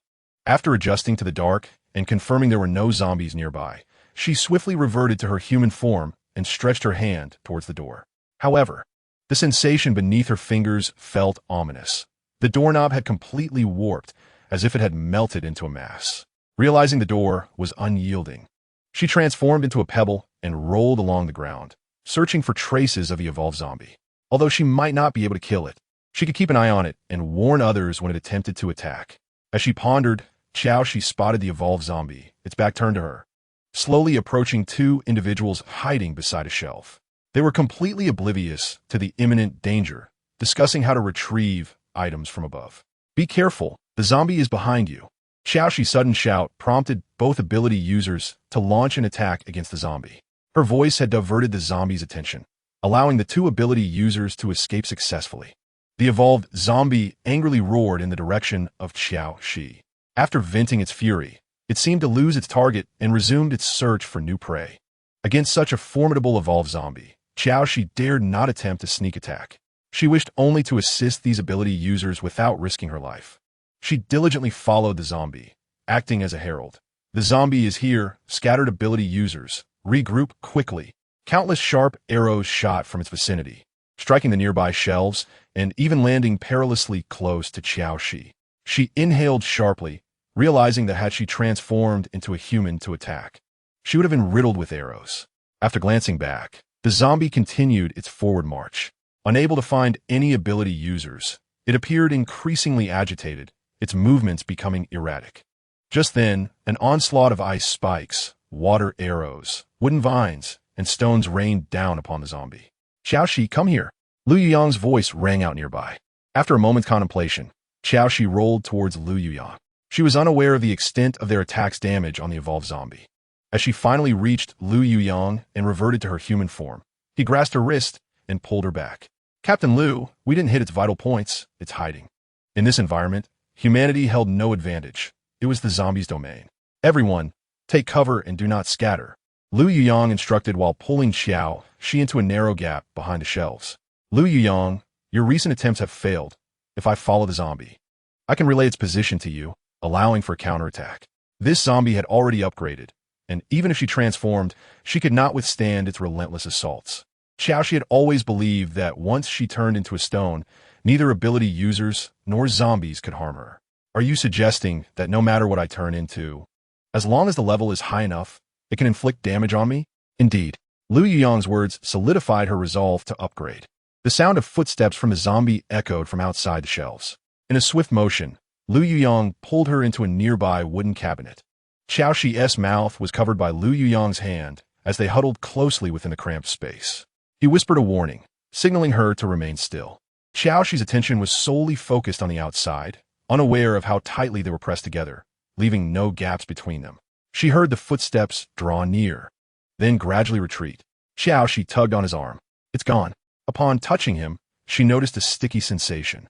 You're hurt? Just a superficial wound. Their breaths were audible as they spoke, and at that moment, the oppressive presence of the evolved zombie outside dissipated. It was then they realized their bodies were tightly wedged together. Qiao Xi attempted to shift to the side, but there was no space, no matter how she squirmed. She could not distance herself from Lu Yuyong. The man beside her let out a muffled grunt. Qiao Xi, don't move. Realizing the awkwardness of the situation, Qiao Xi tried to avert her gaze. So what should we do now?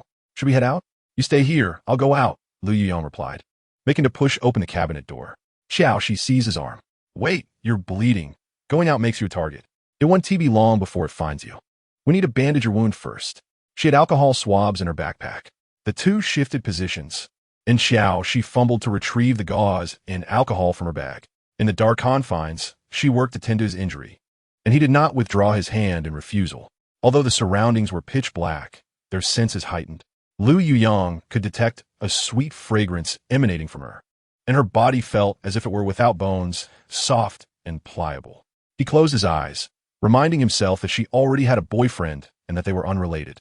Yet, a voice within him seemed to entice him otherwise. All done. Stay hidden and don't come out. Come with me, Qiao Xi insisted, clutching his shirt. If you take me along, your chances of success are greater. Moreover, if anything goes awry, this zombie will rapidly upgrade, and I won't be safe either. Chapter 66. Will you stay with me? As the two remained in a stalemate, a woman's cries echoed from afar. Don't leave, save me. Followed by her heartrending wails, don't bite me, I want to live. Lu Yuyong swiftly turned towards the source of the commotion. Qiao Xi followed closely behind him, and before she could approach, the sound of a zombie gnawing echoed in her ears, while the woman's cries gradually faded away. There was no hope for salvation. If they could not escape or eliminate the evolved zombie, everyone would become its prey, rendering it increasingly powerful. Luo Qin had been devoured by the zombie. Though the trapped individuals were supernatural beings, they had only been in the apocalypse for 3 months. Due to their awakened abilities, they possessed overwhelming strength against ordinary zombies. However, this was the first time they felt an intense sense of crisis. We must leave this place quickly. What if the door won't open? All the supernatural beings panicked. The evolved zombie was preoccupied with its meal and would not seek them out. They needed to seize this moment to find an escape route. Lu Yuyong did not deter them. Instead, he turned to Qiao Xi and said, you should join them and find a way out. What about you? In the darkness, she could only make out his general outline. Now is the best opportunity to kill it. I want to slay this evolved zombie. I will assist you. You attack from the front while I will strike from the shadows. Without giving him a chance to refuse, Qiao Xi stepped towards the source of the gnawing sound. Indeed, this was the perfect moment to eliminate it. With supernatural beings already sacrificed, she could not allow their sacrifice to be in vain. Lu Yuyong did not wish for Qiao Xi to take risks alongside him. However, she moved too swiftly and had already transformed into another object as she approached the zombie. Lu Yuyong's voice drew the irritated growl of the feeding zombie. It seemed to be warning the supernatural beings behind it to stay away. Otherwise, it would be its next meal. Qiao Xi, transformed into paper, lay quietly behind the evolved zombie. The gnawing sound sent chills down her spine, and she could empathize with the breakdown of those supernatural beings. Even though she had survived for over 3 years in the apocalypse, witnessing this scene left her unsettled. Moreover, those who had only endured for 3 months were more susceptible to emotional collapse under such extreme danger. Time passed slowly. Qiao Xi grew anxious and almost succumbed to the urge to launch a surprise attack. Just then, the feeding zombie suddenly lifted its head, and countless ice spikes shot towards it. The evolved zombie roared angrily in Lu Yuyong's direction. Qiao Xi sensed something shifting around her, but she could not discern what it was. As she prepared to attack, the evolved zombie moved, shifting behind a nearby shelf. Lu Yuyong, are you all right? It was too dark ahead for her to know where he was hiding. It didn't injure me, but I'm trapped in the middle of the metal frame. At that moment, there was a loud crash, and glass shattered. The supernatural beings scrambled to climb over the shelves, escaping through the high windows. The evolved zombie was distracted by the noise and seemed in no hurry to claim Lu Yuyang's life. After observing for a while, it returned to its meal. Just as it crouched down, Lu Yuyang launched a second attack, bewildered as to why the trapped prey would retaliate. Its head tilted towards Qiao Xi, but it seemed not to inflict a fatal blow, attempting to rise again. Qiao Xi made a swift decision, transforming back into her human form, and her dagger accurately and fiercely aimed at its head. It was not enough to merely stab. She twisted the blade forcefully, confirming that the evolved zombie was motionless. Qiao Xi slumped to the ground. She had been worried that the zombie would retaliate against her last strike, yet she still took the risk. It was only then that she fished out a flashlight from her bag and shone it on the ground. The area was too bloody for her to look directly. The flashlight's beam primarily illuminated the zombie's body. It was pierced by more than a dozen eye spikes. Yet only one had struck its temple. No wonder it could still move after falling.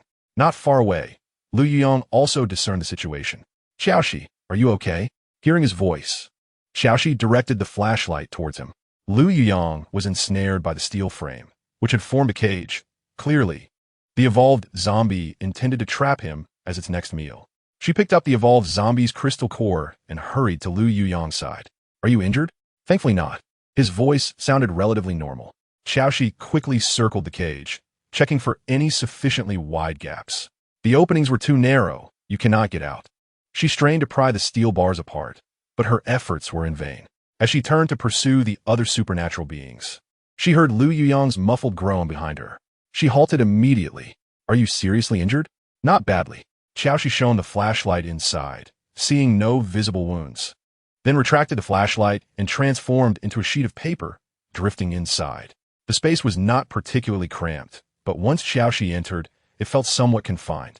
Were you hurt? Lu Yuyang gazed at her face, slowly turning to show her the wound on his side, inflicted by the steel frame. A large abrasion. Blood and flesh mangled. Stay still. I have alcohol and bandages in my bag. I will treat your injury. She set down her bag, rummaging for alcohol to disinfect his wound before finally bandaging it. Just as she was about to raise her head to speak, he suddenly grasped the back of her head, and a passionate kiss enveloped her. At first, he seemed to be testing the waters. Once Qiao Xi realized what was happening, she pushed him away. Yet, the gentle man transformed into one who was domineering, nearly stealing her breath away. Gradually, Lu Yuyang sensed her resistance weakening, her body languidly leaning against him. With a softening heart, he tightened his embrace and deepened the kiss. Qiao Xi, he murmured her name, his hand caressing her back. Would you stay with me? He had tried living without her, suppressing these thoughts deep within him. Yet she stood before him, clearly not as heartless as she pretended to be. This notion unleashed all his desires. The kiss moved from her lips to her ear. Qiao Xi suddenly snapped back to reality, pushing him away. Lu Yuyang, enough. His arms still encircled her, but his lips gradually withdrew from her ear. Qiao Xi, let us talk. Chapter 67. Provocation to the utmost. Qiao Xi took a couple of deep breaths, gradually calming her emotions. All right, you speak. Lu Yuyang reached out, tucking away the stray hair from her cheek, softly asking, do you dislike me? She liked every aspect of him. It was precisely because of this that she hesitated to be with him, fearing she would develop feelings. Dislike. Qiao Xi turned her head away, saying it against her heart. The next moment, Lu Yuyang chuckled, his fingertip brushing her full lips. Do you truly dislike me? Qiao Xi pondered. Are you implying that since I dislike you, why would I kiss you? Lu Yuyang's expression shifted. Qiao Xi raised her brow, a captivating smile gracing her cheeks. Because I am not a virtuous woman. While I may not like you, your appearance is quite appealing. Upon finishing her sentence, Lu Yuyang's kiss descended once more, sealing her lips fiercely. After a long moment, he released her, his heated breath fanning against her cheek. If you dislike me this way, then let it continue. Even with only a sliver of light streaming through the broken window, Qiao Xi could still see the earnest glow in his eyes. She evasively turned her head away. You should think about how to escape from here.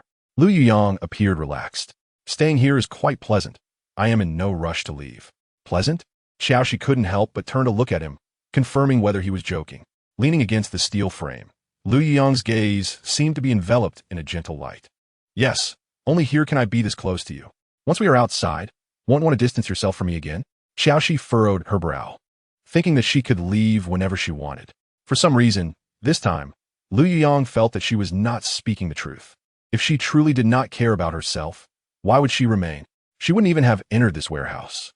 You should hurry and find a way out. If you can't escape, I will definitely leave.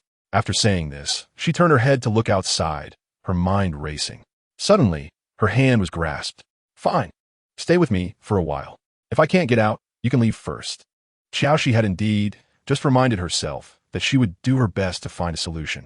However, if she could not be of help, she would not stay to accompany him. Yet, hearing him suggest that she leave stirred something uncomfortable within her. She tried to pull her hand away, but couldn't, then turned to glare at him. Do you really want to spend the night here? Let go quickly. I'm going to find tools to see if I can cut these steel frames. Lu Yuyang looked at her for a moment, smiled, and nodded. All right, I'll wait for you. After this, Qiao Xi chose not to look at his charming face, and instead moved like a piece of paper drifting away. Holding the flashlight, she wandered around the warehouse. The space was immense. If only she had the ability to claim all these supplies as her own, it would be delightful. Unfortunately, her ability was more of a hindrance than a help. The flashlight swept over the shelves, and after 2 rounds, she only found a pair of scissors. What use could this be? Qiao Xi felt somewhat disheartened, but it was the only tool available at the moment. The rest were merely tissues, food, ropes, and other useless items. I've searched. These are the only usable tools we have. Let's try to see if they can work. Hand me a pair. Lu Yuyang extended his hand and took the scissors from her. The two of them worked together to pry the steel bars. However, the scissors were no match for the steel frame, akin to an ant trying to shake a tree. Qiao Xi was drenched in sweat without making the steel frame budge. After a long while, Lu Yuyang had only managed to slightly deform the frame.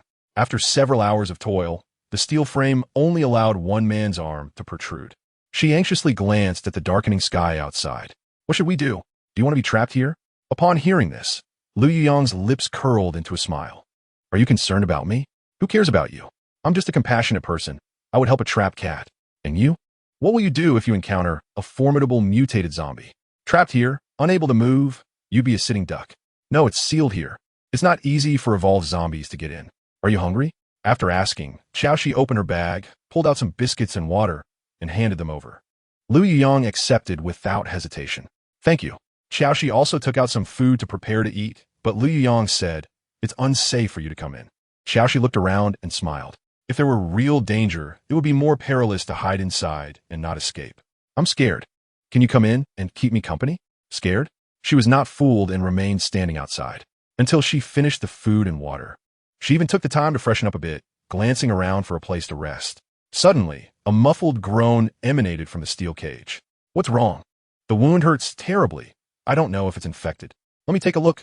I have antibiotics in my bag. After saying this, she transformed and squeezed back inside. Just as she appeared, Lu Yuyang embraced her. It doesn't hurt. I'm just kidding. Qiao Xi looked up at him, suddenly feeling a sense of unfamiliarity. He had not been like this before. Why did it seem he had grown bolder? The space inside was spacious enough to spend the night. Even if an evolved zombie entered, the attack would alert them. This was true. Having dealt with zombies all day, she indeed felt a bit weary as night fell. Yawning, she nudged him, then let go. I want to sleep. After Lu Yuyang released her, Qiao Xi lay beside him, just closing her eyes when she sensed his body pressing against hers. His long arms wrapped around her. She shifted to the side, but he tightened his embrace, trapping her. Lu Yuyang, you saw my relationship with Feng Yi last time. What do you want now? She suddenly opened her eyes, meeting his gaze. Chapter 68. Continuous kissing. What about you? Why did you follow me? Why didn't you leave when I was in danger? Lu Yuyang questioned repeatedly. In the darkness, Qiao Xi blinked her eyelashes. What if I leave now? Lu Yuyang's arms tightened. Not a chance. Qiao Xi struggled, but could not break free. Lu Yuyang, my boyfriend is Feng Yi. The reason I stayed is that I don't want to see that evolved zombie grow stronger. Its crystal core is also quite valuable. If it weren't you here, I would still stay. Once her words fell, silence enveloped the warehouse. Liar. Lu Yuyang's breath drew closer. You deceived me once. This time, I trust my instincts. Perhaps you genuinely worry that the evolved zombies will grow stronger by consuming those with abilities, but they have all left. Only I remain, yet you still haven't left. If you truly possess such a compassionate heart, why didn't you forgive your family when they harmed you? And what about that villager bitten in the cave? Why did you resolve him with your own hands? At this point, Lu Yuyang turned her body to face him. Look me in the eye and tell me you truly despise me and don't want to see me again. Their gazes locked, breaths mingling in the silence, creating an atmosphere both ambiguous and tense. Yes, I hate. Just as she began to speak, his kiss silenced her words, sealing her voice behind his lips. His fingers intertwined with hers, holding her tightly. This kiss was prolonged and intricate, leaving Qiao Xi somewhat dazed when it finally ended. Lu Yuyang, what are you doing? Didn't you say? This time, he even bit her lip. What else do you want to say? Qiao Xi opened her mouth, staring at him. Lu Yuyang, when I met you, you weren't like this. Lu Yuyang chuckled softly. I don't even know how I became this way. Cici, can we refrain from saying things that make me uncomfortable? Qiao Xi's heart was in turmoil. She did not wish to hurt anyone, yet equally, she did not want to repeat the mistakes of being hurt by anyone. Remaining indifferent and unyielding was the only way to remain unscathed. You misjudged. I simply do not like you. Her words were resolute, yet her gaze wandered elsewhere. The hint of joy in Lu Yuyang's eyes gradually faded. Turn your head and look me in the eye and say it again. His body was so warm, pressing closely against her. Qiao Xi inhaled deeply. Fine. After saying this, she turned to face him, raising her gaze to meet his eyes, speaking each word clearly. Lu Yuyang, I only regard you as a friend. She expected Lu Yuyang to retreat as he had before, but he did not. He continued to envelop her within his confines. As a friend, Lu Yuyang softly repeated, that's acceptable. This is the apocalypse. As long as I outlive Fengyi, I still have a chance. Lu Yuyang, do you even realize what you're saying? Yes, I'm quite aware of what I'm saying. He tightened the grip of their intertwined fingers. I thought I could move on after leaving last time, but I overestimated myself. Since I cannot forget, I will guard you. He had believed himself to be emotionally detached. For over 20 years, while others were busy with early romances, he had immersed himself in studies. Surrounded by excellent girls, he had never felt this way before. Just as Qiao Xi was about to dissuade him from his thoughts, Lu Yuyang tightened his hold on her, suddenly becoming serious. Shoo! Qiao Xi immediately ceased her movements, straining her ears to listen. Her mind slowly turned toward the outside of the steel frame. The surroundings were pitch black, rendering them unable to see anything. They remained still for a long time until Lu Yuyang gradually relaxed. Perhaps I misheard. Qiao Xi shook her head, uncertain. Wait a moment, let me shine the flashlight over there. Lu Yuyang released her, and Qiao Xi's hand reached to the side. At that moment, ice shards shot forth from his palm. Qiao Xi immediately turned on the flashlight, the beam illuminating a vast area before them. Upon witnessing the scene ahead, Lu Yuyang instinctively positioned Qiao Xi behind him. Under the flashlight's glow, dense black mist coiled ominously around the steel frame. The ice shards he had just launched were entirely enveloped by the black mist and fell to the ground with a soft thud moments later. Lu Yuyang understood that if these were evolved zombies, they would be far more formidable than the previous one. Qiao Xi, transform. The black mist outside writhed like boiling water, seemingly poised to strike at any moment. Lu Yuyang's body tensed as he continuously shot ice shards, attempting to repel the black mist. The shards were ensnared by the mist, falling one after another with a crisp sound. After a series of attacks, Lu Yuyang's efforts inflicted no harm on the entity, while the black mist expanded, threatening to engulf the entire steel frame. Just then, Qiao Xi spoke. Wait. The black mist that had been trying to seep through the gaps in the steel frame paused momentarily. Lu Yuyang shielded Qiao Xi entirely behind him and lowered his voice, urging her, hurry and transform. Every escapee counts. Qiao Xi nodded, all right.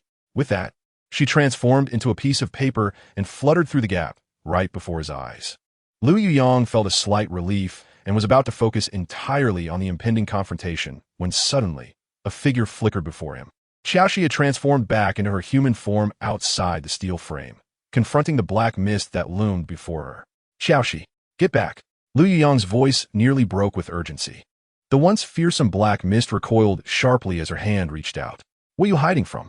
Qiao Xi raised an eyebrow. Were you trying to scare us just now? Lu Yuyang stepped a few paces behind her. Are you conversing with it? Qiao Xi glanced at him. Yes, no need to worry. It should be an ability user like us. Are you certain? Lu Yuyang questioned, unable to verify, especially since he had never encountered such a power before. Yes, I'm sure. After saying this, Qiao Xi turned her gaze back to the black mist. Could you do us a favor? The mist remained silent. We are all human here. Could you lend a hand and break this steel frame? Qiao Xi remained calm, watching the swirling black mist, which resembled boiling black water and exuded an intense sense of pressure. Chapter 69. Do you wish to sleep forever? Lu Yuyang grasped Qiao Xi's arm, pulling her aside while gazing at the black mist.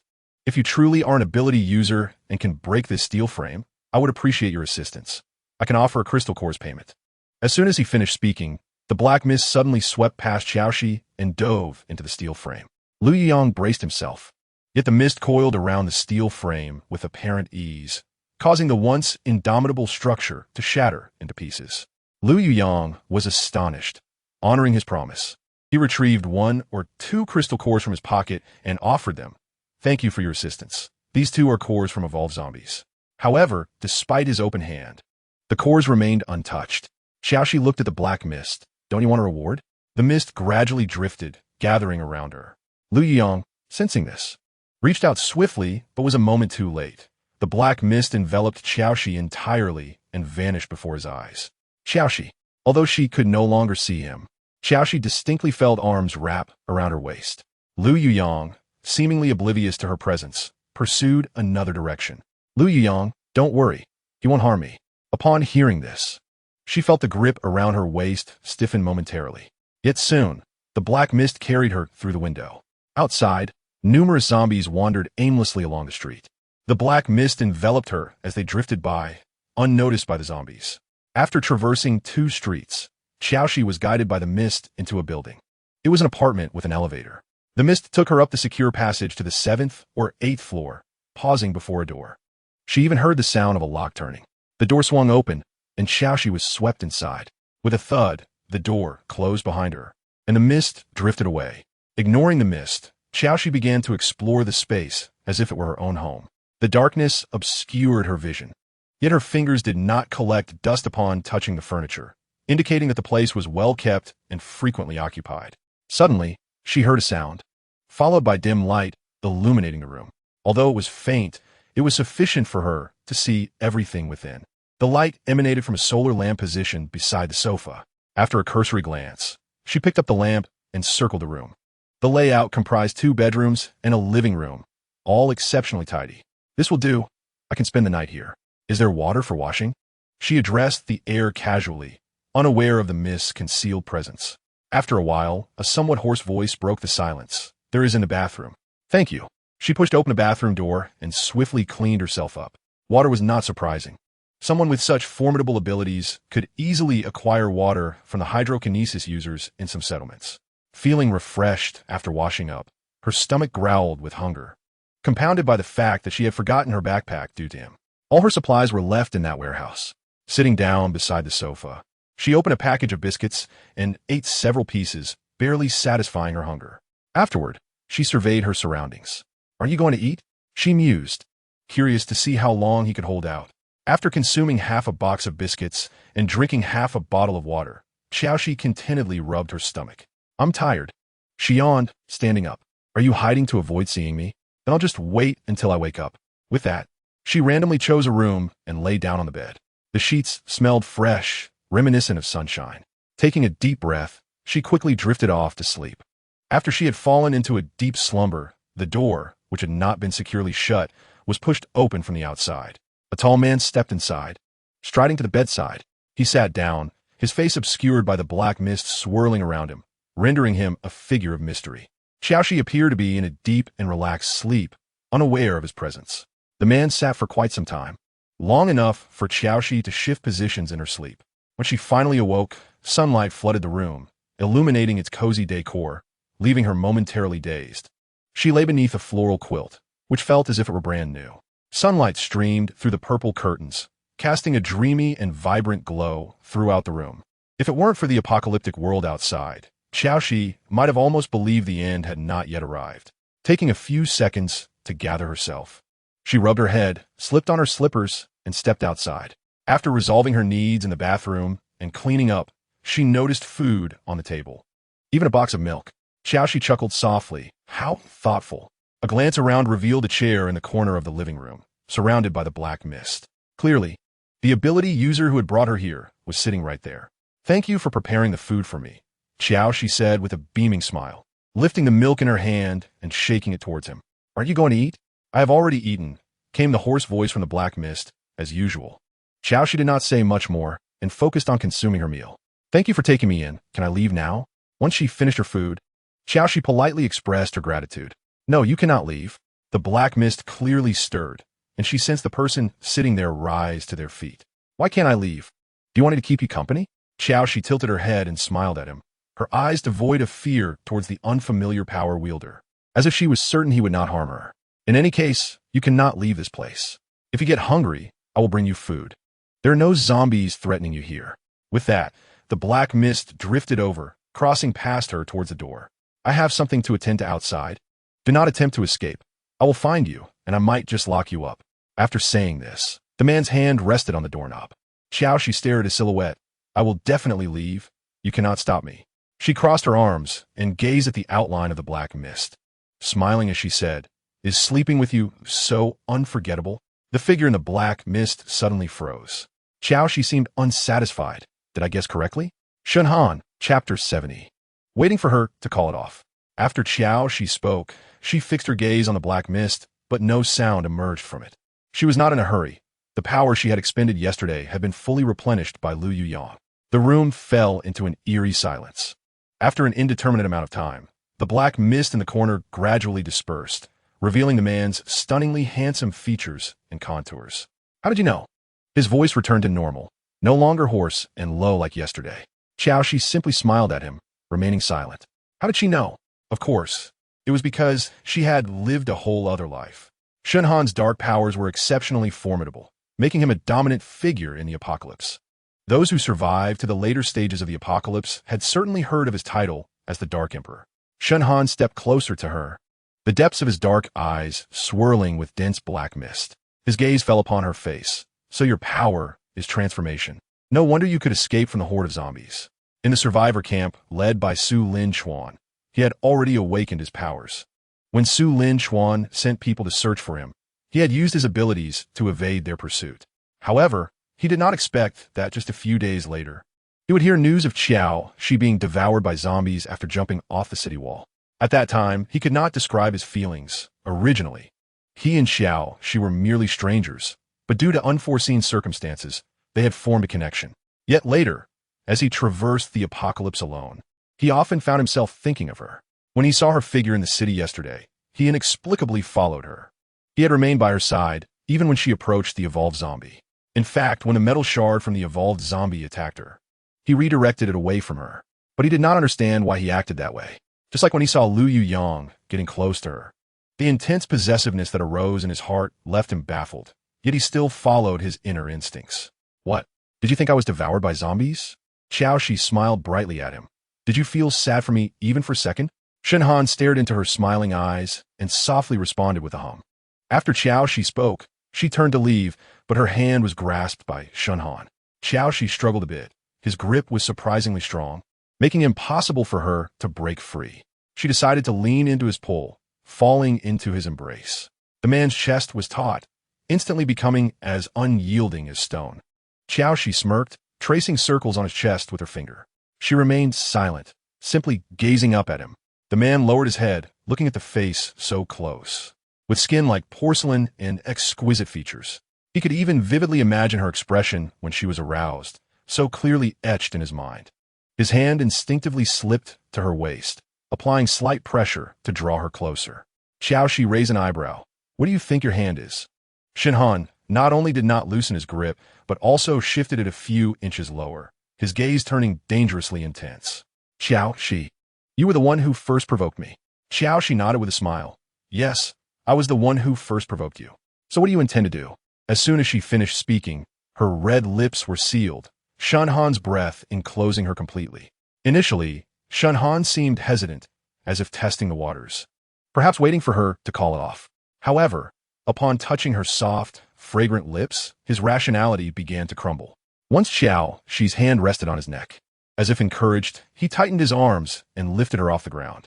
Qiao Xi lost her balance, instinctively wrapping her legs around his strong waist.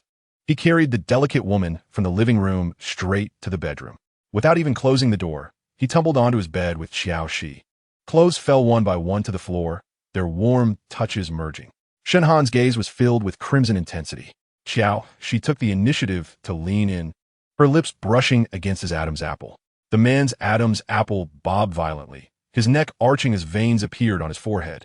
From dawn till dusk until later, Qiao Xi's limbs could barely move.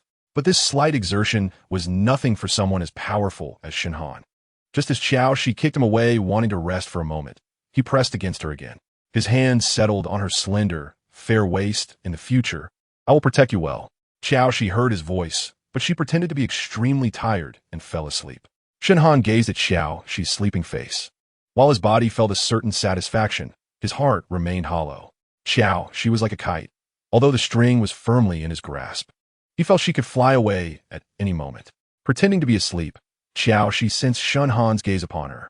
Although her body was exhausted, her mind was wide awake. She could not offer them any promises. In fact, her lack of rejection was merely a desire to strengthen her own abilities. At this moment, she could feel the powers surging within her, far more abundant than in her previous life. Yet she still had not leveled up, as if she were just a step away from that breakthrough. Drowsily, she finally drifted off to sleep. When she awoke, she groggily turned her body, reaching out her fingers but not touching the man. Opening her eyes, she discovered the space beside her was empty. Faint sounds could be heard from outside. She picked up the clothes at the edge of the bed, putting them on one by one, and walked barefoot into the living room. Just then, Shen Han emerged from the kitchen, carrying a bowl of noodles. The noodles were topped not only with a golden fried egg, but also with green leafy vegetables. Shen Han's expression softened slightly. Are you hungry? Wash up and come eat. Qiao Xi leaned against the door, a charming smile gracing her lips. How are you so considerate? After placing 2 bowls of egg noodles down, Shen Han looked up at her, his gaze serious. Yes, I said I would take good care of you. As long as you are willing to live with me. Let us see how you perform. After saying this, she turned to the bathroom to wash up. When she came out, Shen Han had not touched his chopsticks, still waiting for her. Qiao Xi did not hold back, sitting down immediately and using her chopsticks to lift the noodles to her mouth. Even in this apocalypse, powerful ability wielders could still enjoy all resources. They could trade for water, vegetables, eggs, and liquefied gas from others. Following him truly ensured a life free from worry about food and clothing. Yet in this life, Qiao Xi only wished to rely on herself. One day, she would stand firmly in this apocalypse without needing anyone. The bowl of noodles quickly emptied, and when she looked up, she found Shen Han had already finished and was sitting across from her, watching her eat. Are you full? If not, I can make you something else. I'm full. No sooner had she spoken when some noisy sounds came from outside the security door. Chapter 71. Playthings. Shen Han immediately raised his hand, instructing, stay still. I shall go take a look. With Shen Han present, Qiao Xi remained utterly unperturbed. After finishing the soup in her bowl, she proceeded to the kitchen to wash it. When she returned, she found Shen Han still standing by the door. Qiao Xi stepped softly across the floor and wrapped her arms around his waist from behind, peering over his shoulder to inquire, what is happening outside? Instinctively, Shen Han grasped her intertwined hands resting on his abdomen and murmured, they are not zombies. They seem to be humans. It was only natural for them to be human. 4 Shen Han resided in this building, having cleared it of zombies. As soon as the ability users arrived nearby, seeking shelter, they would surely take notice of this building. Qiao Xi tugged at his hand, leading him towards the sofa. I noticed you have a solar charger at home. Can we watch a movie? Would you like to? Shen Han asked with a smile. Indeed, it has been ages since I indulged in leisure. If we can, I would certainly like to watch, she replied, pulling him further inside. After learning of Shen Han's true identity, Qiao Xi had no intention of leaving immediately. The fact that he had manifested himself and brought her here indicated that he still held some regard for her. Being with him could enhance her abilities and also foster a beneficial relationship with the future Dark Emperor. This arrangement was undoubtedly advantageous for her. The two settled onto the sofa. Shen Han wrapped one arm around her while operating the interface with the other. Soon, the screen displayed the film. It was a suspenseful movie that Qiao Xi had seen before. Yet, in the apocalyptic setting, watching a movie in such tranquility felt remarkably novel. As the plot unfolded, the atmosphere grew ominous, with each character appearing suspicious. Qiao Xi nestled closer into Shen Han's embrace. He instinctively felt that she was frightened. Encircling her entirely while gently patting her arm to soothe her, do not be afraid. Qiao Xi smiled subtly. She had faced countless zombies on the streets. What was there to fear from a mere fictional film? However, this misunderstanding suited her perfectly. allowing her to comfortably nestle in his arms and savor this brief moment of entertainment. Suddenly, a series of knocks echoed through the room, interrupting the film. Shen Han's expression darkened due to the disturbance. Ignore them. If they cannot get in, they will surely leave. Qiao Xi shifted to a more comfortable position, still nestled against him, waiting for her abilities to break through that critical point. The knocking persisted, and it was clear the individuals outside were undeterred. I know someone is inside. Open the door quickly, or we will force our way in. Outside, 5 or 6 men stood at Shen Han's door, accompanied by a few disheveled women. These women possessed alluring figures and exquisite beauty. In the pre-apocalyptic world, they would have been highly sought after, yet now they were merely clinging to these ability users for survival. Could there be a mistake? One questioned. No mistake. The aroma wafting from that window originated from his household. They're even preparing cooked food, so there must be plenty of ingredients inside. The leader hesitated for a moment before seeking tools to pry the door open. Their voices were loud, and inside, Qiao Xi and Shen Han could hear them clearly. It seemed they would not be able to continue watching the film. If left unattended, they would surely break down the door. The intruders thoroughly searched the entire floor before finally finding some suitable tools. Just as they were about to work together to force the door, the security door opened from within. Are you looking for me? The men outside, holding their tools aloft, were taken aback by the sudden opening of the door, especially by the calm demeanor of the person standing before them. Upon the door's opening, the tantalizing aroma of food inside intensified. They scarcely regarded Shen Han, instead peering through the gap, attempting to locate the source of the food. What they found, however, was Qiao Xi reclining on the sofa, chin resting on her hand, observing them with an enchanting beauty that was simply breathtaking. These men, having awakened their abilities, had formed a team and traversed numerous cities, gathering a horde of beautiful women along the way. Yet, most of these beauties had become dulled and faded over the 4 months of the apocalypse, unlike her vibrant allure. In that instant, they momentarily forgot their purpose of scavenging food, their eyes gleaming like hungry wolves focused solely on Qiao Xi. One audacious individual even stepped over the threshold, reaching out to push Shen Han aside. But as he extended his hand, he found himself rooted in place. What are you doing? Step aside. We have set our sights on this place. If you do not wish to die, leave immediately. Should you anger us, your life will be forfeit. Upon uttering these words, they noticed that Shen Han remained unmoved. The man felt his pride wounded, and fury surged within him. Seeking death, he bellowed, sending an ice spike hurtling towards Shen Han's face. Qiao Xi observed the scene with amusement, her eyes sparkling with mirth. No wonder they were so arrogant. It turned out one of them was a mutated ability user. However, this ice elemental user was considerably weaker than Lu Yuyang. Thinking of Lu Yuyang, she recalled his anxious voice from the previous day when Shen Han had taken her away. Freed from the constraints of the steel frame, he should be able to escape safely. Suddenly, a thick cloud of darkness enveloped the doorway, swirling like boiling water. It was so dense that she could no longer see the individuals outside. Ah, my face. I was wrong. Please spare me. The voice abruptly ceased, accompanied by hurried footsteps retreating. The man's cries and the women's wails echoed through the corridor outside. Approximately 2 minutes later, the black mist began to dissipate, revealing Shen Han once more. Qiao Xi finally saw 2 men sprawled on the ground, uncertain if they still drew breath. Afterward, he casually attempted to close the door. Qiao Xi faintly heard a woman's voice crying, "We are not with them. Please save us." "Yes, we can serve you. Just tell us what to do."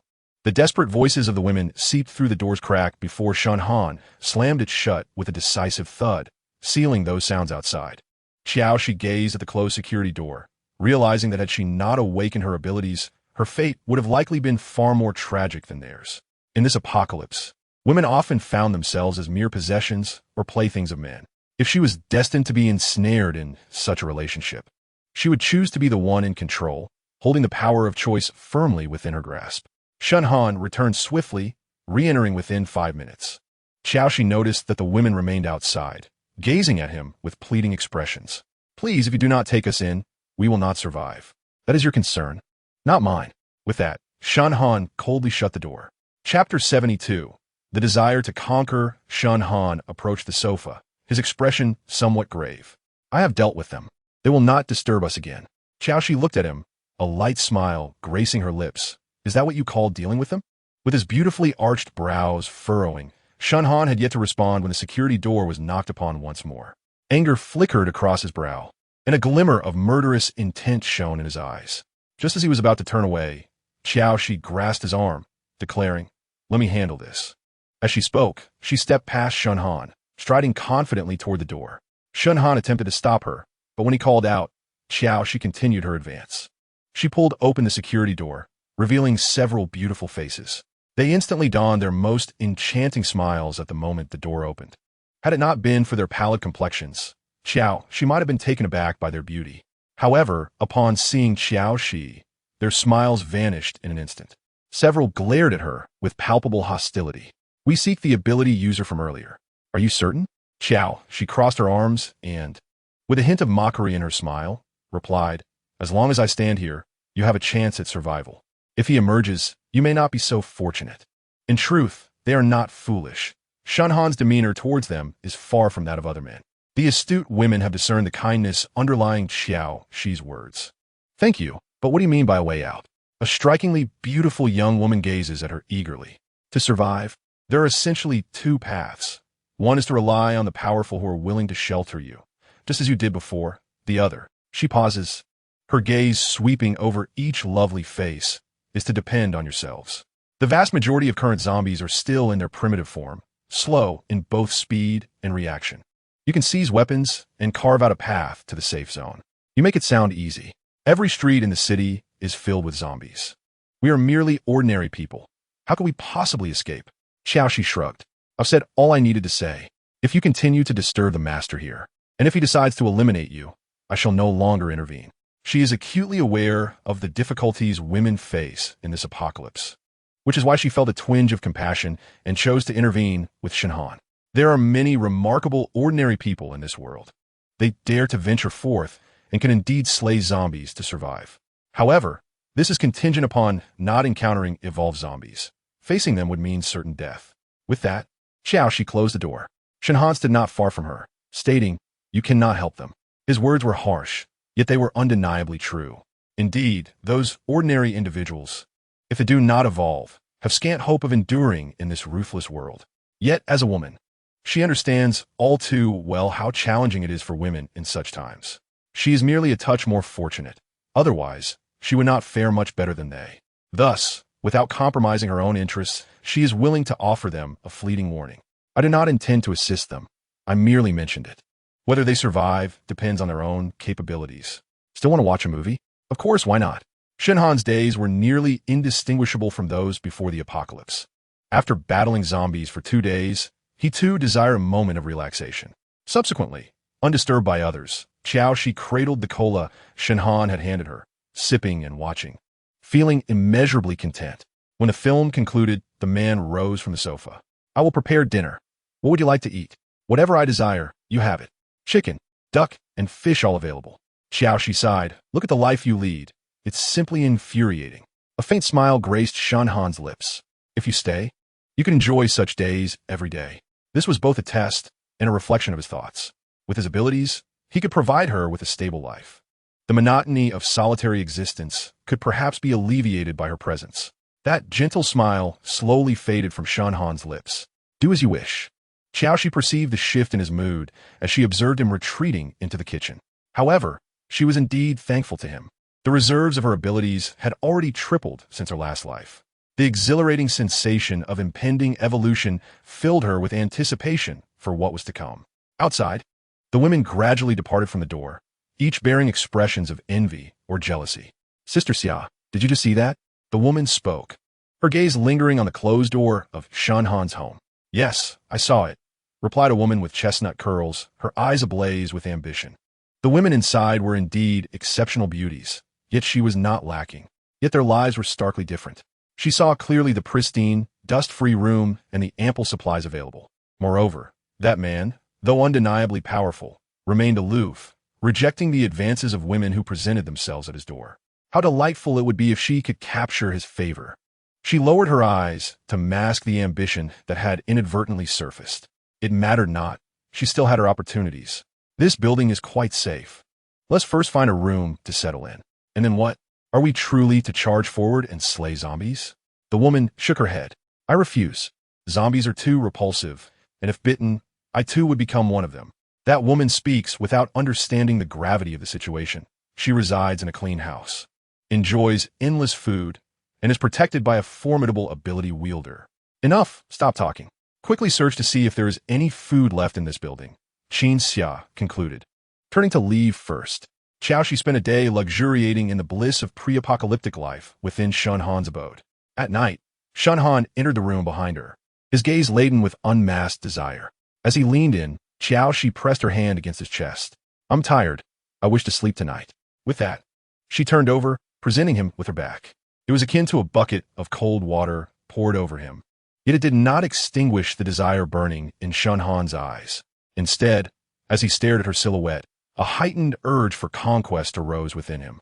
Qiao Xi felt his gaze upon her back. She smirked slightly and slowly closed her eyes. Who she wished to sleep with, when to sleep, or whether to sleep at all. Such choices were hers alone to make. Relaxed, she fell into a deep slumber, not waking even after dawn broke. When she finally roused, she found herself in an unfamiliar environment, taking a moment to gather her thoughts while clutching the blanket. Once fully awake, Qiao Xi stretched lazily and ambled out of the room. After cleansing herself, she enjoyed the steamed buns and milk prepared by Sun Han. Lifting the milk carton, she noted with surprise that it was still unexpired. There's not much left. If you wish to drink more, I can find a cow to raise. That won't be necessary, Qiao Xi replied with a smile, hastily finishing the last few bites before rising to prepare to leave. Where are you going? Sun Han, holding the plate, suddenly tensed. I'm going to hunt evolved zombies. Having just leveled up, she needed to practice. She could not simply exist as a gilded canary in his care. She understood better than anyone the perils of relying on others. Sun Han immediately set the plate down. I will accompany you. No need, I wish to hone my abilities. With a decisive slam, she shut the door on him. He inhaled deeply, his gaze darkening as he fixated on the closed door. Ultimately, unable to quell his concern, he opened the door and, utilizing his powers, followed her at a safe distance. Having been thoroughly exhausted the previous night by Sun Han, she initially felt weak, but after a night of recovery, she now felt invigorated and capable of scaling walls. Spotting a cluster of 4 or 5 zombies ahead, she charged forward without hesitation. Upon entering their detection range, several zombies lunged at her simultaneously. Qiao Xi transformed into a chair before them, tripping 2 zombies, and swiftly reverted to her human form, darting behind another zombie. With a swift thrust, her dagger pierced through, effortlessly withdrawing it. Subsequently, as another zombie lunged at her, she kicked it away. Transforming once more left the zombies without a target. Her exquisite features radiated brilliance, more dazzling than the sun. Sun Han, observing from a distance, nearly intervened, but hesitated for a mere moment, watching her deftly dispatch the zombies. Her movements were fierce, clean, and markedly improved since the previous days. Unbeknownst to him, his initial concern had transformed into admiration.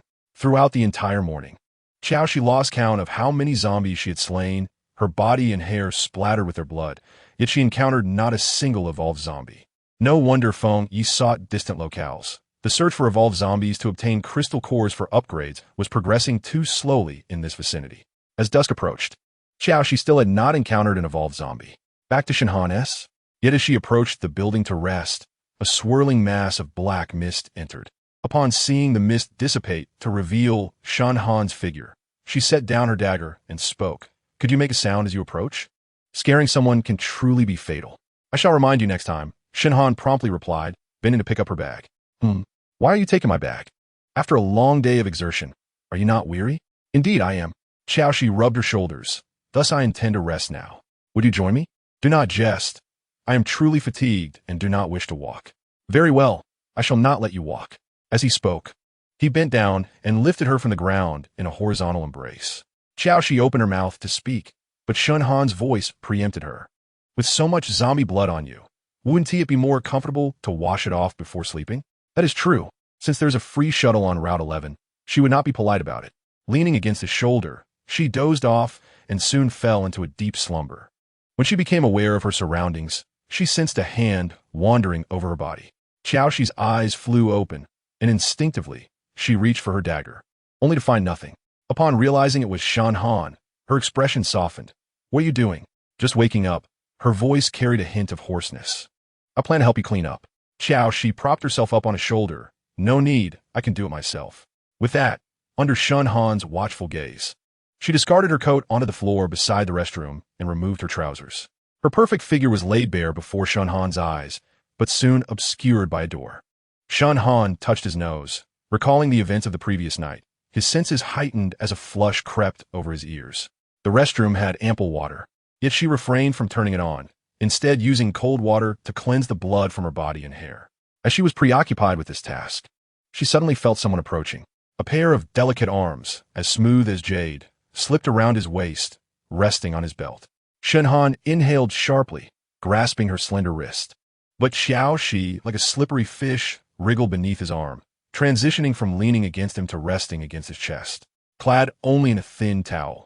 Her skin was fair and lightly flushed. In the next moment, he succumbed to his desires, bending down to lift Qiao Xi once more as he strode toward his bed. Before placing her down, he captured her lips in a fervent kiss. Amidst heavy breaths, he hastily shed his own garments. In the blink of an eye, they were entangled in one another. That night, Shun Han seemed more fervent than in the previous days, as if he intended to devour her entirely. Qiao Xi, stay, he commanded, his eyes bloodshot, movements fierce. Unable to bear it any longer, Qiao Xi shot him a glare. Unbeknownst to her, this glance was imbued with infinite allure, provoking him to intensify his assault. After a couple of rounds, feeling overwhelmed, Qiao Xi kicked him. Shun Han, I am tired. You heartless one, he murmured, lowering his head to gently nip at her lips. I'm still not satisfied. Qiao Xi remained resolute. Then you must find a way. I'm going to sleep. Shun Han halted, gazing intently at her. He could not shake the feeling that in Qiao Xi's eyes, he was merely a tool, regardless of the past or present. This ungrateful woman treated him as disposable. Yet this time, he refused to be merely a tool. He tightened his grip around her waist. Sensing his shift, Qiao Xi grew furious, unable to escape, even attempting to bite him. The man tilted his head back, eyes shut tight. Qiao Xi paused, realizing he was deriving pleasure from her ire.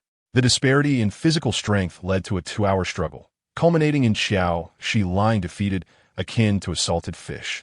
Yet she refused to concede, summoning her strength. In a fleeting moment, it felt as if something within her had burst forth.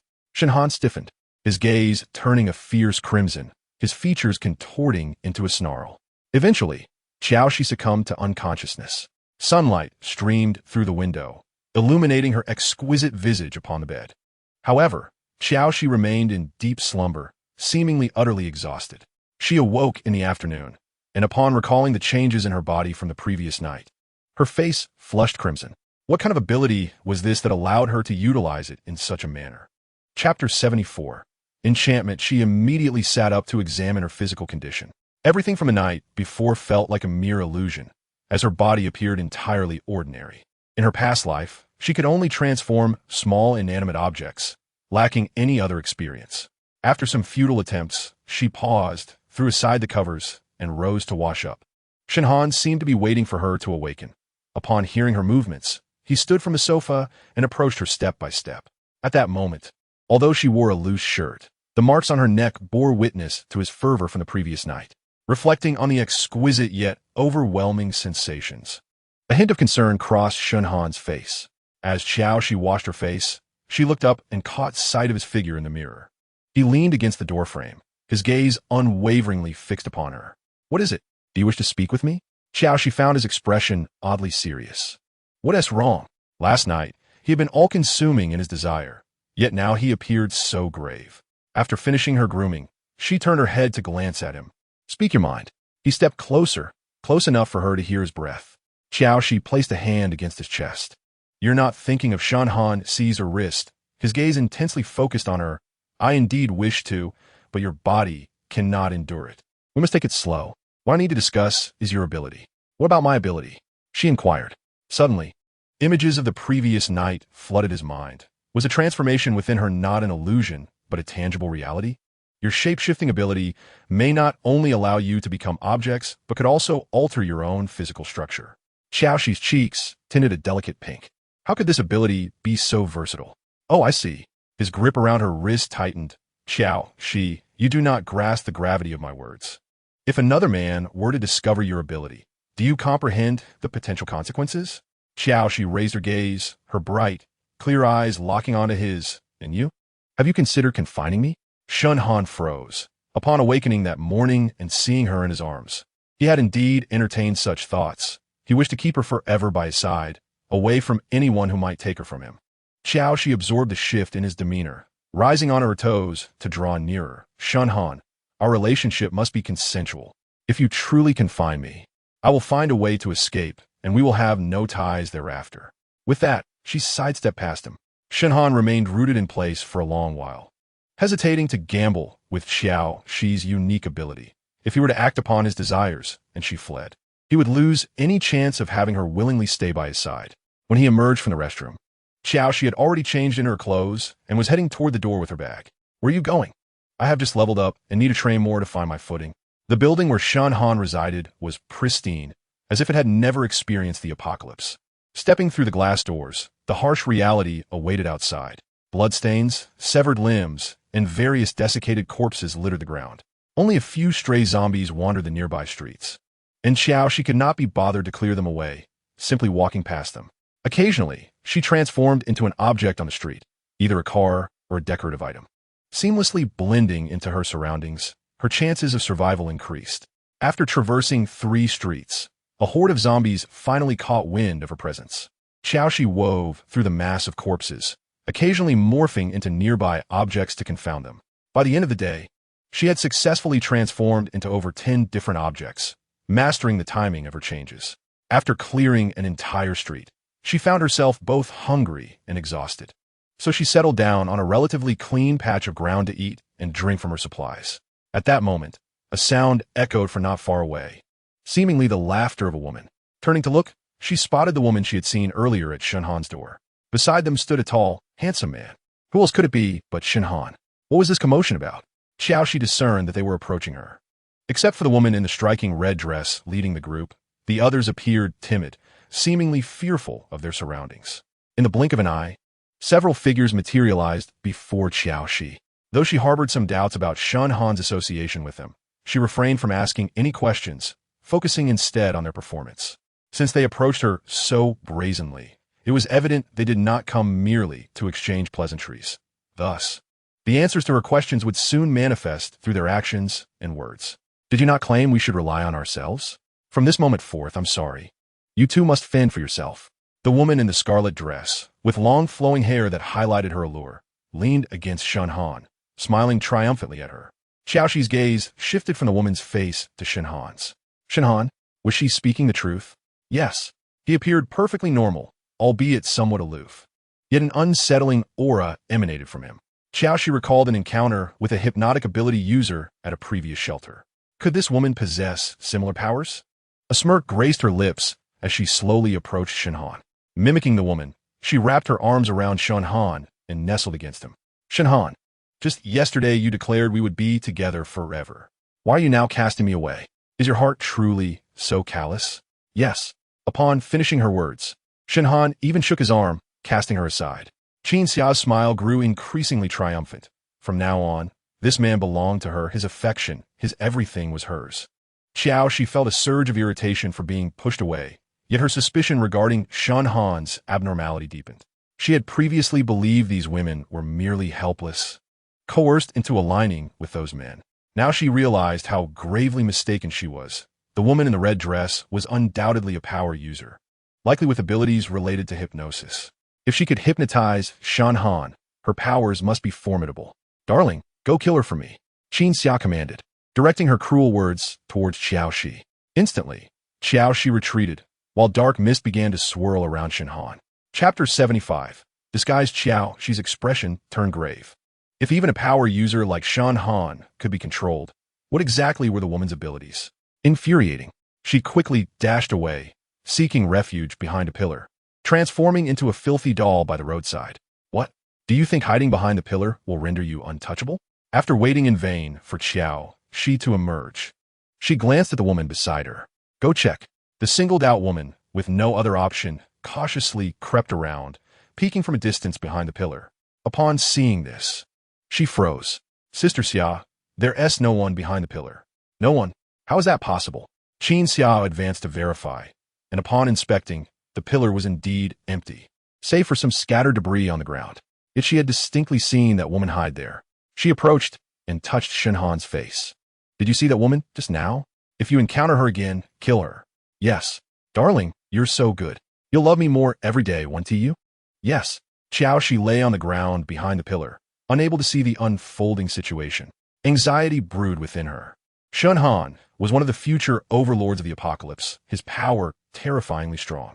If he were to fall under the sway of a peculiar power, and the one controlling him harbored ill intentions, he could pose a grave threat to humanity. Yet her own abilities were limited. What if she too fell under that woman's control? Had the woman not underestimated her, she might not have even had the chance to conceal herself as a doll. Qin Xia tilted her head, offering Shen Han a seductive smile. In that fleeting moment, a red glimmer flashed in her eyes. After it vanished, her expression grew even more self-satisfied. This was the most powerful ability user she had found in 3 months.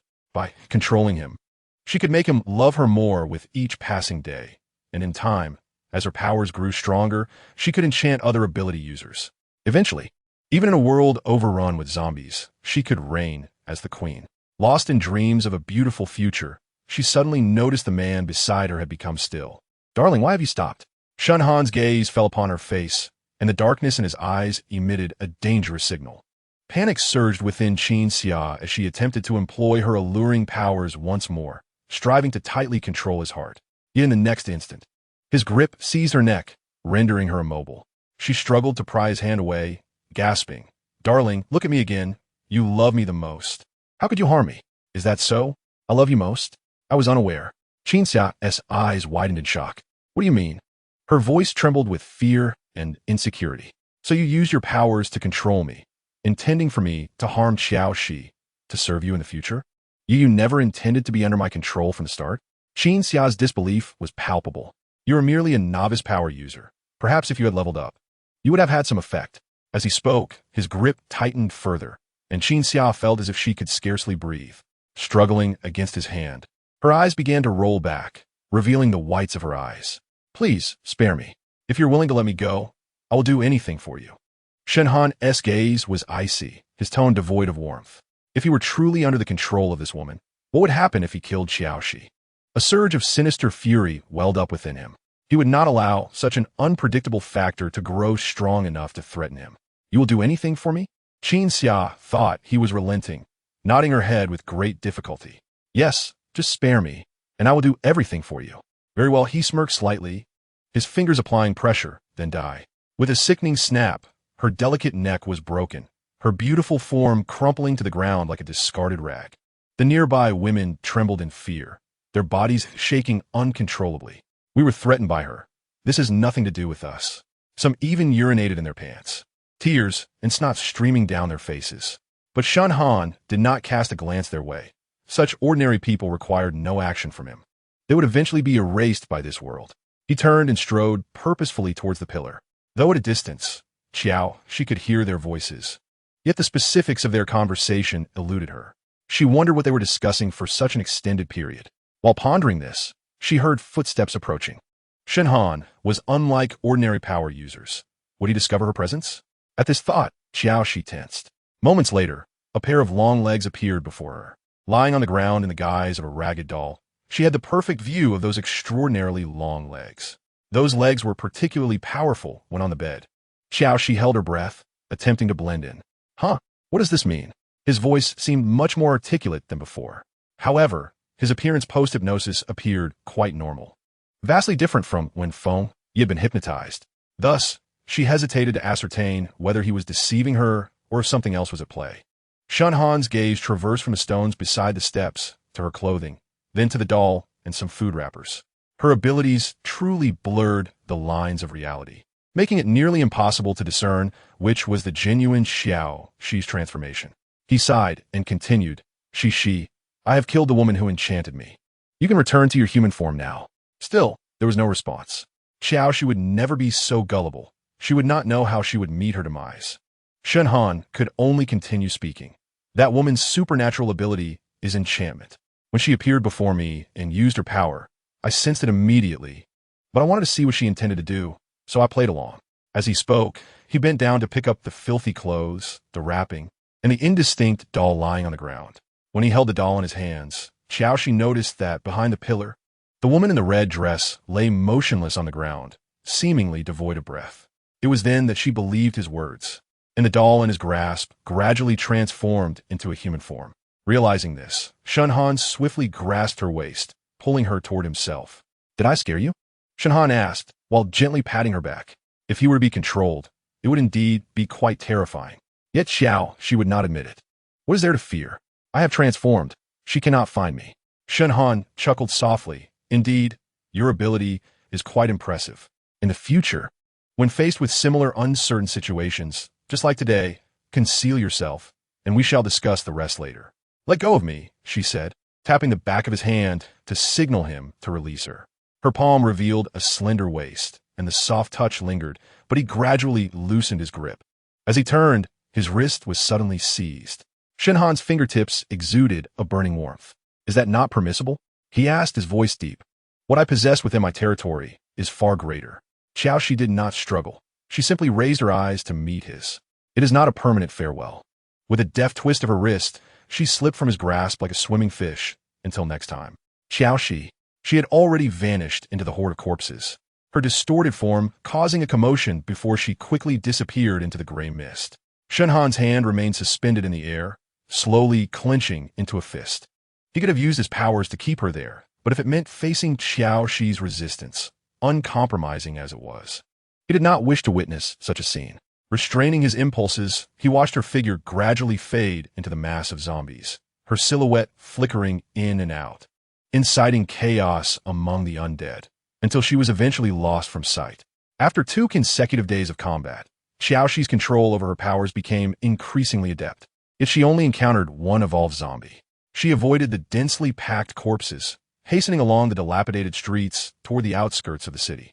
The stench was already a familiar companion until she felled the last few zombies blocking her path, finally reaching the city's periphery.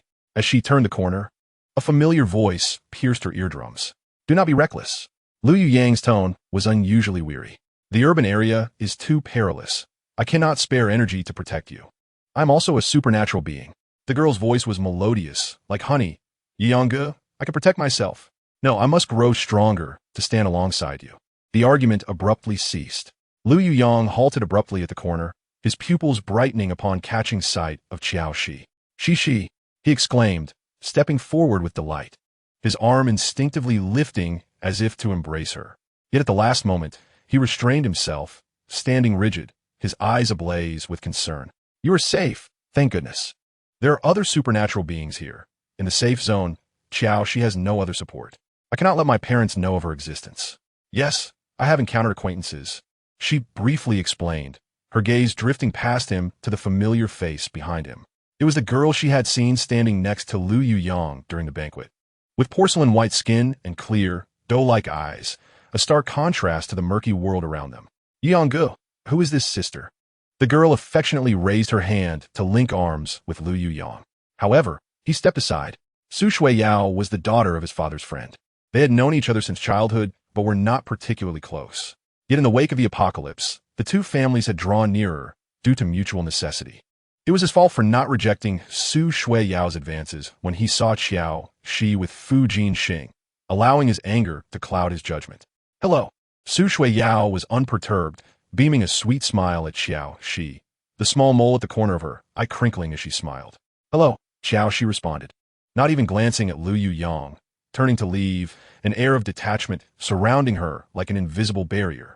Qiao Xi, he reached out to stop her, but Su Qianqian stood in his way, her eyes sparkling as she exclaimed, that sister is truly beautiful, more stunning than any star I've seen. Is she the schoolbell? After speaking, she disregarded Su Qianqian's obstruction and swiftly entered the city. However, he took a turn down another street, leaving from a different path. Qiao Xi walked along the desolate highway, bathed in sunlight, her exquisite face serene, as if nothing had transpired, until footsteps approached from behind. Qiao Xi hesitated briefly, but continued forward with steady strides. Lu Yuyang quickly caught up to her, grasping her wrist. Why didn't you wait for me? Qiao Xi, chose to act as if she were oblivious, neither seeing nor hearing him. Lu Yuyang was momentarily taken aback.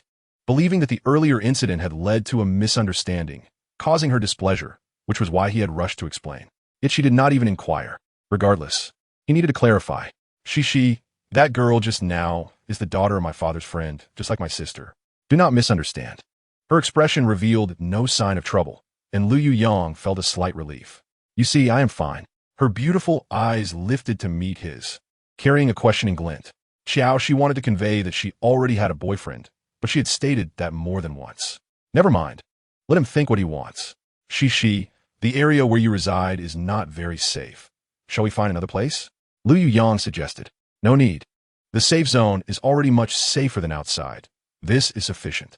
As she spoke, Qiao Xi suddenly noticed a man standing beside a large tree, arms crossed over his chest, leaning slightly against the trunk, seemingly observing them for a while. Qiao Xi felt inexplicably guilty and instinctively pulled her hand away. Yet, this attempt only tightened the grip around her wrist. Unable to help herself, she turned to look at Lu Yuyang. He sensed her gaze, but was unwilling to release her. Initially, he had been the one to know Qiao Xi first, and he could feel that she held some feelings for him. However, along the way, Feng Yi had seized the opportunity first. He had tried to let her go, but had failed. Since he could not let go, he would fight for her. Qiao Xi realized that she and Feng Yi were not in a romantic relationship either. In this uncertain world, where life and death were unpredictable, it was common for people to partner up, and those who had been fine today might be lost tomorrow. Thus, she calmed herself down after failing to escape his grasp. Feng Yi stood silently by the roadside, voiceless, like a lurking predator, his eyes icy and piercing. Lu Yuyang, determined, boldly stepped forward, holding Qiao Xi's hand as they walked past Feng Yi. Halt! The two words were squeezed through the man's teeth. He straightened, his long legs and work pants thudding against the ground, exuding an oppressive psychological force. As he approached, Lu Yuyang shielded Qiao Xi with his body. The two men stood less than a meter apart, their gazes locked, sharp as blades. Lu Yuyang, for the sake of our past companionship, release her now, and I may spare your life. Feng Ye's eyes were devoid of warmth, as if he would strike at any moment. I should not have yielded last time, allowing you to seize the opportunity. You are a second-tier supernatural being, and so am I. Who spares whom is yet to be determined. Qiao Xi stood behind, acutely aware of the murderous intent radiating from both men. Their conflict had little to do with love, but rather an insatiable desire for possession. She harbored her own thoughts, and they had not truly harmed her, hence she wished no harm upon any of them. You are protecting him? From Lyng's perspective, Qiao X stood behind Feng, as if the two of them were confronting him together. What could Qiao X say? What could her shape-shifting ability do to shield anyone? She merely wished to prevent them from fighting each other. Gazing at Lyng's refined features, the words "he is my boyfriend" remained unspoken. After uttering that thought, Qiao X continued to fixate on his eyes.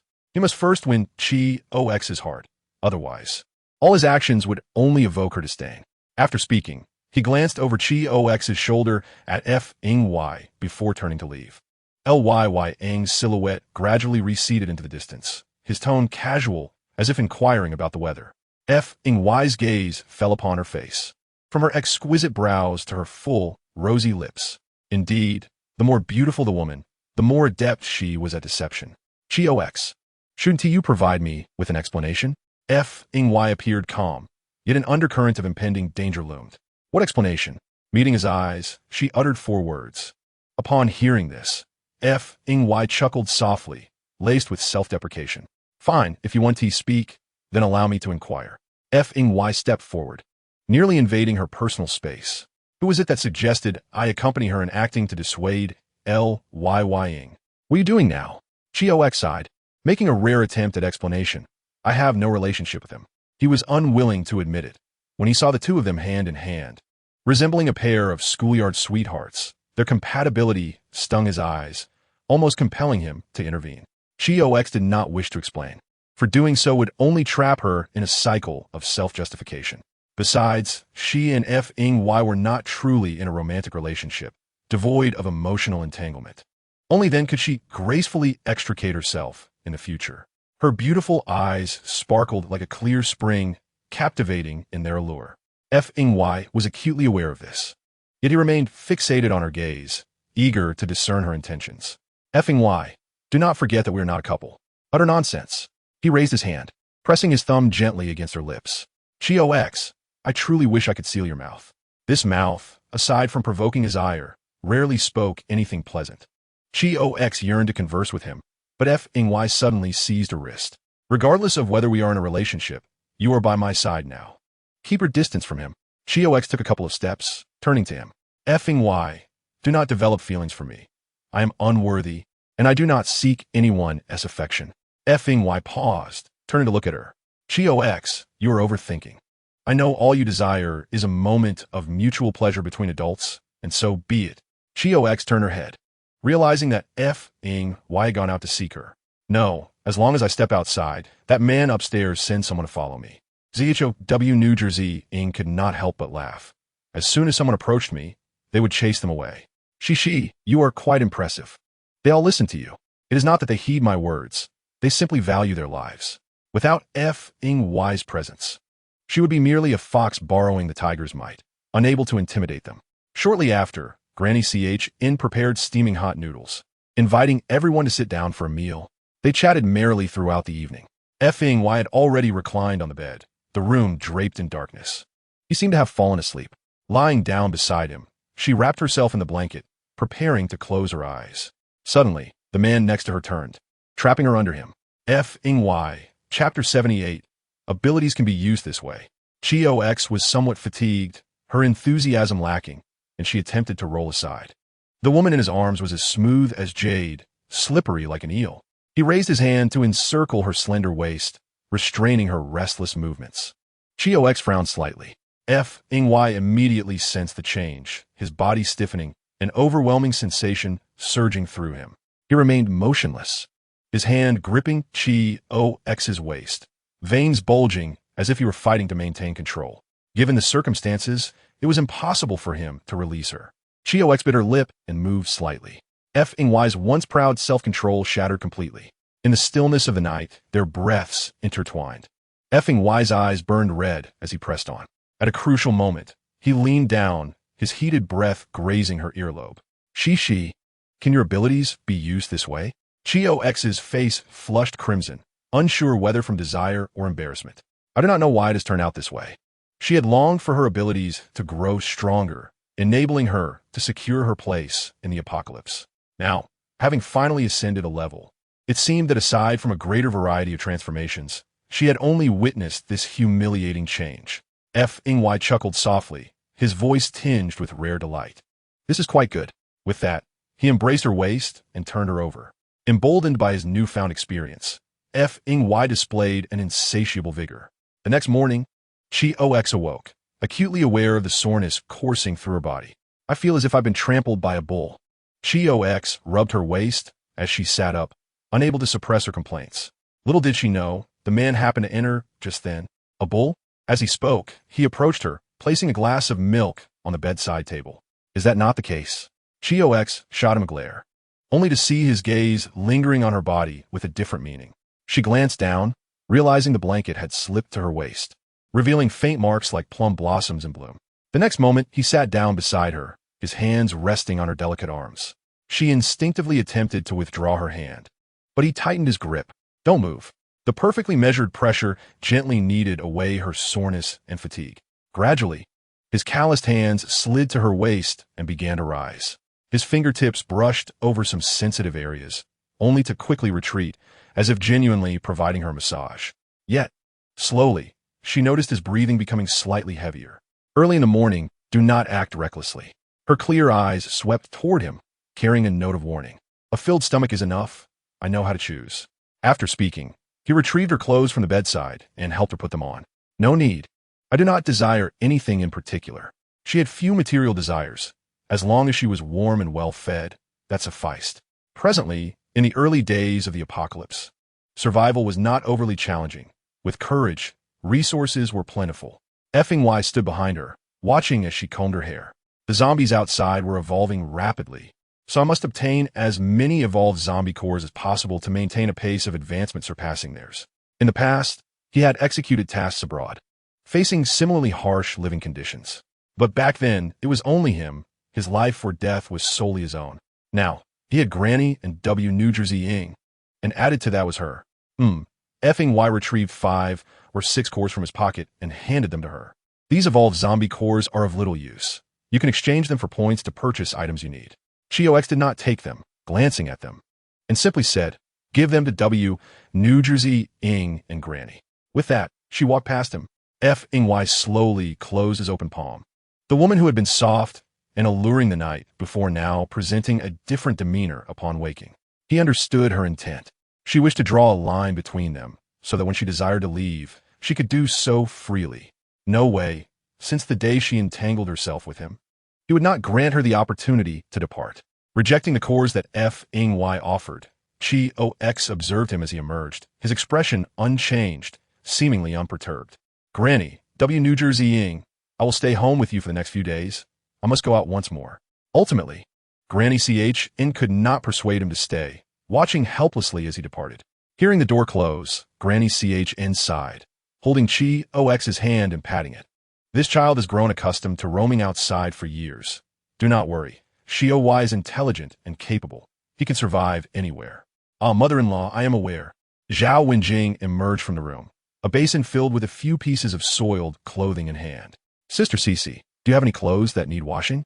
Hand them to me, and I shall wash them together." "No need. I will accompany you," replied Qiao Xi.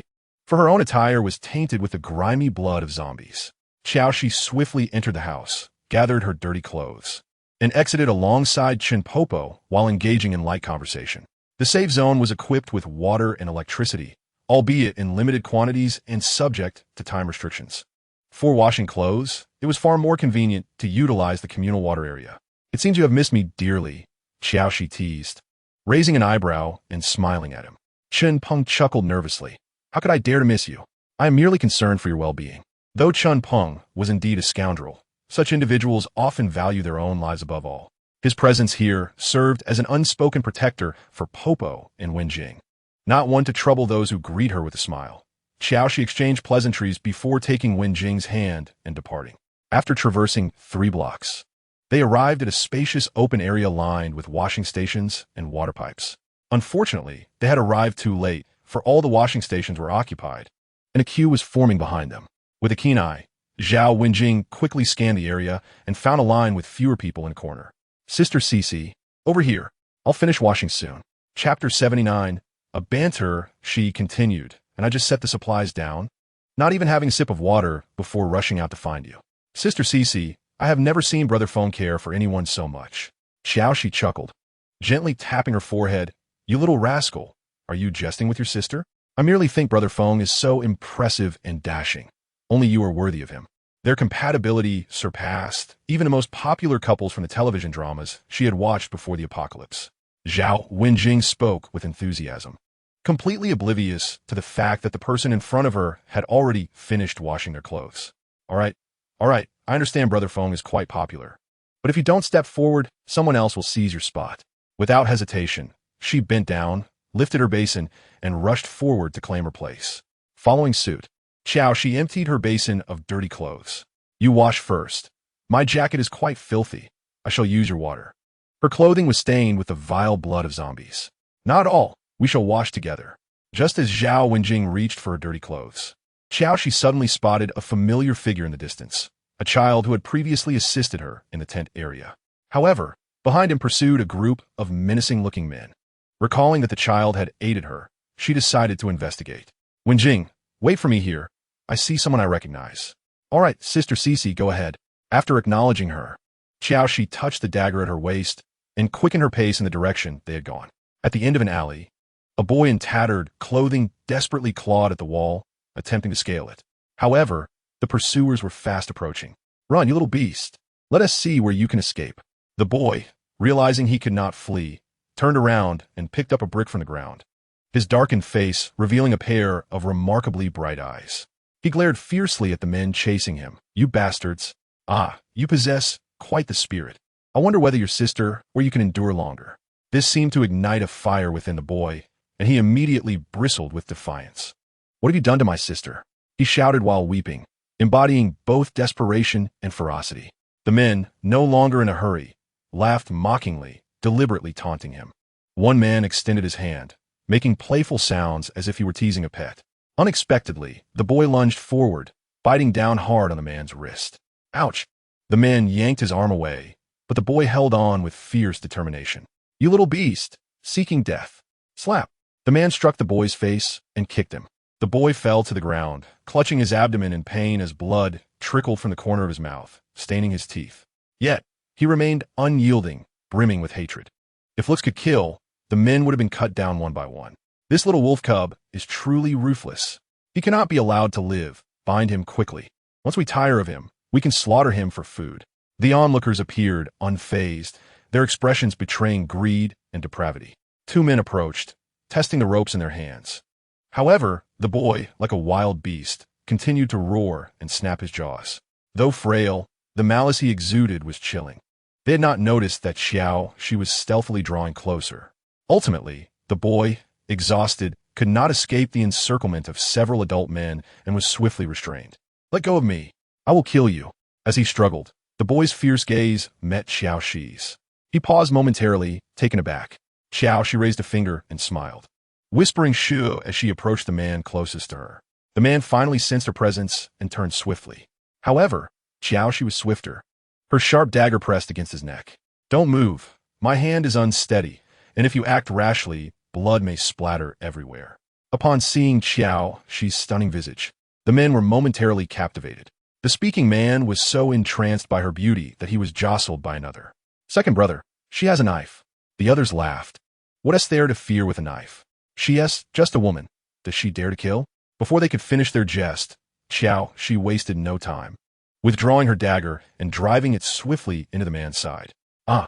He screamed in agony, causing the others to finally gather their composure. You dare? Do you doubt my resolve? She retorted, her expression alluring yet fierce as she withdrew the dagger and plunged it into the man's arm. Who are you? What do you want? I am merely a passerby seeking to assist in the face of injustice. Do you wish to claim that boy, or do you desire him? With a firm grip on the man's collar, her dagger remained embedded in his shoulder, blood rapidly soaking through his clothing. Do you understand the consequences of incurring our wrath over him? Qiao Xi's smile grew increasingly enchanting. Then you may witness the repercussions. Decide within a minute, or my next strike will slice his windpipe. You foul woman. The injured man cursed as Qiao Xi twisted the dagger. Ah, if you do not learn your lesson, I would not mind killing you first and finding another to threaten them. He was losing too much blood, his face pale. Let him go. You must release me. Very well, let him come over. Though reluctant, the men exchanged glances before slowly loosening the ropes. The boy was shoved forward, stumbling before reaching her side. Just as Qiao Xi was about to release him, the boy grasped her wrist. Sister, we cannot let them go. Eh? Qiao Xi raised an eyebrow in surprise. What do you propose? Upon hearing this, the men furiously rolled up their sleeves. You little beast, do you dare to negotiate with us? You have only one life. If we release you, you should flee immediately. If you do not release my sister, I will kill him instantly. Qiao Xi also turned to the men, as he suggests. Bring his sister over for an exchange. Chapter 80. Now you may test. The group of fearsome men hesitated, their resolve wavering. The man under Qiao Xi's control, seeing their indecision, suppressed his anger and exclaimed, Brothers, are you willing to sacrifice me for a woman? The man, already injured, realized that if he were to be maimed, he would lose all value to them. Yet, they could not voice the truth in front of their subordinates, lest they lose their loyalty in the future. Upon hearing their leader's words, the boy beside her, fierce as a wolf, seemed to relax slightly. You all hurry. When was your sister taken by them? Qiao Xi inquired, turning to him. The day before yesterday. It took me 2 days to discover she had been captured. So, you were trying to rescue your sister when they found you? The boy nodded, yes. You have done remarkably well.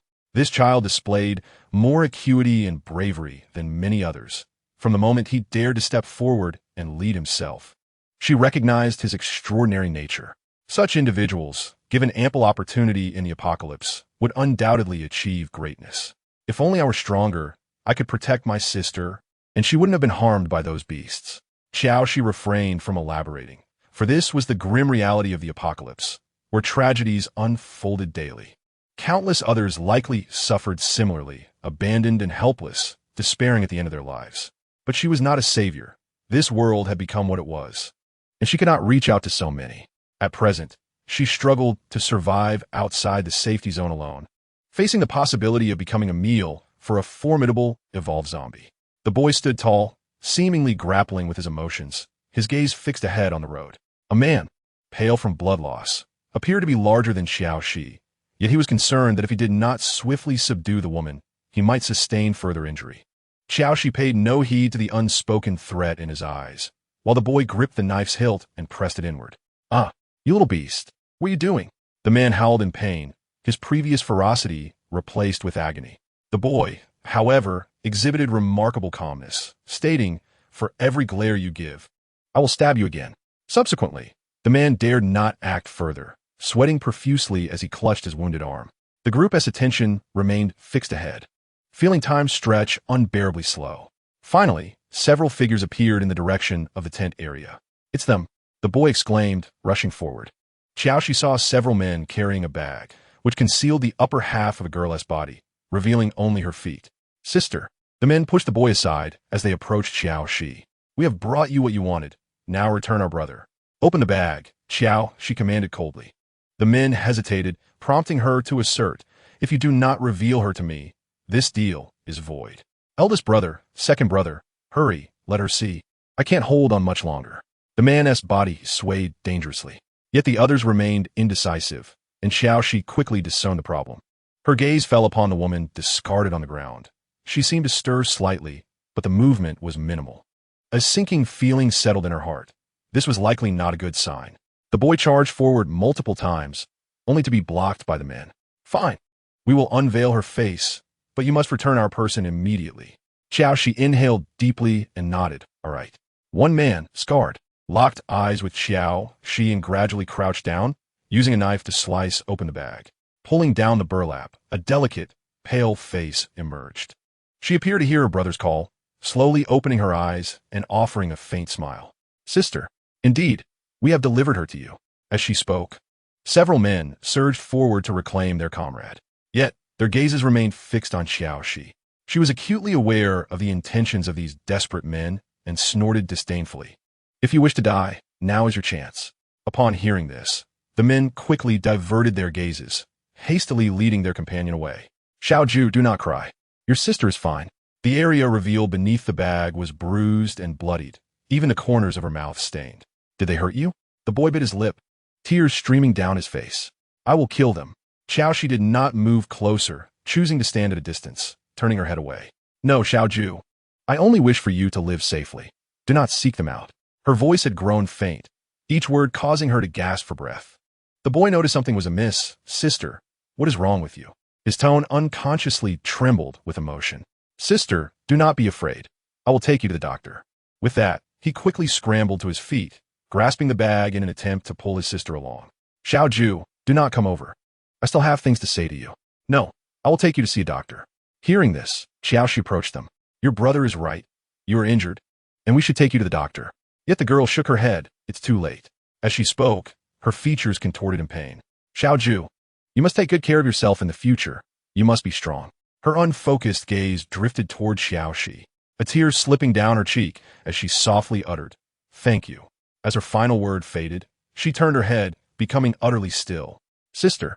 The boy lunged forward, tightly embracing his only family. "Sister, you're lying to me. You'll be fine, right? You promised to grow up with me." His sorrowful voice stirred pity in the hearts of those passing by. Yet such scenes played out daily. They struggled to safeguard their own lives and could not assist others. Qiao Xi stood at a distance, motionless, fixated on the boy's despondent figure. Chapter 81. The Last 3 Minutes. Initially, he cried out loudly, but as time passed, his sobs grew softer until finally, his voice became hoarse, unable to produce a sound. The sun set, the last rays of light vanishing beyond the horizon. The streets turned desolate, nearly devoid of life. Qiao Xi did not urge him on. Though she had family, it felt as if she did not. She could not comprehend the anguish of losing loved ones. Nevertheless, the bond of support between the siblings stirred something deep within her cold heart. "Sister, thank you," the boy remarked, his demeanor seemingly transformed. "You have helped me. I will help you this time." He cautiously pulled the burlap upward, covering his sister's face. "Where are you going?" The child paused. "We have a place to stay in the tent area." He displayed admirable resolve. Many would have bowed their heads to seek her aid. Furthermore, he had once aided himself. Yet, He did not become greedy, which she found quite commendable. Do you wish to take revenge for your sister? Suddenly, she called to his retreating figure. The reason she wished to continue aiding him was the fiery spirit he possessed. If he could grow, perhaps it would serve as a boon for her as well. Upon reaching the ground floor, Zhao Wenjing awaited anxiously, finally breathing a sigh of relief upon spotting Qiao Xi. Sensing Zhao Wenjing's concern, Qiao Xi patted her head and smiled. I was delayed by some matters. I hope I didn't worry you. With that, she affectionately linked her arm with Zhao Wenjing's as they walked down the corridor. Cici Jia, you must not run around like Feng Yigu all day. You are so beautiful. What if you encounter a bad person? If I meet a bad person, they will be the unfortunate ones. Qiao Xi teased her intentionally. With Feng Yi absent, Zhao Wenjing clung to her pillow, insisting on sleeping beside her. Once Qiao Xi finished washing up, Qiao Xi allowed her to lie on her. In her previous life, she had only endured 3 years in the apocalypse. Like the zombies, humanity was also continuously evolving. She remained uncertain of what the future would hold. Although her outlook was not optimistic, she did not want Zhao Wenjing to lose hope. As the number of superhumans increased, zombies were no longer invincible. Perhaps one day, humanity would completely reclaim this world, rendering zombies no longer a threat to them. If that day truly came, it would be wonderful. Zhao Wenjing murmured for most of the night before finally drifting off to sleep, clutching Qiao Xi's arm. Qiao Xi tugged the blanket up, ensuring it covered her properly before closing her eyes herself. Outside the gates of the safe zone, a few zombies were wandering in the distance. Qiao Xi stood quietly in place, having waited for over 20 minutes, yet that small figure had yet to appear. As she waited, her brows suddenly furrowed. Could that child have recklessly sought revenge? With a sigh, she lamented that if he was truly so impulsive, he likely wouldn't survive long in this apocalypse. Staring at the street beyond the gates, she resolved to wait just 3 more minutes. If he did not show up by then, she would leave. Enhancing her abilities was of the utmost urgency. Otherwise, the ordeal that befell the girl yesterday could very well be her fate someday. 1 minute, 2 minutes, 3 minutes, still no sign of the child at the gate. Qiao Xi felt a pang of regret, but turned to leave. As she gradually stepped away from the vicinity of the safe zone's entrance, she thought she heard footsteps behind her, seemingly in pursuit. Qiao Xi halted and turned to look, spotting the boy from yesterday. He was still dressed in rags, his face smeared with dirt, except for his bright, shining eyes. Sister, you were right. I'm still too weak. I must grow stronger to avenge you, he declared fiercely. Qiao Xi scrutinized his wolf-like gaze. What is your name? Xieju. How old are you? 14. 14? Qiao Xi was taken aback. She had assumed he was merely 11 or 12, not realizing he was already a youth. Yet, he appeared far too frail, looking much smaller than an ordinary child. It seemed this boy had not fared well before the apocalypse. Otherwise, he would not be so emaciated. The apocalypse had only begun a few months prior, so it should not have affected his height. Come, if you wish to avenge your sister. The first thing you must learn is how to kill zombies.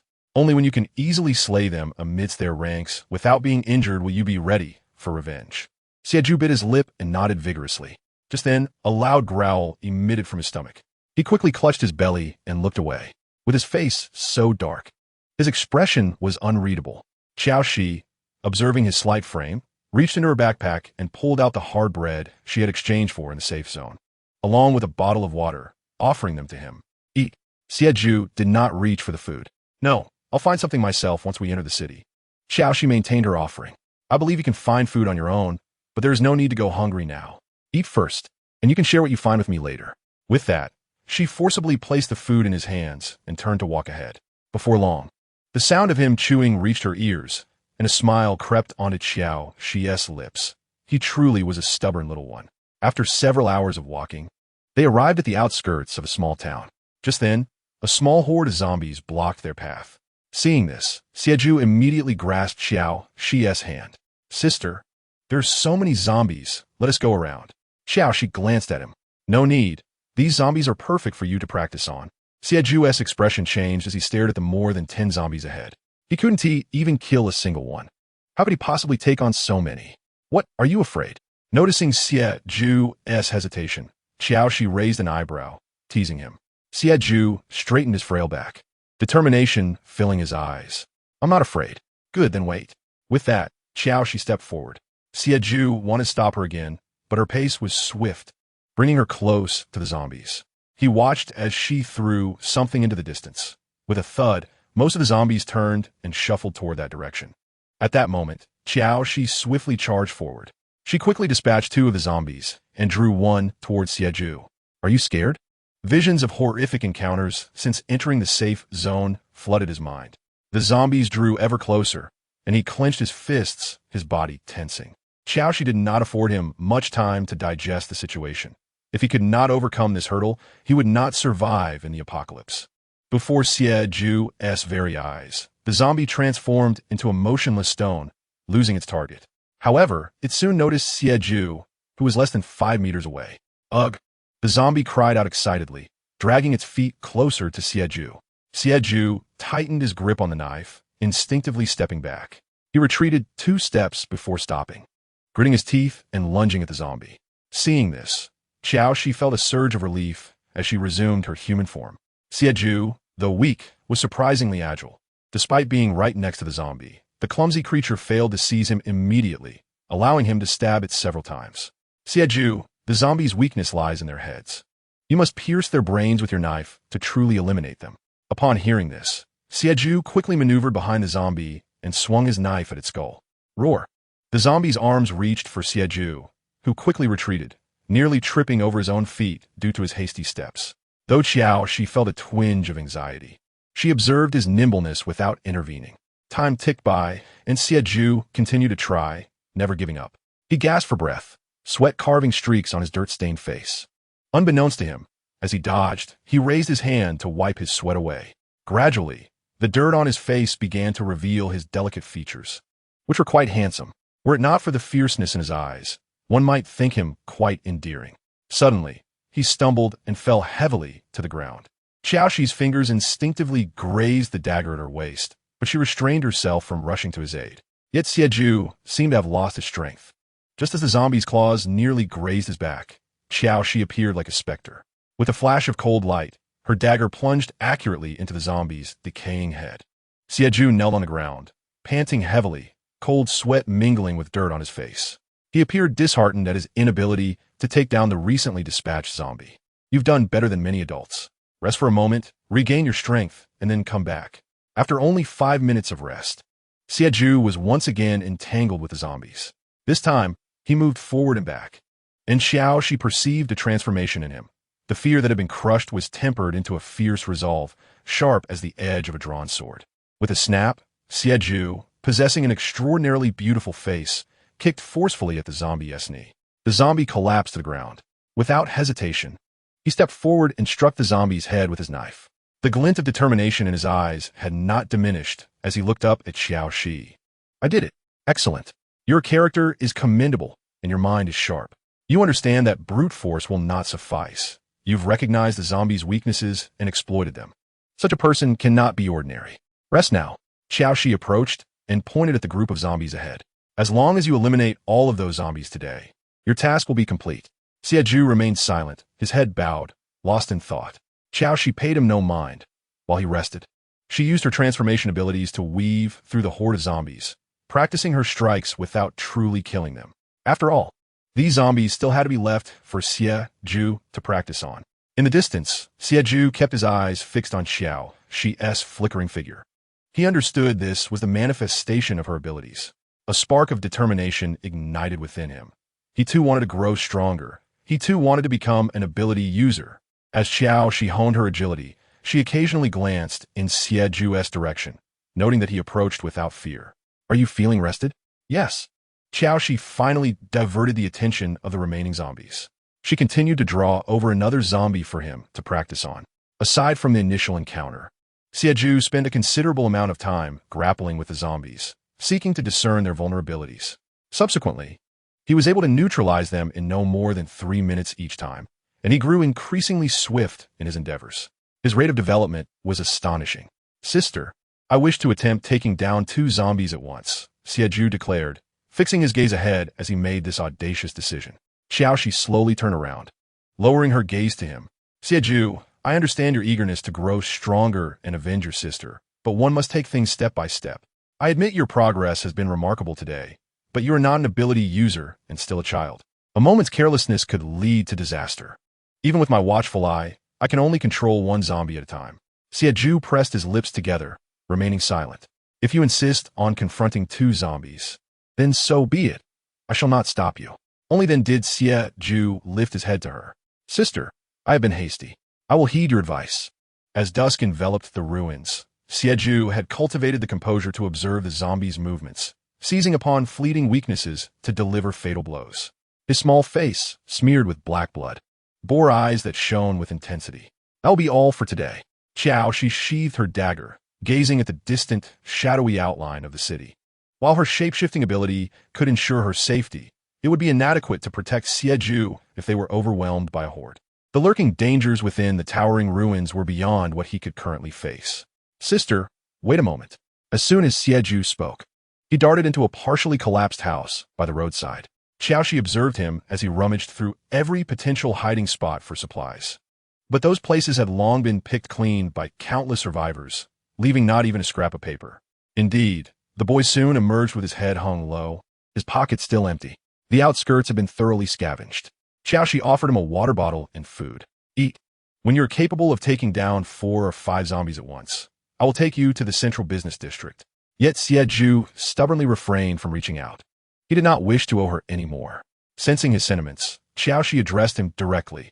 You need to gain 20 pounds to qualify as my partner.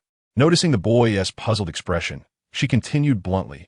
I require a companion who can assist me in clearing zombies while remaining vigilant against hidden threats. Are you willing? The setting sun cast elongated shadows of the two, and a look of confusion flickered across Xie's youthful face. A companion? He had not even contemplated what the future might hold. However, she had aided him so much, even if it meant sacrificing his life. He could repay her once he had avenged his sister. He quickly resolved his thoughts. All right. In the following 10 days, Xie absorbed survival techniques like a voracious sponge. His growth was remarkable. He resembled a young wolf, and even ordinary adults would find it challenging to inflict harm upon him. Qiao Xi brought fresh vegetables from the safe zone every day, while the boy persistently concealed his face with cold dust. Such a beautiful visage. Surviving in a place like the tent area was perilous, even for a boy. She believed in Xie's capabilities. When the 11th dawn arrived, Qiao Xi stood at the entrance of the safe zone, waiting as usual. She furrowed her brow, staring at the sun hanging high in the sky. Except for the hesitation on the first day, Xie had always been the one to arrive early. A wave of unease surged within her. After a moment's hesitation, Qiao Xi stepped inside. The boy had likely encountered some trouble. Hurrying her steps, she turned a corner, only to collide with Lu Yang and other ability users, all geared up for a mission. Shi, why are you in such a rush? Has something happened? Just a small issue. I'm heading to the tent area, she replied curtly, her pace barely faltering as she continued on. The ability users accompanying Lu Yang watched her with curiosity as she walked away. Captain Lu, is she also an ability user? She is quite beautiful. Just 2 streets away, Lu Yang caught up with Qiao Xi. What are you doing here? The tent area is unsafe. I'll accompany you. The two made their way swiftly to the tent area. Although Lu Yang was aware of its existence, he had never ventured into such a place. The cramped tent area was permeated with the stench of decay and despair, and the narrow corridors were filled with squalid shelters. A few filthy men squatted on the ground, leering at Qiao Xi. Had it not been for Lu Yang's imposing stature, they might have approached her. Lu Yang's expression remained stern, his gaze sharp enough to deter the inhabitants of the tent area, subtly shielding Qiao Xi from their unwanted attention. The tent area was neither particularly large nor small, making it difficult to find someone easily. After wandering around the vicinity, Qiao Xi spotted an overturned makeshift tent in a corner. The tarp and wooden supports lay scattered on the ground, and scattered belongings were strewn about, with a few drops of dark red blood glaringly visible against the dust. She crouched down, observing the still fresh bloodstains on the ground. A wave of icy anger surged within her. Lu Yang, I am searching for a boy whose face has been painted black. Let us split up and look. All right. Shi, do not panic. He should be nearby. The two quickly searched the chaotic tent area, Qiao Xi's gaze sweeping over every shadowy corner, until she heard a familiar sound where 2 tents met, a muffled groan of pain. Qiao Xi hastened her steps toward the source of the sound. Xie was wedged between the tents, inching his way out. His left arm hung limply, blood dripping from it and creating a harrowing trail on the ground. Xie, his face was clean yet pale, his lips tinged blue from blood loss. Yet his eyes remained fierce, resembling a wounded young wolf, unwilling to collapse despite his instability. Upon seeing her, his gaze momentarily lost focus, as if he had not registered her presence. Only when he recognized Qiao Xi's face did he seem to finally relax, his body uncontrollably tipping forward. Just as Qiao Xi was about to rush to support him, Lu Yuyang emerged from nowhere. "I'll take care of this." He stepped past her and bent down to lift Xie Zhu off the ground. "He is injured badly. We need to treat him immediately." Lu Yuyang furrowed his brows, glancing down at the boy in his arms. Xie Zhu felt lighter than he had expected. The slight frame bore almost no weight. "Is there a hospital in the safe zone?" "Yes, do not worry. It is not a fatal injury. He should be fine." "Then let us hurry," Qiao Xi decisively replied, quickening her pace behind Lu Yuyang. The medical resources in the safe zone were limited, but fortunately, Xie Zhu's injuries were not life-threatening. The doctor cleaned and bandaged his wounds, stopping the bleeding. Lu Yuyang stood by, watching over the unconscious Xie Zhu on the hospital bed. His features could even be described as beautiful, with thick eyelashes and delicate features, yet he still bore the innocence of youth and appeared entirely unthreatening. "Is he living alone in the tent area?" "Yes, he has a sister, but she passed away some time ago, leaving him to fend for himself." Observing the defenseless, slumbering Xie Zhu, Lu Yuyang thought he was still too young. The tent area was a melting pot of dangers, and some individuals had long lost their humanity. Moreover, she felt that had it not been for the past 10 days' struggle against zombies, he might not have survived long enough for them to find him. "I have a vacant apartment in the safe zone. He can stay there temporarily." Qiao, she looked at him in surprise. "He cannot survive in the tent area like this." "You are right. Xie Zhu needs time to grow. It cannot happen all at once. Even lion cubs require time to mature before becoming kings. When he awakens, I will ask him." When Xie Zhu regained consciousness, he found himself resting on a clean, soft bed. Sunlight streamed through the gap in the curtains, and the air was free of the stench of decay and blood, filled only with a faint scent of disinfectant. He abruptly sat up, causing pain to radiate from his injured arm, eliciting a sharp intake of breath. As he surveyed his surroundings, he found himself in a modest yet tidy room, with a cup of water and some pills resting on the table. The door creaked open gently, and Qiao Xi entered, carrying a steaming bowl of congee. "You're awake?" she inquired, approaching the bedside and offering him the bowl. "Have some food to help you recover faster." Xie Zhu did not take it, but merely gazed at her. Qiao Xi raised an eyebrow. "What is the matter? Don't you recognize me?" Xie Zhu pressed his lips together and shook his head. "It's you who saved me again, Jie. I owe you my life once more." "Yes, you owe me another life. So take good care of your injuries, get stronger, and in the future, help me eliminate those who wish to harm me." Qiao Xi teased him with a smile, yet Xie Zhu felt the weight of her words deep within his heart. "All right." With that, he reached out for the congee she offered. Just as he lifted his hand, pain shot through him, causing it to drop again. Observing this, Qiao Xi settled down beside him and began to feed him. As the congee neared his lips, he found himself momentarily lost in thought. It was not mere distraction. Rather, he felt a tinge of embarrassment. Apart from his childhood, when he had been fed by his mother and sister, it had been many years since someone had cared for him like this. "Yeah. Let go." He had yet to finish his sentence when the congee was already in his mouth. Xie Zhu instinctively chewed a few times, perhaps stirring his appetite. And after swallowing, Qiao Xi continued to feed him. Thus, they engaged in a gentle rhythm of feeding and eating. Initially, Xie Zhu found it awkward, but he soon became immersed in the delightful taste of the congee. Once he could eat no more, he spoke, "Jie, I'm fine now. You needn't worry." As he attempted to rise from the bed, Qiao Xi pressed him back down. "Where do you think you're going?" She sighed and continued, "You're still young and injured. There's no need to do anything detrimental to yourself right now. A wise person knows to bide their time during moments of weakness, striving to grow stronger, and when truly powerful, they can seek retribution." Just then, Lyying entered, carrying fresh apples. Upon seeing the apples, Xie Zhu's gaze revealed not a craving for food, but a longing for strength. He understood that some humans had evolved abilities due to the virus. Among these individuals were those with offensive abilities and others with supportive ones, like wood and water abilities, which were crucial for their base S operation. He recognized that these fruits were cultivated by those with wood abilities. If he too possessed such powers, he could protect his sister. "Have you made arrangements?"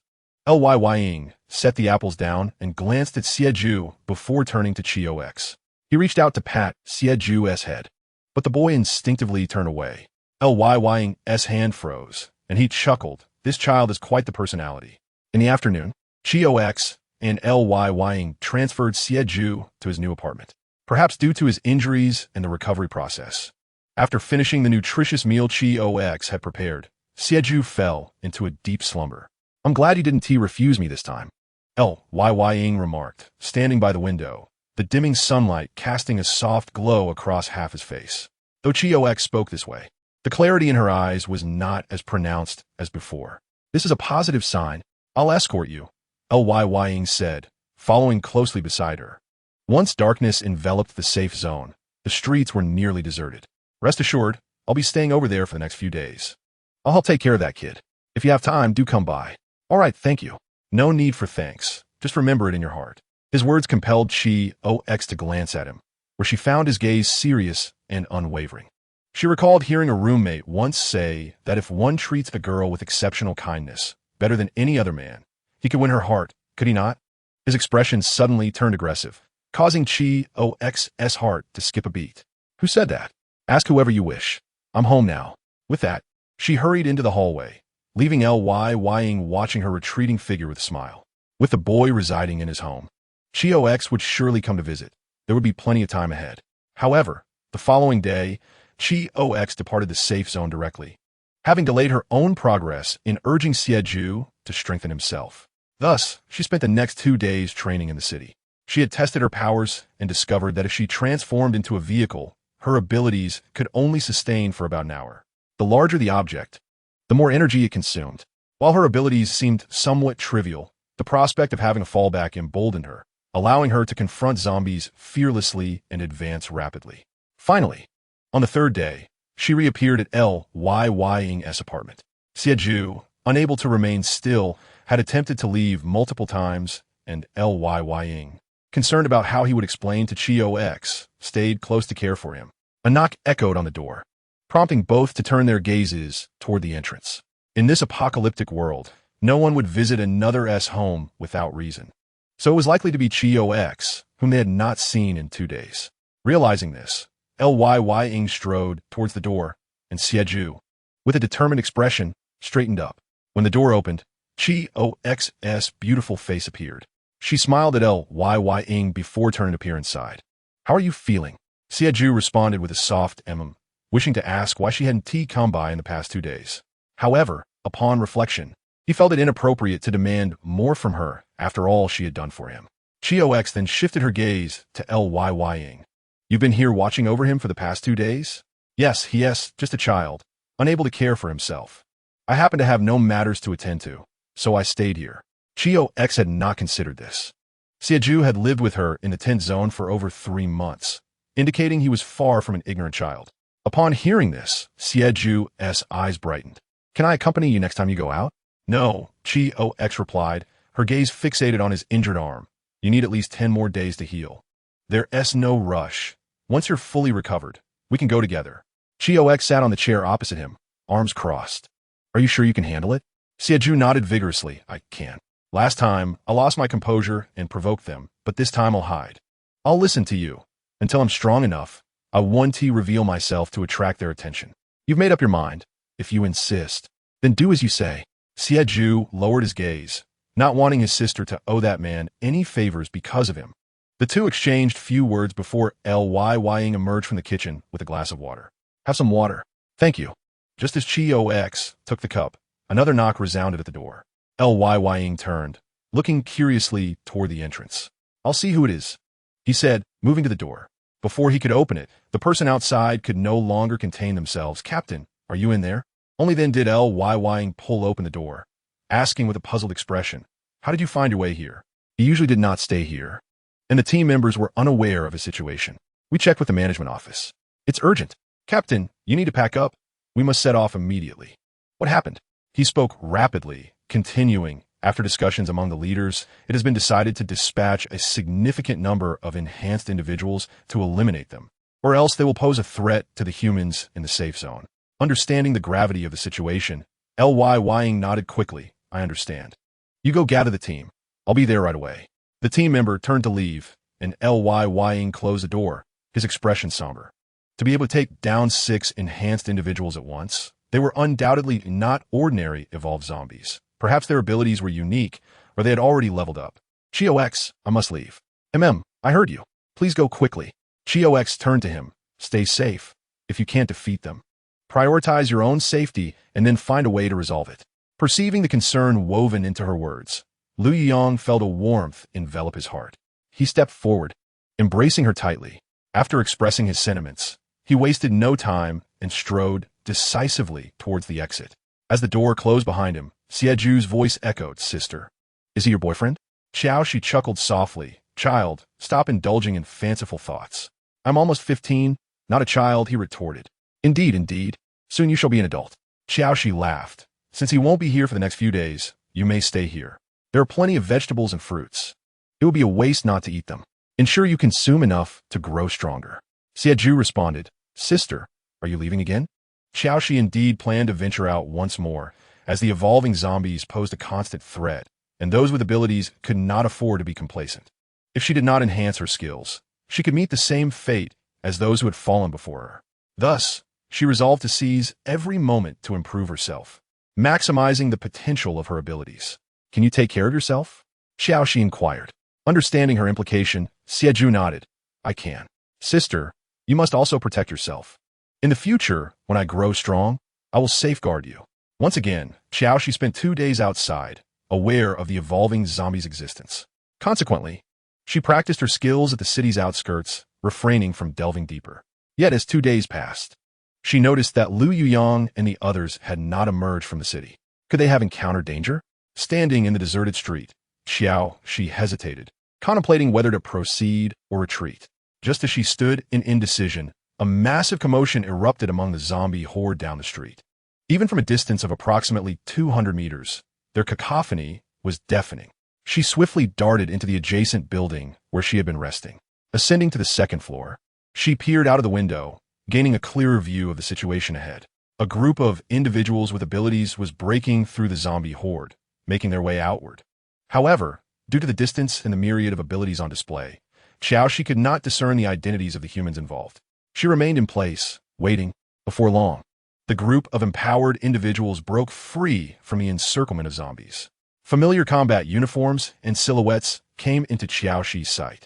Walking alone, as dusk descended, zombies occasionally leapt from the wilderness. Most would be terrified by such ambushes, but Qiao Xi had grown accustomed to it. In the distance, she spotted a figure standing at the entrance of the safe zone. The person was clad in combat attire, and there was a hint of fatigue in his expression. She approached him step by step. "What are you doing here?" As her words fell, he enveloped her in his arms once more. Qiao Xi's hand rested against his chest, but upon hearing his words, she ceased to push him away. Were those 2 zombies formidable? Yes, quite formidable. Both had undergone further evolution. But we managed to resolve the situation in the end. His throat emitted a joyful laugh. "We even acquired 2 blue crystals." "Congratulations," she replied, patting his arm to signify that he could release her. However, Lu Yuyang held her tightly. "Next time I embark on a perilous mission, may I have another embrace?" "Dream on."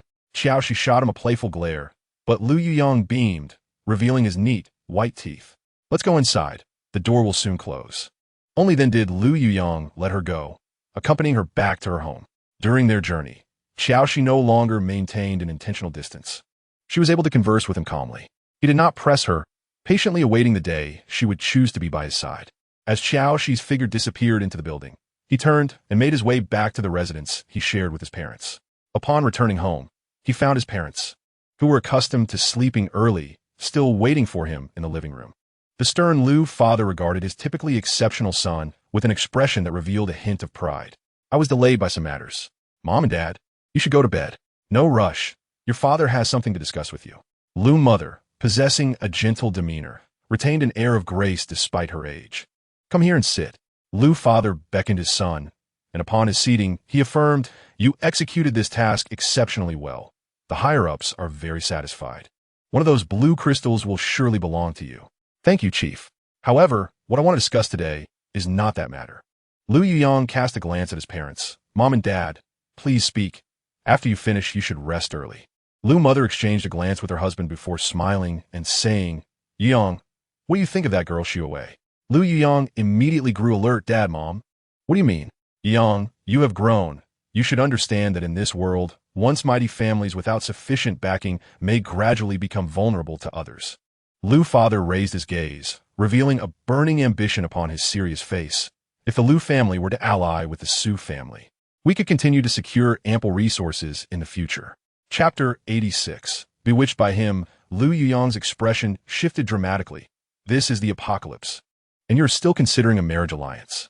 Precisely because it is the apocalypse, survival has become more arduous. The Su family needs us, and we equally require them. In the future, as those with abilities grow stronger, the first to be toppled will be our families who seized resources in the early days of the apocalypse. Lu Yuyang was acutely aware that his father's analysis of the situation was accurate. He too believed that the future belonged to those with abilities. However, he did not believe that a marriage alliance between the two families would counterbalance this trend. I will not be with Su Qianqian. You should abandon this notion as soon as possible. Yuyang, this is not the time for your obstinacy. It concerns the survival of our entire family. I understand.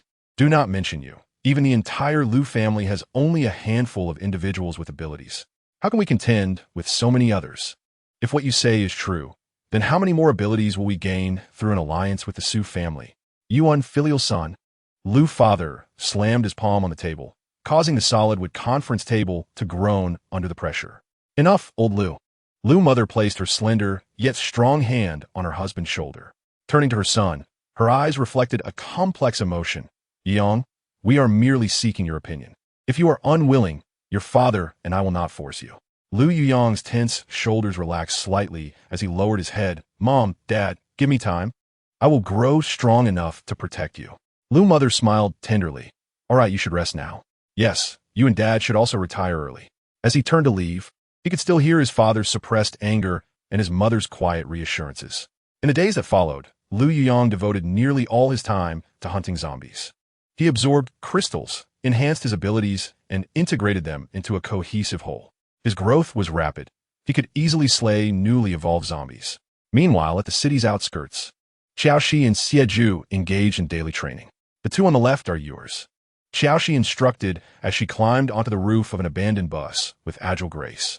The short knife in her hand gleamed ominously as she executed several swift and precise slashes, causing the heads of two zombies to roll onto the ground. In just a few months, the once frail child had grown a full head taller. His distinctly defined features now carried a maturity beyond his years. Well done, Xiao Xi remarked as she surveyed the situation ahead. She leaped down from the bus roof and patted the boy's shoulder. Your speed has improved. Xie merely nodded, bending down to expertly slice open the zombie's skull and retrieve the crystal within. His movements were as precise as a machine, devoid of any excess. Only when he glanced at Qiao, she did a flicker of warmth pass through his dark eyes. Xie had long wished to delve deeper into the city, but Qiao Xi had disapproved. Given their current ability to handle ordinary zombies, encountering evolved ones would pose a challenge. She could not protect him, nor could he defeat the evolved zombies. Xie emitted a soft sound, his gaze drifting toward the throngs of zombies meandering deep within the city. One day, he too would navigate such a densely populated zombie-infested urban landscape with ease. However, just as the two were about to exit a street, an unexpected noise reached their ears.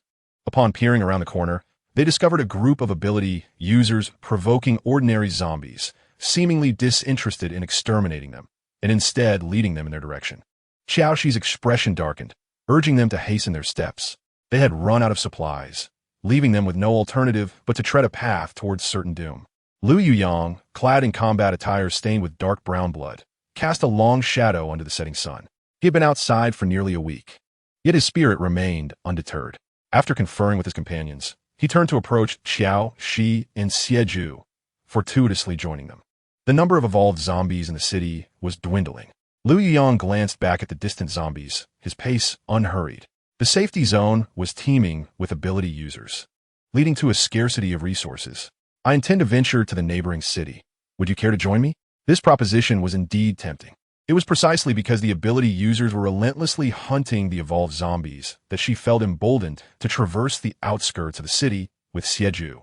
Yet, The possibility of a lurking threat in the city center made her hesitant to delve deeper. She noted that Lu Yuyang addressed them as you rather than you alone, and her gaze involuntarily flickered to Xie. The boy's expression remained stoic, yet his grip on the weapon tightened slightly. Do you wish to go? Without hesitation, Xie responded affirmatively. Accompanying Lu Yuyang would not only replenish their energy, but also offer both him and Xie further training opportunities, all while ensuring their safety. After a brief consideration, she nodded in agreement. Very well, when do we depart? However, on the eve of their departure, an unforeseen event transpired. I believe we cannot proceed as you suggest. He suddenly halted, turning to his subordinate standing beside him. Have you clarified the situation? With whom does he associate? I just rested. They have informed me. Lu Mu set down her teacup with a sigh. It's a girl named Qiao Xi. Lacking any family background or registration at the ability registry, she appears to be an ordinary person. Nonsense. Lu Fu slammed his palm on the wooden table. Go. Bring her to me. I wish to see for myself what kind of person has captivated my son to such an extent that he disregards the family's future. Chapter 87. Rebellion. While Lu Yuyang was occupied, Qiao Xi did not cease her efforts, continuing to train with Xie outdoors. How long have you been waiting? Do you require something from me? Lu Yuyang approached her. I came to inform you that I have resolved my matters. We will depart tomorrow morning. Are you prepared? Yes, she affirmed, as enhancing her strength was of utmost importance. However, upon finishing her statement, she noticed that Lu Yuyang remained stationary, showing no intention to leave. Raising an eyebrow, she inquired, Is there anything else? Under the moonlight, her exquisite features appeared as though graced by a filter, and despite her blood-stained attire, she remained stunning. She felt a twinge of fatigue and waved her hand at him. I shall take my leave now. See you tomorrow. Lu Yuyang stood still until her figure vanished down the corridor before he slowly turned. Little did he anticipate that 3 ability users sent by his father awaited in the hallway. Miss Qiao, Captain Lu's father wishes to see you. The leading man spoke respectfully, yet their positioning effectively blocked any escape routes. Captain Lu's father? Indeed, please accompany us. Qiao Xi sensed their firm demeanor and raised an eyebrow. What if I refuse? Then we shall have to resort to less courteous methods, the man replied, forcing a disingenuous smile while conjuring a sphere of flame in his palm. Qiao Xi's gaze swept across the 3 individuals, assessing their power, although it would not be difficult for her to escape. Considering the standing of Lu Yuyang's father within the safety zone, refusing to comply could lead to significant complications. She had always despised trouble. Very well, lead the way. After a moment's contemplation, she managed to regain her composure. The atmosphere among the group noticeably relaxed as they gestured for her to proceed. Miss Qiao, please. Traversing through the layers of security within the safety zone, the surrounding architecture gradually transformed from crowded high-rises to sprawling villas. This was the power center of the safety zone, with each house symbolizing a form of privilege. Despite having resided in the safety zone for several months, she had never set foot in this area. The Lu family's estate was even more opulent than she had envisioned, the classical Chinese decor appearing out of place in a post-apocalyptic world. Qiao Xi was led to the living room, where the 3 ability users formed a triangular formation around her. Please take a seat. Qiao Xi composedly sat down, her gaze drifting over the family portraits adorning the walls. Numerous photographs of Lu Yuyang receiving awards in his youth displayed his handsome face, evoking a blend of youthful innocence and pride. As she perused the images, she witnessed the entirety of Lu Yuyang's growth trajectory. His path was the aspiration of many, exemplifying excellence that was almost unfathomable. Had the apocalypse not occurred, would he have chosen a familial alliance or sought to build a life with the girl of his dreams? Her reverie was interrupted by the subtle scent of elegant perfume wafting through the air, revealing the presence of another individual in the room. Even in these tumultuous times, the elegant lady's nails were impeccably manicured, and her hair was styled with exquisite grace.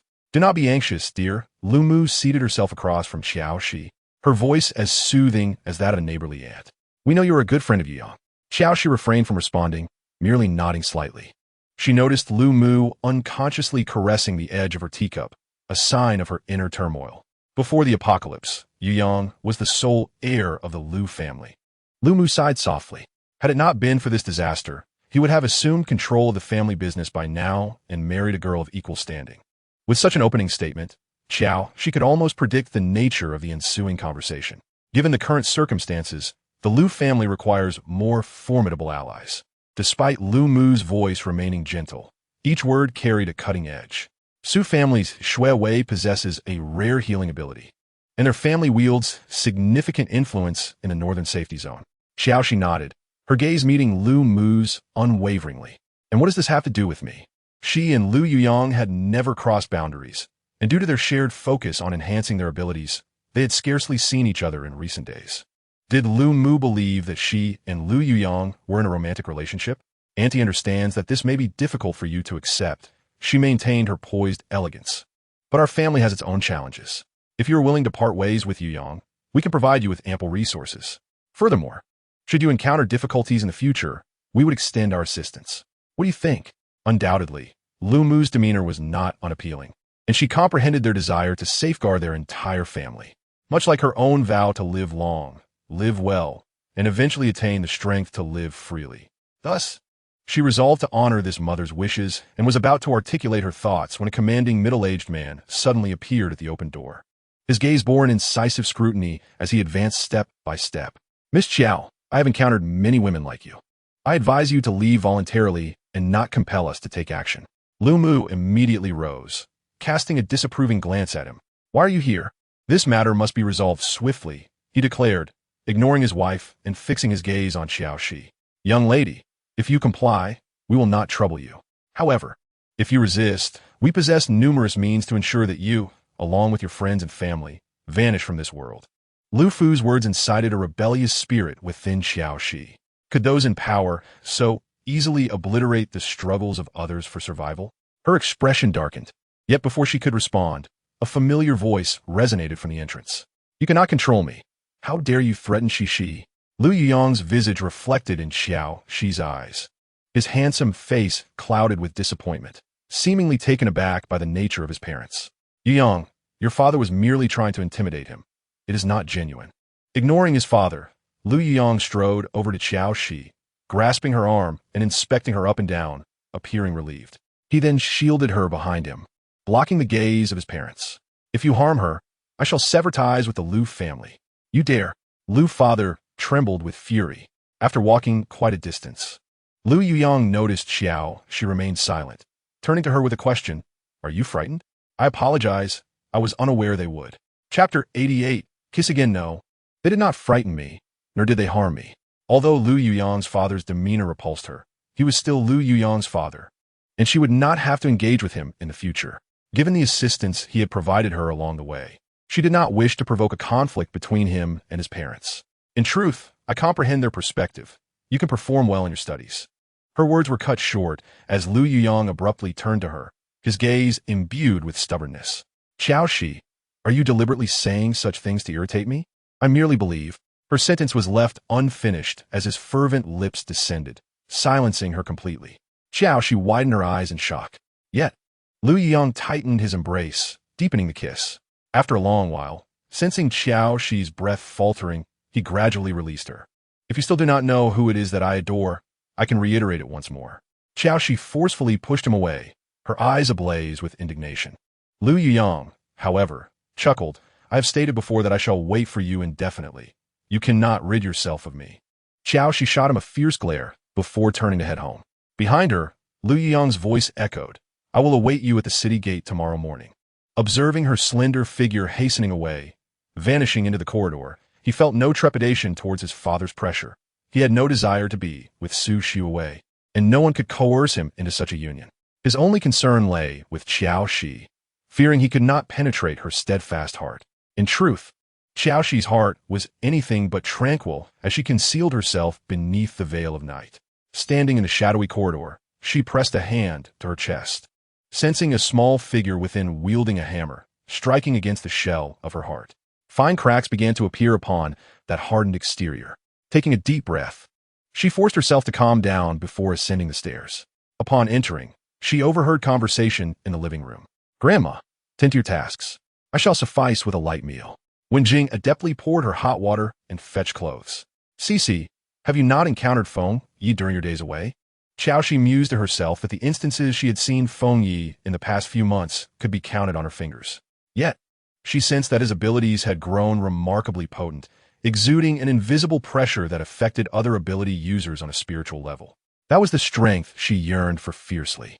Qiao Xi hung her clothes on the drying rack in the bathroom. In her eyes, Chun Peng was a fool for having initially approached her with ill intent. As long as either she or Chun Peng remained, should anything befall Wen Jing or Grandma, she would hold him accountable. This was also why she and Feng Yi could leave with peace of mind.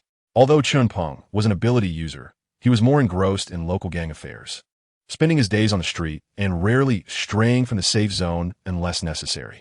Zhao Wenjing stood at the door, perplexed. Cici, are you not afraid with so many zombies outside? Feng Yi is a mercenary. He fears nothing. But Cici is merely a delicate girl. Does she not fear those zombies? When a mountain collapses, the only reliance is one's own ability. In dire circumstances, one can only save oneself. Zhao Wenjing appeared to grasp this partially and, seeing her preparing to undress, reached out to close the door. Qiao Xi enjoyed a refreshing shower, emerging to the delightful aroma of fried egg noodles. After several days without cooked food, the scent was enough to awaken her appetite. Unconsciously, her mouth watered. Cici, come eat. The safe zone had a breeding farm. Eggs were not a rarity, but they were not often available to ordinary ability users. It was likely that the few eggs in the household were saved for her and Feng Yi. Qiao Xi was genuinely hungry, and within a few bites, she had nearly finished half a bowl. Grandma, it's late. You and Wen Jing should go to bed. Do not wait for me. Grandma Chun, having aged, grew weary as night fell, her eyelids beginning to droop. All right, then I shall retire. Place the bowl in the kitchen, and I will wash it in the morning. Wen Jing assisted her grandmother into the room, while Qiao Xi, having satisfied her hunger, relaxed in the living room. In a world of chaos, having a secure place to fully unwind was truly a blessing. After washing the bowl, Qiao Xi felt drowsy, having not rested well for days. She embraced her blanket and swiftly fell into slumber. As dawn broke, if one were to gaze upon the clouds at the horizon, no one would suspect the world lay in tatters. When Qiao Xi and Xie arrived at the entrance of the safe zone, Lu Yiyang was already waiting outside. Clad in combat attire, he stood tall and imposing. Xie glanced at his stature, unable to suppress a glance at himself, feeling somewhat disheartened. Despite his recent efforts to eat more, he still had not grown taller. Beneath the morning sun, Qiao Xi's exquisite face was flawless, resembling a perfect sculpture. He approached with long strides, noticing her heavy backpack and promptly reaching out to take it. I can manage. Yet, Lu Yiyang's movements were swifter, stripping the backpack from her shoulders and slinging it over his own. Let us proceed. Accepting his intention, Qiao Xi did not contest it and fell in a step beside him. Cici, have you noticed the weather has been particularly pleasant lately? Not only is the weather agreeable, but the sunlight also exhibits a golden-red hue. When this hue reaches a certain intensity, the world will be enveloped by a catastrophic downpour. Chapter 89. He saw its strange occurrences often herald misfortune. Let us remain vigilant. We cannot speak too freely, only hint. I hope she can cultivate sufficient strength before the impending deluge to combat the increasingly arduous world. At the first fork in the road, Lu Yiyang guided them down an alternate path. 5 hours later, another tall figure appeared on this road. Despite having spent over 10 days outside, his camouflage attire and work pants remained relatively clean, showing no signs of distress. Upon returning to the safe zone, he even visited the trading hall. You're back. Zhao Wenjing's voice called from within, and moments later, the door swung open. She joyfully pulled the door wide, extending her hands to receive the items. Feng Yi relinquished his grip, allowing her to carry the items into the kitchen, while he followed her inside. Feng Yi was aware that Qiao Xi often ventured out, frequently practicing her abilities in nearby cities. It is all right, this time I will stay for several days. Accustomed to solitude, the onset of the apocalypse had granted him a sense of home, which he cherished deeply. This statement caused Feng Yi, who was preparing to turn and wash up, to halt in his tracks. Going elsewhere? Where to? The nearest city to the safe zone had long been scoured by ability users. Even if new evolved zombies remained, they posed minimal danger. With Qiao Xi's abilities, he felt somewhat reassured. However, if she were to travel further afield, those cities would lack safe zones and abundant ability users, significantly increasing the level of peril. Zhao Wenjing, having finished her words, strode towards the kitchen. Feng Yi, you should wash up. I'll prepare some noodles for you. You can eat right after you're done. No need. Feng Yi replied. I will take a shower and gather some supplies before I leave. He took his change of clothes and entered the bathroom. refreshing himself with a quick splash of cold water. Within a minute, he began to pack food and water. When Zhao Wenjing emerged, she saw him leaving through the door. Fengyi, the noodles will be ready soon. You should eat before you go. Fengyi waved his hand dismissively. I'll eat. By the time Zhao Wenjing reached the doorway, Fengyi's figure had completely vanished into the corridor. Lu Yuyang had been prepared. Shortly after they departed from the fork in the path, he led them to a small hillock concealed by branches. Qiao Xi, do you have something hidden? Lu Yuyang raised an eyebrow and smiled. I've hidden a few bicycles. Traveling will be much more convenient. Up close, it doesn't matter, but at a distance, they must ride bicycles, or it would be too exhausting. As he spoke, he pulled aside the branches to reveal 4 nearly new bicycles. He distributed them to Qiao Xi and Xie, encouraging them to try riding. The 3 quickly selected their mounts, leaving one that was less suitable. Indeed, with bicycles, they saved both time and energy. With Lu Yuyang around, even if zombies appeared ahead, his abilities allowed for remote attacks, enabling them to continue without stopping. Thus, they spent the entire day until a large city finally emerged before them. The zombies at the city's outskirts were still relatively sparse. After concealing their bicycles in a building, they set off lightly. I'll draw the zombies, Xie stated. As an ordinary person, he showed no fear at the sight of the horde. Instead, an unusual excitement lit up his face. Over the past few days, Qiao Xi had come to understand his capabilities and felt no concern, simply standing still and waiting. Xie dashed towards the nearest zombie, hurling a stone he had prepared. The zombie was startled, and the nearby ones turned their attention to him.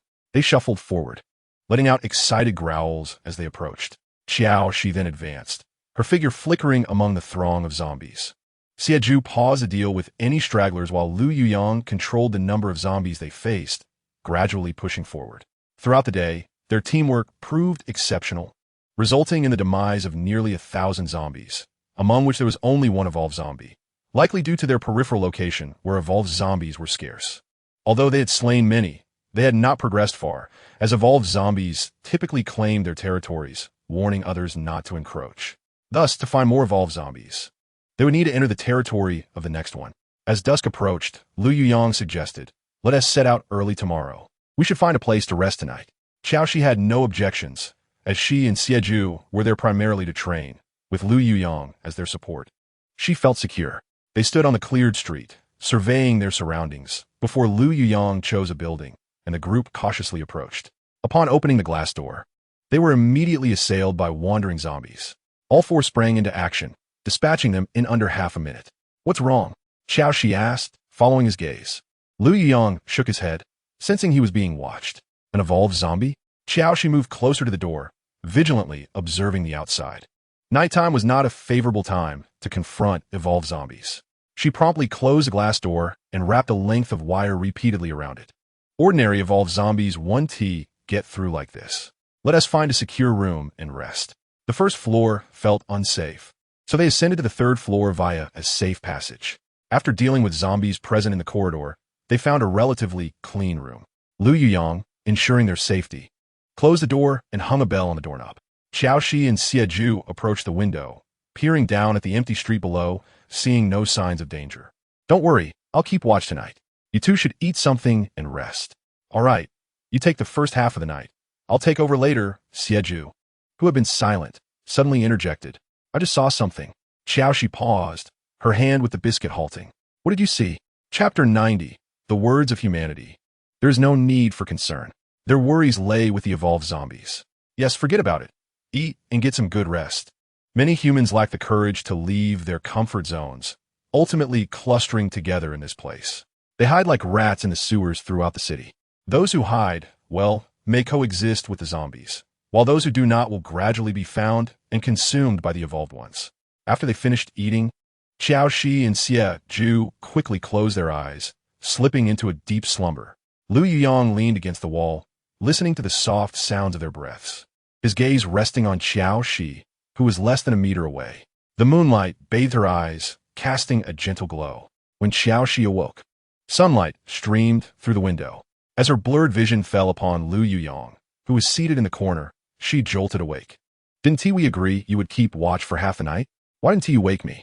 I wasn't tired, so I didn't he replied. Are you a machine? Not tired? She shot him a glance. Today, we can set off a bit later. You rest. I'll practice at the door with Xie until you wake up. Qiao Xi stood, her slender fingers weaving through her tousled hair, her fitted attire accentuating her graceful curves, creating a stunning tableau in the morning light. Lu Yuyong felt his heart race when Qiao Xi turned back to him. He quickly closed his eyes to shield the intensity of his gaze. Xie had already awakened quietly, quickly preparing himself. He had no objections to Qiao Xi's plan. The two resumed their harmonious coordination, drawing the zombies and dispatching them.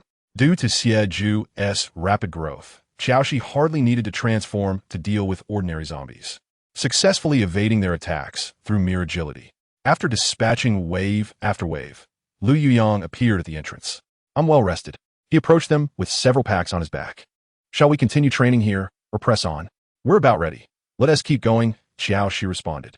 Lu Yuyong had ventured beyond the safety zone to seek more evolved zombies and could not continue to accommodate them. They needed to challenge themselves to grow. Noticing their increasing ease in handling ordinary zombies, Lu Yuyong refrained from using his abilities to assist, only stepping in to deliver the final blows when they were in danger. By the end of the day, Lu Yuyong had acquired 2 evolved zombie cores.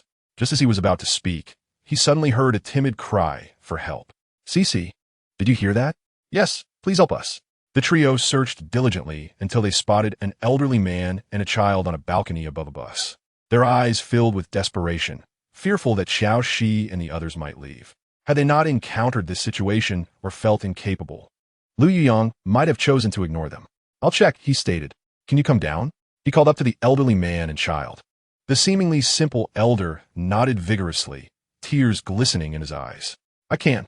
Thank you, young man. Without a word, Lu Yuyong climbed onto the bus, and with the elder's assistance, he finally lowered the child to the ground. At that moment, Qiao Xi and Xie arrived beside the bus. They remained silent, simply observing the timid child and the grateful elder. The elderly gentleman displayed remarkable agility, effortlessly climbing over the balcony and sliding down alongside the bus. Lu Yuyong merely lent a hand, ensuring the old man landed safely on the ground. In this brief moment, the vestiges of the setting sun had completely faded, leaving the surroundings shrouded in darkness. Night had fallen, prompting us to seek a place to rest. The elderly man immediately spoke up, offering, "If you have no place to stay, you may come with me. Our dwelling is quite secure." Lu Yuyong turned to glance at Qiao Xi, the inquiry evident in his expression. Qiao Xi's gaze lingered on the grandfather and grandson, a smile gracing her features. "Well, thank you then." "Thank you for what?" "Without you, my grandson and I would not survive this night," the old man replied, his face adorned with gentle wrinkles that trembled slightly as he spoke. Yet his eyes brimmed with sincerity and warmth, instilling an unspoken trust. This way, he gestured, leading the way. Qiao Xi and Lu Yuyong followed closely behind, with Xie situated between them. The elderly man remarked that the apocalypse had persisted for over 4 months. "What do you and your grandson usually eat?" Qiao Xi's attention remained focused on the duo. The old man briefly stiffened, then turned to face them. "As an old man, I can't possibly support my grandson. Thankfully, I encountered a group of kind-hearted individuals during these trying times. We live together, helping one another, which is how I managed to survive in this chaotic world." "Indeed, you have encountered a group of good people." After traversing a long street, he lifted a manhole cover. "Our living quarters have all entrances sealed, preventing the undead from entering. Any humans wishing to come must access through this sewer." With that, he descended the ladder first. Lu Yuyong turned to Qiao Xi, his demeanor noticeably unsettled. "Shall we proceed? We have come this far. Why not go?" She replied. They had ventured out to hone their survival skills in this new world. Interacting with other humans was a vital aspect of survival. In her previous life, she had heard tales of powerful individuals meeting tragic ends, not at the hands of zombies, but at the hands of ordinary people. Although the grandfather and grandson appeared unremarkable, Xie was akin to a young wolf cub yet to mature. If this were a trap, it would serve as a valuable lesson for the two. "We're almost there," the old man announced as he raised the cover above him.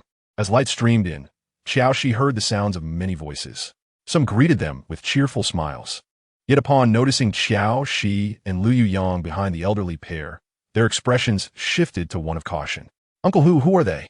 The old man's words immediately altered the group's demeanor, transforming suspicion into gratitude. "No need for formality. You aided Uncle Hu, so you're a friend to us all." a man at the forefront, with a buzz cut and a fierce appearance, feigned friendliness. Qiao Xi observed their faces with keen interest. Indeed, survival in this apocalypse was arduous, necessitating mutual assistance. From this day forth, they would all be friends. Just as Qiao Xi concluded her statement, someone approached with food. "You must be hungry. We have food here. Please eat something to fill your stomach before resting." The individual, a kindly older sister, placed the food on the table beside Qiao Xi and her companions, encouraging them to eat without hesitation. None of the three moved, their gazes fixated on the food on the platter. The dish contained not only potatoes, but also 2 slices of meat, glistening with oil and emanating an irresistible aroma. Had they been accustomed to hunger, they might have succumbed to the temptation and feasted heartily. Lu Yuyang grasped Qiao Xi's hand, seemingly attempting to prevent her from approaching the table. Without turning to face her, he explained to the others, "We have already dined before encountering you, so we are not hungry. There is no need to waste your food. With so many people here, I am sure food is scarce.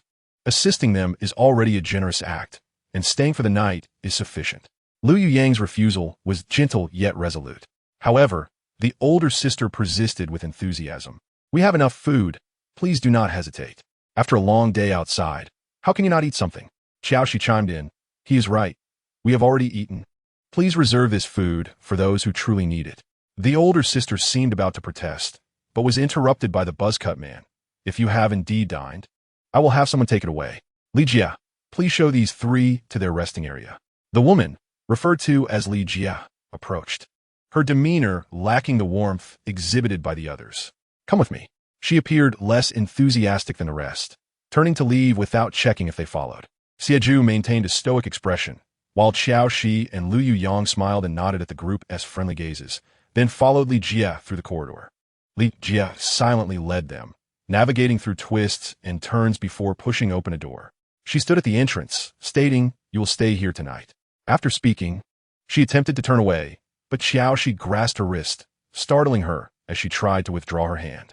Meeting Qiao Xi's warm gaze, Li Jia stammered, "What question do you have?" Qiao Xi's smile widened. "You seem a bit nervous?" Li Jia's expression froze. "I am not nervous." "Is that so?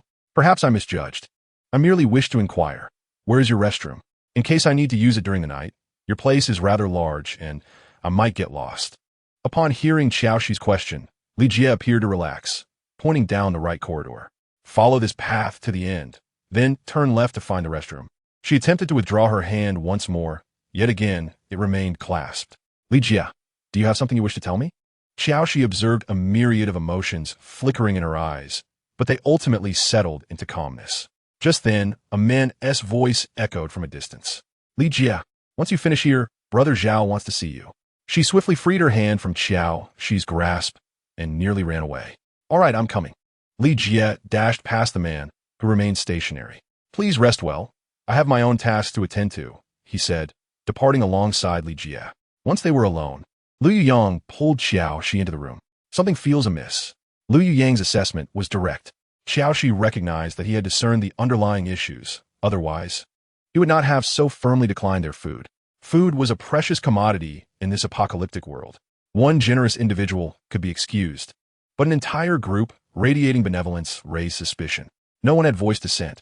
Simply because they had assisted the grandfather and grandson, they had offered their precious food.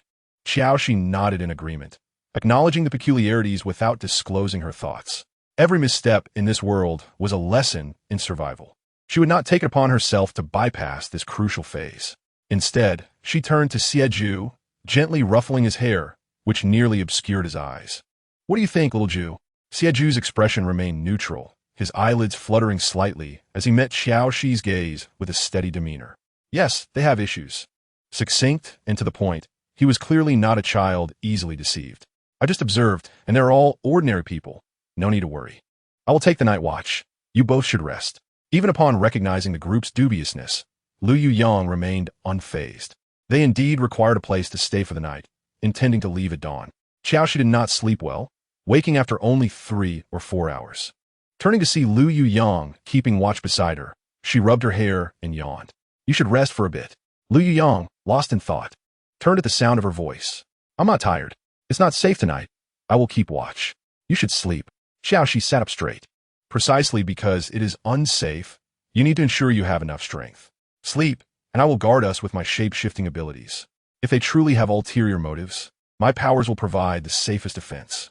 After much persuasion, Lu Yuyang finally agreed to rest for a while, asking Qiao Xi to wake him in 2 hours. The night was eerily quiet, devoid of any sound from the corridor outside. Qiao Xi transformed into stone, lying still on the ground, waiting patiently. Time passed slowly until Lu Yuyang awoke without any sign of disturbance from the group outside. Upon waking, he called out to her, "Qiao Xi, I'm here." As she spoke, Qiao Xi revealed her human form. In the darkness, the two exchanged glances. "The Haven tea come?" "Yes, it has been very quiet all night." After a moment of contemplation, Lu Yuyang concluded, since they haven't appeared during the night, they are unlikely to show up now.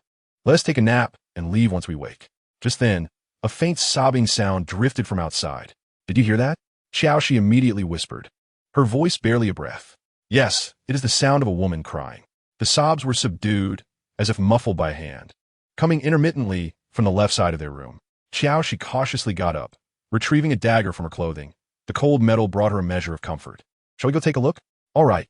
Just as Qiao Xi and Lu Yuyang were about to awaken Xie, he stirred awake on his own. "Xiao Ju, we are preparing to investigate the situation outside. You should come with us." Xie rubbed his eyes, his expression instantly becoming clear. "Okay, I'll join you." The three moved silently like shadows. The oppressive crying became increasingly pronounced. In a corner resembling a storage room, they spotted a frail figure.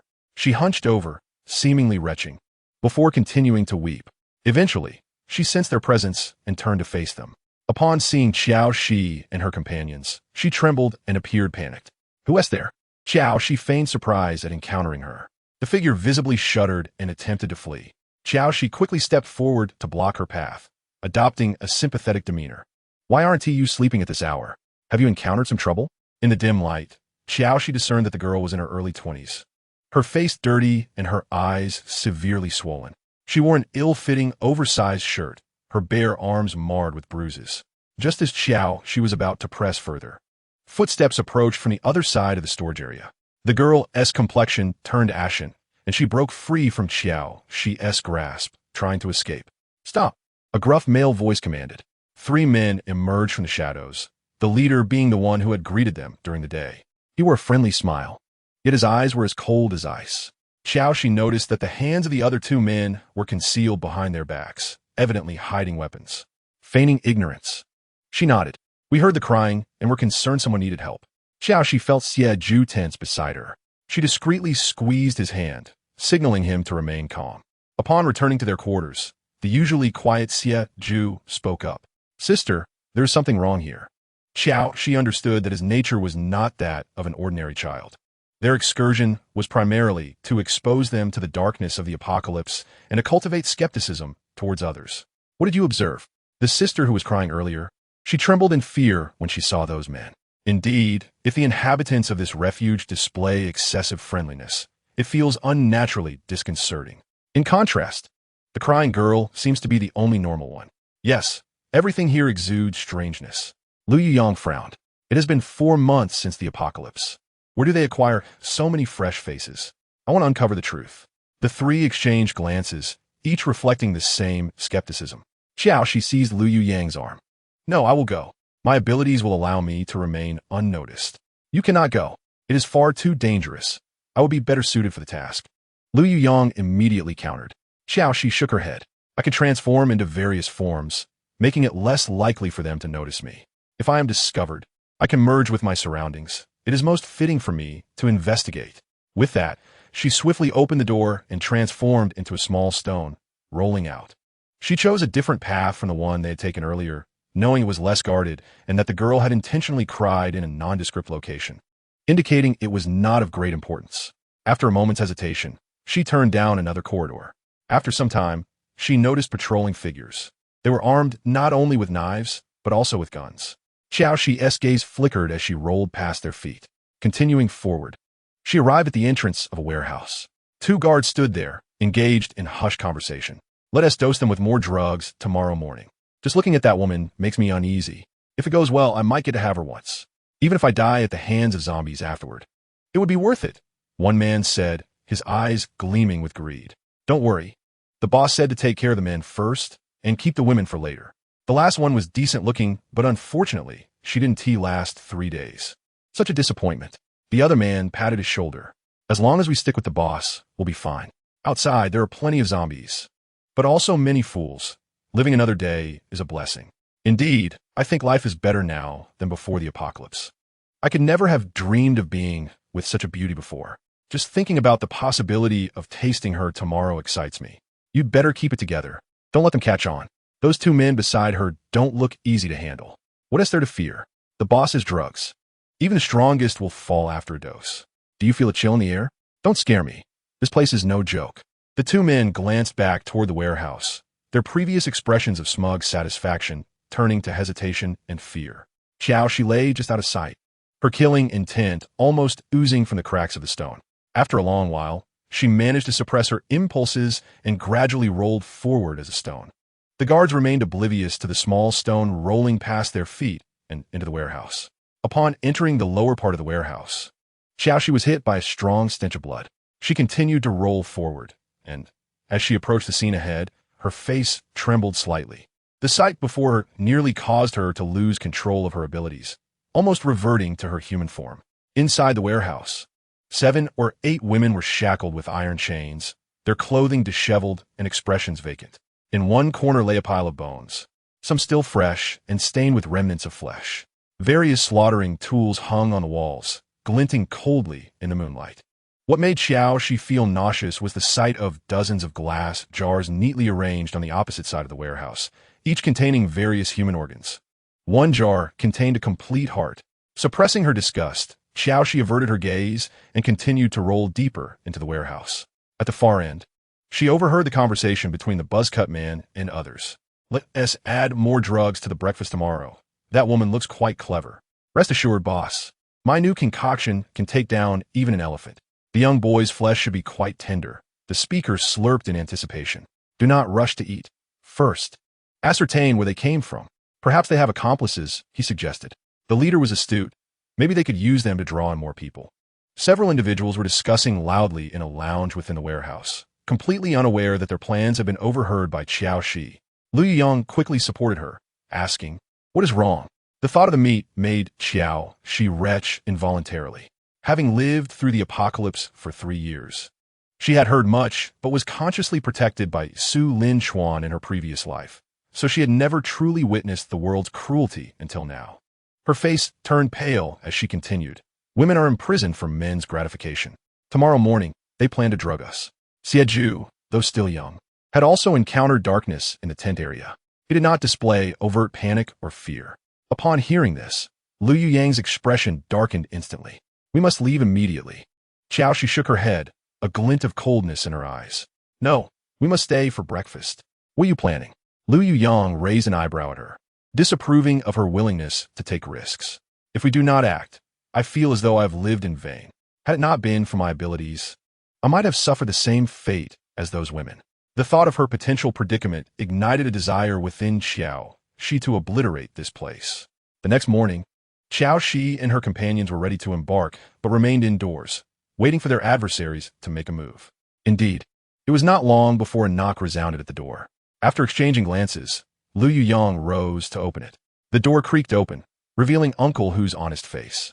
At this moment, Qiao Xi was entirely convinced that this visage was a disguise, and his acting was masterful.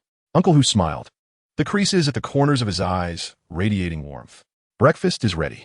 After we eat, I have a favor to ask of you. All right, I will be straightforward. Today, our people need to venture out to search for supplies, and we would like to go out together for mutual protection. No problem, Qiao Xi replied, betraying no hint of suspicion. Then hurry along with me. Breakfast awaits. Qiao Xi nodded, presenting an innocent smile. All right, we shall come at once. They followed Uncle Hu to the dining area, where over a dozen individuals were already seated, all sporting cheerful expressions and eagerly inviting them to take a seat. The table was adorned with grilled meat, mashed potatoes, and vegetable soup, the aroma overwhelming. Hurry and eat. It will taste awful if it cools. A plump woman kindly served Qiao Xi a bowl of soup. Gazing into the milky broth, Qiao Xi recalled the cauldron from the warehouse, her stomach twisting. Yet her smile grew even brighter. Your food reserves are truly plentiful. 4 months into the apocalypse, and you can still enjoy such fresh meat. The woman's expression stiffened. But Uncle Hu quickly interjected, "We have our own farm. We were just fortunate." A farm indeed. After a lengthy discussion, the group noticed that Qiao Xi and her companions had yet to touch their chopsticks. One of them could not help but urge, "Why aren't you eating? Dig in." Qiao Xi laid her chopsticks on the table with a sigh. "You have been so kind to us. I do not know how to repay you." "Repay? We are all human.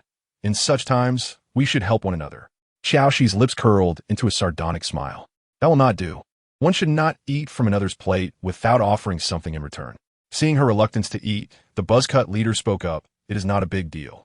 If you truly wish to repay us, you may do so at a later opportunity." I do not like to owe favors. Why not repay me now?" "Now?"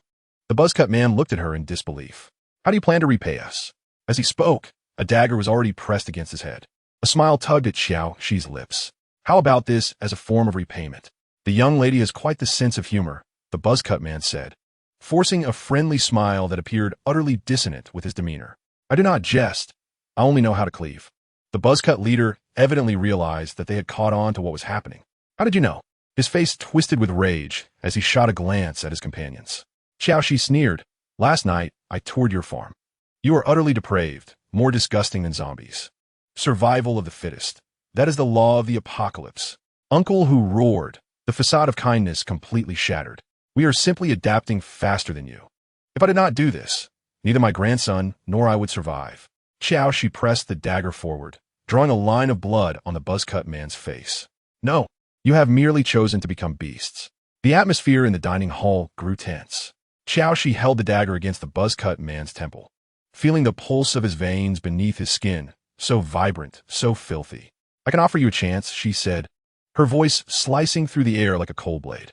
"There are 5 spots available for those who can leave here alive today." The people of the refuge regarded them with wary eyes. "You want us to turn on each other?" "That is one way to interpret it," Qiao Xi replied, smiling as she nodded gently. "There is only one opportunity. Either we eliminate you all, or you can attempt to fight back." Upon hearing this, someone shouted, "I do not believe it. Even if they have an ability user, one of them is a woman and a child. We might just manage to turn the tables on them." "Feel free to try," Qiao Xi said with a cold smile. "From this moment on, there are only 3 spots available." "Wait." A tall, slender man dropped to his knees. "We're being forced. If we weren't compelled, how could we possibly turn on our own kind?" One of the men beside the buzzcut leader turned ashen and cursed. "Nonsense. Just yesterday, you said that the leg meat of that female student was the most tender." Qiao Xi watched them tear each other apart with indifference, even taking a step back. "The spots are limited. Let the performance begin. Please, most of us are innocent." As soon as the words fell, the man pretending to be innocent thrust a knife into the abdomen of another nearby man. With that initial act, chaos erupted as others began retaliating violently. Cries of agony filled the air as Qiao Xi and Xie Zhu retreated, observing coldly. These people deserved their fates, and she felt no sympathy for them. "For down." A man gasped, his eyes scanning for another target. It was as if a switch had been flipped. The dining hall had transformed into a hellish battleground. Former companions who once shared human flesh now unsparingly turned their blades on one another. A young man who had just pierced a comrade's chest was met with an axe cleaving his skull. Uncle Hu drew a pistol, killing 2, only to be stabbed in the eye by a woman behind him wielding a fork. Qiao Xi, along with Liu Yang and Xie Zhu, retreated to a corner, coldly witnessing the grotesque revelry of humanity's depravity. Xie Zhu's expression was eerily blank, seeming unfazed by the carnage.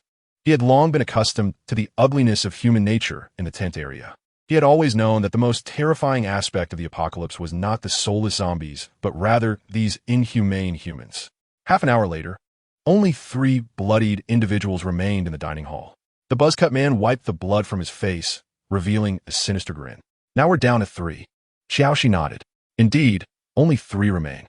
Suddenly, she lunged forward, her dagger precisely piercing the throat of one of them. The man widened his eyes, seemingly bewildered as to why, with sufficient slots available, death was still imminent. "You deceived us," the buzzcut man bellowed, the scabs on his face cracking. Qiao Xi flicked the droplets of blood off her dagger, stating, "I have already declared that only 3 individuals can leave this place. Beasts like you are destined to remain here as offerings." The expression of the buzzcut man shifted from shock to fury as he violently overturned the dining table, exclaiming, "You dare to toy with me? Even in death, I will drag you down with me. He lunged at Qiao Xi and his last accomplice. Qiao Xi sidestepped, only to realize that the buzzcut man's speed was extraordinarily swift. This was not the skill of an ordinary person. He was an extraordinary individual. Lu Yiyang warned sharply, simultaneously launching 3 ice spikes. The buzzcut man dodged 2, but the third pierced his abdomen. Having recently awakened his powers, he had concealed them to save himself for a critical moment. However, he found his abilities woefully inferior to this ice wielder, leaving him with no chance of survival. Staggering backward, he twisted his lips into a maniacal grin, proclaiming, "If I cannot live, neither shall you." Lu Yiyang's pupils constricted in alarm. Retreat. He intends to self-destruct. He shoved Qiao Xi behind him, positioning his body to shield her and Xieju completely. The buzzcut man's body swelled like a balloon, a bizarre red glow emanating from beneath his skin. Boom! There was no fire, only a visible wave of energy exploding outward. The ice wall Lu Yiyang had erected shattered instantly, and he was hurled against the wall by the shockwave. Lu Yiyang. Qiao Xi rushed to help him, only to discover his eyes beginning to turn red. Go! Lu Yiyang struggled to push her away, sensing an abnormality within himself, a latent urge to harm her. Qiao Xi's heart sank. The energy from an extraordinary person's self-detonation could induce a toxic effect on those affected. Desire would be magnified infinitely, and if such desires were unfulfilled, there was over a 90% chance that those affected would similarly self-destruct. Lu Yiyang suddenly turned, stumbling toward the dormitory area, desperately seeking a room to isolate himself. Qiao Xi and Xieju chased after him, managing to block the door just as Lu Yiyang was about to shut it. "Cici, get out!" Lu Yiyang growled, his voice already hoarse.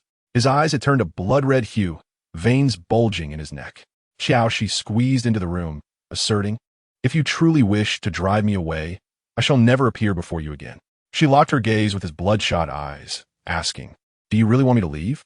Lu Yiyang's hand froze in midair, a moment of hesitation allowing desire to surge once more. He suddenly embraced Qiao Xi, burying his face in the crook of her neck, his hot breath scorching her skin. "Sister." Xieju rushed forward like a little wolf, only to be halted by Qiao Xi's raised hand. "Little Ju, stay here and rest. Do not wander off." Qiao Xi's voice was unervingly calm. Though Xieju wished to protest, Qiao Xi had already guided Lu Yiyang into the inner room. Lu Yiyang bit his lip to maintain clarity, blood dripping down his chin. Trembling, he drew a dagger, aiming it at his thigh. Qiao Xi snatched the dagger from him and tossed it into the corner. "Why harm yourself?" Lu Yiyang's chest heaved violently, sweat soaking through his shirt. "Cici, I can barely restrain myself. Give me the knife." "There is no knife," Qiao Xi replied coolly, unbuttoning the first button of her shirt. Upon seeing this, Lu Yiyang forcibly averted his gaze. "Cici, you must leave, otherwise I truly will harm you." However, Qiao Xi did not step back, continuing to unfasten buttons. A vast expanse of porcelain skin was revealed, causing Lu Yiyang's eyes to widen in shock, and he quickly shut them. "Cici, I do not wish for this. I want you to be willing." As she discarded her outer garment onto a chair, her gaze shimmered with a layer of moisture. "How do you know I am not willing?" Lu Yiyang's breathing became increasingly labored, the red in his eyes fluctuating. Just then, Qiao Xi drew closer, rising on her toes to kiss his blood-stained lips. Chapter 95. Not considered bullying. Her initiative was akin to pouring water into a boiling pot of oil. Lu Yiyang's desire erupted uncontrollably. He took the lead, forcefully encircling her slender waist. When his palm made contact with her soft skin, his scorching fingertips trembled. The metallic taste of blood spread between their lips. Yet Qiao Xi did not push him away. Instead, she provocatively enticed him. Lu Yiyang's self-control crumbled entirely as he tossed aside the bedding from the nearby bed, revealing only the mattress. One hand cradled her head while the other encircled her waist, rolling her onto the bed. Lu Yiyang's movements halted. His forehead pressed against her shoulder as he gasped for breath, the contours of his back taut like sharp shoulder blades.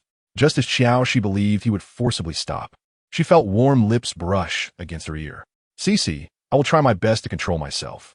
Though Qiao Xi endeavored to remain calm, her ears flushed crimson at that moment. Lu Yiyang's tone held a hint of mirth, and before she could react, he was overwhelmed by even more intense sensations. His lips began to conquer new territories. "Lu Yiyang." Qiao Xi tugged at his damp hair, her voice soft like warm water breathless gasps escaping her throat. She could faintly see the moonlight streaming over his taut back, glistening like molten mercury in motion. Qiao Xi arched her back, her nails leaving red marks on his skin. Where did you learn this? The man lifted his head, survival manual. Nonsense. Qiao Xi attempted to kick him, only to be pulled closer by her ankle. When Lu Yuyang finally descended upon her again, she noticed his eyes had grown even redder, his breath carrying the frost of his uncontrollable ice powers. Qiao Xi could not suppress a shiver. Lu Yuyang, who had been holding back, sensed her coldness and yearned to embrace her, only to remember the potential backlash. Qiao Xi noticed his muscles in his forearm twitching slightly due to restraint. Thus, she actively wrapped her legs around his waist, forcefully adjusting their positions. The astonishment on Lu Yuyang's face delighted her, but it soon transformed into a blend of pain and pleasure. Qiao Xi's body softened, and she could not help but lean down. Her long hair swept across his chest, resembling a gentle strangulation. She felt his abdominal muscles tense like steel. And in that moment, she heard Lu Yuyang's fragmented voice calling her name. Moonlight filtered through the curtain's gaps, illuminating Lu Yuyang's damp back. Qiao Xi's consciousness began to blur. Once Lu Yuyang shed his facade of calmness and control, what lay beneath was an almost obsessive possessiveness. After what felt like an eternity, a corner of the inner room's curtain was lifted by the night breeze, allowing shattered moonlight to pour in. The moonlight illuminated his lowered eyelashes, casting intricate shadows beneath his eyes. Qiao Xi's fingers lingered on Lu Yuyang's damp back, distinctly feeling his gradually calming heartbeat. His breath remained somewhat heavy, lazily brushing against her ear, imbued with post-satisfaction lethargy. Lu Yuyang tightened his arms around her waist, drawing her closer into his embrace. His skin was still ablaze, yet the terrifying crimson hue in his eyes had faded, leaving behind an unfathomable darkness. He lowered his head, nuzzling her hair with his nose, feeling an unprecedented sense of joy. "Cici, I am sorry. I took advantage of you." His voice was raspy. Qiao Xi lifted her gaze to meet his, asking, "Then why do you not let go?" Lu Yuyang, holding her soft body, could not bear to release her. "I must take responsibility for you." Lu Yuyang, "You know I did not require such things." No sooner had Qiao Xi's words fallen than Lu Yuyang interjected, "Fine, then you shall take responsibility for me." Qiao Xi slowly sat up, the moonlight tracing her graceful curves. Lu Yuyang's throat bobbed, his hand instinctively resting on her slender waist. Qiao Xi turned her gaze, her expression devoid of the earlier fervor, now bearing a hint of indifference. "Lu Yuyang, I will not take responsibility for you, nor will I require you to take responsibility for me. This is the apocalypse. No one knows what tomorrow will bring. What we share is merely a mutual willingness." The air still lingered with the fervent atmosphere of their previous encounter. Ying took a gentle breath, pondering the significance of a title. After enduring much to possess her, their bond had blossomed far beyond its initial state.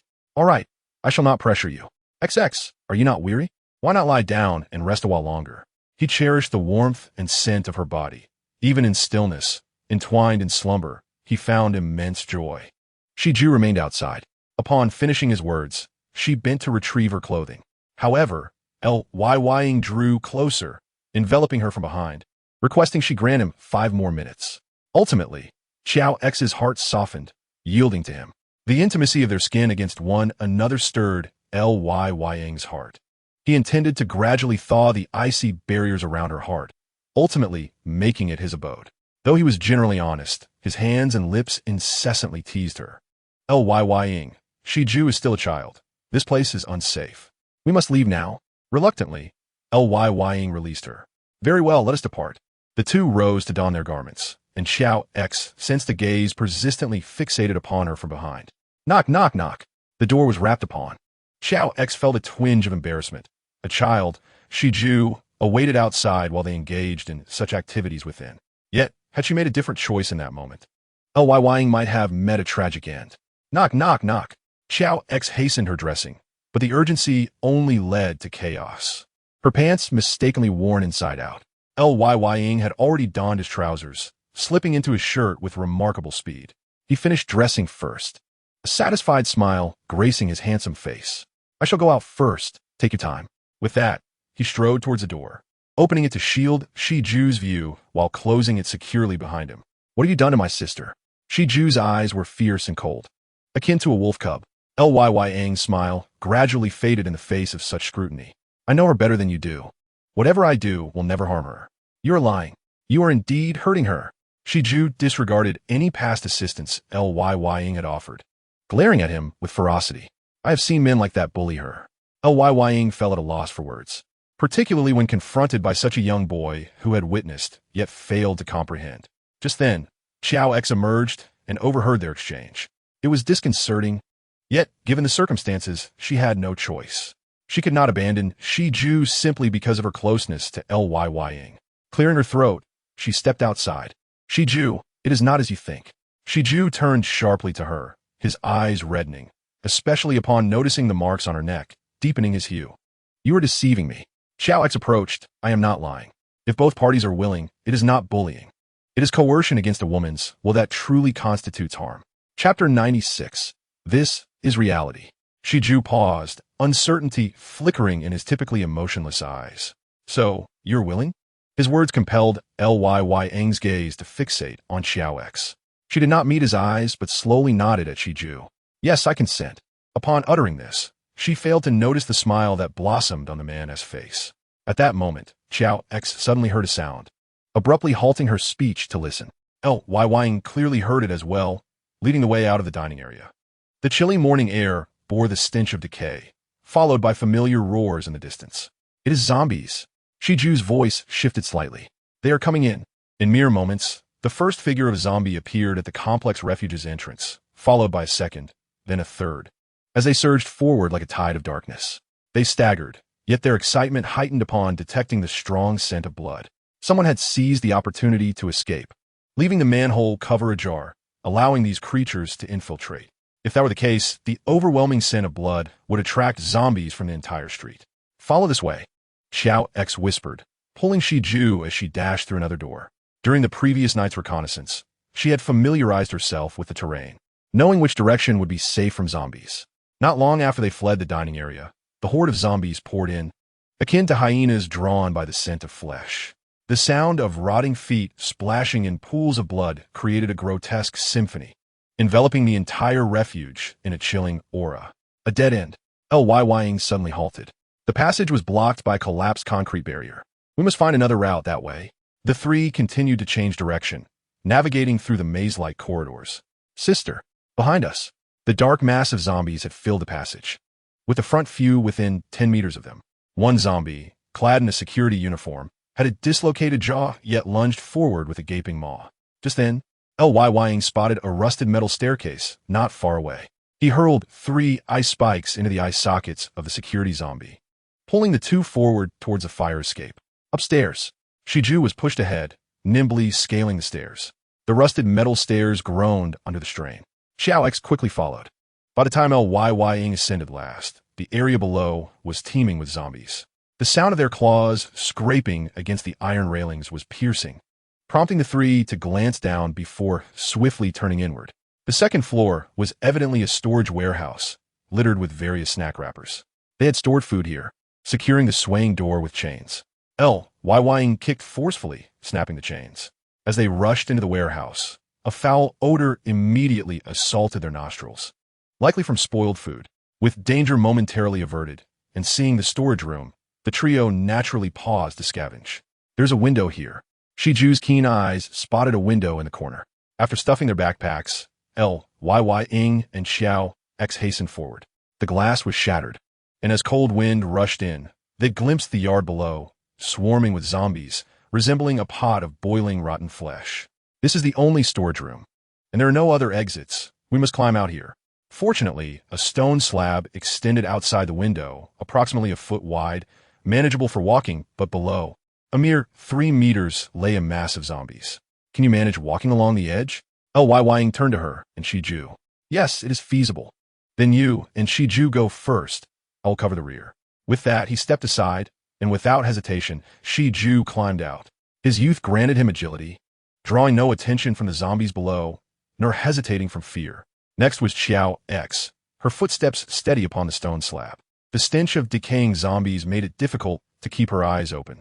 Her temples throbbed, and she had to concentrate fully to avoid misstepping. Gradually, they distanced themselves from the window. As they were about to round the corner, A blood-curdling scream pierced the air. Two zombies suddenly lifted their heads from a horde. Their eyes were not the typical grayish-white, but possessed a glimmer of vitality. Do not let them see you.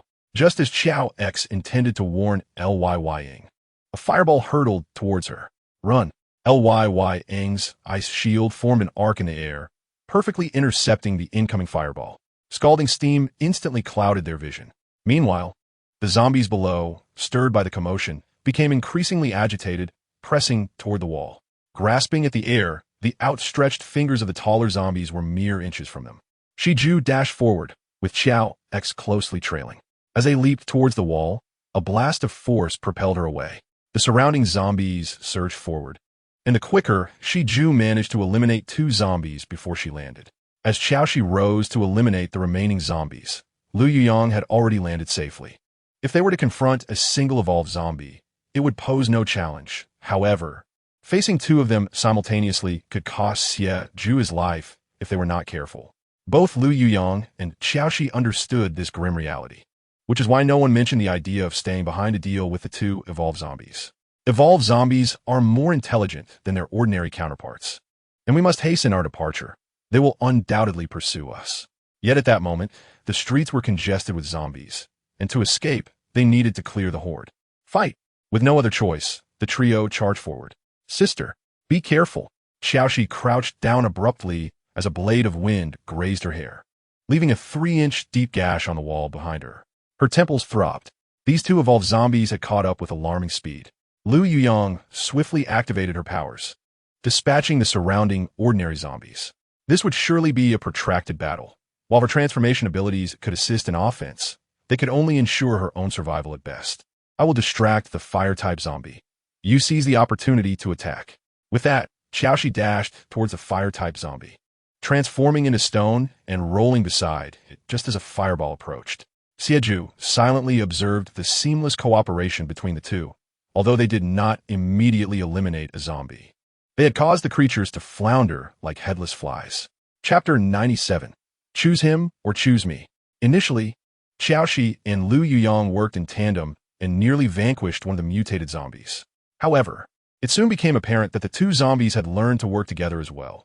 While one attacked head-on, the other would ambush Lu Yuyang and Shiju. Lu Yuyang was compelled to create more ice shields while simultaneously attacking.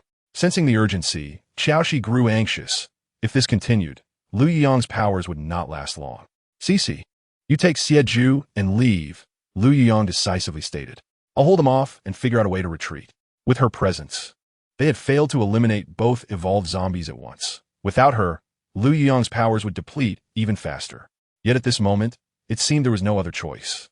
If she chose to stay, ultimately exhausting her powers, they would all perish here. With that, Qiao Xi gripped her dagger and turned to lead Shiju away. Utilizing her agility alongside Shieju's ferocity, they swiftly carved a path through the horde of zombies. May Lu Yuyang hold on. Just then, a familiar figure appeared ahead. Qiao Xi's steps gradually slowed, and the ordinary zombies around her were instantaneously struck by lightning, crumbling to ash. She blinked, confirming that she was not imagining things.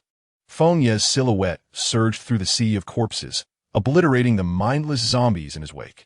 He soon stood before her, raising a hand to wipe the blood from her face. Isn't it safer to stay near the safe zone? Why come to a place like this? This city harbored numerous second-stage evolved zombies.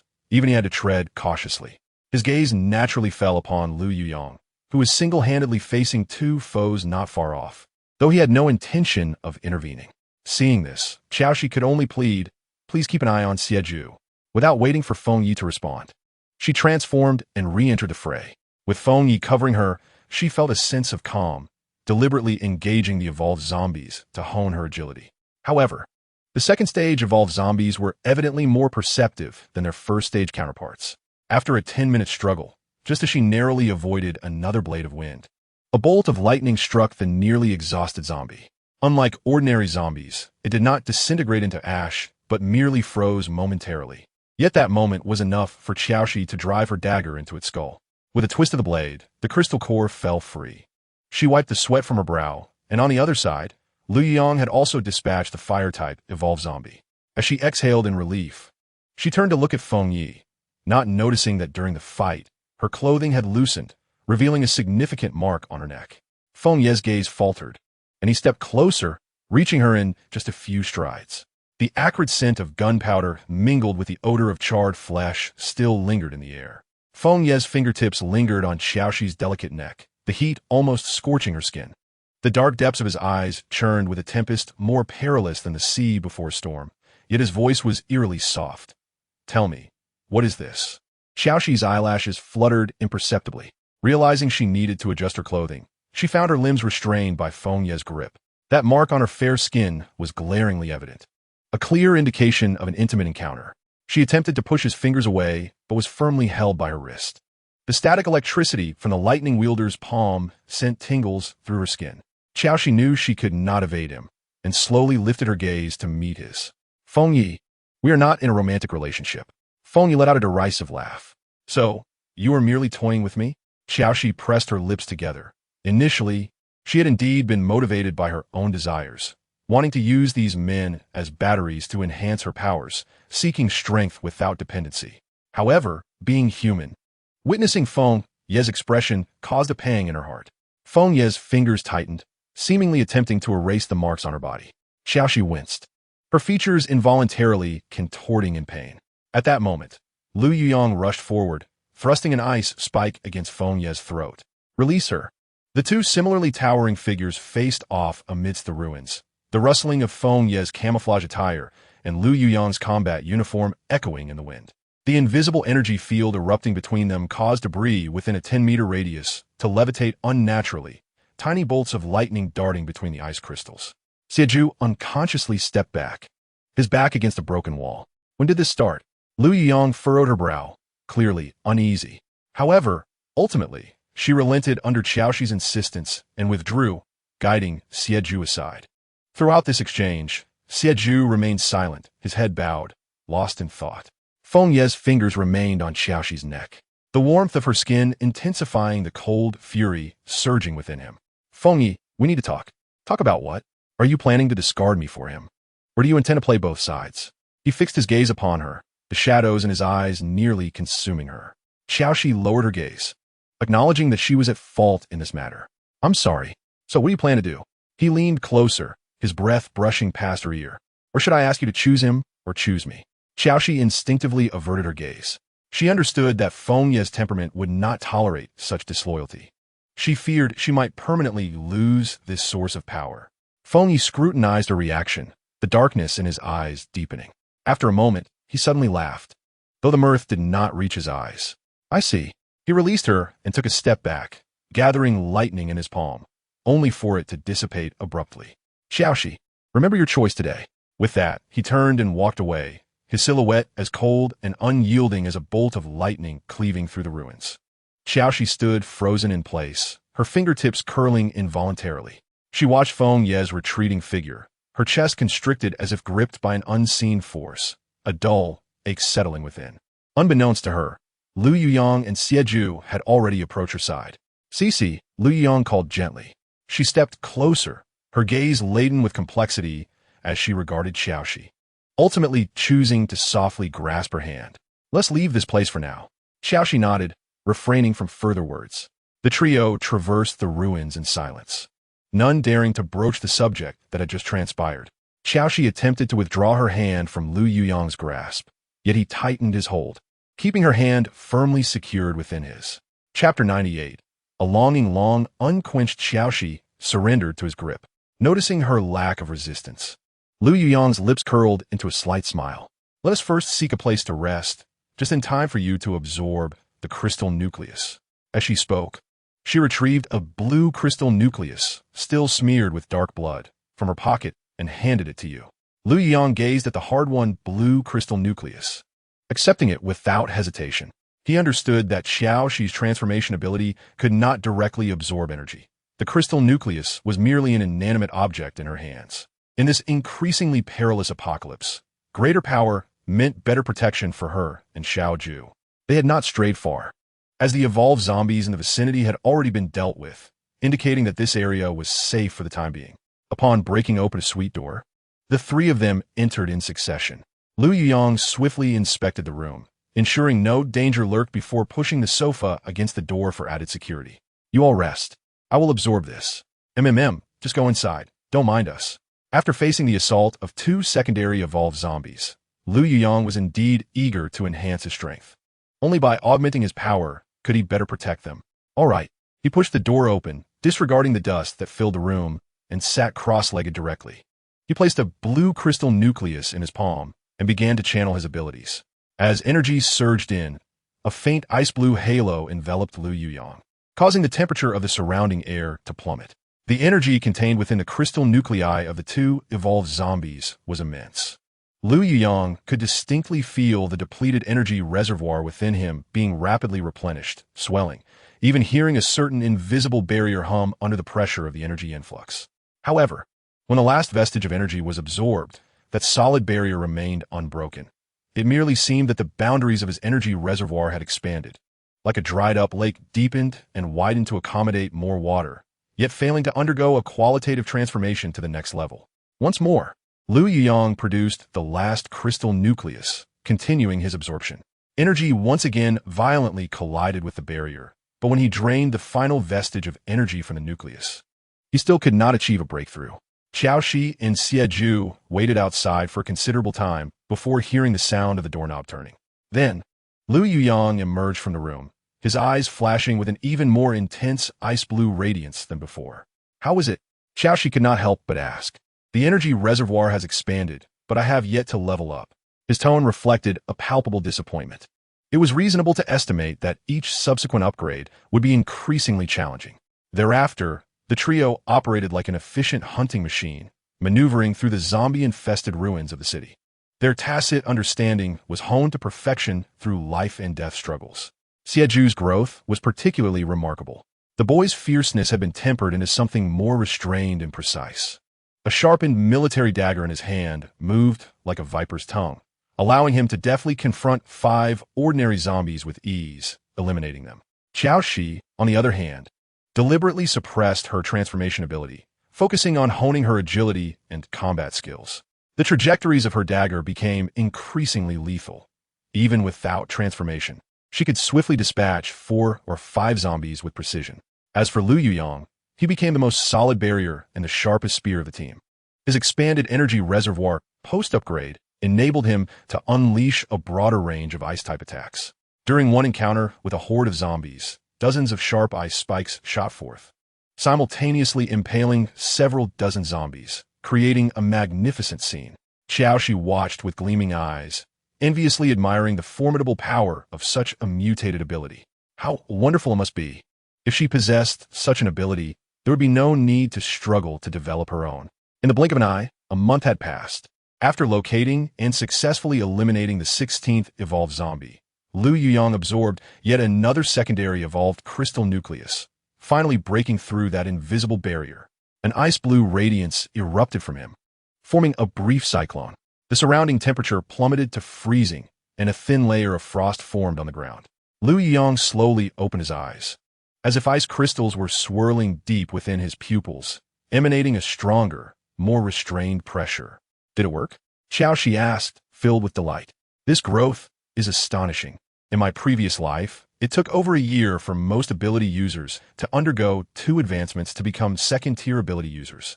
Yes, I have reached the 2nd tier. Lu Yuyang felt an inexhaustible surge of power coursing within him. He looked at Qiao Xi, his gaze fervent, containing not only the joy of his power increase.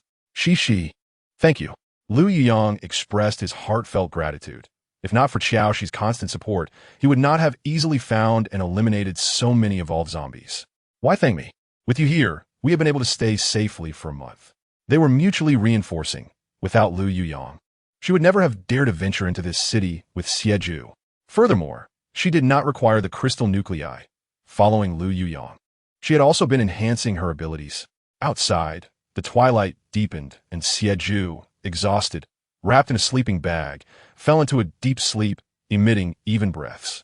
Lu Yuyang gazed at her with tenderness, filling her folding basin with easily melting ice crystals. Thanks. Keep an eye on Xieju. I'll go wash up. After speaking, he took his folding basin and headed to the bathroom.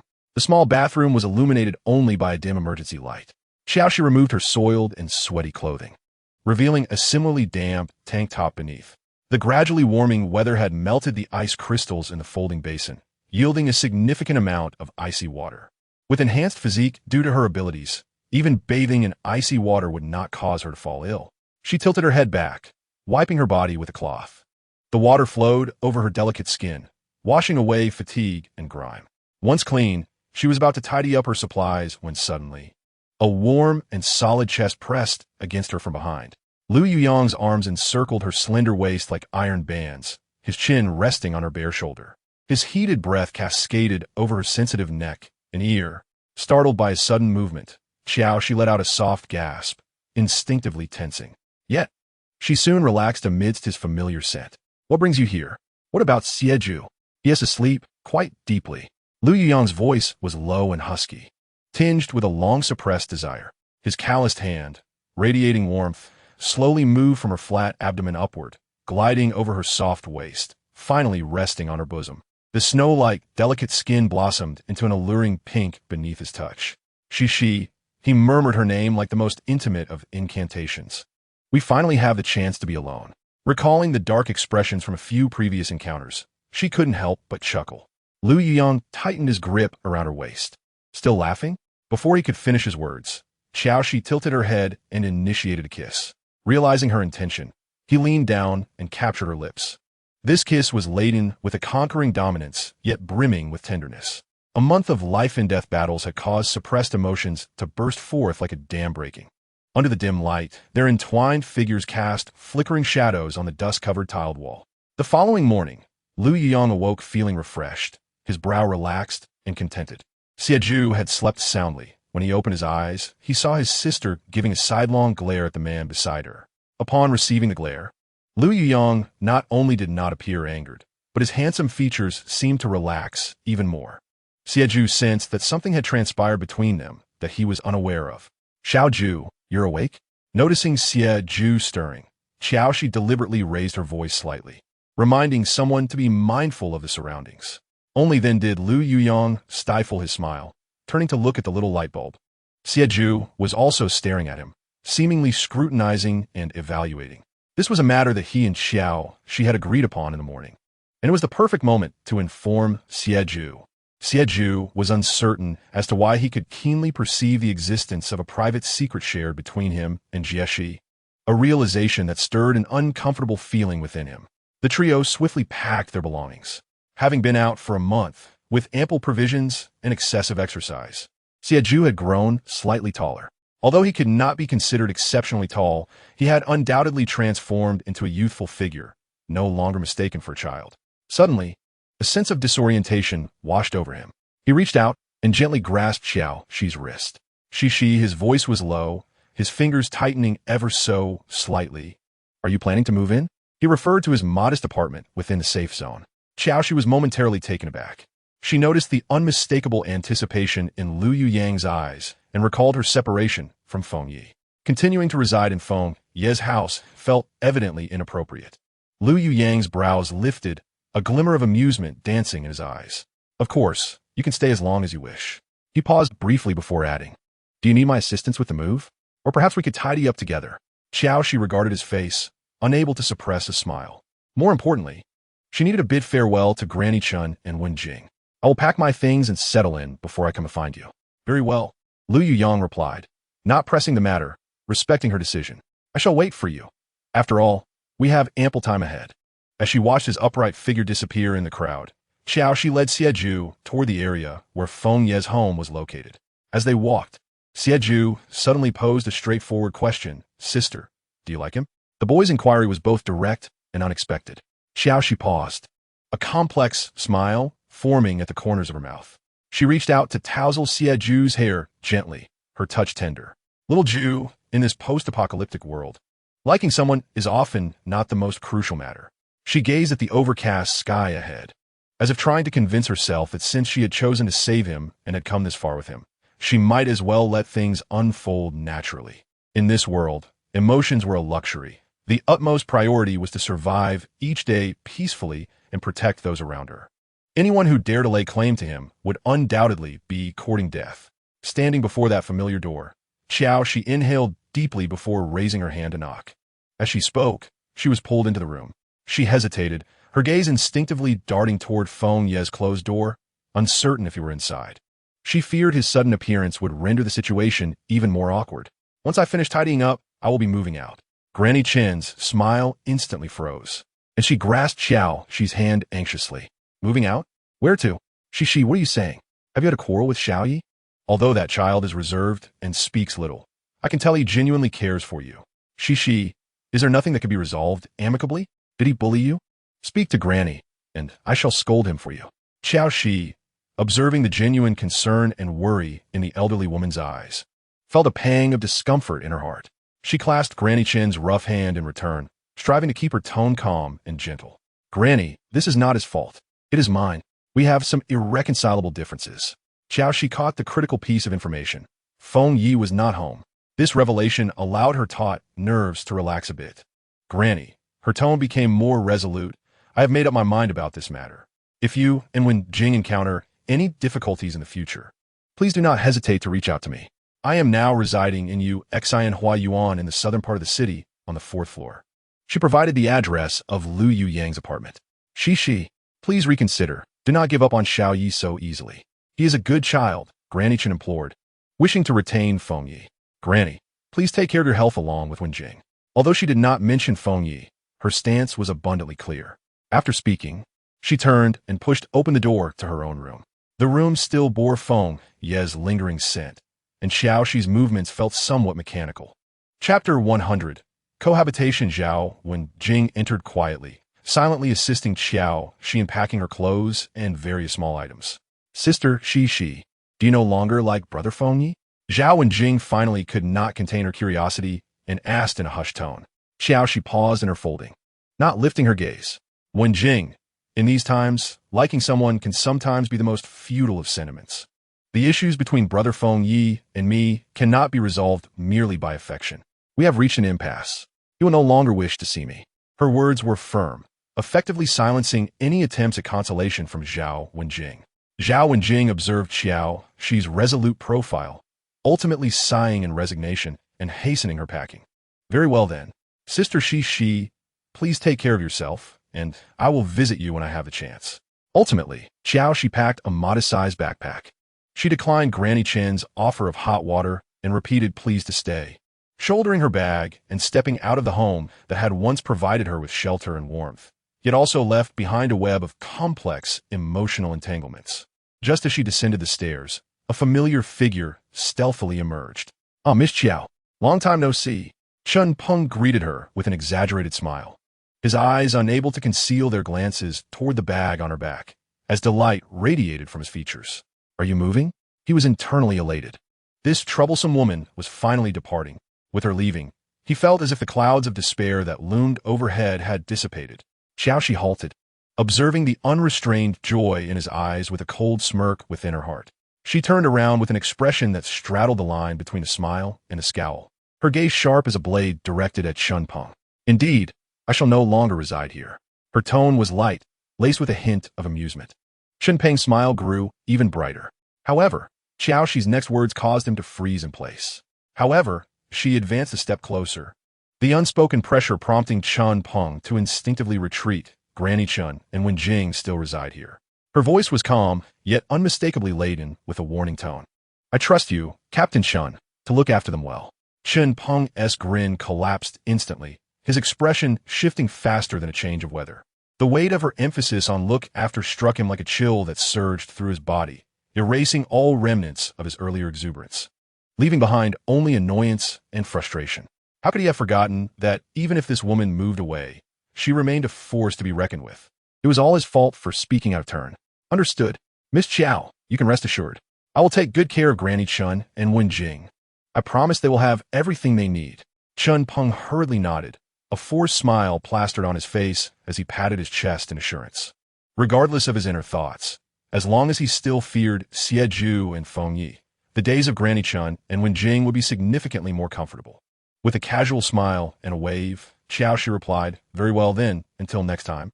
As she pushed open the slightly worn door to the 4th floor of Qiao Yuan, she was momentarily taken aback. The 30 to 40 square meter room was impeccably tidy. She stepped inside slowly, finding Lu Yuyang turned away from her, preparing the double bed with purple sheets. The matching curtains framed the afternoon sunlight, casting gentle patches of light upon the concrete floor. A brand new pair of plastic slippers was neatly placed by the door, and even the small kitchen's countertop held a set of unopened dental supplies and a towel adorned with daisies. Upon seeing Qiao Xi, Lu Yuyang's handsome face broke into a cheerful smile. "So soon?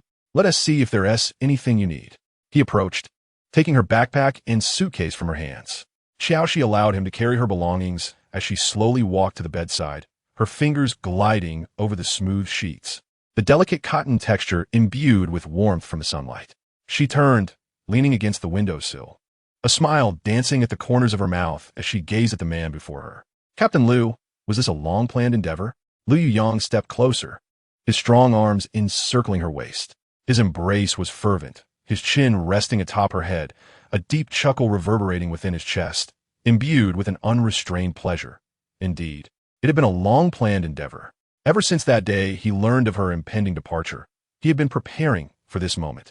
He inclined his head slightly, his warm lips nearly brushing against her ear. Finally, after longing day by day, his wishes were fulfilled. Qiao Xi found herself ensconced between the windowsill and his solid chest, acutely aware of his accelerated heartbeat and the warmth emanating through the fabric of his clothing.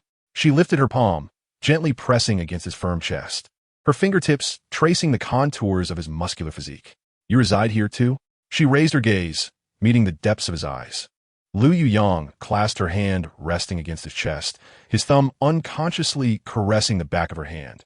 "Do you wish for me to leave? This is your home. You may stay if you wish. I merely wish to remind you that if your parents discover you and I are living together, they may not be pleased." Lu Yuyang was Lu Yuyang, and his parents were his parents. They were together without the intention of marriage, thus his parents' opinions mattered little to her, as long as they did not intrude upon her life. They had yet to adapt to this world, plagued by anxiety. "As long as I am strong enough, such matters will cease to exist. She, I will clarify matters with them, ensuring they do not disturb you, as long as you can handle it well." She then pushed against his rigid chest, attempting to create some distance. "I am covered in dust. I shall wash up first." No sooner had she spoken than her body felt suddenly weightless. Lu Yuyang's strong arms swept under her knees and back, effortlessly lifting her in a horizontal embrace. Together, he lowered his head and swiftly pecked at her slightly parted lips, a mischievous yet satisfied smile gracing his face as he strode toward the small, yet meticulously cleaned restroom. The restroom door swung shut behind him, instantly rendering the space intimate and confined. He set Qiao Xi down, but did not release her, instead trapping her between himself and the cold tiled wall. Chapter 101, Tenderness and Possession. The shower head was turned on, warm water cascading down, quickly enveloping the cramped space in thick, white mist. Water droplets splashed upon them, rapidly soaking their thin garments. Lu Yuyang's kiss descended with urgent, suppressed desire. Differing from prior encounters marked by fleeting hesitations, this kiss bore the force of conquest, prying open her lips to claim her breath. Qiao Xi gasped, her fingers instinctively clutching the damp fabric of his shirt. The steam blurred the mirror, reflecting only their indistinct silhouettes. Lu Yuyang's heated hand slipped beneath her drenched hem, caressing the delicate, sensitive skin at her waist. His calloused fingertips sent waves of shivers coursing through her, unable to suppress a soft whimper. Her voice mingled enticingly with the sound of rushing water. His other hand busied itself, finding the clasp at her back, deftly unfastening her constraints.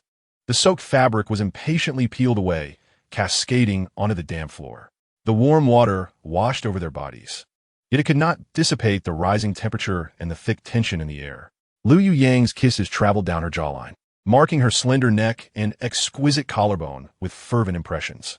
His breath, heavy and scorching, fanned against her sensitive skin, igniting a cascade of tingling sensations.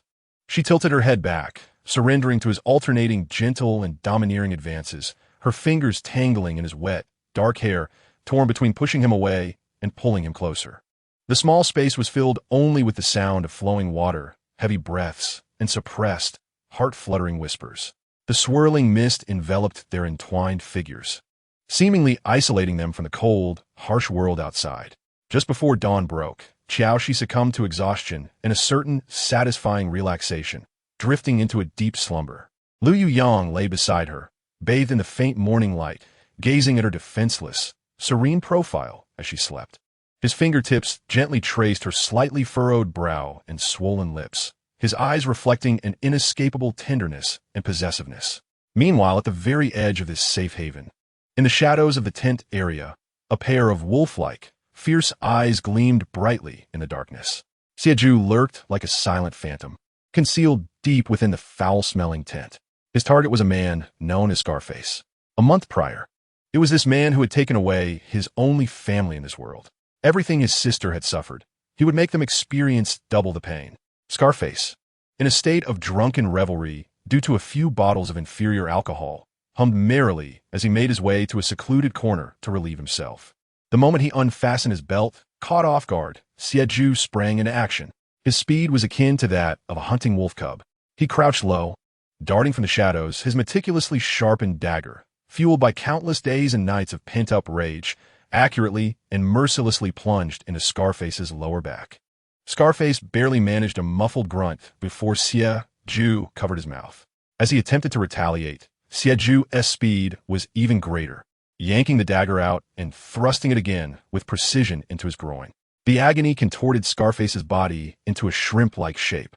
Yet Xiaju showed no mercy, delivering blow after blow, cruel and resolute. The man's drunken stupor had dissipated entirely, his eyes wide with disbelief and terror. "It's you?"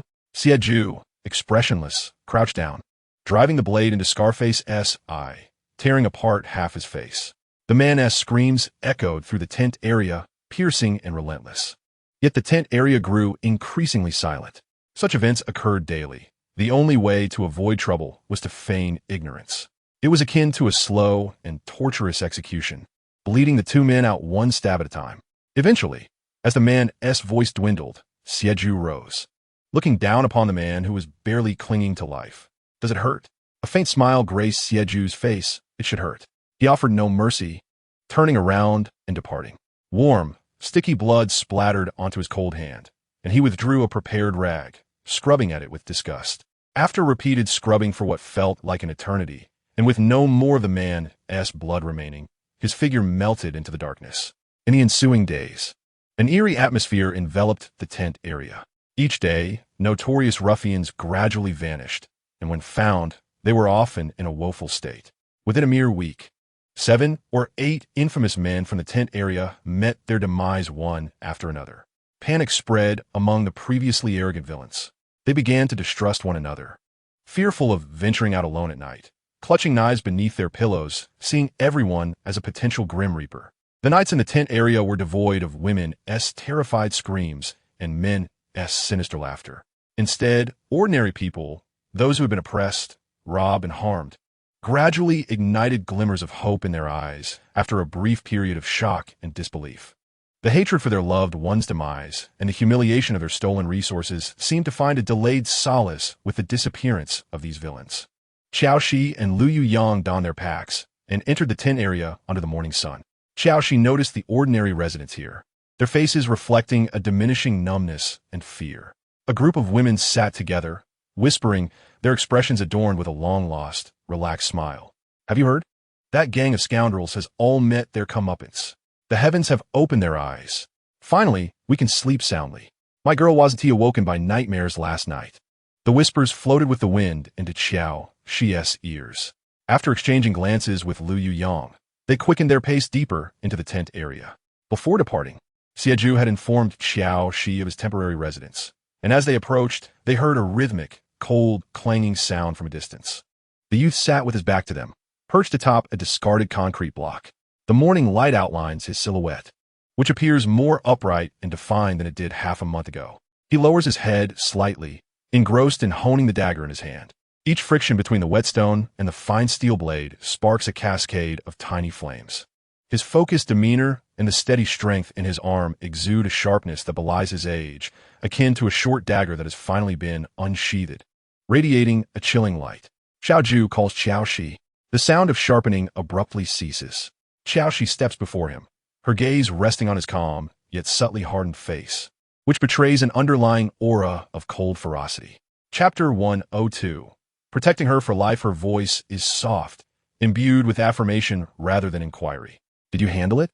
Xiaju lifts his head, his once clear eyes now clouded with shadows of darkness, meeting Qiao Xi's gaze with an unflinching resolve. He hesitates not a moment, offering a succinct reply.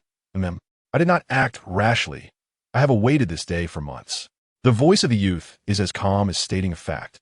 It conceals a bottomless hatred and a sense of vindication finally set free.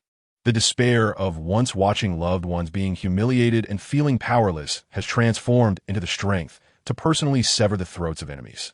Qiao Xi observes the lingering hostility in his eyes, feeling a pang of sympathy.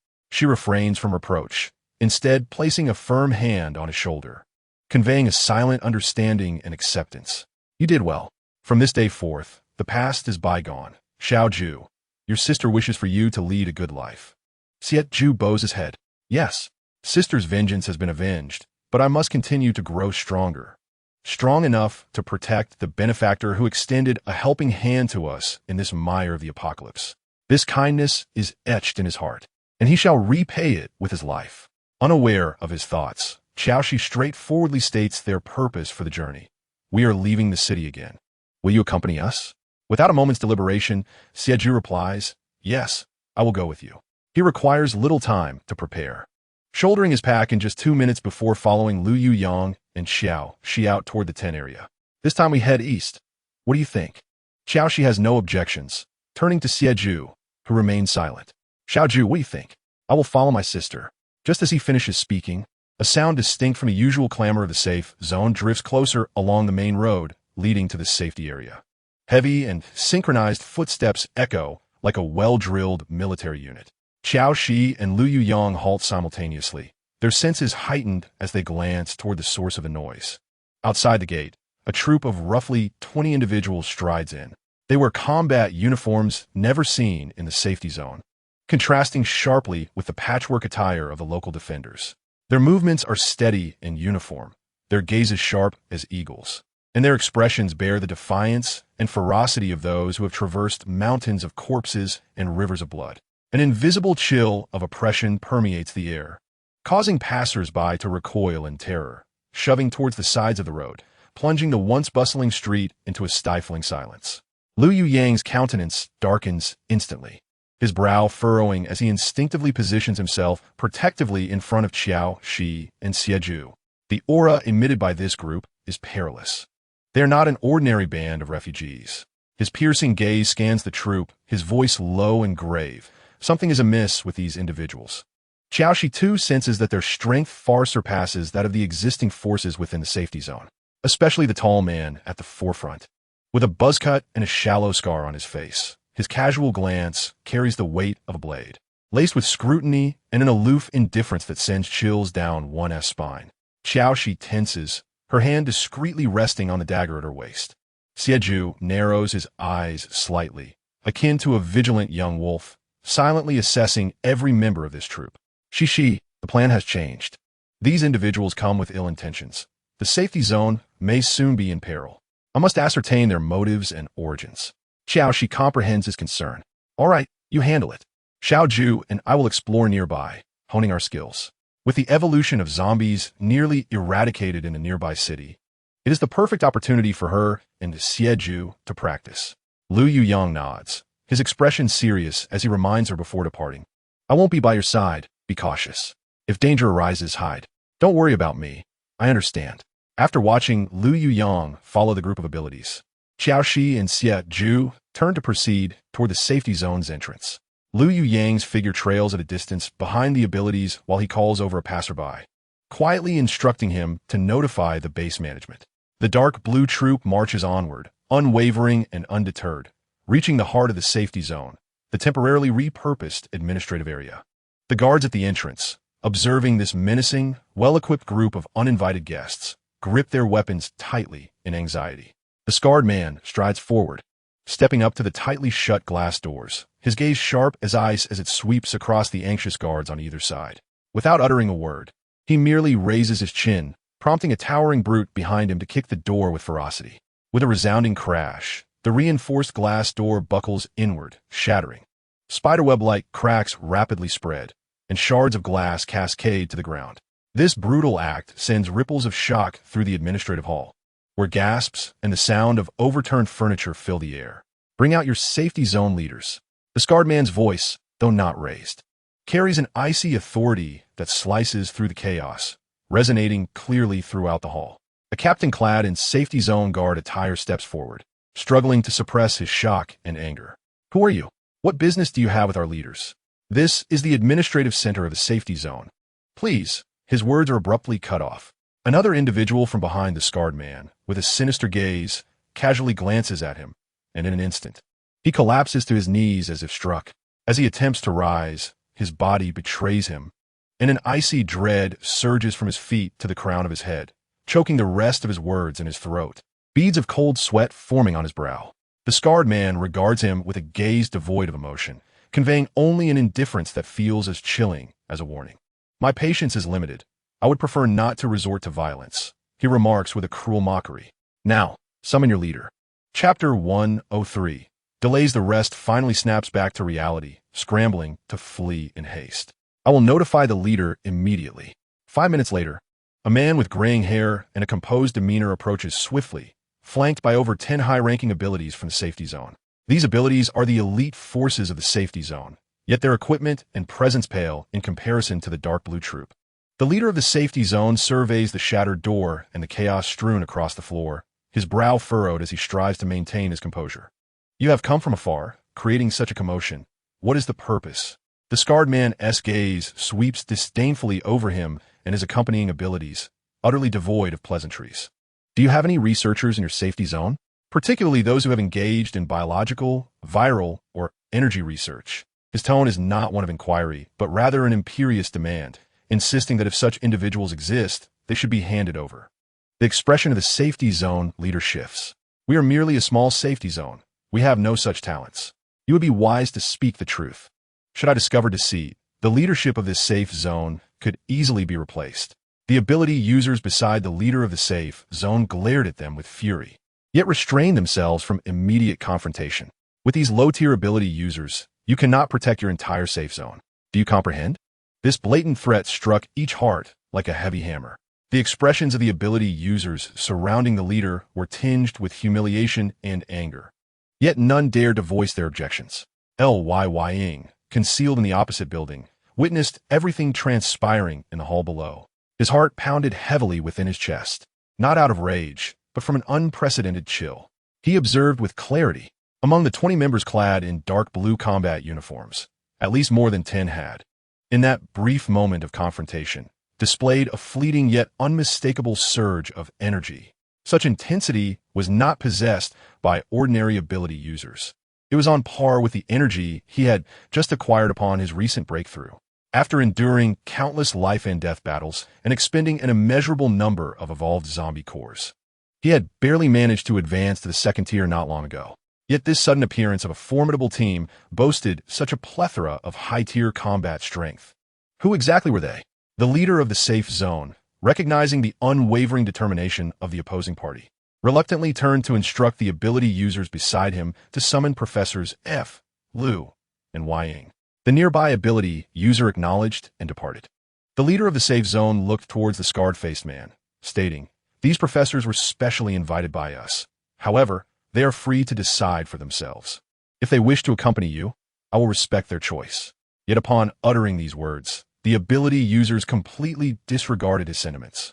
In the face of absolute power, the authority of the pre-apocalyptic world holds no weight. The leader of the safe zone felt increasingly helpless. He was not favored by the heavens and had not awakened his abilities before the onset of the apocalypse. Everything unfolding before him led him to believe that the future world would be entirely dominated by ability users. Before long, the 3 professors were brought before the leader of the safe zone. Aside from the young Qiao, the other 2 were elderly, embodying the typical appearance of researchers, thin and bespectacled. I have an experiment that remains unfinished. Why was I forcibly brought here? Professor Ying, in his 50s, huffed heavily. Who will bear the consequences for disrupting my research? The leader of the safe zone showed them great respect and immediately explained, "Professor Ying, The situation is as follows. These ability users from other safe zones wish to meet you and have something to discuss. FJNX Ing had already noticed the disdainful attitude of the foreign ability users nearby, choosing to remain silent, standing quietly. The scarred-faced man had no intention of inquiring further. He directly announced the outcome. You have 1 hour to gather your belongings and come with us. Come with you? To where? My research is incomplete. Professor Ying was the first to object. But as he spoke, a dagger was pressed against his neck. Furious, Professor Ying glared. Even if you kill me, I will not accompany you. If I leave, my experimental results will all be in vain. If you refuse to leave, then we shall kill you. The scarred-faced man ordered impassively, and the man holding the dagger indeed made a motion to slit his throat. Wait. FJNX Ing suddenly interjected, casting his gaze towards the scarred man. My research pertains to an alternative energy source to replace the crystal cores. I have made preliminary progress, but I cannot relocate my laboratory, or else I risk compromising its accuracy. What did you say? Be clearer, the scar man demanded. FJNX Ing looked at him, enunciating each word carefully. If my experiment succeeds, it will enhance the strength of ability users without the need for evolved zombie crystal cores. This revelation caused all the ability users present to gasp in shock. Although they were currently second-tier ability users, achieving this level had not been easy for them. If such a breakthrough were realized, would their future upgrades not become exceedingly effortless? You truly cannot relocate your experiment? The scarred man showed signs of wavering. How much time do you require? A minimum of 1 to 2 months, or up to 3 months at most. Meanwhile, Qiao Xi and Shiju were leaning against a dilapidated bus. 3 o'clock, 3 stragglers. Shiju, you go deal with them first, Qiao Xi said casually, showing no concern for the 3 zombies. Shiju nodded silently, his figure darting like lightning.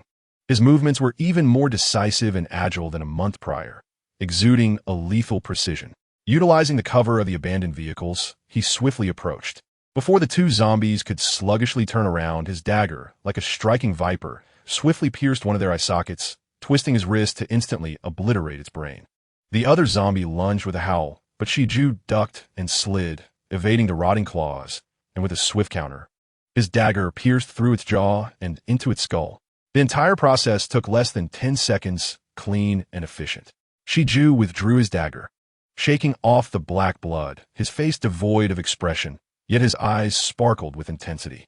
Chapter 104. The fury of FJNX Ing Qiao Xi and Shiju crouched beneath a dust-laden window ledge on the first floor, their gazes fixed on the wandering figure below in the street. It was a wind-type zombie that had just completed its evolution. Sister, Shiju whispered, his voice low, filled with an unprecedented focus and eagerness. This one seems to have just evolved. Its movements are quite clumsy.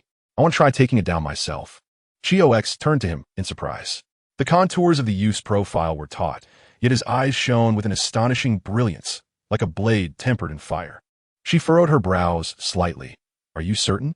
Even one that has just evolved is far beyond an ordinary zombie in terms of speed and strength. Not to mention it possesses abilities. She pointed to a mailbox that had been partially sheared off. Shiju's gaze remained locked onto the staggering zombie, his Adam's apple bobbing slightly, yet his tone was exceptionally resolute. Yes, I want to try. He did not elaborate further. But Qiao Xi could clearly sense the suppressed urgency within his calm demeanor, a desire to prove himself. Observing the undeniable determination in his eyes, she finally nodded slowly. All right, but be cautious. If anything feels off, retreat immediately. Shiju took a deep breath, like a coiled cheetah ready to spring, and suddenly leaped from the window. He landed with a nimble roll to absorb the impact, making no sound whatsoever. He stealthily exited through the front door, transforming into a bicycle that automatically approached the evolved zombie. Its attention was drawn, and Shiju seized the opportunity to close in. However, the zombie quickly detected his presence. After all, an uninviting bicycle could not compare to fresh, delectable food. Its murky eyes turned towards him, emitting a hissing growl. Its clumsy arms lifted, unleashing a more solid wind blade that whistled towards him. Shiju's pupils constricted, his body launched forward like a taut bowstring. The wind blade grazed his clothing, leaving a faint white mark on the concrete behind him. He wasted no time, using the momentum of his roll to accelerate, circling around the zombie with astonishing speed. His footwork was light and swift, fully utilizing the abandoned vehicles and toppled billboards as cover, constantly shifting positions, rendering the zombie's clumsy turns and aim even more ludicrous. The zombie roared in frustration, unleashing several wind blades in succession. Shiju either ducked and slid or rolled sideways, narrowly evading each attack. Wind blades struck the surrounding obstacles, sending debris flying and dust swirling. From the shadows, Qiao Xi watched with her heart racing. Twice, the wind blades nearly grazed Shiju's scalp. She almost couldn't hold back from intervening.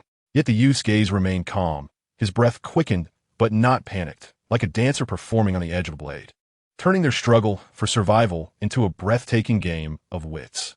The extreme tug-of-war lasted a full 10 minutes.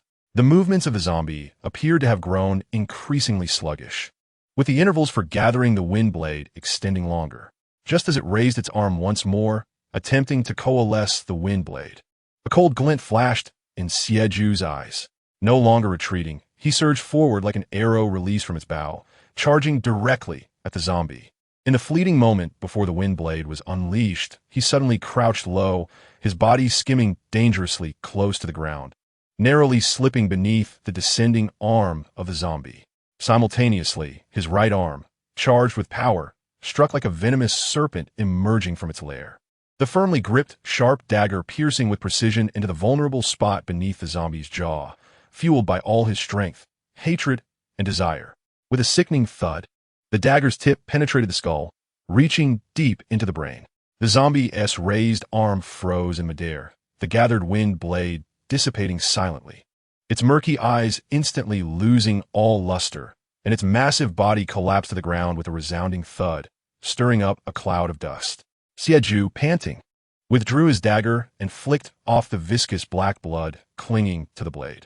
He did not immediately retrieve the crystal core, but stood still, gazing down at his slightly trembling hands, then at the motionless corpse on the ground, his expression complex. The elation of self-validation he had anticipated was absent, replaced instead by an indescribable emptiness and heaviness. Qiao Xi, reverting back from her transformation, approached him and gently patted his sweat-soaked shoulder. "Well done, Xiaoju." Her sincere admiration reflected her astonishment at the boy's rapid growth. Xieju raised his head, a few drops of black blood staining his face. Yet his eyes were extraordinarily clear, even tinged with a hint of confusion. His voice was soft, yet it struck Qiao Xi like a hammer to her heart. Qiao Xi was momentarily taken aback, gazing into his eyes, which brimmed with profound and nearly overflowing desire. She understood how hard Xieju had fought and how deeply he yearned for power. After a brief hesitation, she firmly patted his shoulder, her voice resolute. "Of course, there's still hope. The apocalypse is filled with uncertainties. Perhaps soon you will become an ability user." She intentionally sidestepped the cruel reality.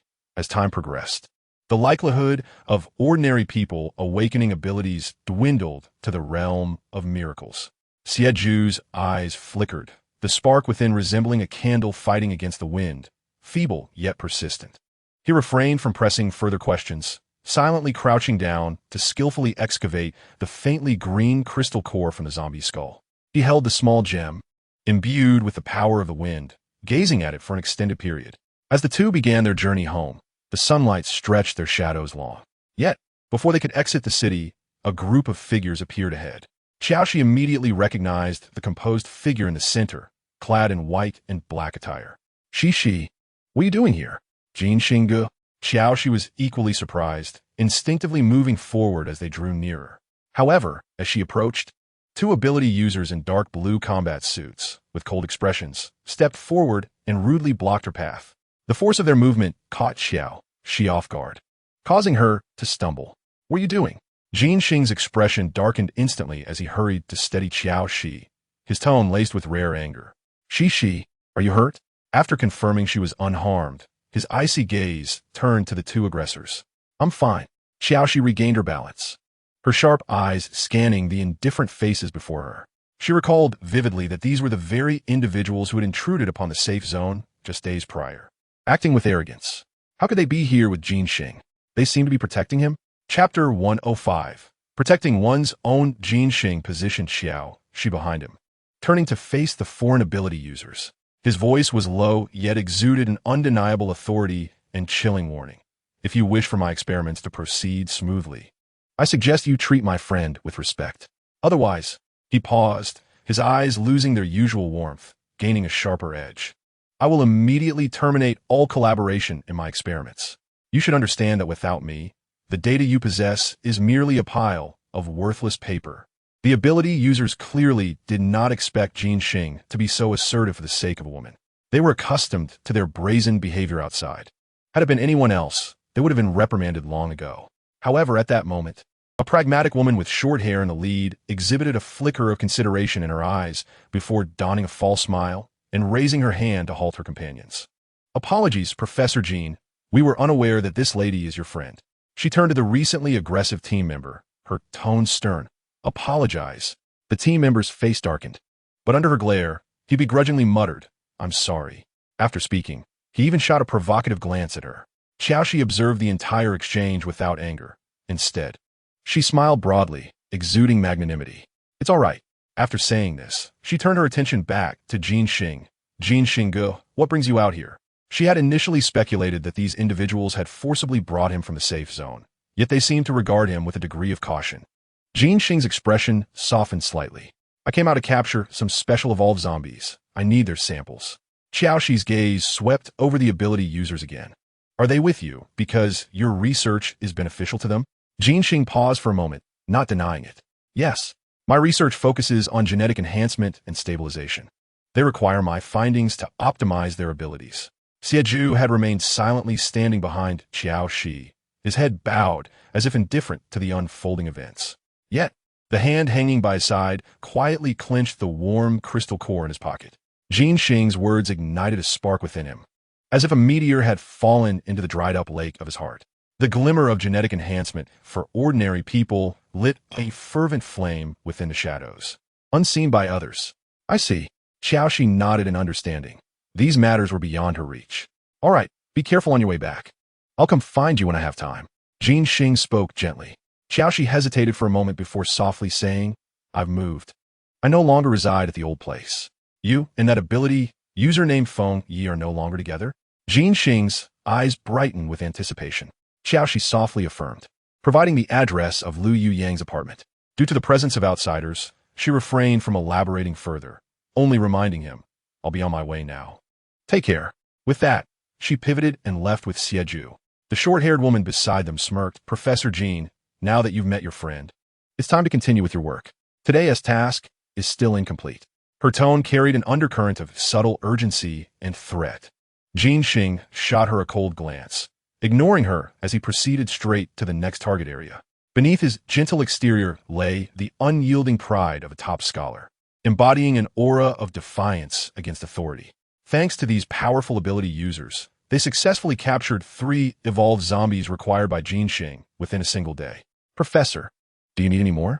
The short-haired woman inquired, gesturing toward the 3 zombies, injected with ability suppressants, which could only groan incoherently. Her gaze towards Jin Xing now held a newfound respect. This young professor indeed possessed formidable strength. Should their safe zone benefit from his research, it would undoubtedly become the most powerful sanctuary in the apocalypse. The massive metal gate slowly opened, revealing an interior corridor illuminated yet devoid of warmth. Just as Jin Xing was about to enter and instruct the captured evolved zombies to be brought inside, his footsteps abruptly halted. In the shadows not far from the lab entrance stood a slender, diminutive figure, the boy who had been following Qiao Xi. His back was straight, resembling a cactus stubbornly growing in the desert. He raised his head, his gaze meeting Jin Xing's from a distance. Are you waiting for me? Xie nodded, but did not elaborate, merely glancing at the ability users beside him. Fu Jingxing instantly comprehended his meaning. He turned around and addressed the nearby supernatural beings. The laboratory is equipped with numerous precise instruments and unarchived raw data, requiring a tranquil and absolutely sterile environment. You may bring the evolved zombies here. My assistant will handle the subsequent procedures. His tone exuded an undeniable professional authority, indicating that they need not accompany him inside. The short-haired woman glanced at Xie, then at Fu Jingxing, weighing her options before finally nodding.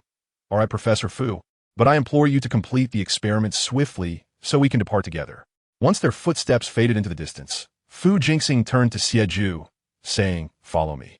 He stepped forward, with Xie silently trailing behind. The heavy alloy door closed silently behind them, isolating them from the outside world. As they ventured deeper into the laboratory, the air was filled with the acrid scent of disinfectant mingled with the putrid odor of zombies, quite unbearable. Only a few instruments and computer screens flickered with light. Now we can speak. Su Qianqian approached the control panel, facing away from Xie, picking up a report that he seemed to examine, though he was merely biding his time. Standing on the cold metallic floor, Xie's gaze swept over the illuminated petri dishes and complex genetic mapping displays, ultimately settling on Su Qianqian. Taking a deep breath, as if summoning all his strength, he posed a question that had lingered in his mind for countless days and nights. Professor Fu, can your experiment enable ordinary individuals to become supernatural beings? For the first time, he referred to him with respect, his voice tinged with nervousness. Chapter 106. Consent is essential. Su Qianqian's fingers hesitated slightly as they turned the pages of the report. He slowly pivoted, his gaze sharp as a scalpel behind his lenses, as if to dissect the young man before him. Xie met his gaze unwaveringly and declared, "Yes, I wish to become a supernatural being. Only by growing stronger can I protect those I care for in this world." Su Qianqian studied him in silence, noting the boy's yearning for power that even overshadowed his desire for survival. After a lengthy pause, he spoke slowly, his tone marked by a scientist's meticulousness. My research indeed encompasses the artificial induction of genetic potential, aimed at activating or simulating supernatural abilities. Theoretically, this could open a door to power for ordinary people. He paused, his tone turning grave. However, Xie, I must inform you that this research is far from successful. It is exceedingly dangerous. A moment's carelessness could transform you into a mindless creature, driven solely by a thirst for blood. I'm not afraid. Su Qianqian pondered, recognizing his need for individuals like Xie who were willing to actively participate in the experiments. There had been others before, but their number was exceedingly scarce. Through genetic editing, viral vector induction, and external energy stimulation, the majority of test subjects had failed. Although the success rate had risen from 1% to 45%, the probability of failure still loomed over half. Those involved in the experiments were often those with no alternatives, participating merely for a meal. So far, 7 individuals had been completely transformed into supernatural beings, yet he had not disclosed this information to the leaders of the safe zone, keeping the identities of these supernatural beings concealed. Seeing Su Qianqian remain silent, Xie spoke again. I'm a willing participant. I will bear all consequences. If it were anyone else, his determination at this moment might have earned him a ticket to the experimental table. He stepped closer, the invisible pressure causing Xie's straighten back to stiffen slightly. But you are someone who is close to Shi. To become my test subject, you must obtain her consent. The flame in Xie's eyes was instantly dimmed. Though he was young, he was resolute once he made a decision. He wandered daily in the dim alleys near the 4th floor of Xianhua Yuan, the flickering yellow streetlight elongating and shortening his lonely shadow. Leaning against the cold brick wall, his fingers unconsciously rubbed the crystal core in his pocket, its rough edges digging into his palm, mirroring his tumultuous emotions. He knew his sister would disapprove, and he was unsure how to persuade her. Yet, he was unwilling to relinquish this potentially singular opportunity to become a supernatural being. Qiao Xie straightened, opening his mouth, but fell silent under Qiao Xi's gaze. Qiao Xi slowed her pace, facing him. Do you have something important to tell me? Xie bit his lip, seemingly hesitating for a long while. Qiao Xi did not rush him, merely watching him quietly. After a considerable time, Xie, head bowed, confided in her his desire to become a test subject. Qiao Xi listened attentively, the moonlight outlining her sharply defined profile, her expression serious. The success rate of such experiments is exceedingly low, Xie. If you seek my opinion, I do not support it. Xie anticipated her disapproval, which was why he wished to undergo the experiment without her knowledge. But unfortunately, that professor was acquainted with his sister and insisted on her approval. Sister, this may be my only chance. If I cannot become a supernatural being, I will eventually be cast aside by this world, rather than being devoured by zombies. I would prefer to become a test subject. At least I would have had the opportunity.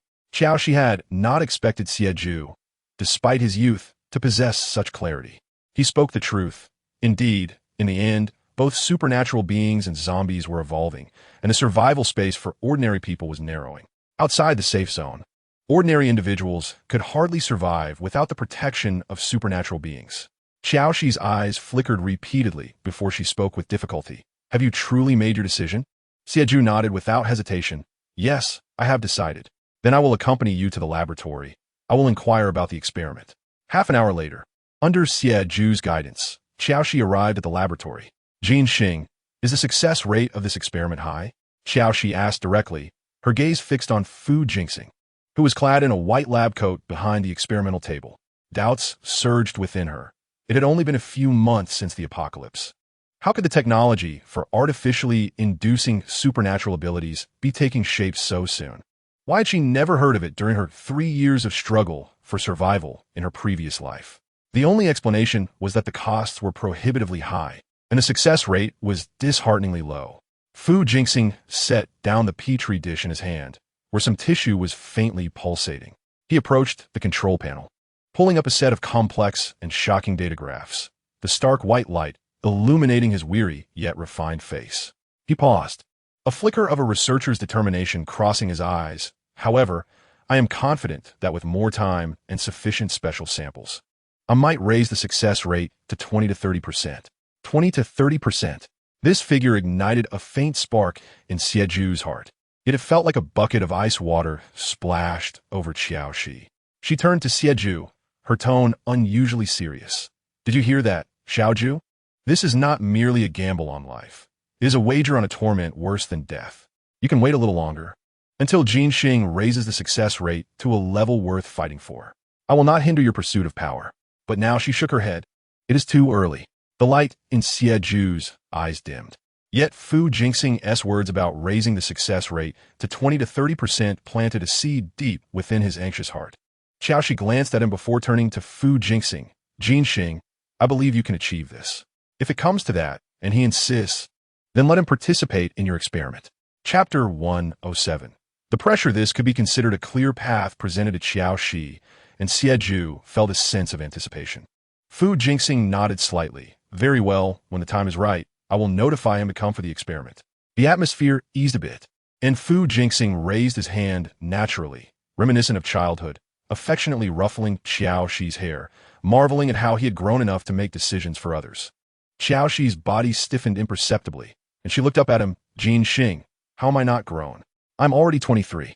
Su Qianqian's lips curled into a gentle smile. A reminder that at 23, she was still a young girl. Is Feng Yi treating you well? Quite well, she replied almost without thought, forcing a faint smile as her gaze drifted toward the cold walls of the laboratory. The lie slipped from her lips with ease. Yet she could not muster the courage to meet Su Qianqian's eyes. Breaking up with Feng Yi was inconsequential, but she feared that if Su Qianqian learned of her rekindled relationship with Lu Yuyang, this gentle, jade-like childhood friend would undoubtedly become upset. That's good, Su Qianqian said in a soothing tone, though a fleeting shadow of something elusive flickered in his eyes. Just then, an assistant from the lab approached Su Qianqian with news. Professor, Subject 37, the zombie, is ready. Su Qianqian nodded. Give me 2 minutes, I'll be there shortly. After the assistant departed, Su Qianqian turned to the side, where Qiao Xi stood, and before he could speak, she preempted him. Qianqian, you go ahead and busy yourself. I'll leave with Xiaoju first. Su Qianqian glanced at his watch and replied, all right, I'll come to see you when I have time. In the core of the safe zone, the luxurious reception room of the Lu family, adorned with mahogany furniture and decorated with a calligraphy piece that read "Heaven and earth hold all virtues," was enveloped in oppressive atmosphere, reminiscent of the calm before storm. Lu Yuyang's father, Lu Jinting, wore an ashen expression, gripping a porcelain teacup so tightly that it creaked ominously. Beside him sat the leaders of several prominent families within the safe zone, each face marked by humiliation and anger. Just half an hour prior, they had hosted a lavish banquet for a team of outsiders responsible for resource coordination, including the Scarface leader and his 2 subordinates.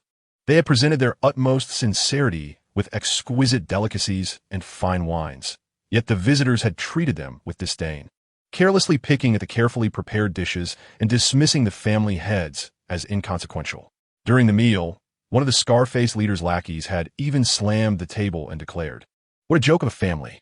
In this world where strength rules, your little assets mean nothing before us." After seeing off the brutes with 4 smiles, Lu Jinting could no longer contain his rage and hurled the teacup to the ground, shards scattering everywhere. "Did you all see that?" he rasped, his gaze sweeping over his equally troubled companions. "If this continues, our families will have no place to stand. We will inevitably be trampled by these brutes. We must unite. We must acquire greater strength." Another family head gritted through clenched teeth. After hours of discussion, the family heads reached a preliminary agreement before departing. Lu Jinting personally escorted them to the door, then took a deep breath and turned his gaze to his son, Lu Yiyang, who had remained silent in the corner. "Yiyang, you have witnessed this firsthand. The only way for our families to stand together is to share resources and consolidate power. The alliance with the Su family is the strongest bond we have now." "Dad," Lu Yiyang lifted his head, his voice calm, yet resolute. "I have told you. I have a girlfriend. That girl named Qiao Xi." Lu Jinting seemed to find humor in the situation. That woman without roots or foundation, who merely possesses a bit of beauty. What can she offer you? What can she bring to the Lu family? I do not need her to bring anything. Lu Yiyang stood, his eyes sharp as ice. "Give me time, and I will protect the Lu family." "Give you time? Who grants us time?" Lu Jinting trembled with fury. Lu Yiyang cast a deep glance at his father, then turned and strode away, his resolve unshaken. Watching his son disappear through the door, Lu Jinting's rage instantly faded, leaving only cold calculation. He turned to his trusted aide and instructed in a low voice, "Go, bring that girl named Qiao Xi here. How about you hypnotize her into coming, and do not let Yiyang know." When Qiao Xi entered the Lu family reception room, her gaze vacant and her steps slightly stiff, Lu Jinting had been waiting for some time. He regarded the young girl's radiant face, remembering his own youth, and could not deny that this girl was indeed captivating enough to capture his son's heart. Had it been before the apocalypse, he might have looked the other way. But now, unity among the families was essential. For trust to be established, they had to arrange a marriage between their only children. Only through such a bond could they work together and build mutual trust. Yet he had no intention of harming a young girl. Once she awoke, he would offer her ample incentive to leave the safe zone. How long until she wakes up? Lu Jinting inquired of the mental controllability user beside him. "I can release the control right now." Lu Jinting nodded, and just as the ability user was about to free Qiao Xi from her trance, the office door was suddenly pushed open from the outside. Su Qianqian entered, holding several equipment application documents requiring Lu Jinting's signature. Upon seeing Su Qianqian, Lu Jinting immediately donned a warm smile. "Ah, Professor Fu, what a pleasant surprise. Please take a seat." Qiao Xi stood frozen in the center of the room, her eyes dazed as if she were merely a decoration. Su Qianqian quickly noticed her unusual state, observing her vacant gaze and evident control. A layer of frost enveloped his warm demeanor. "Minister Lu, what is this?" His voice remained calm, yet an unspoken pressure lingered. Lu Jinting feigned surprise at Qiao Xi's presence, displaying a well-calibrated sense of regret. "Ah, forgive me, Professor Fu. This is my son's former girlfriend, Miss Qiao Xi." He deliberately emphasized the term former girlfriend. "Former girlfriend?" Su Qianqian's tone became noticeably colder. "Indeed." Lu Jinting nodded, his voice imbued with an air of undeniable authority. "We have reached an agreement with the Su family to arrange for the two children to be together. This young lady, I hear, has had some ambiguous history with Captain Feng, and now, well, young people often find themselves in emotional turmoil. As elders, we must assist in clarifying things. Mustn't we?" His words not only solidified Qiao Xi's status as a former girlfriend, but also subtly implied her questionable character. What does Minister Lu intend to clarify? Su Qianqian adjusted his glasses, the lenses reflecting a cold light. Lu Jinting sighed in a feigned manner. "Ultimately, my family has neglected her. I plan to arrange for someone to send her to another safe zone." This was not a matter of pride, and Lu Jinting preferred to keep it brief. He turned to Su Qianqian, shifting the topic. "Professor Fu, what brings you here today?" "I require several high-performance computers." Su Qianqian's tone remained devoid of emotion. However, he did not move. His gaze returned to Qiao Xi before shifting back to Lu Jinting, a faint yet chilling smile gracing his lips. "Minister Lu, perhaps I can assist you in dealing with her." Lu Jinting was taken aback. "Let her become my experimental subject," Su Qianqian suggested, his voice as calm as if discussing the weather. "My project is in need of a resolute volunteer. This way, it will save you the trouble of arranging her departure, and there will be no traces for Captain Lu to uncover. It is a twofold solution." Lu Jinting's pupils constricted, clearly caught off guard by Su Qianqian's proposal. He glanced at Qiao Xi's youthful visage, a rare flicker of hesitation crossing his eyes. Perhaps we should reconsider. After all, my family owes her, and sending her out of the safe zone would suffice. Ultimately, he retained a semblance of false integrity, or perhaps trepidation regarding his son's potential reaction. After a pause, he continued, "Why not leave her to me? Since Minister Liu does not wish for her to be an experimental subject, I will ensure her safe passage. That way, even if Captain Liu inquires, he will not harbor resentment towards you." This suggestion struck directly at Lu Jinting's deepest concerns. He did not want to see his son ruined because of a woman, nor did he wish for his son to turn against him over this girl. Fu Jingxing's proposal impeccably resolved all lingering anxieties. The struggle on Lu Jinting's face lasted only a few seconds before it transformed into determination. "Very well. Then I shall trouble Professor Fu with this matter. This will remain between us. Heaven knows, earth knows, and I know." Rest assured, Fu Jingxing nodded slightly. Moving toward the vacant-eyed Qiao Xi, he extended his hand, gently helping her to her feet, in a perspective unseen by Lu Jinting. Fu Jingxing's eyes concealed a profound understanding that no one could decipher. His consciousness resembled something submerged in the frigid depths of the ocean, struggling to ascend. Qiao Xi opened her eyes, and the first sight that met her was the familiar metallic ceiling, emanating a cold gleam, accompanied by the orderly lights of various instruments. The scent of disinfectant permeated the air. As she stirred, she realized she lay upon a metal bed, draped in sterile white sheets, her wrists and ankles secured by soft restraints. Was this a laboratory? Was she still within the safety zone? She quickly turned her head to look. Under the dim emergency lighting, Fu Jingxing sat in a chair not far from the bed, silently observing her. He had shed his white coat, donning only a dark gray shirt with sleeves rolled up to his elbows, revealing his elegantly formed forearms. The gentle smile that usually graced his face had vanished, and his eyes, obscured behind glasses, held a depth akin to impenetrable ink, swirling with emotions of suppressed anger and perhaps hurt that Qiao Xi had never encountered before. "You're awake?" His voice, low and resonant, shattered the suffocating silence. Qiao Xi attempted to summon her abilities. A faint energy flickered at her fingertips. Yet her body remained achingly weak, showing no signs of change. After 2 attempts, she realized that Fu Jingxing had likely tampered with her. Just before her consciousness faded, she had a vague sense of having been ensnared. However, she never anticipated that the first person she would see upon awakening would be Fu Jingxing. Why had he resorted to binding her in such a manner? He leaned closer, one hand propped beside her pillow, while the other, calloused yet gentle, lifted her chin, compelling her to meet his gaze. His voice was hoarse, each word articulated as if squeezed from between clenched teeth. "You deceived me." She was forced to confront the intense disappointment and fury reflected in his eyes, her heart feeling as if gripped by an invisible hand. "What did you say? You and Fengye broken up, yet you turned around and became involved with Liu Yuyang." He appeared to enumerate her transgressions. A sense of guilt washed over Qiao Xi. Owing to her relationship with Su Linchuan, her rebirth had rendered her somewhat impulsive. She had even harbored thoughts of manipulating all men at her whim. Yet she gradually realized that they were not Su Linchuan and should not be subject to her whims. "Jin Xinggu, this is merely a trivial matter.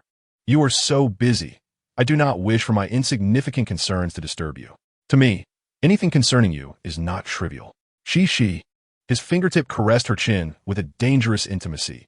"Do you remember when you used to follow me around as a child, declaring that you would marry Jin Xinggu when you grew up?" Qiao Xi's body tensed slightly. How could she possibly forget? Fu Jingxing was her first love, the neighbor she had adored since childhood. Yet now, she had past entanglements with Su Linchuan, Shan Han, Fengye, and Liu Yuyang. She was no longer the innocent girl consumed solely by thoughts of Fu Jingxing from her previous life. With her gaze slightly lowered, she replied, "Is that so? It was so long ago that I do not recall." Fu Jingxing's eyes scanned her face, seemingly assessing the truth of her words. "Little ungrateful one." Fu Jingxing reprimanded softly, his fingertip pressing firmly against her soft lips, his eyes swirling with complex emotions. "Back then, you were mischievous and naive, and I could wait." But his voice suddenly rose, carrying an undeniable declaration. "Now you are grown. You must take responsibility for what you said and did as a child." Responsibility for what? Qiao Xi's heartbeat quickened, her clear eyes involuntarily meeting his. Responsibility for what? Fu Jinxing repeated, the layer of warmth in his gaze completely stripped away, revealing an almost frenzied possessiveness beneath. He leaned closer, his warm lips nearly brushing against hers, his gaze locked onto her startled eyes.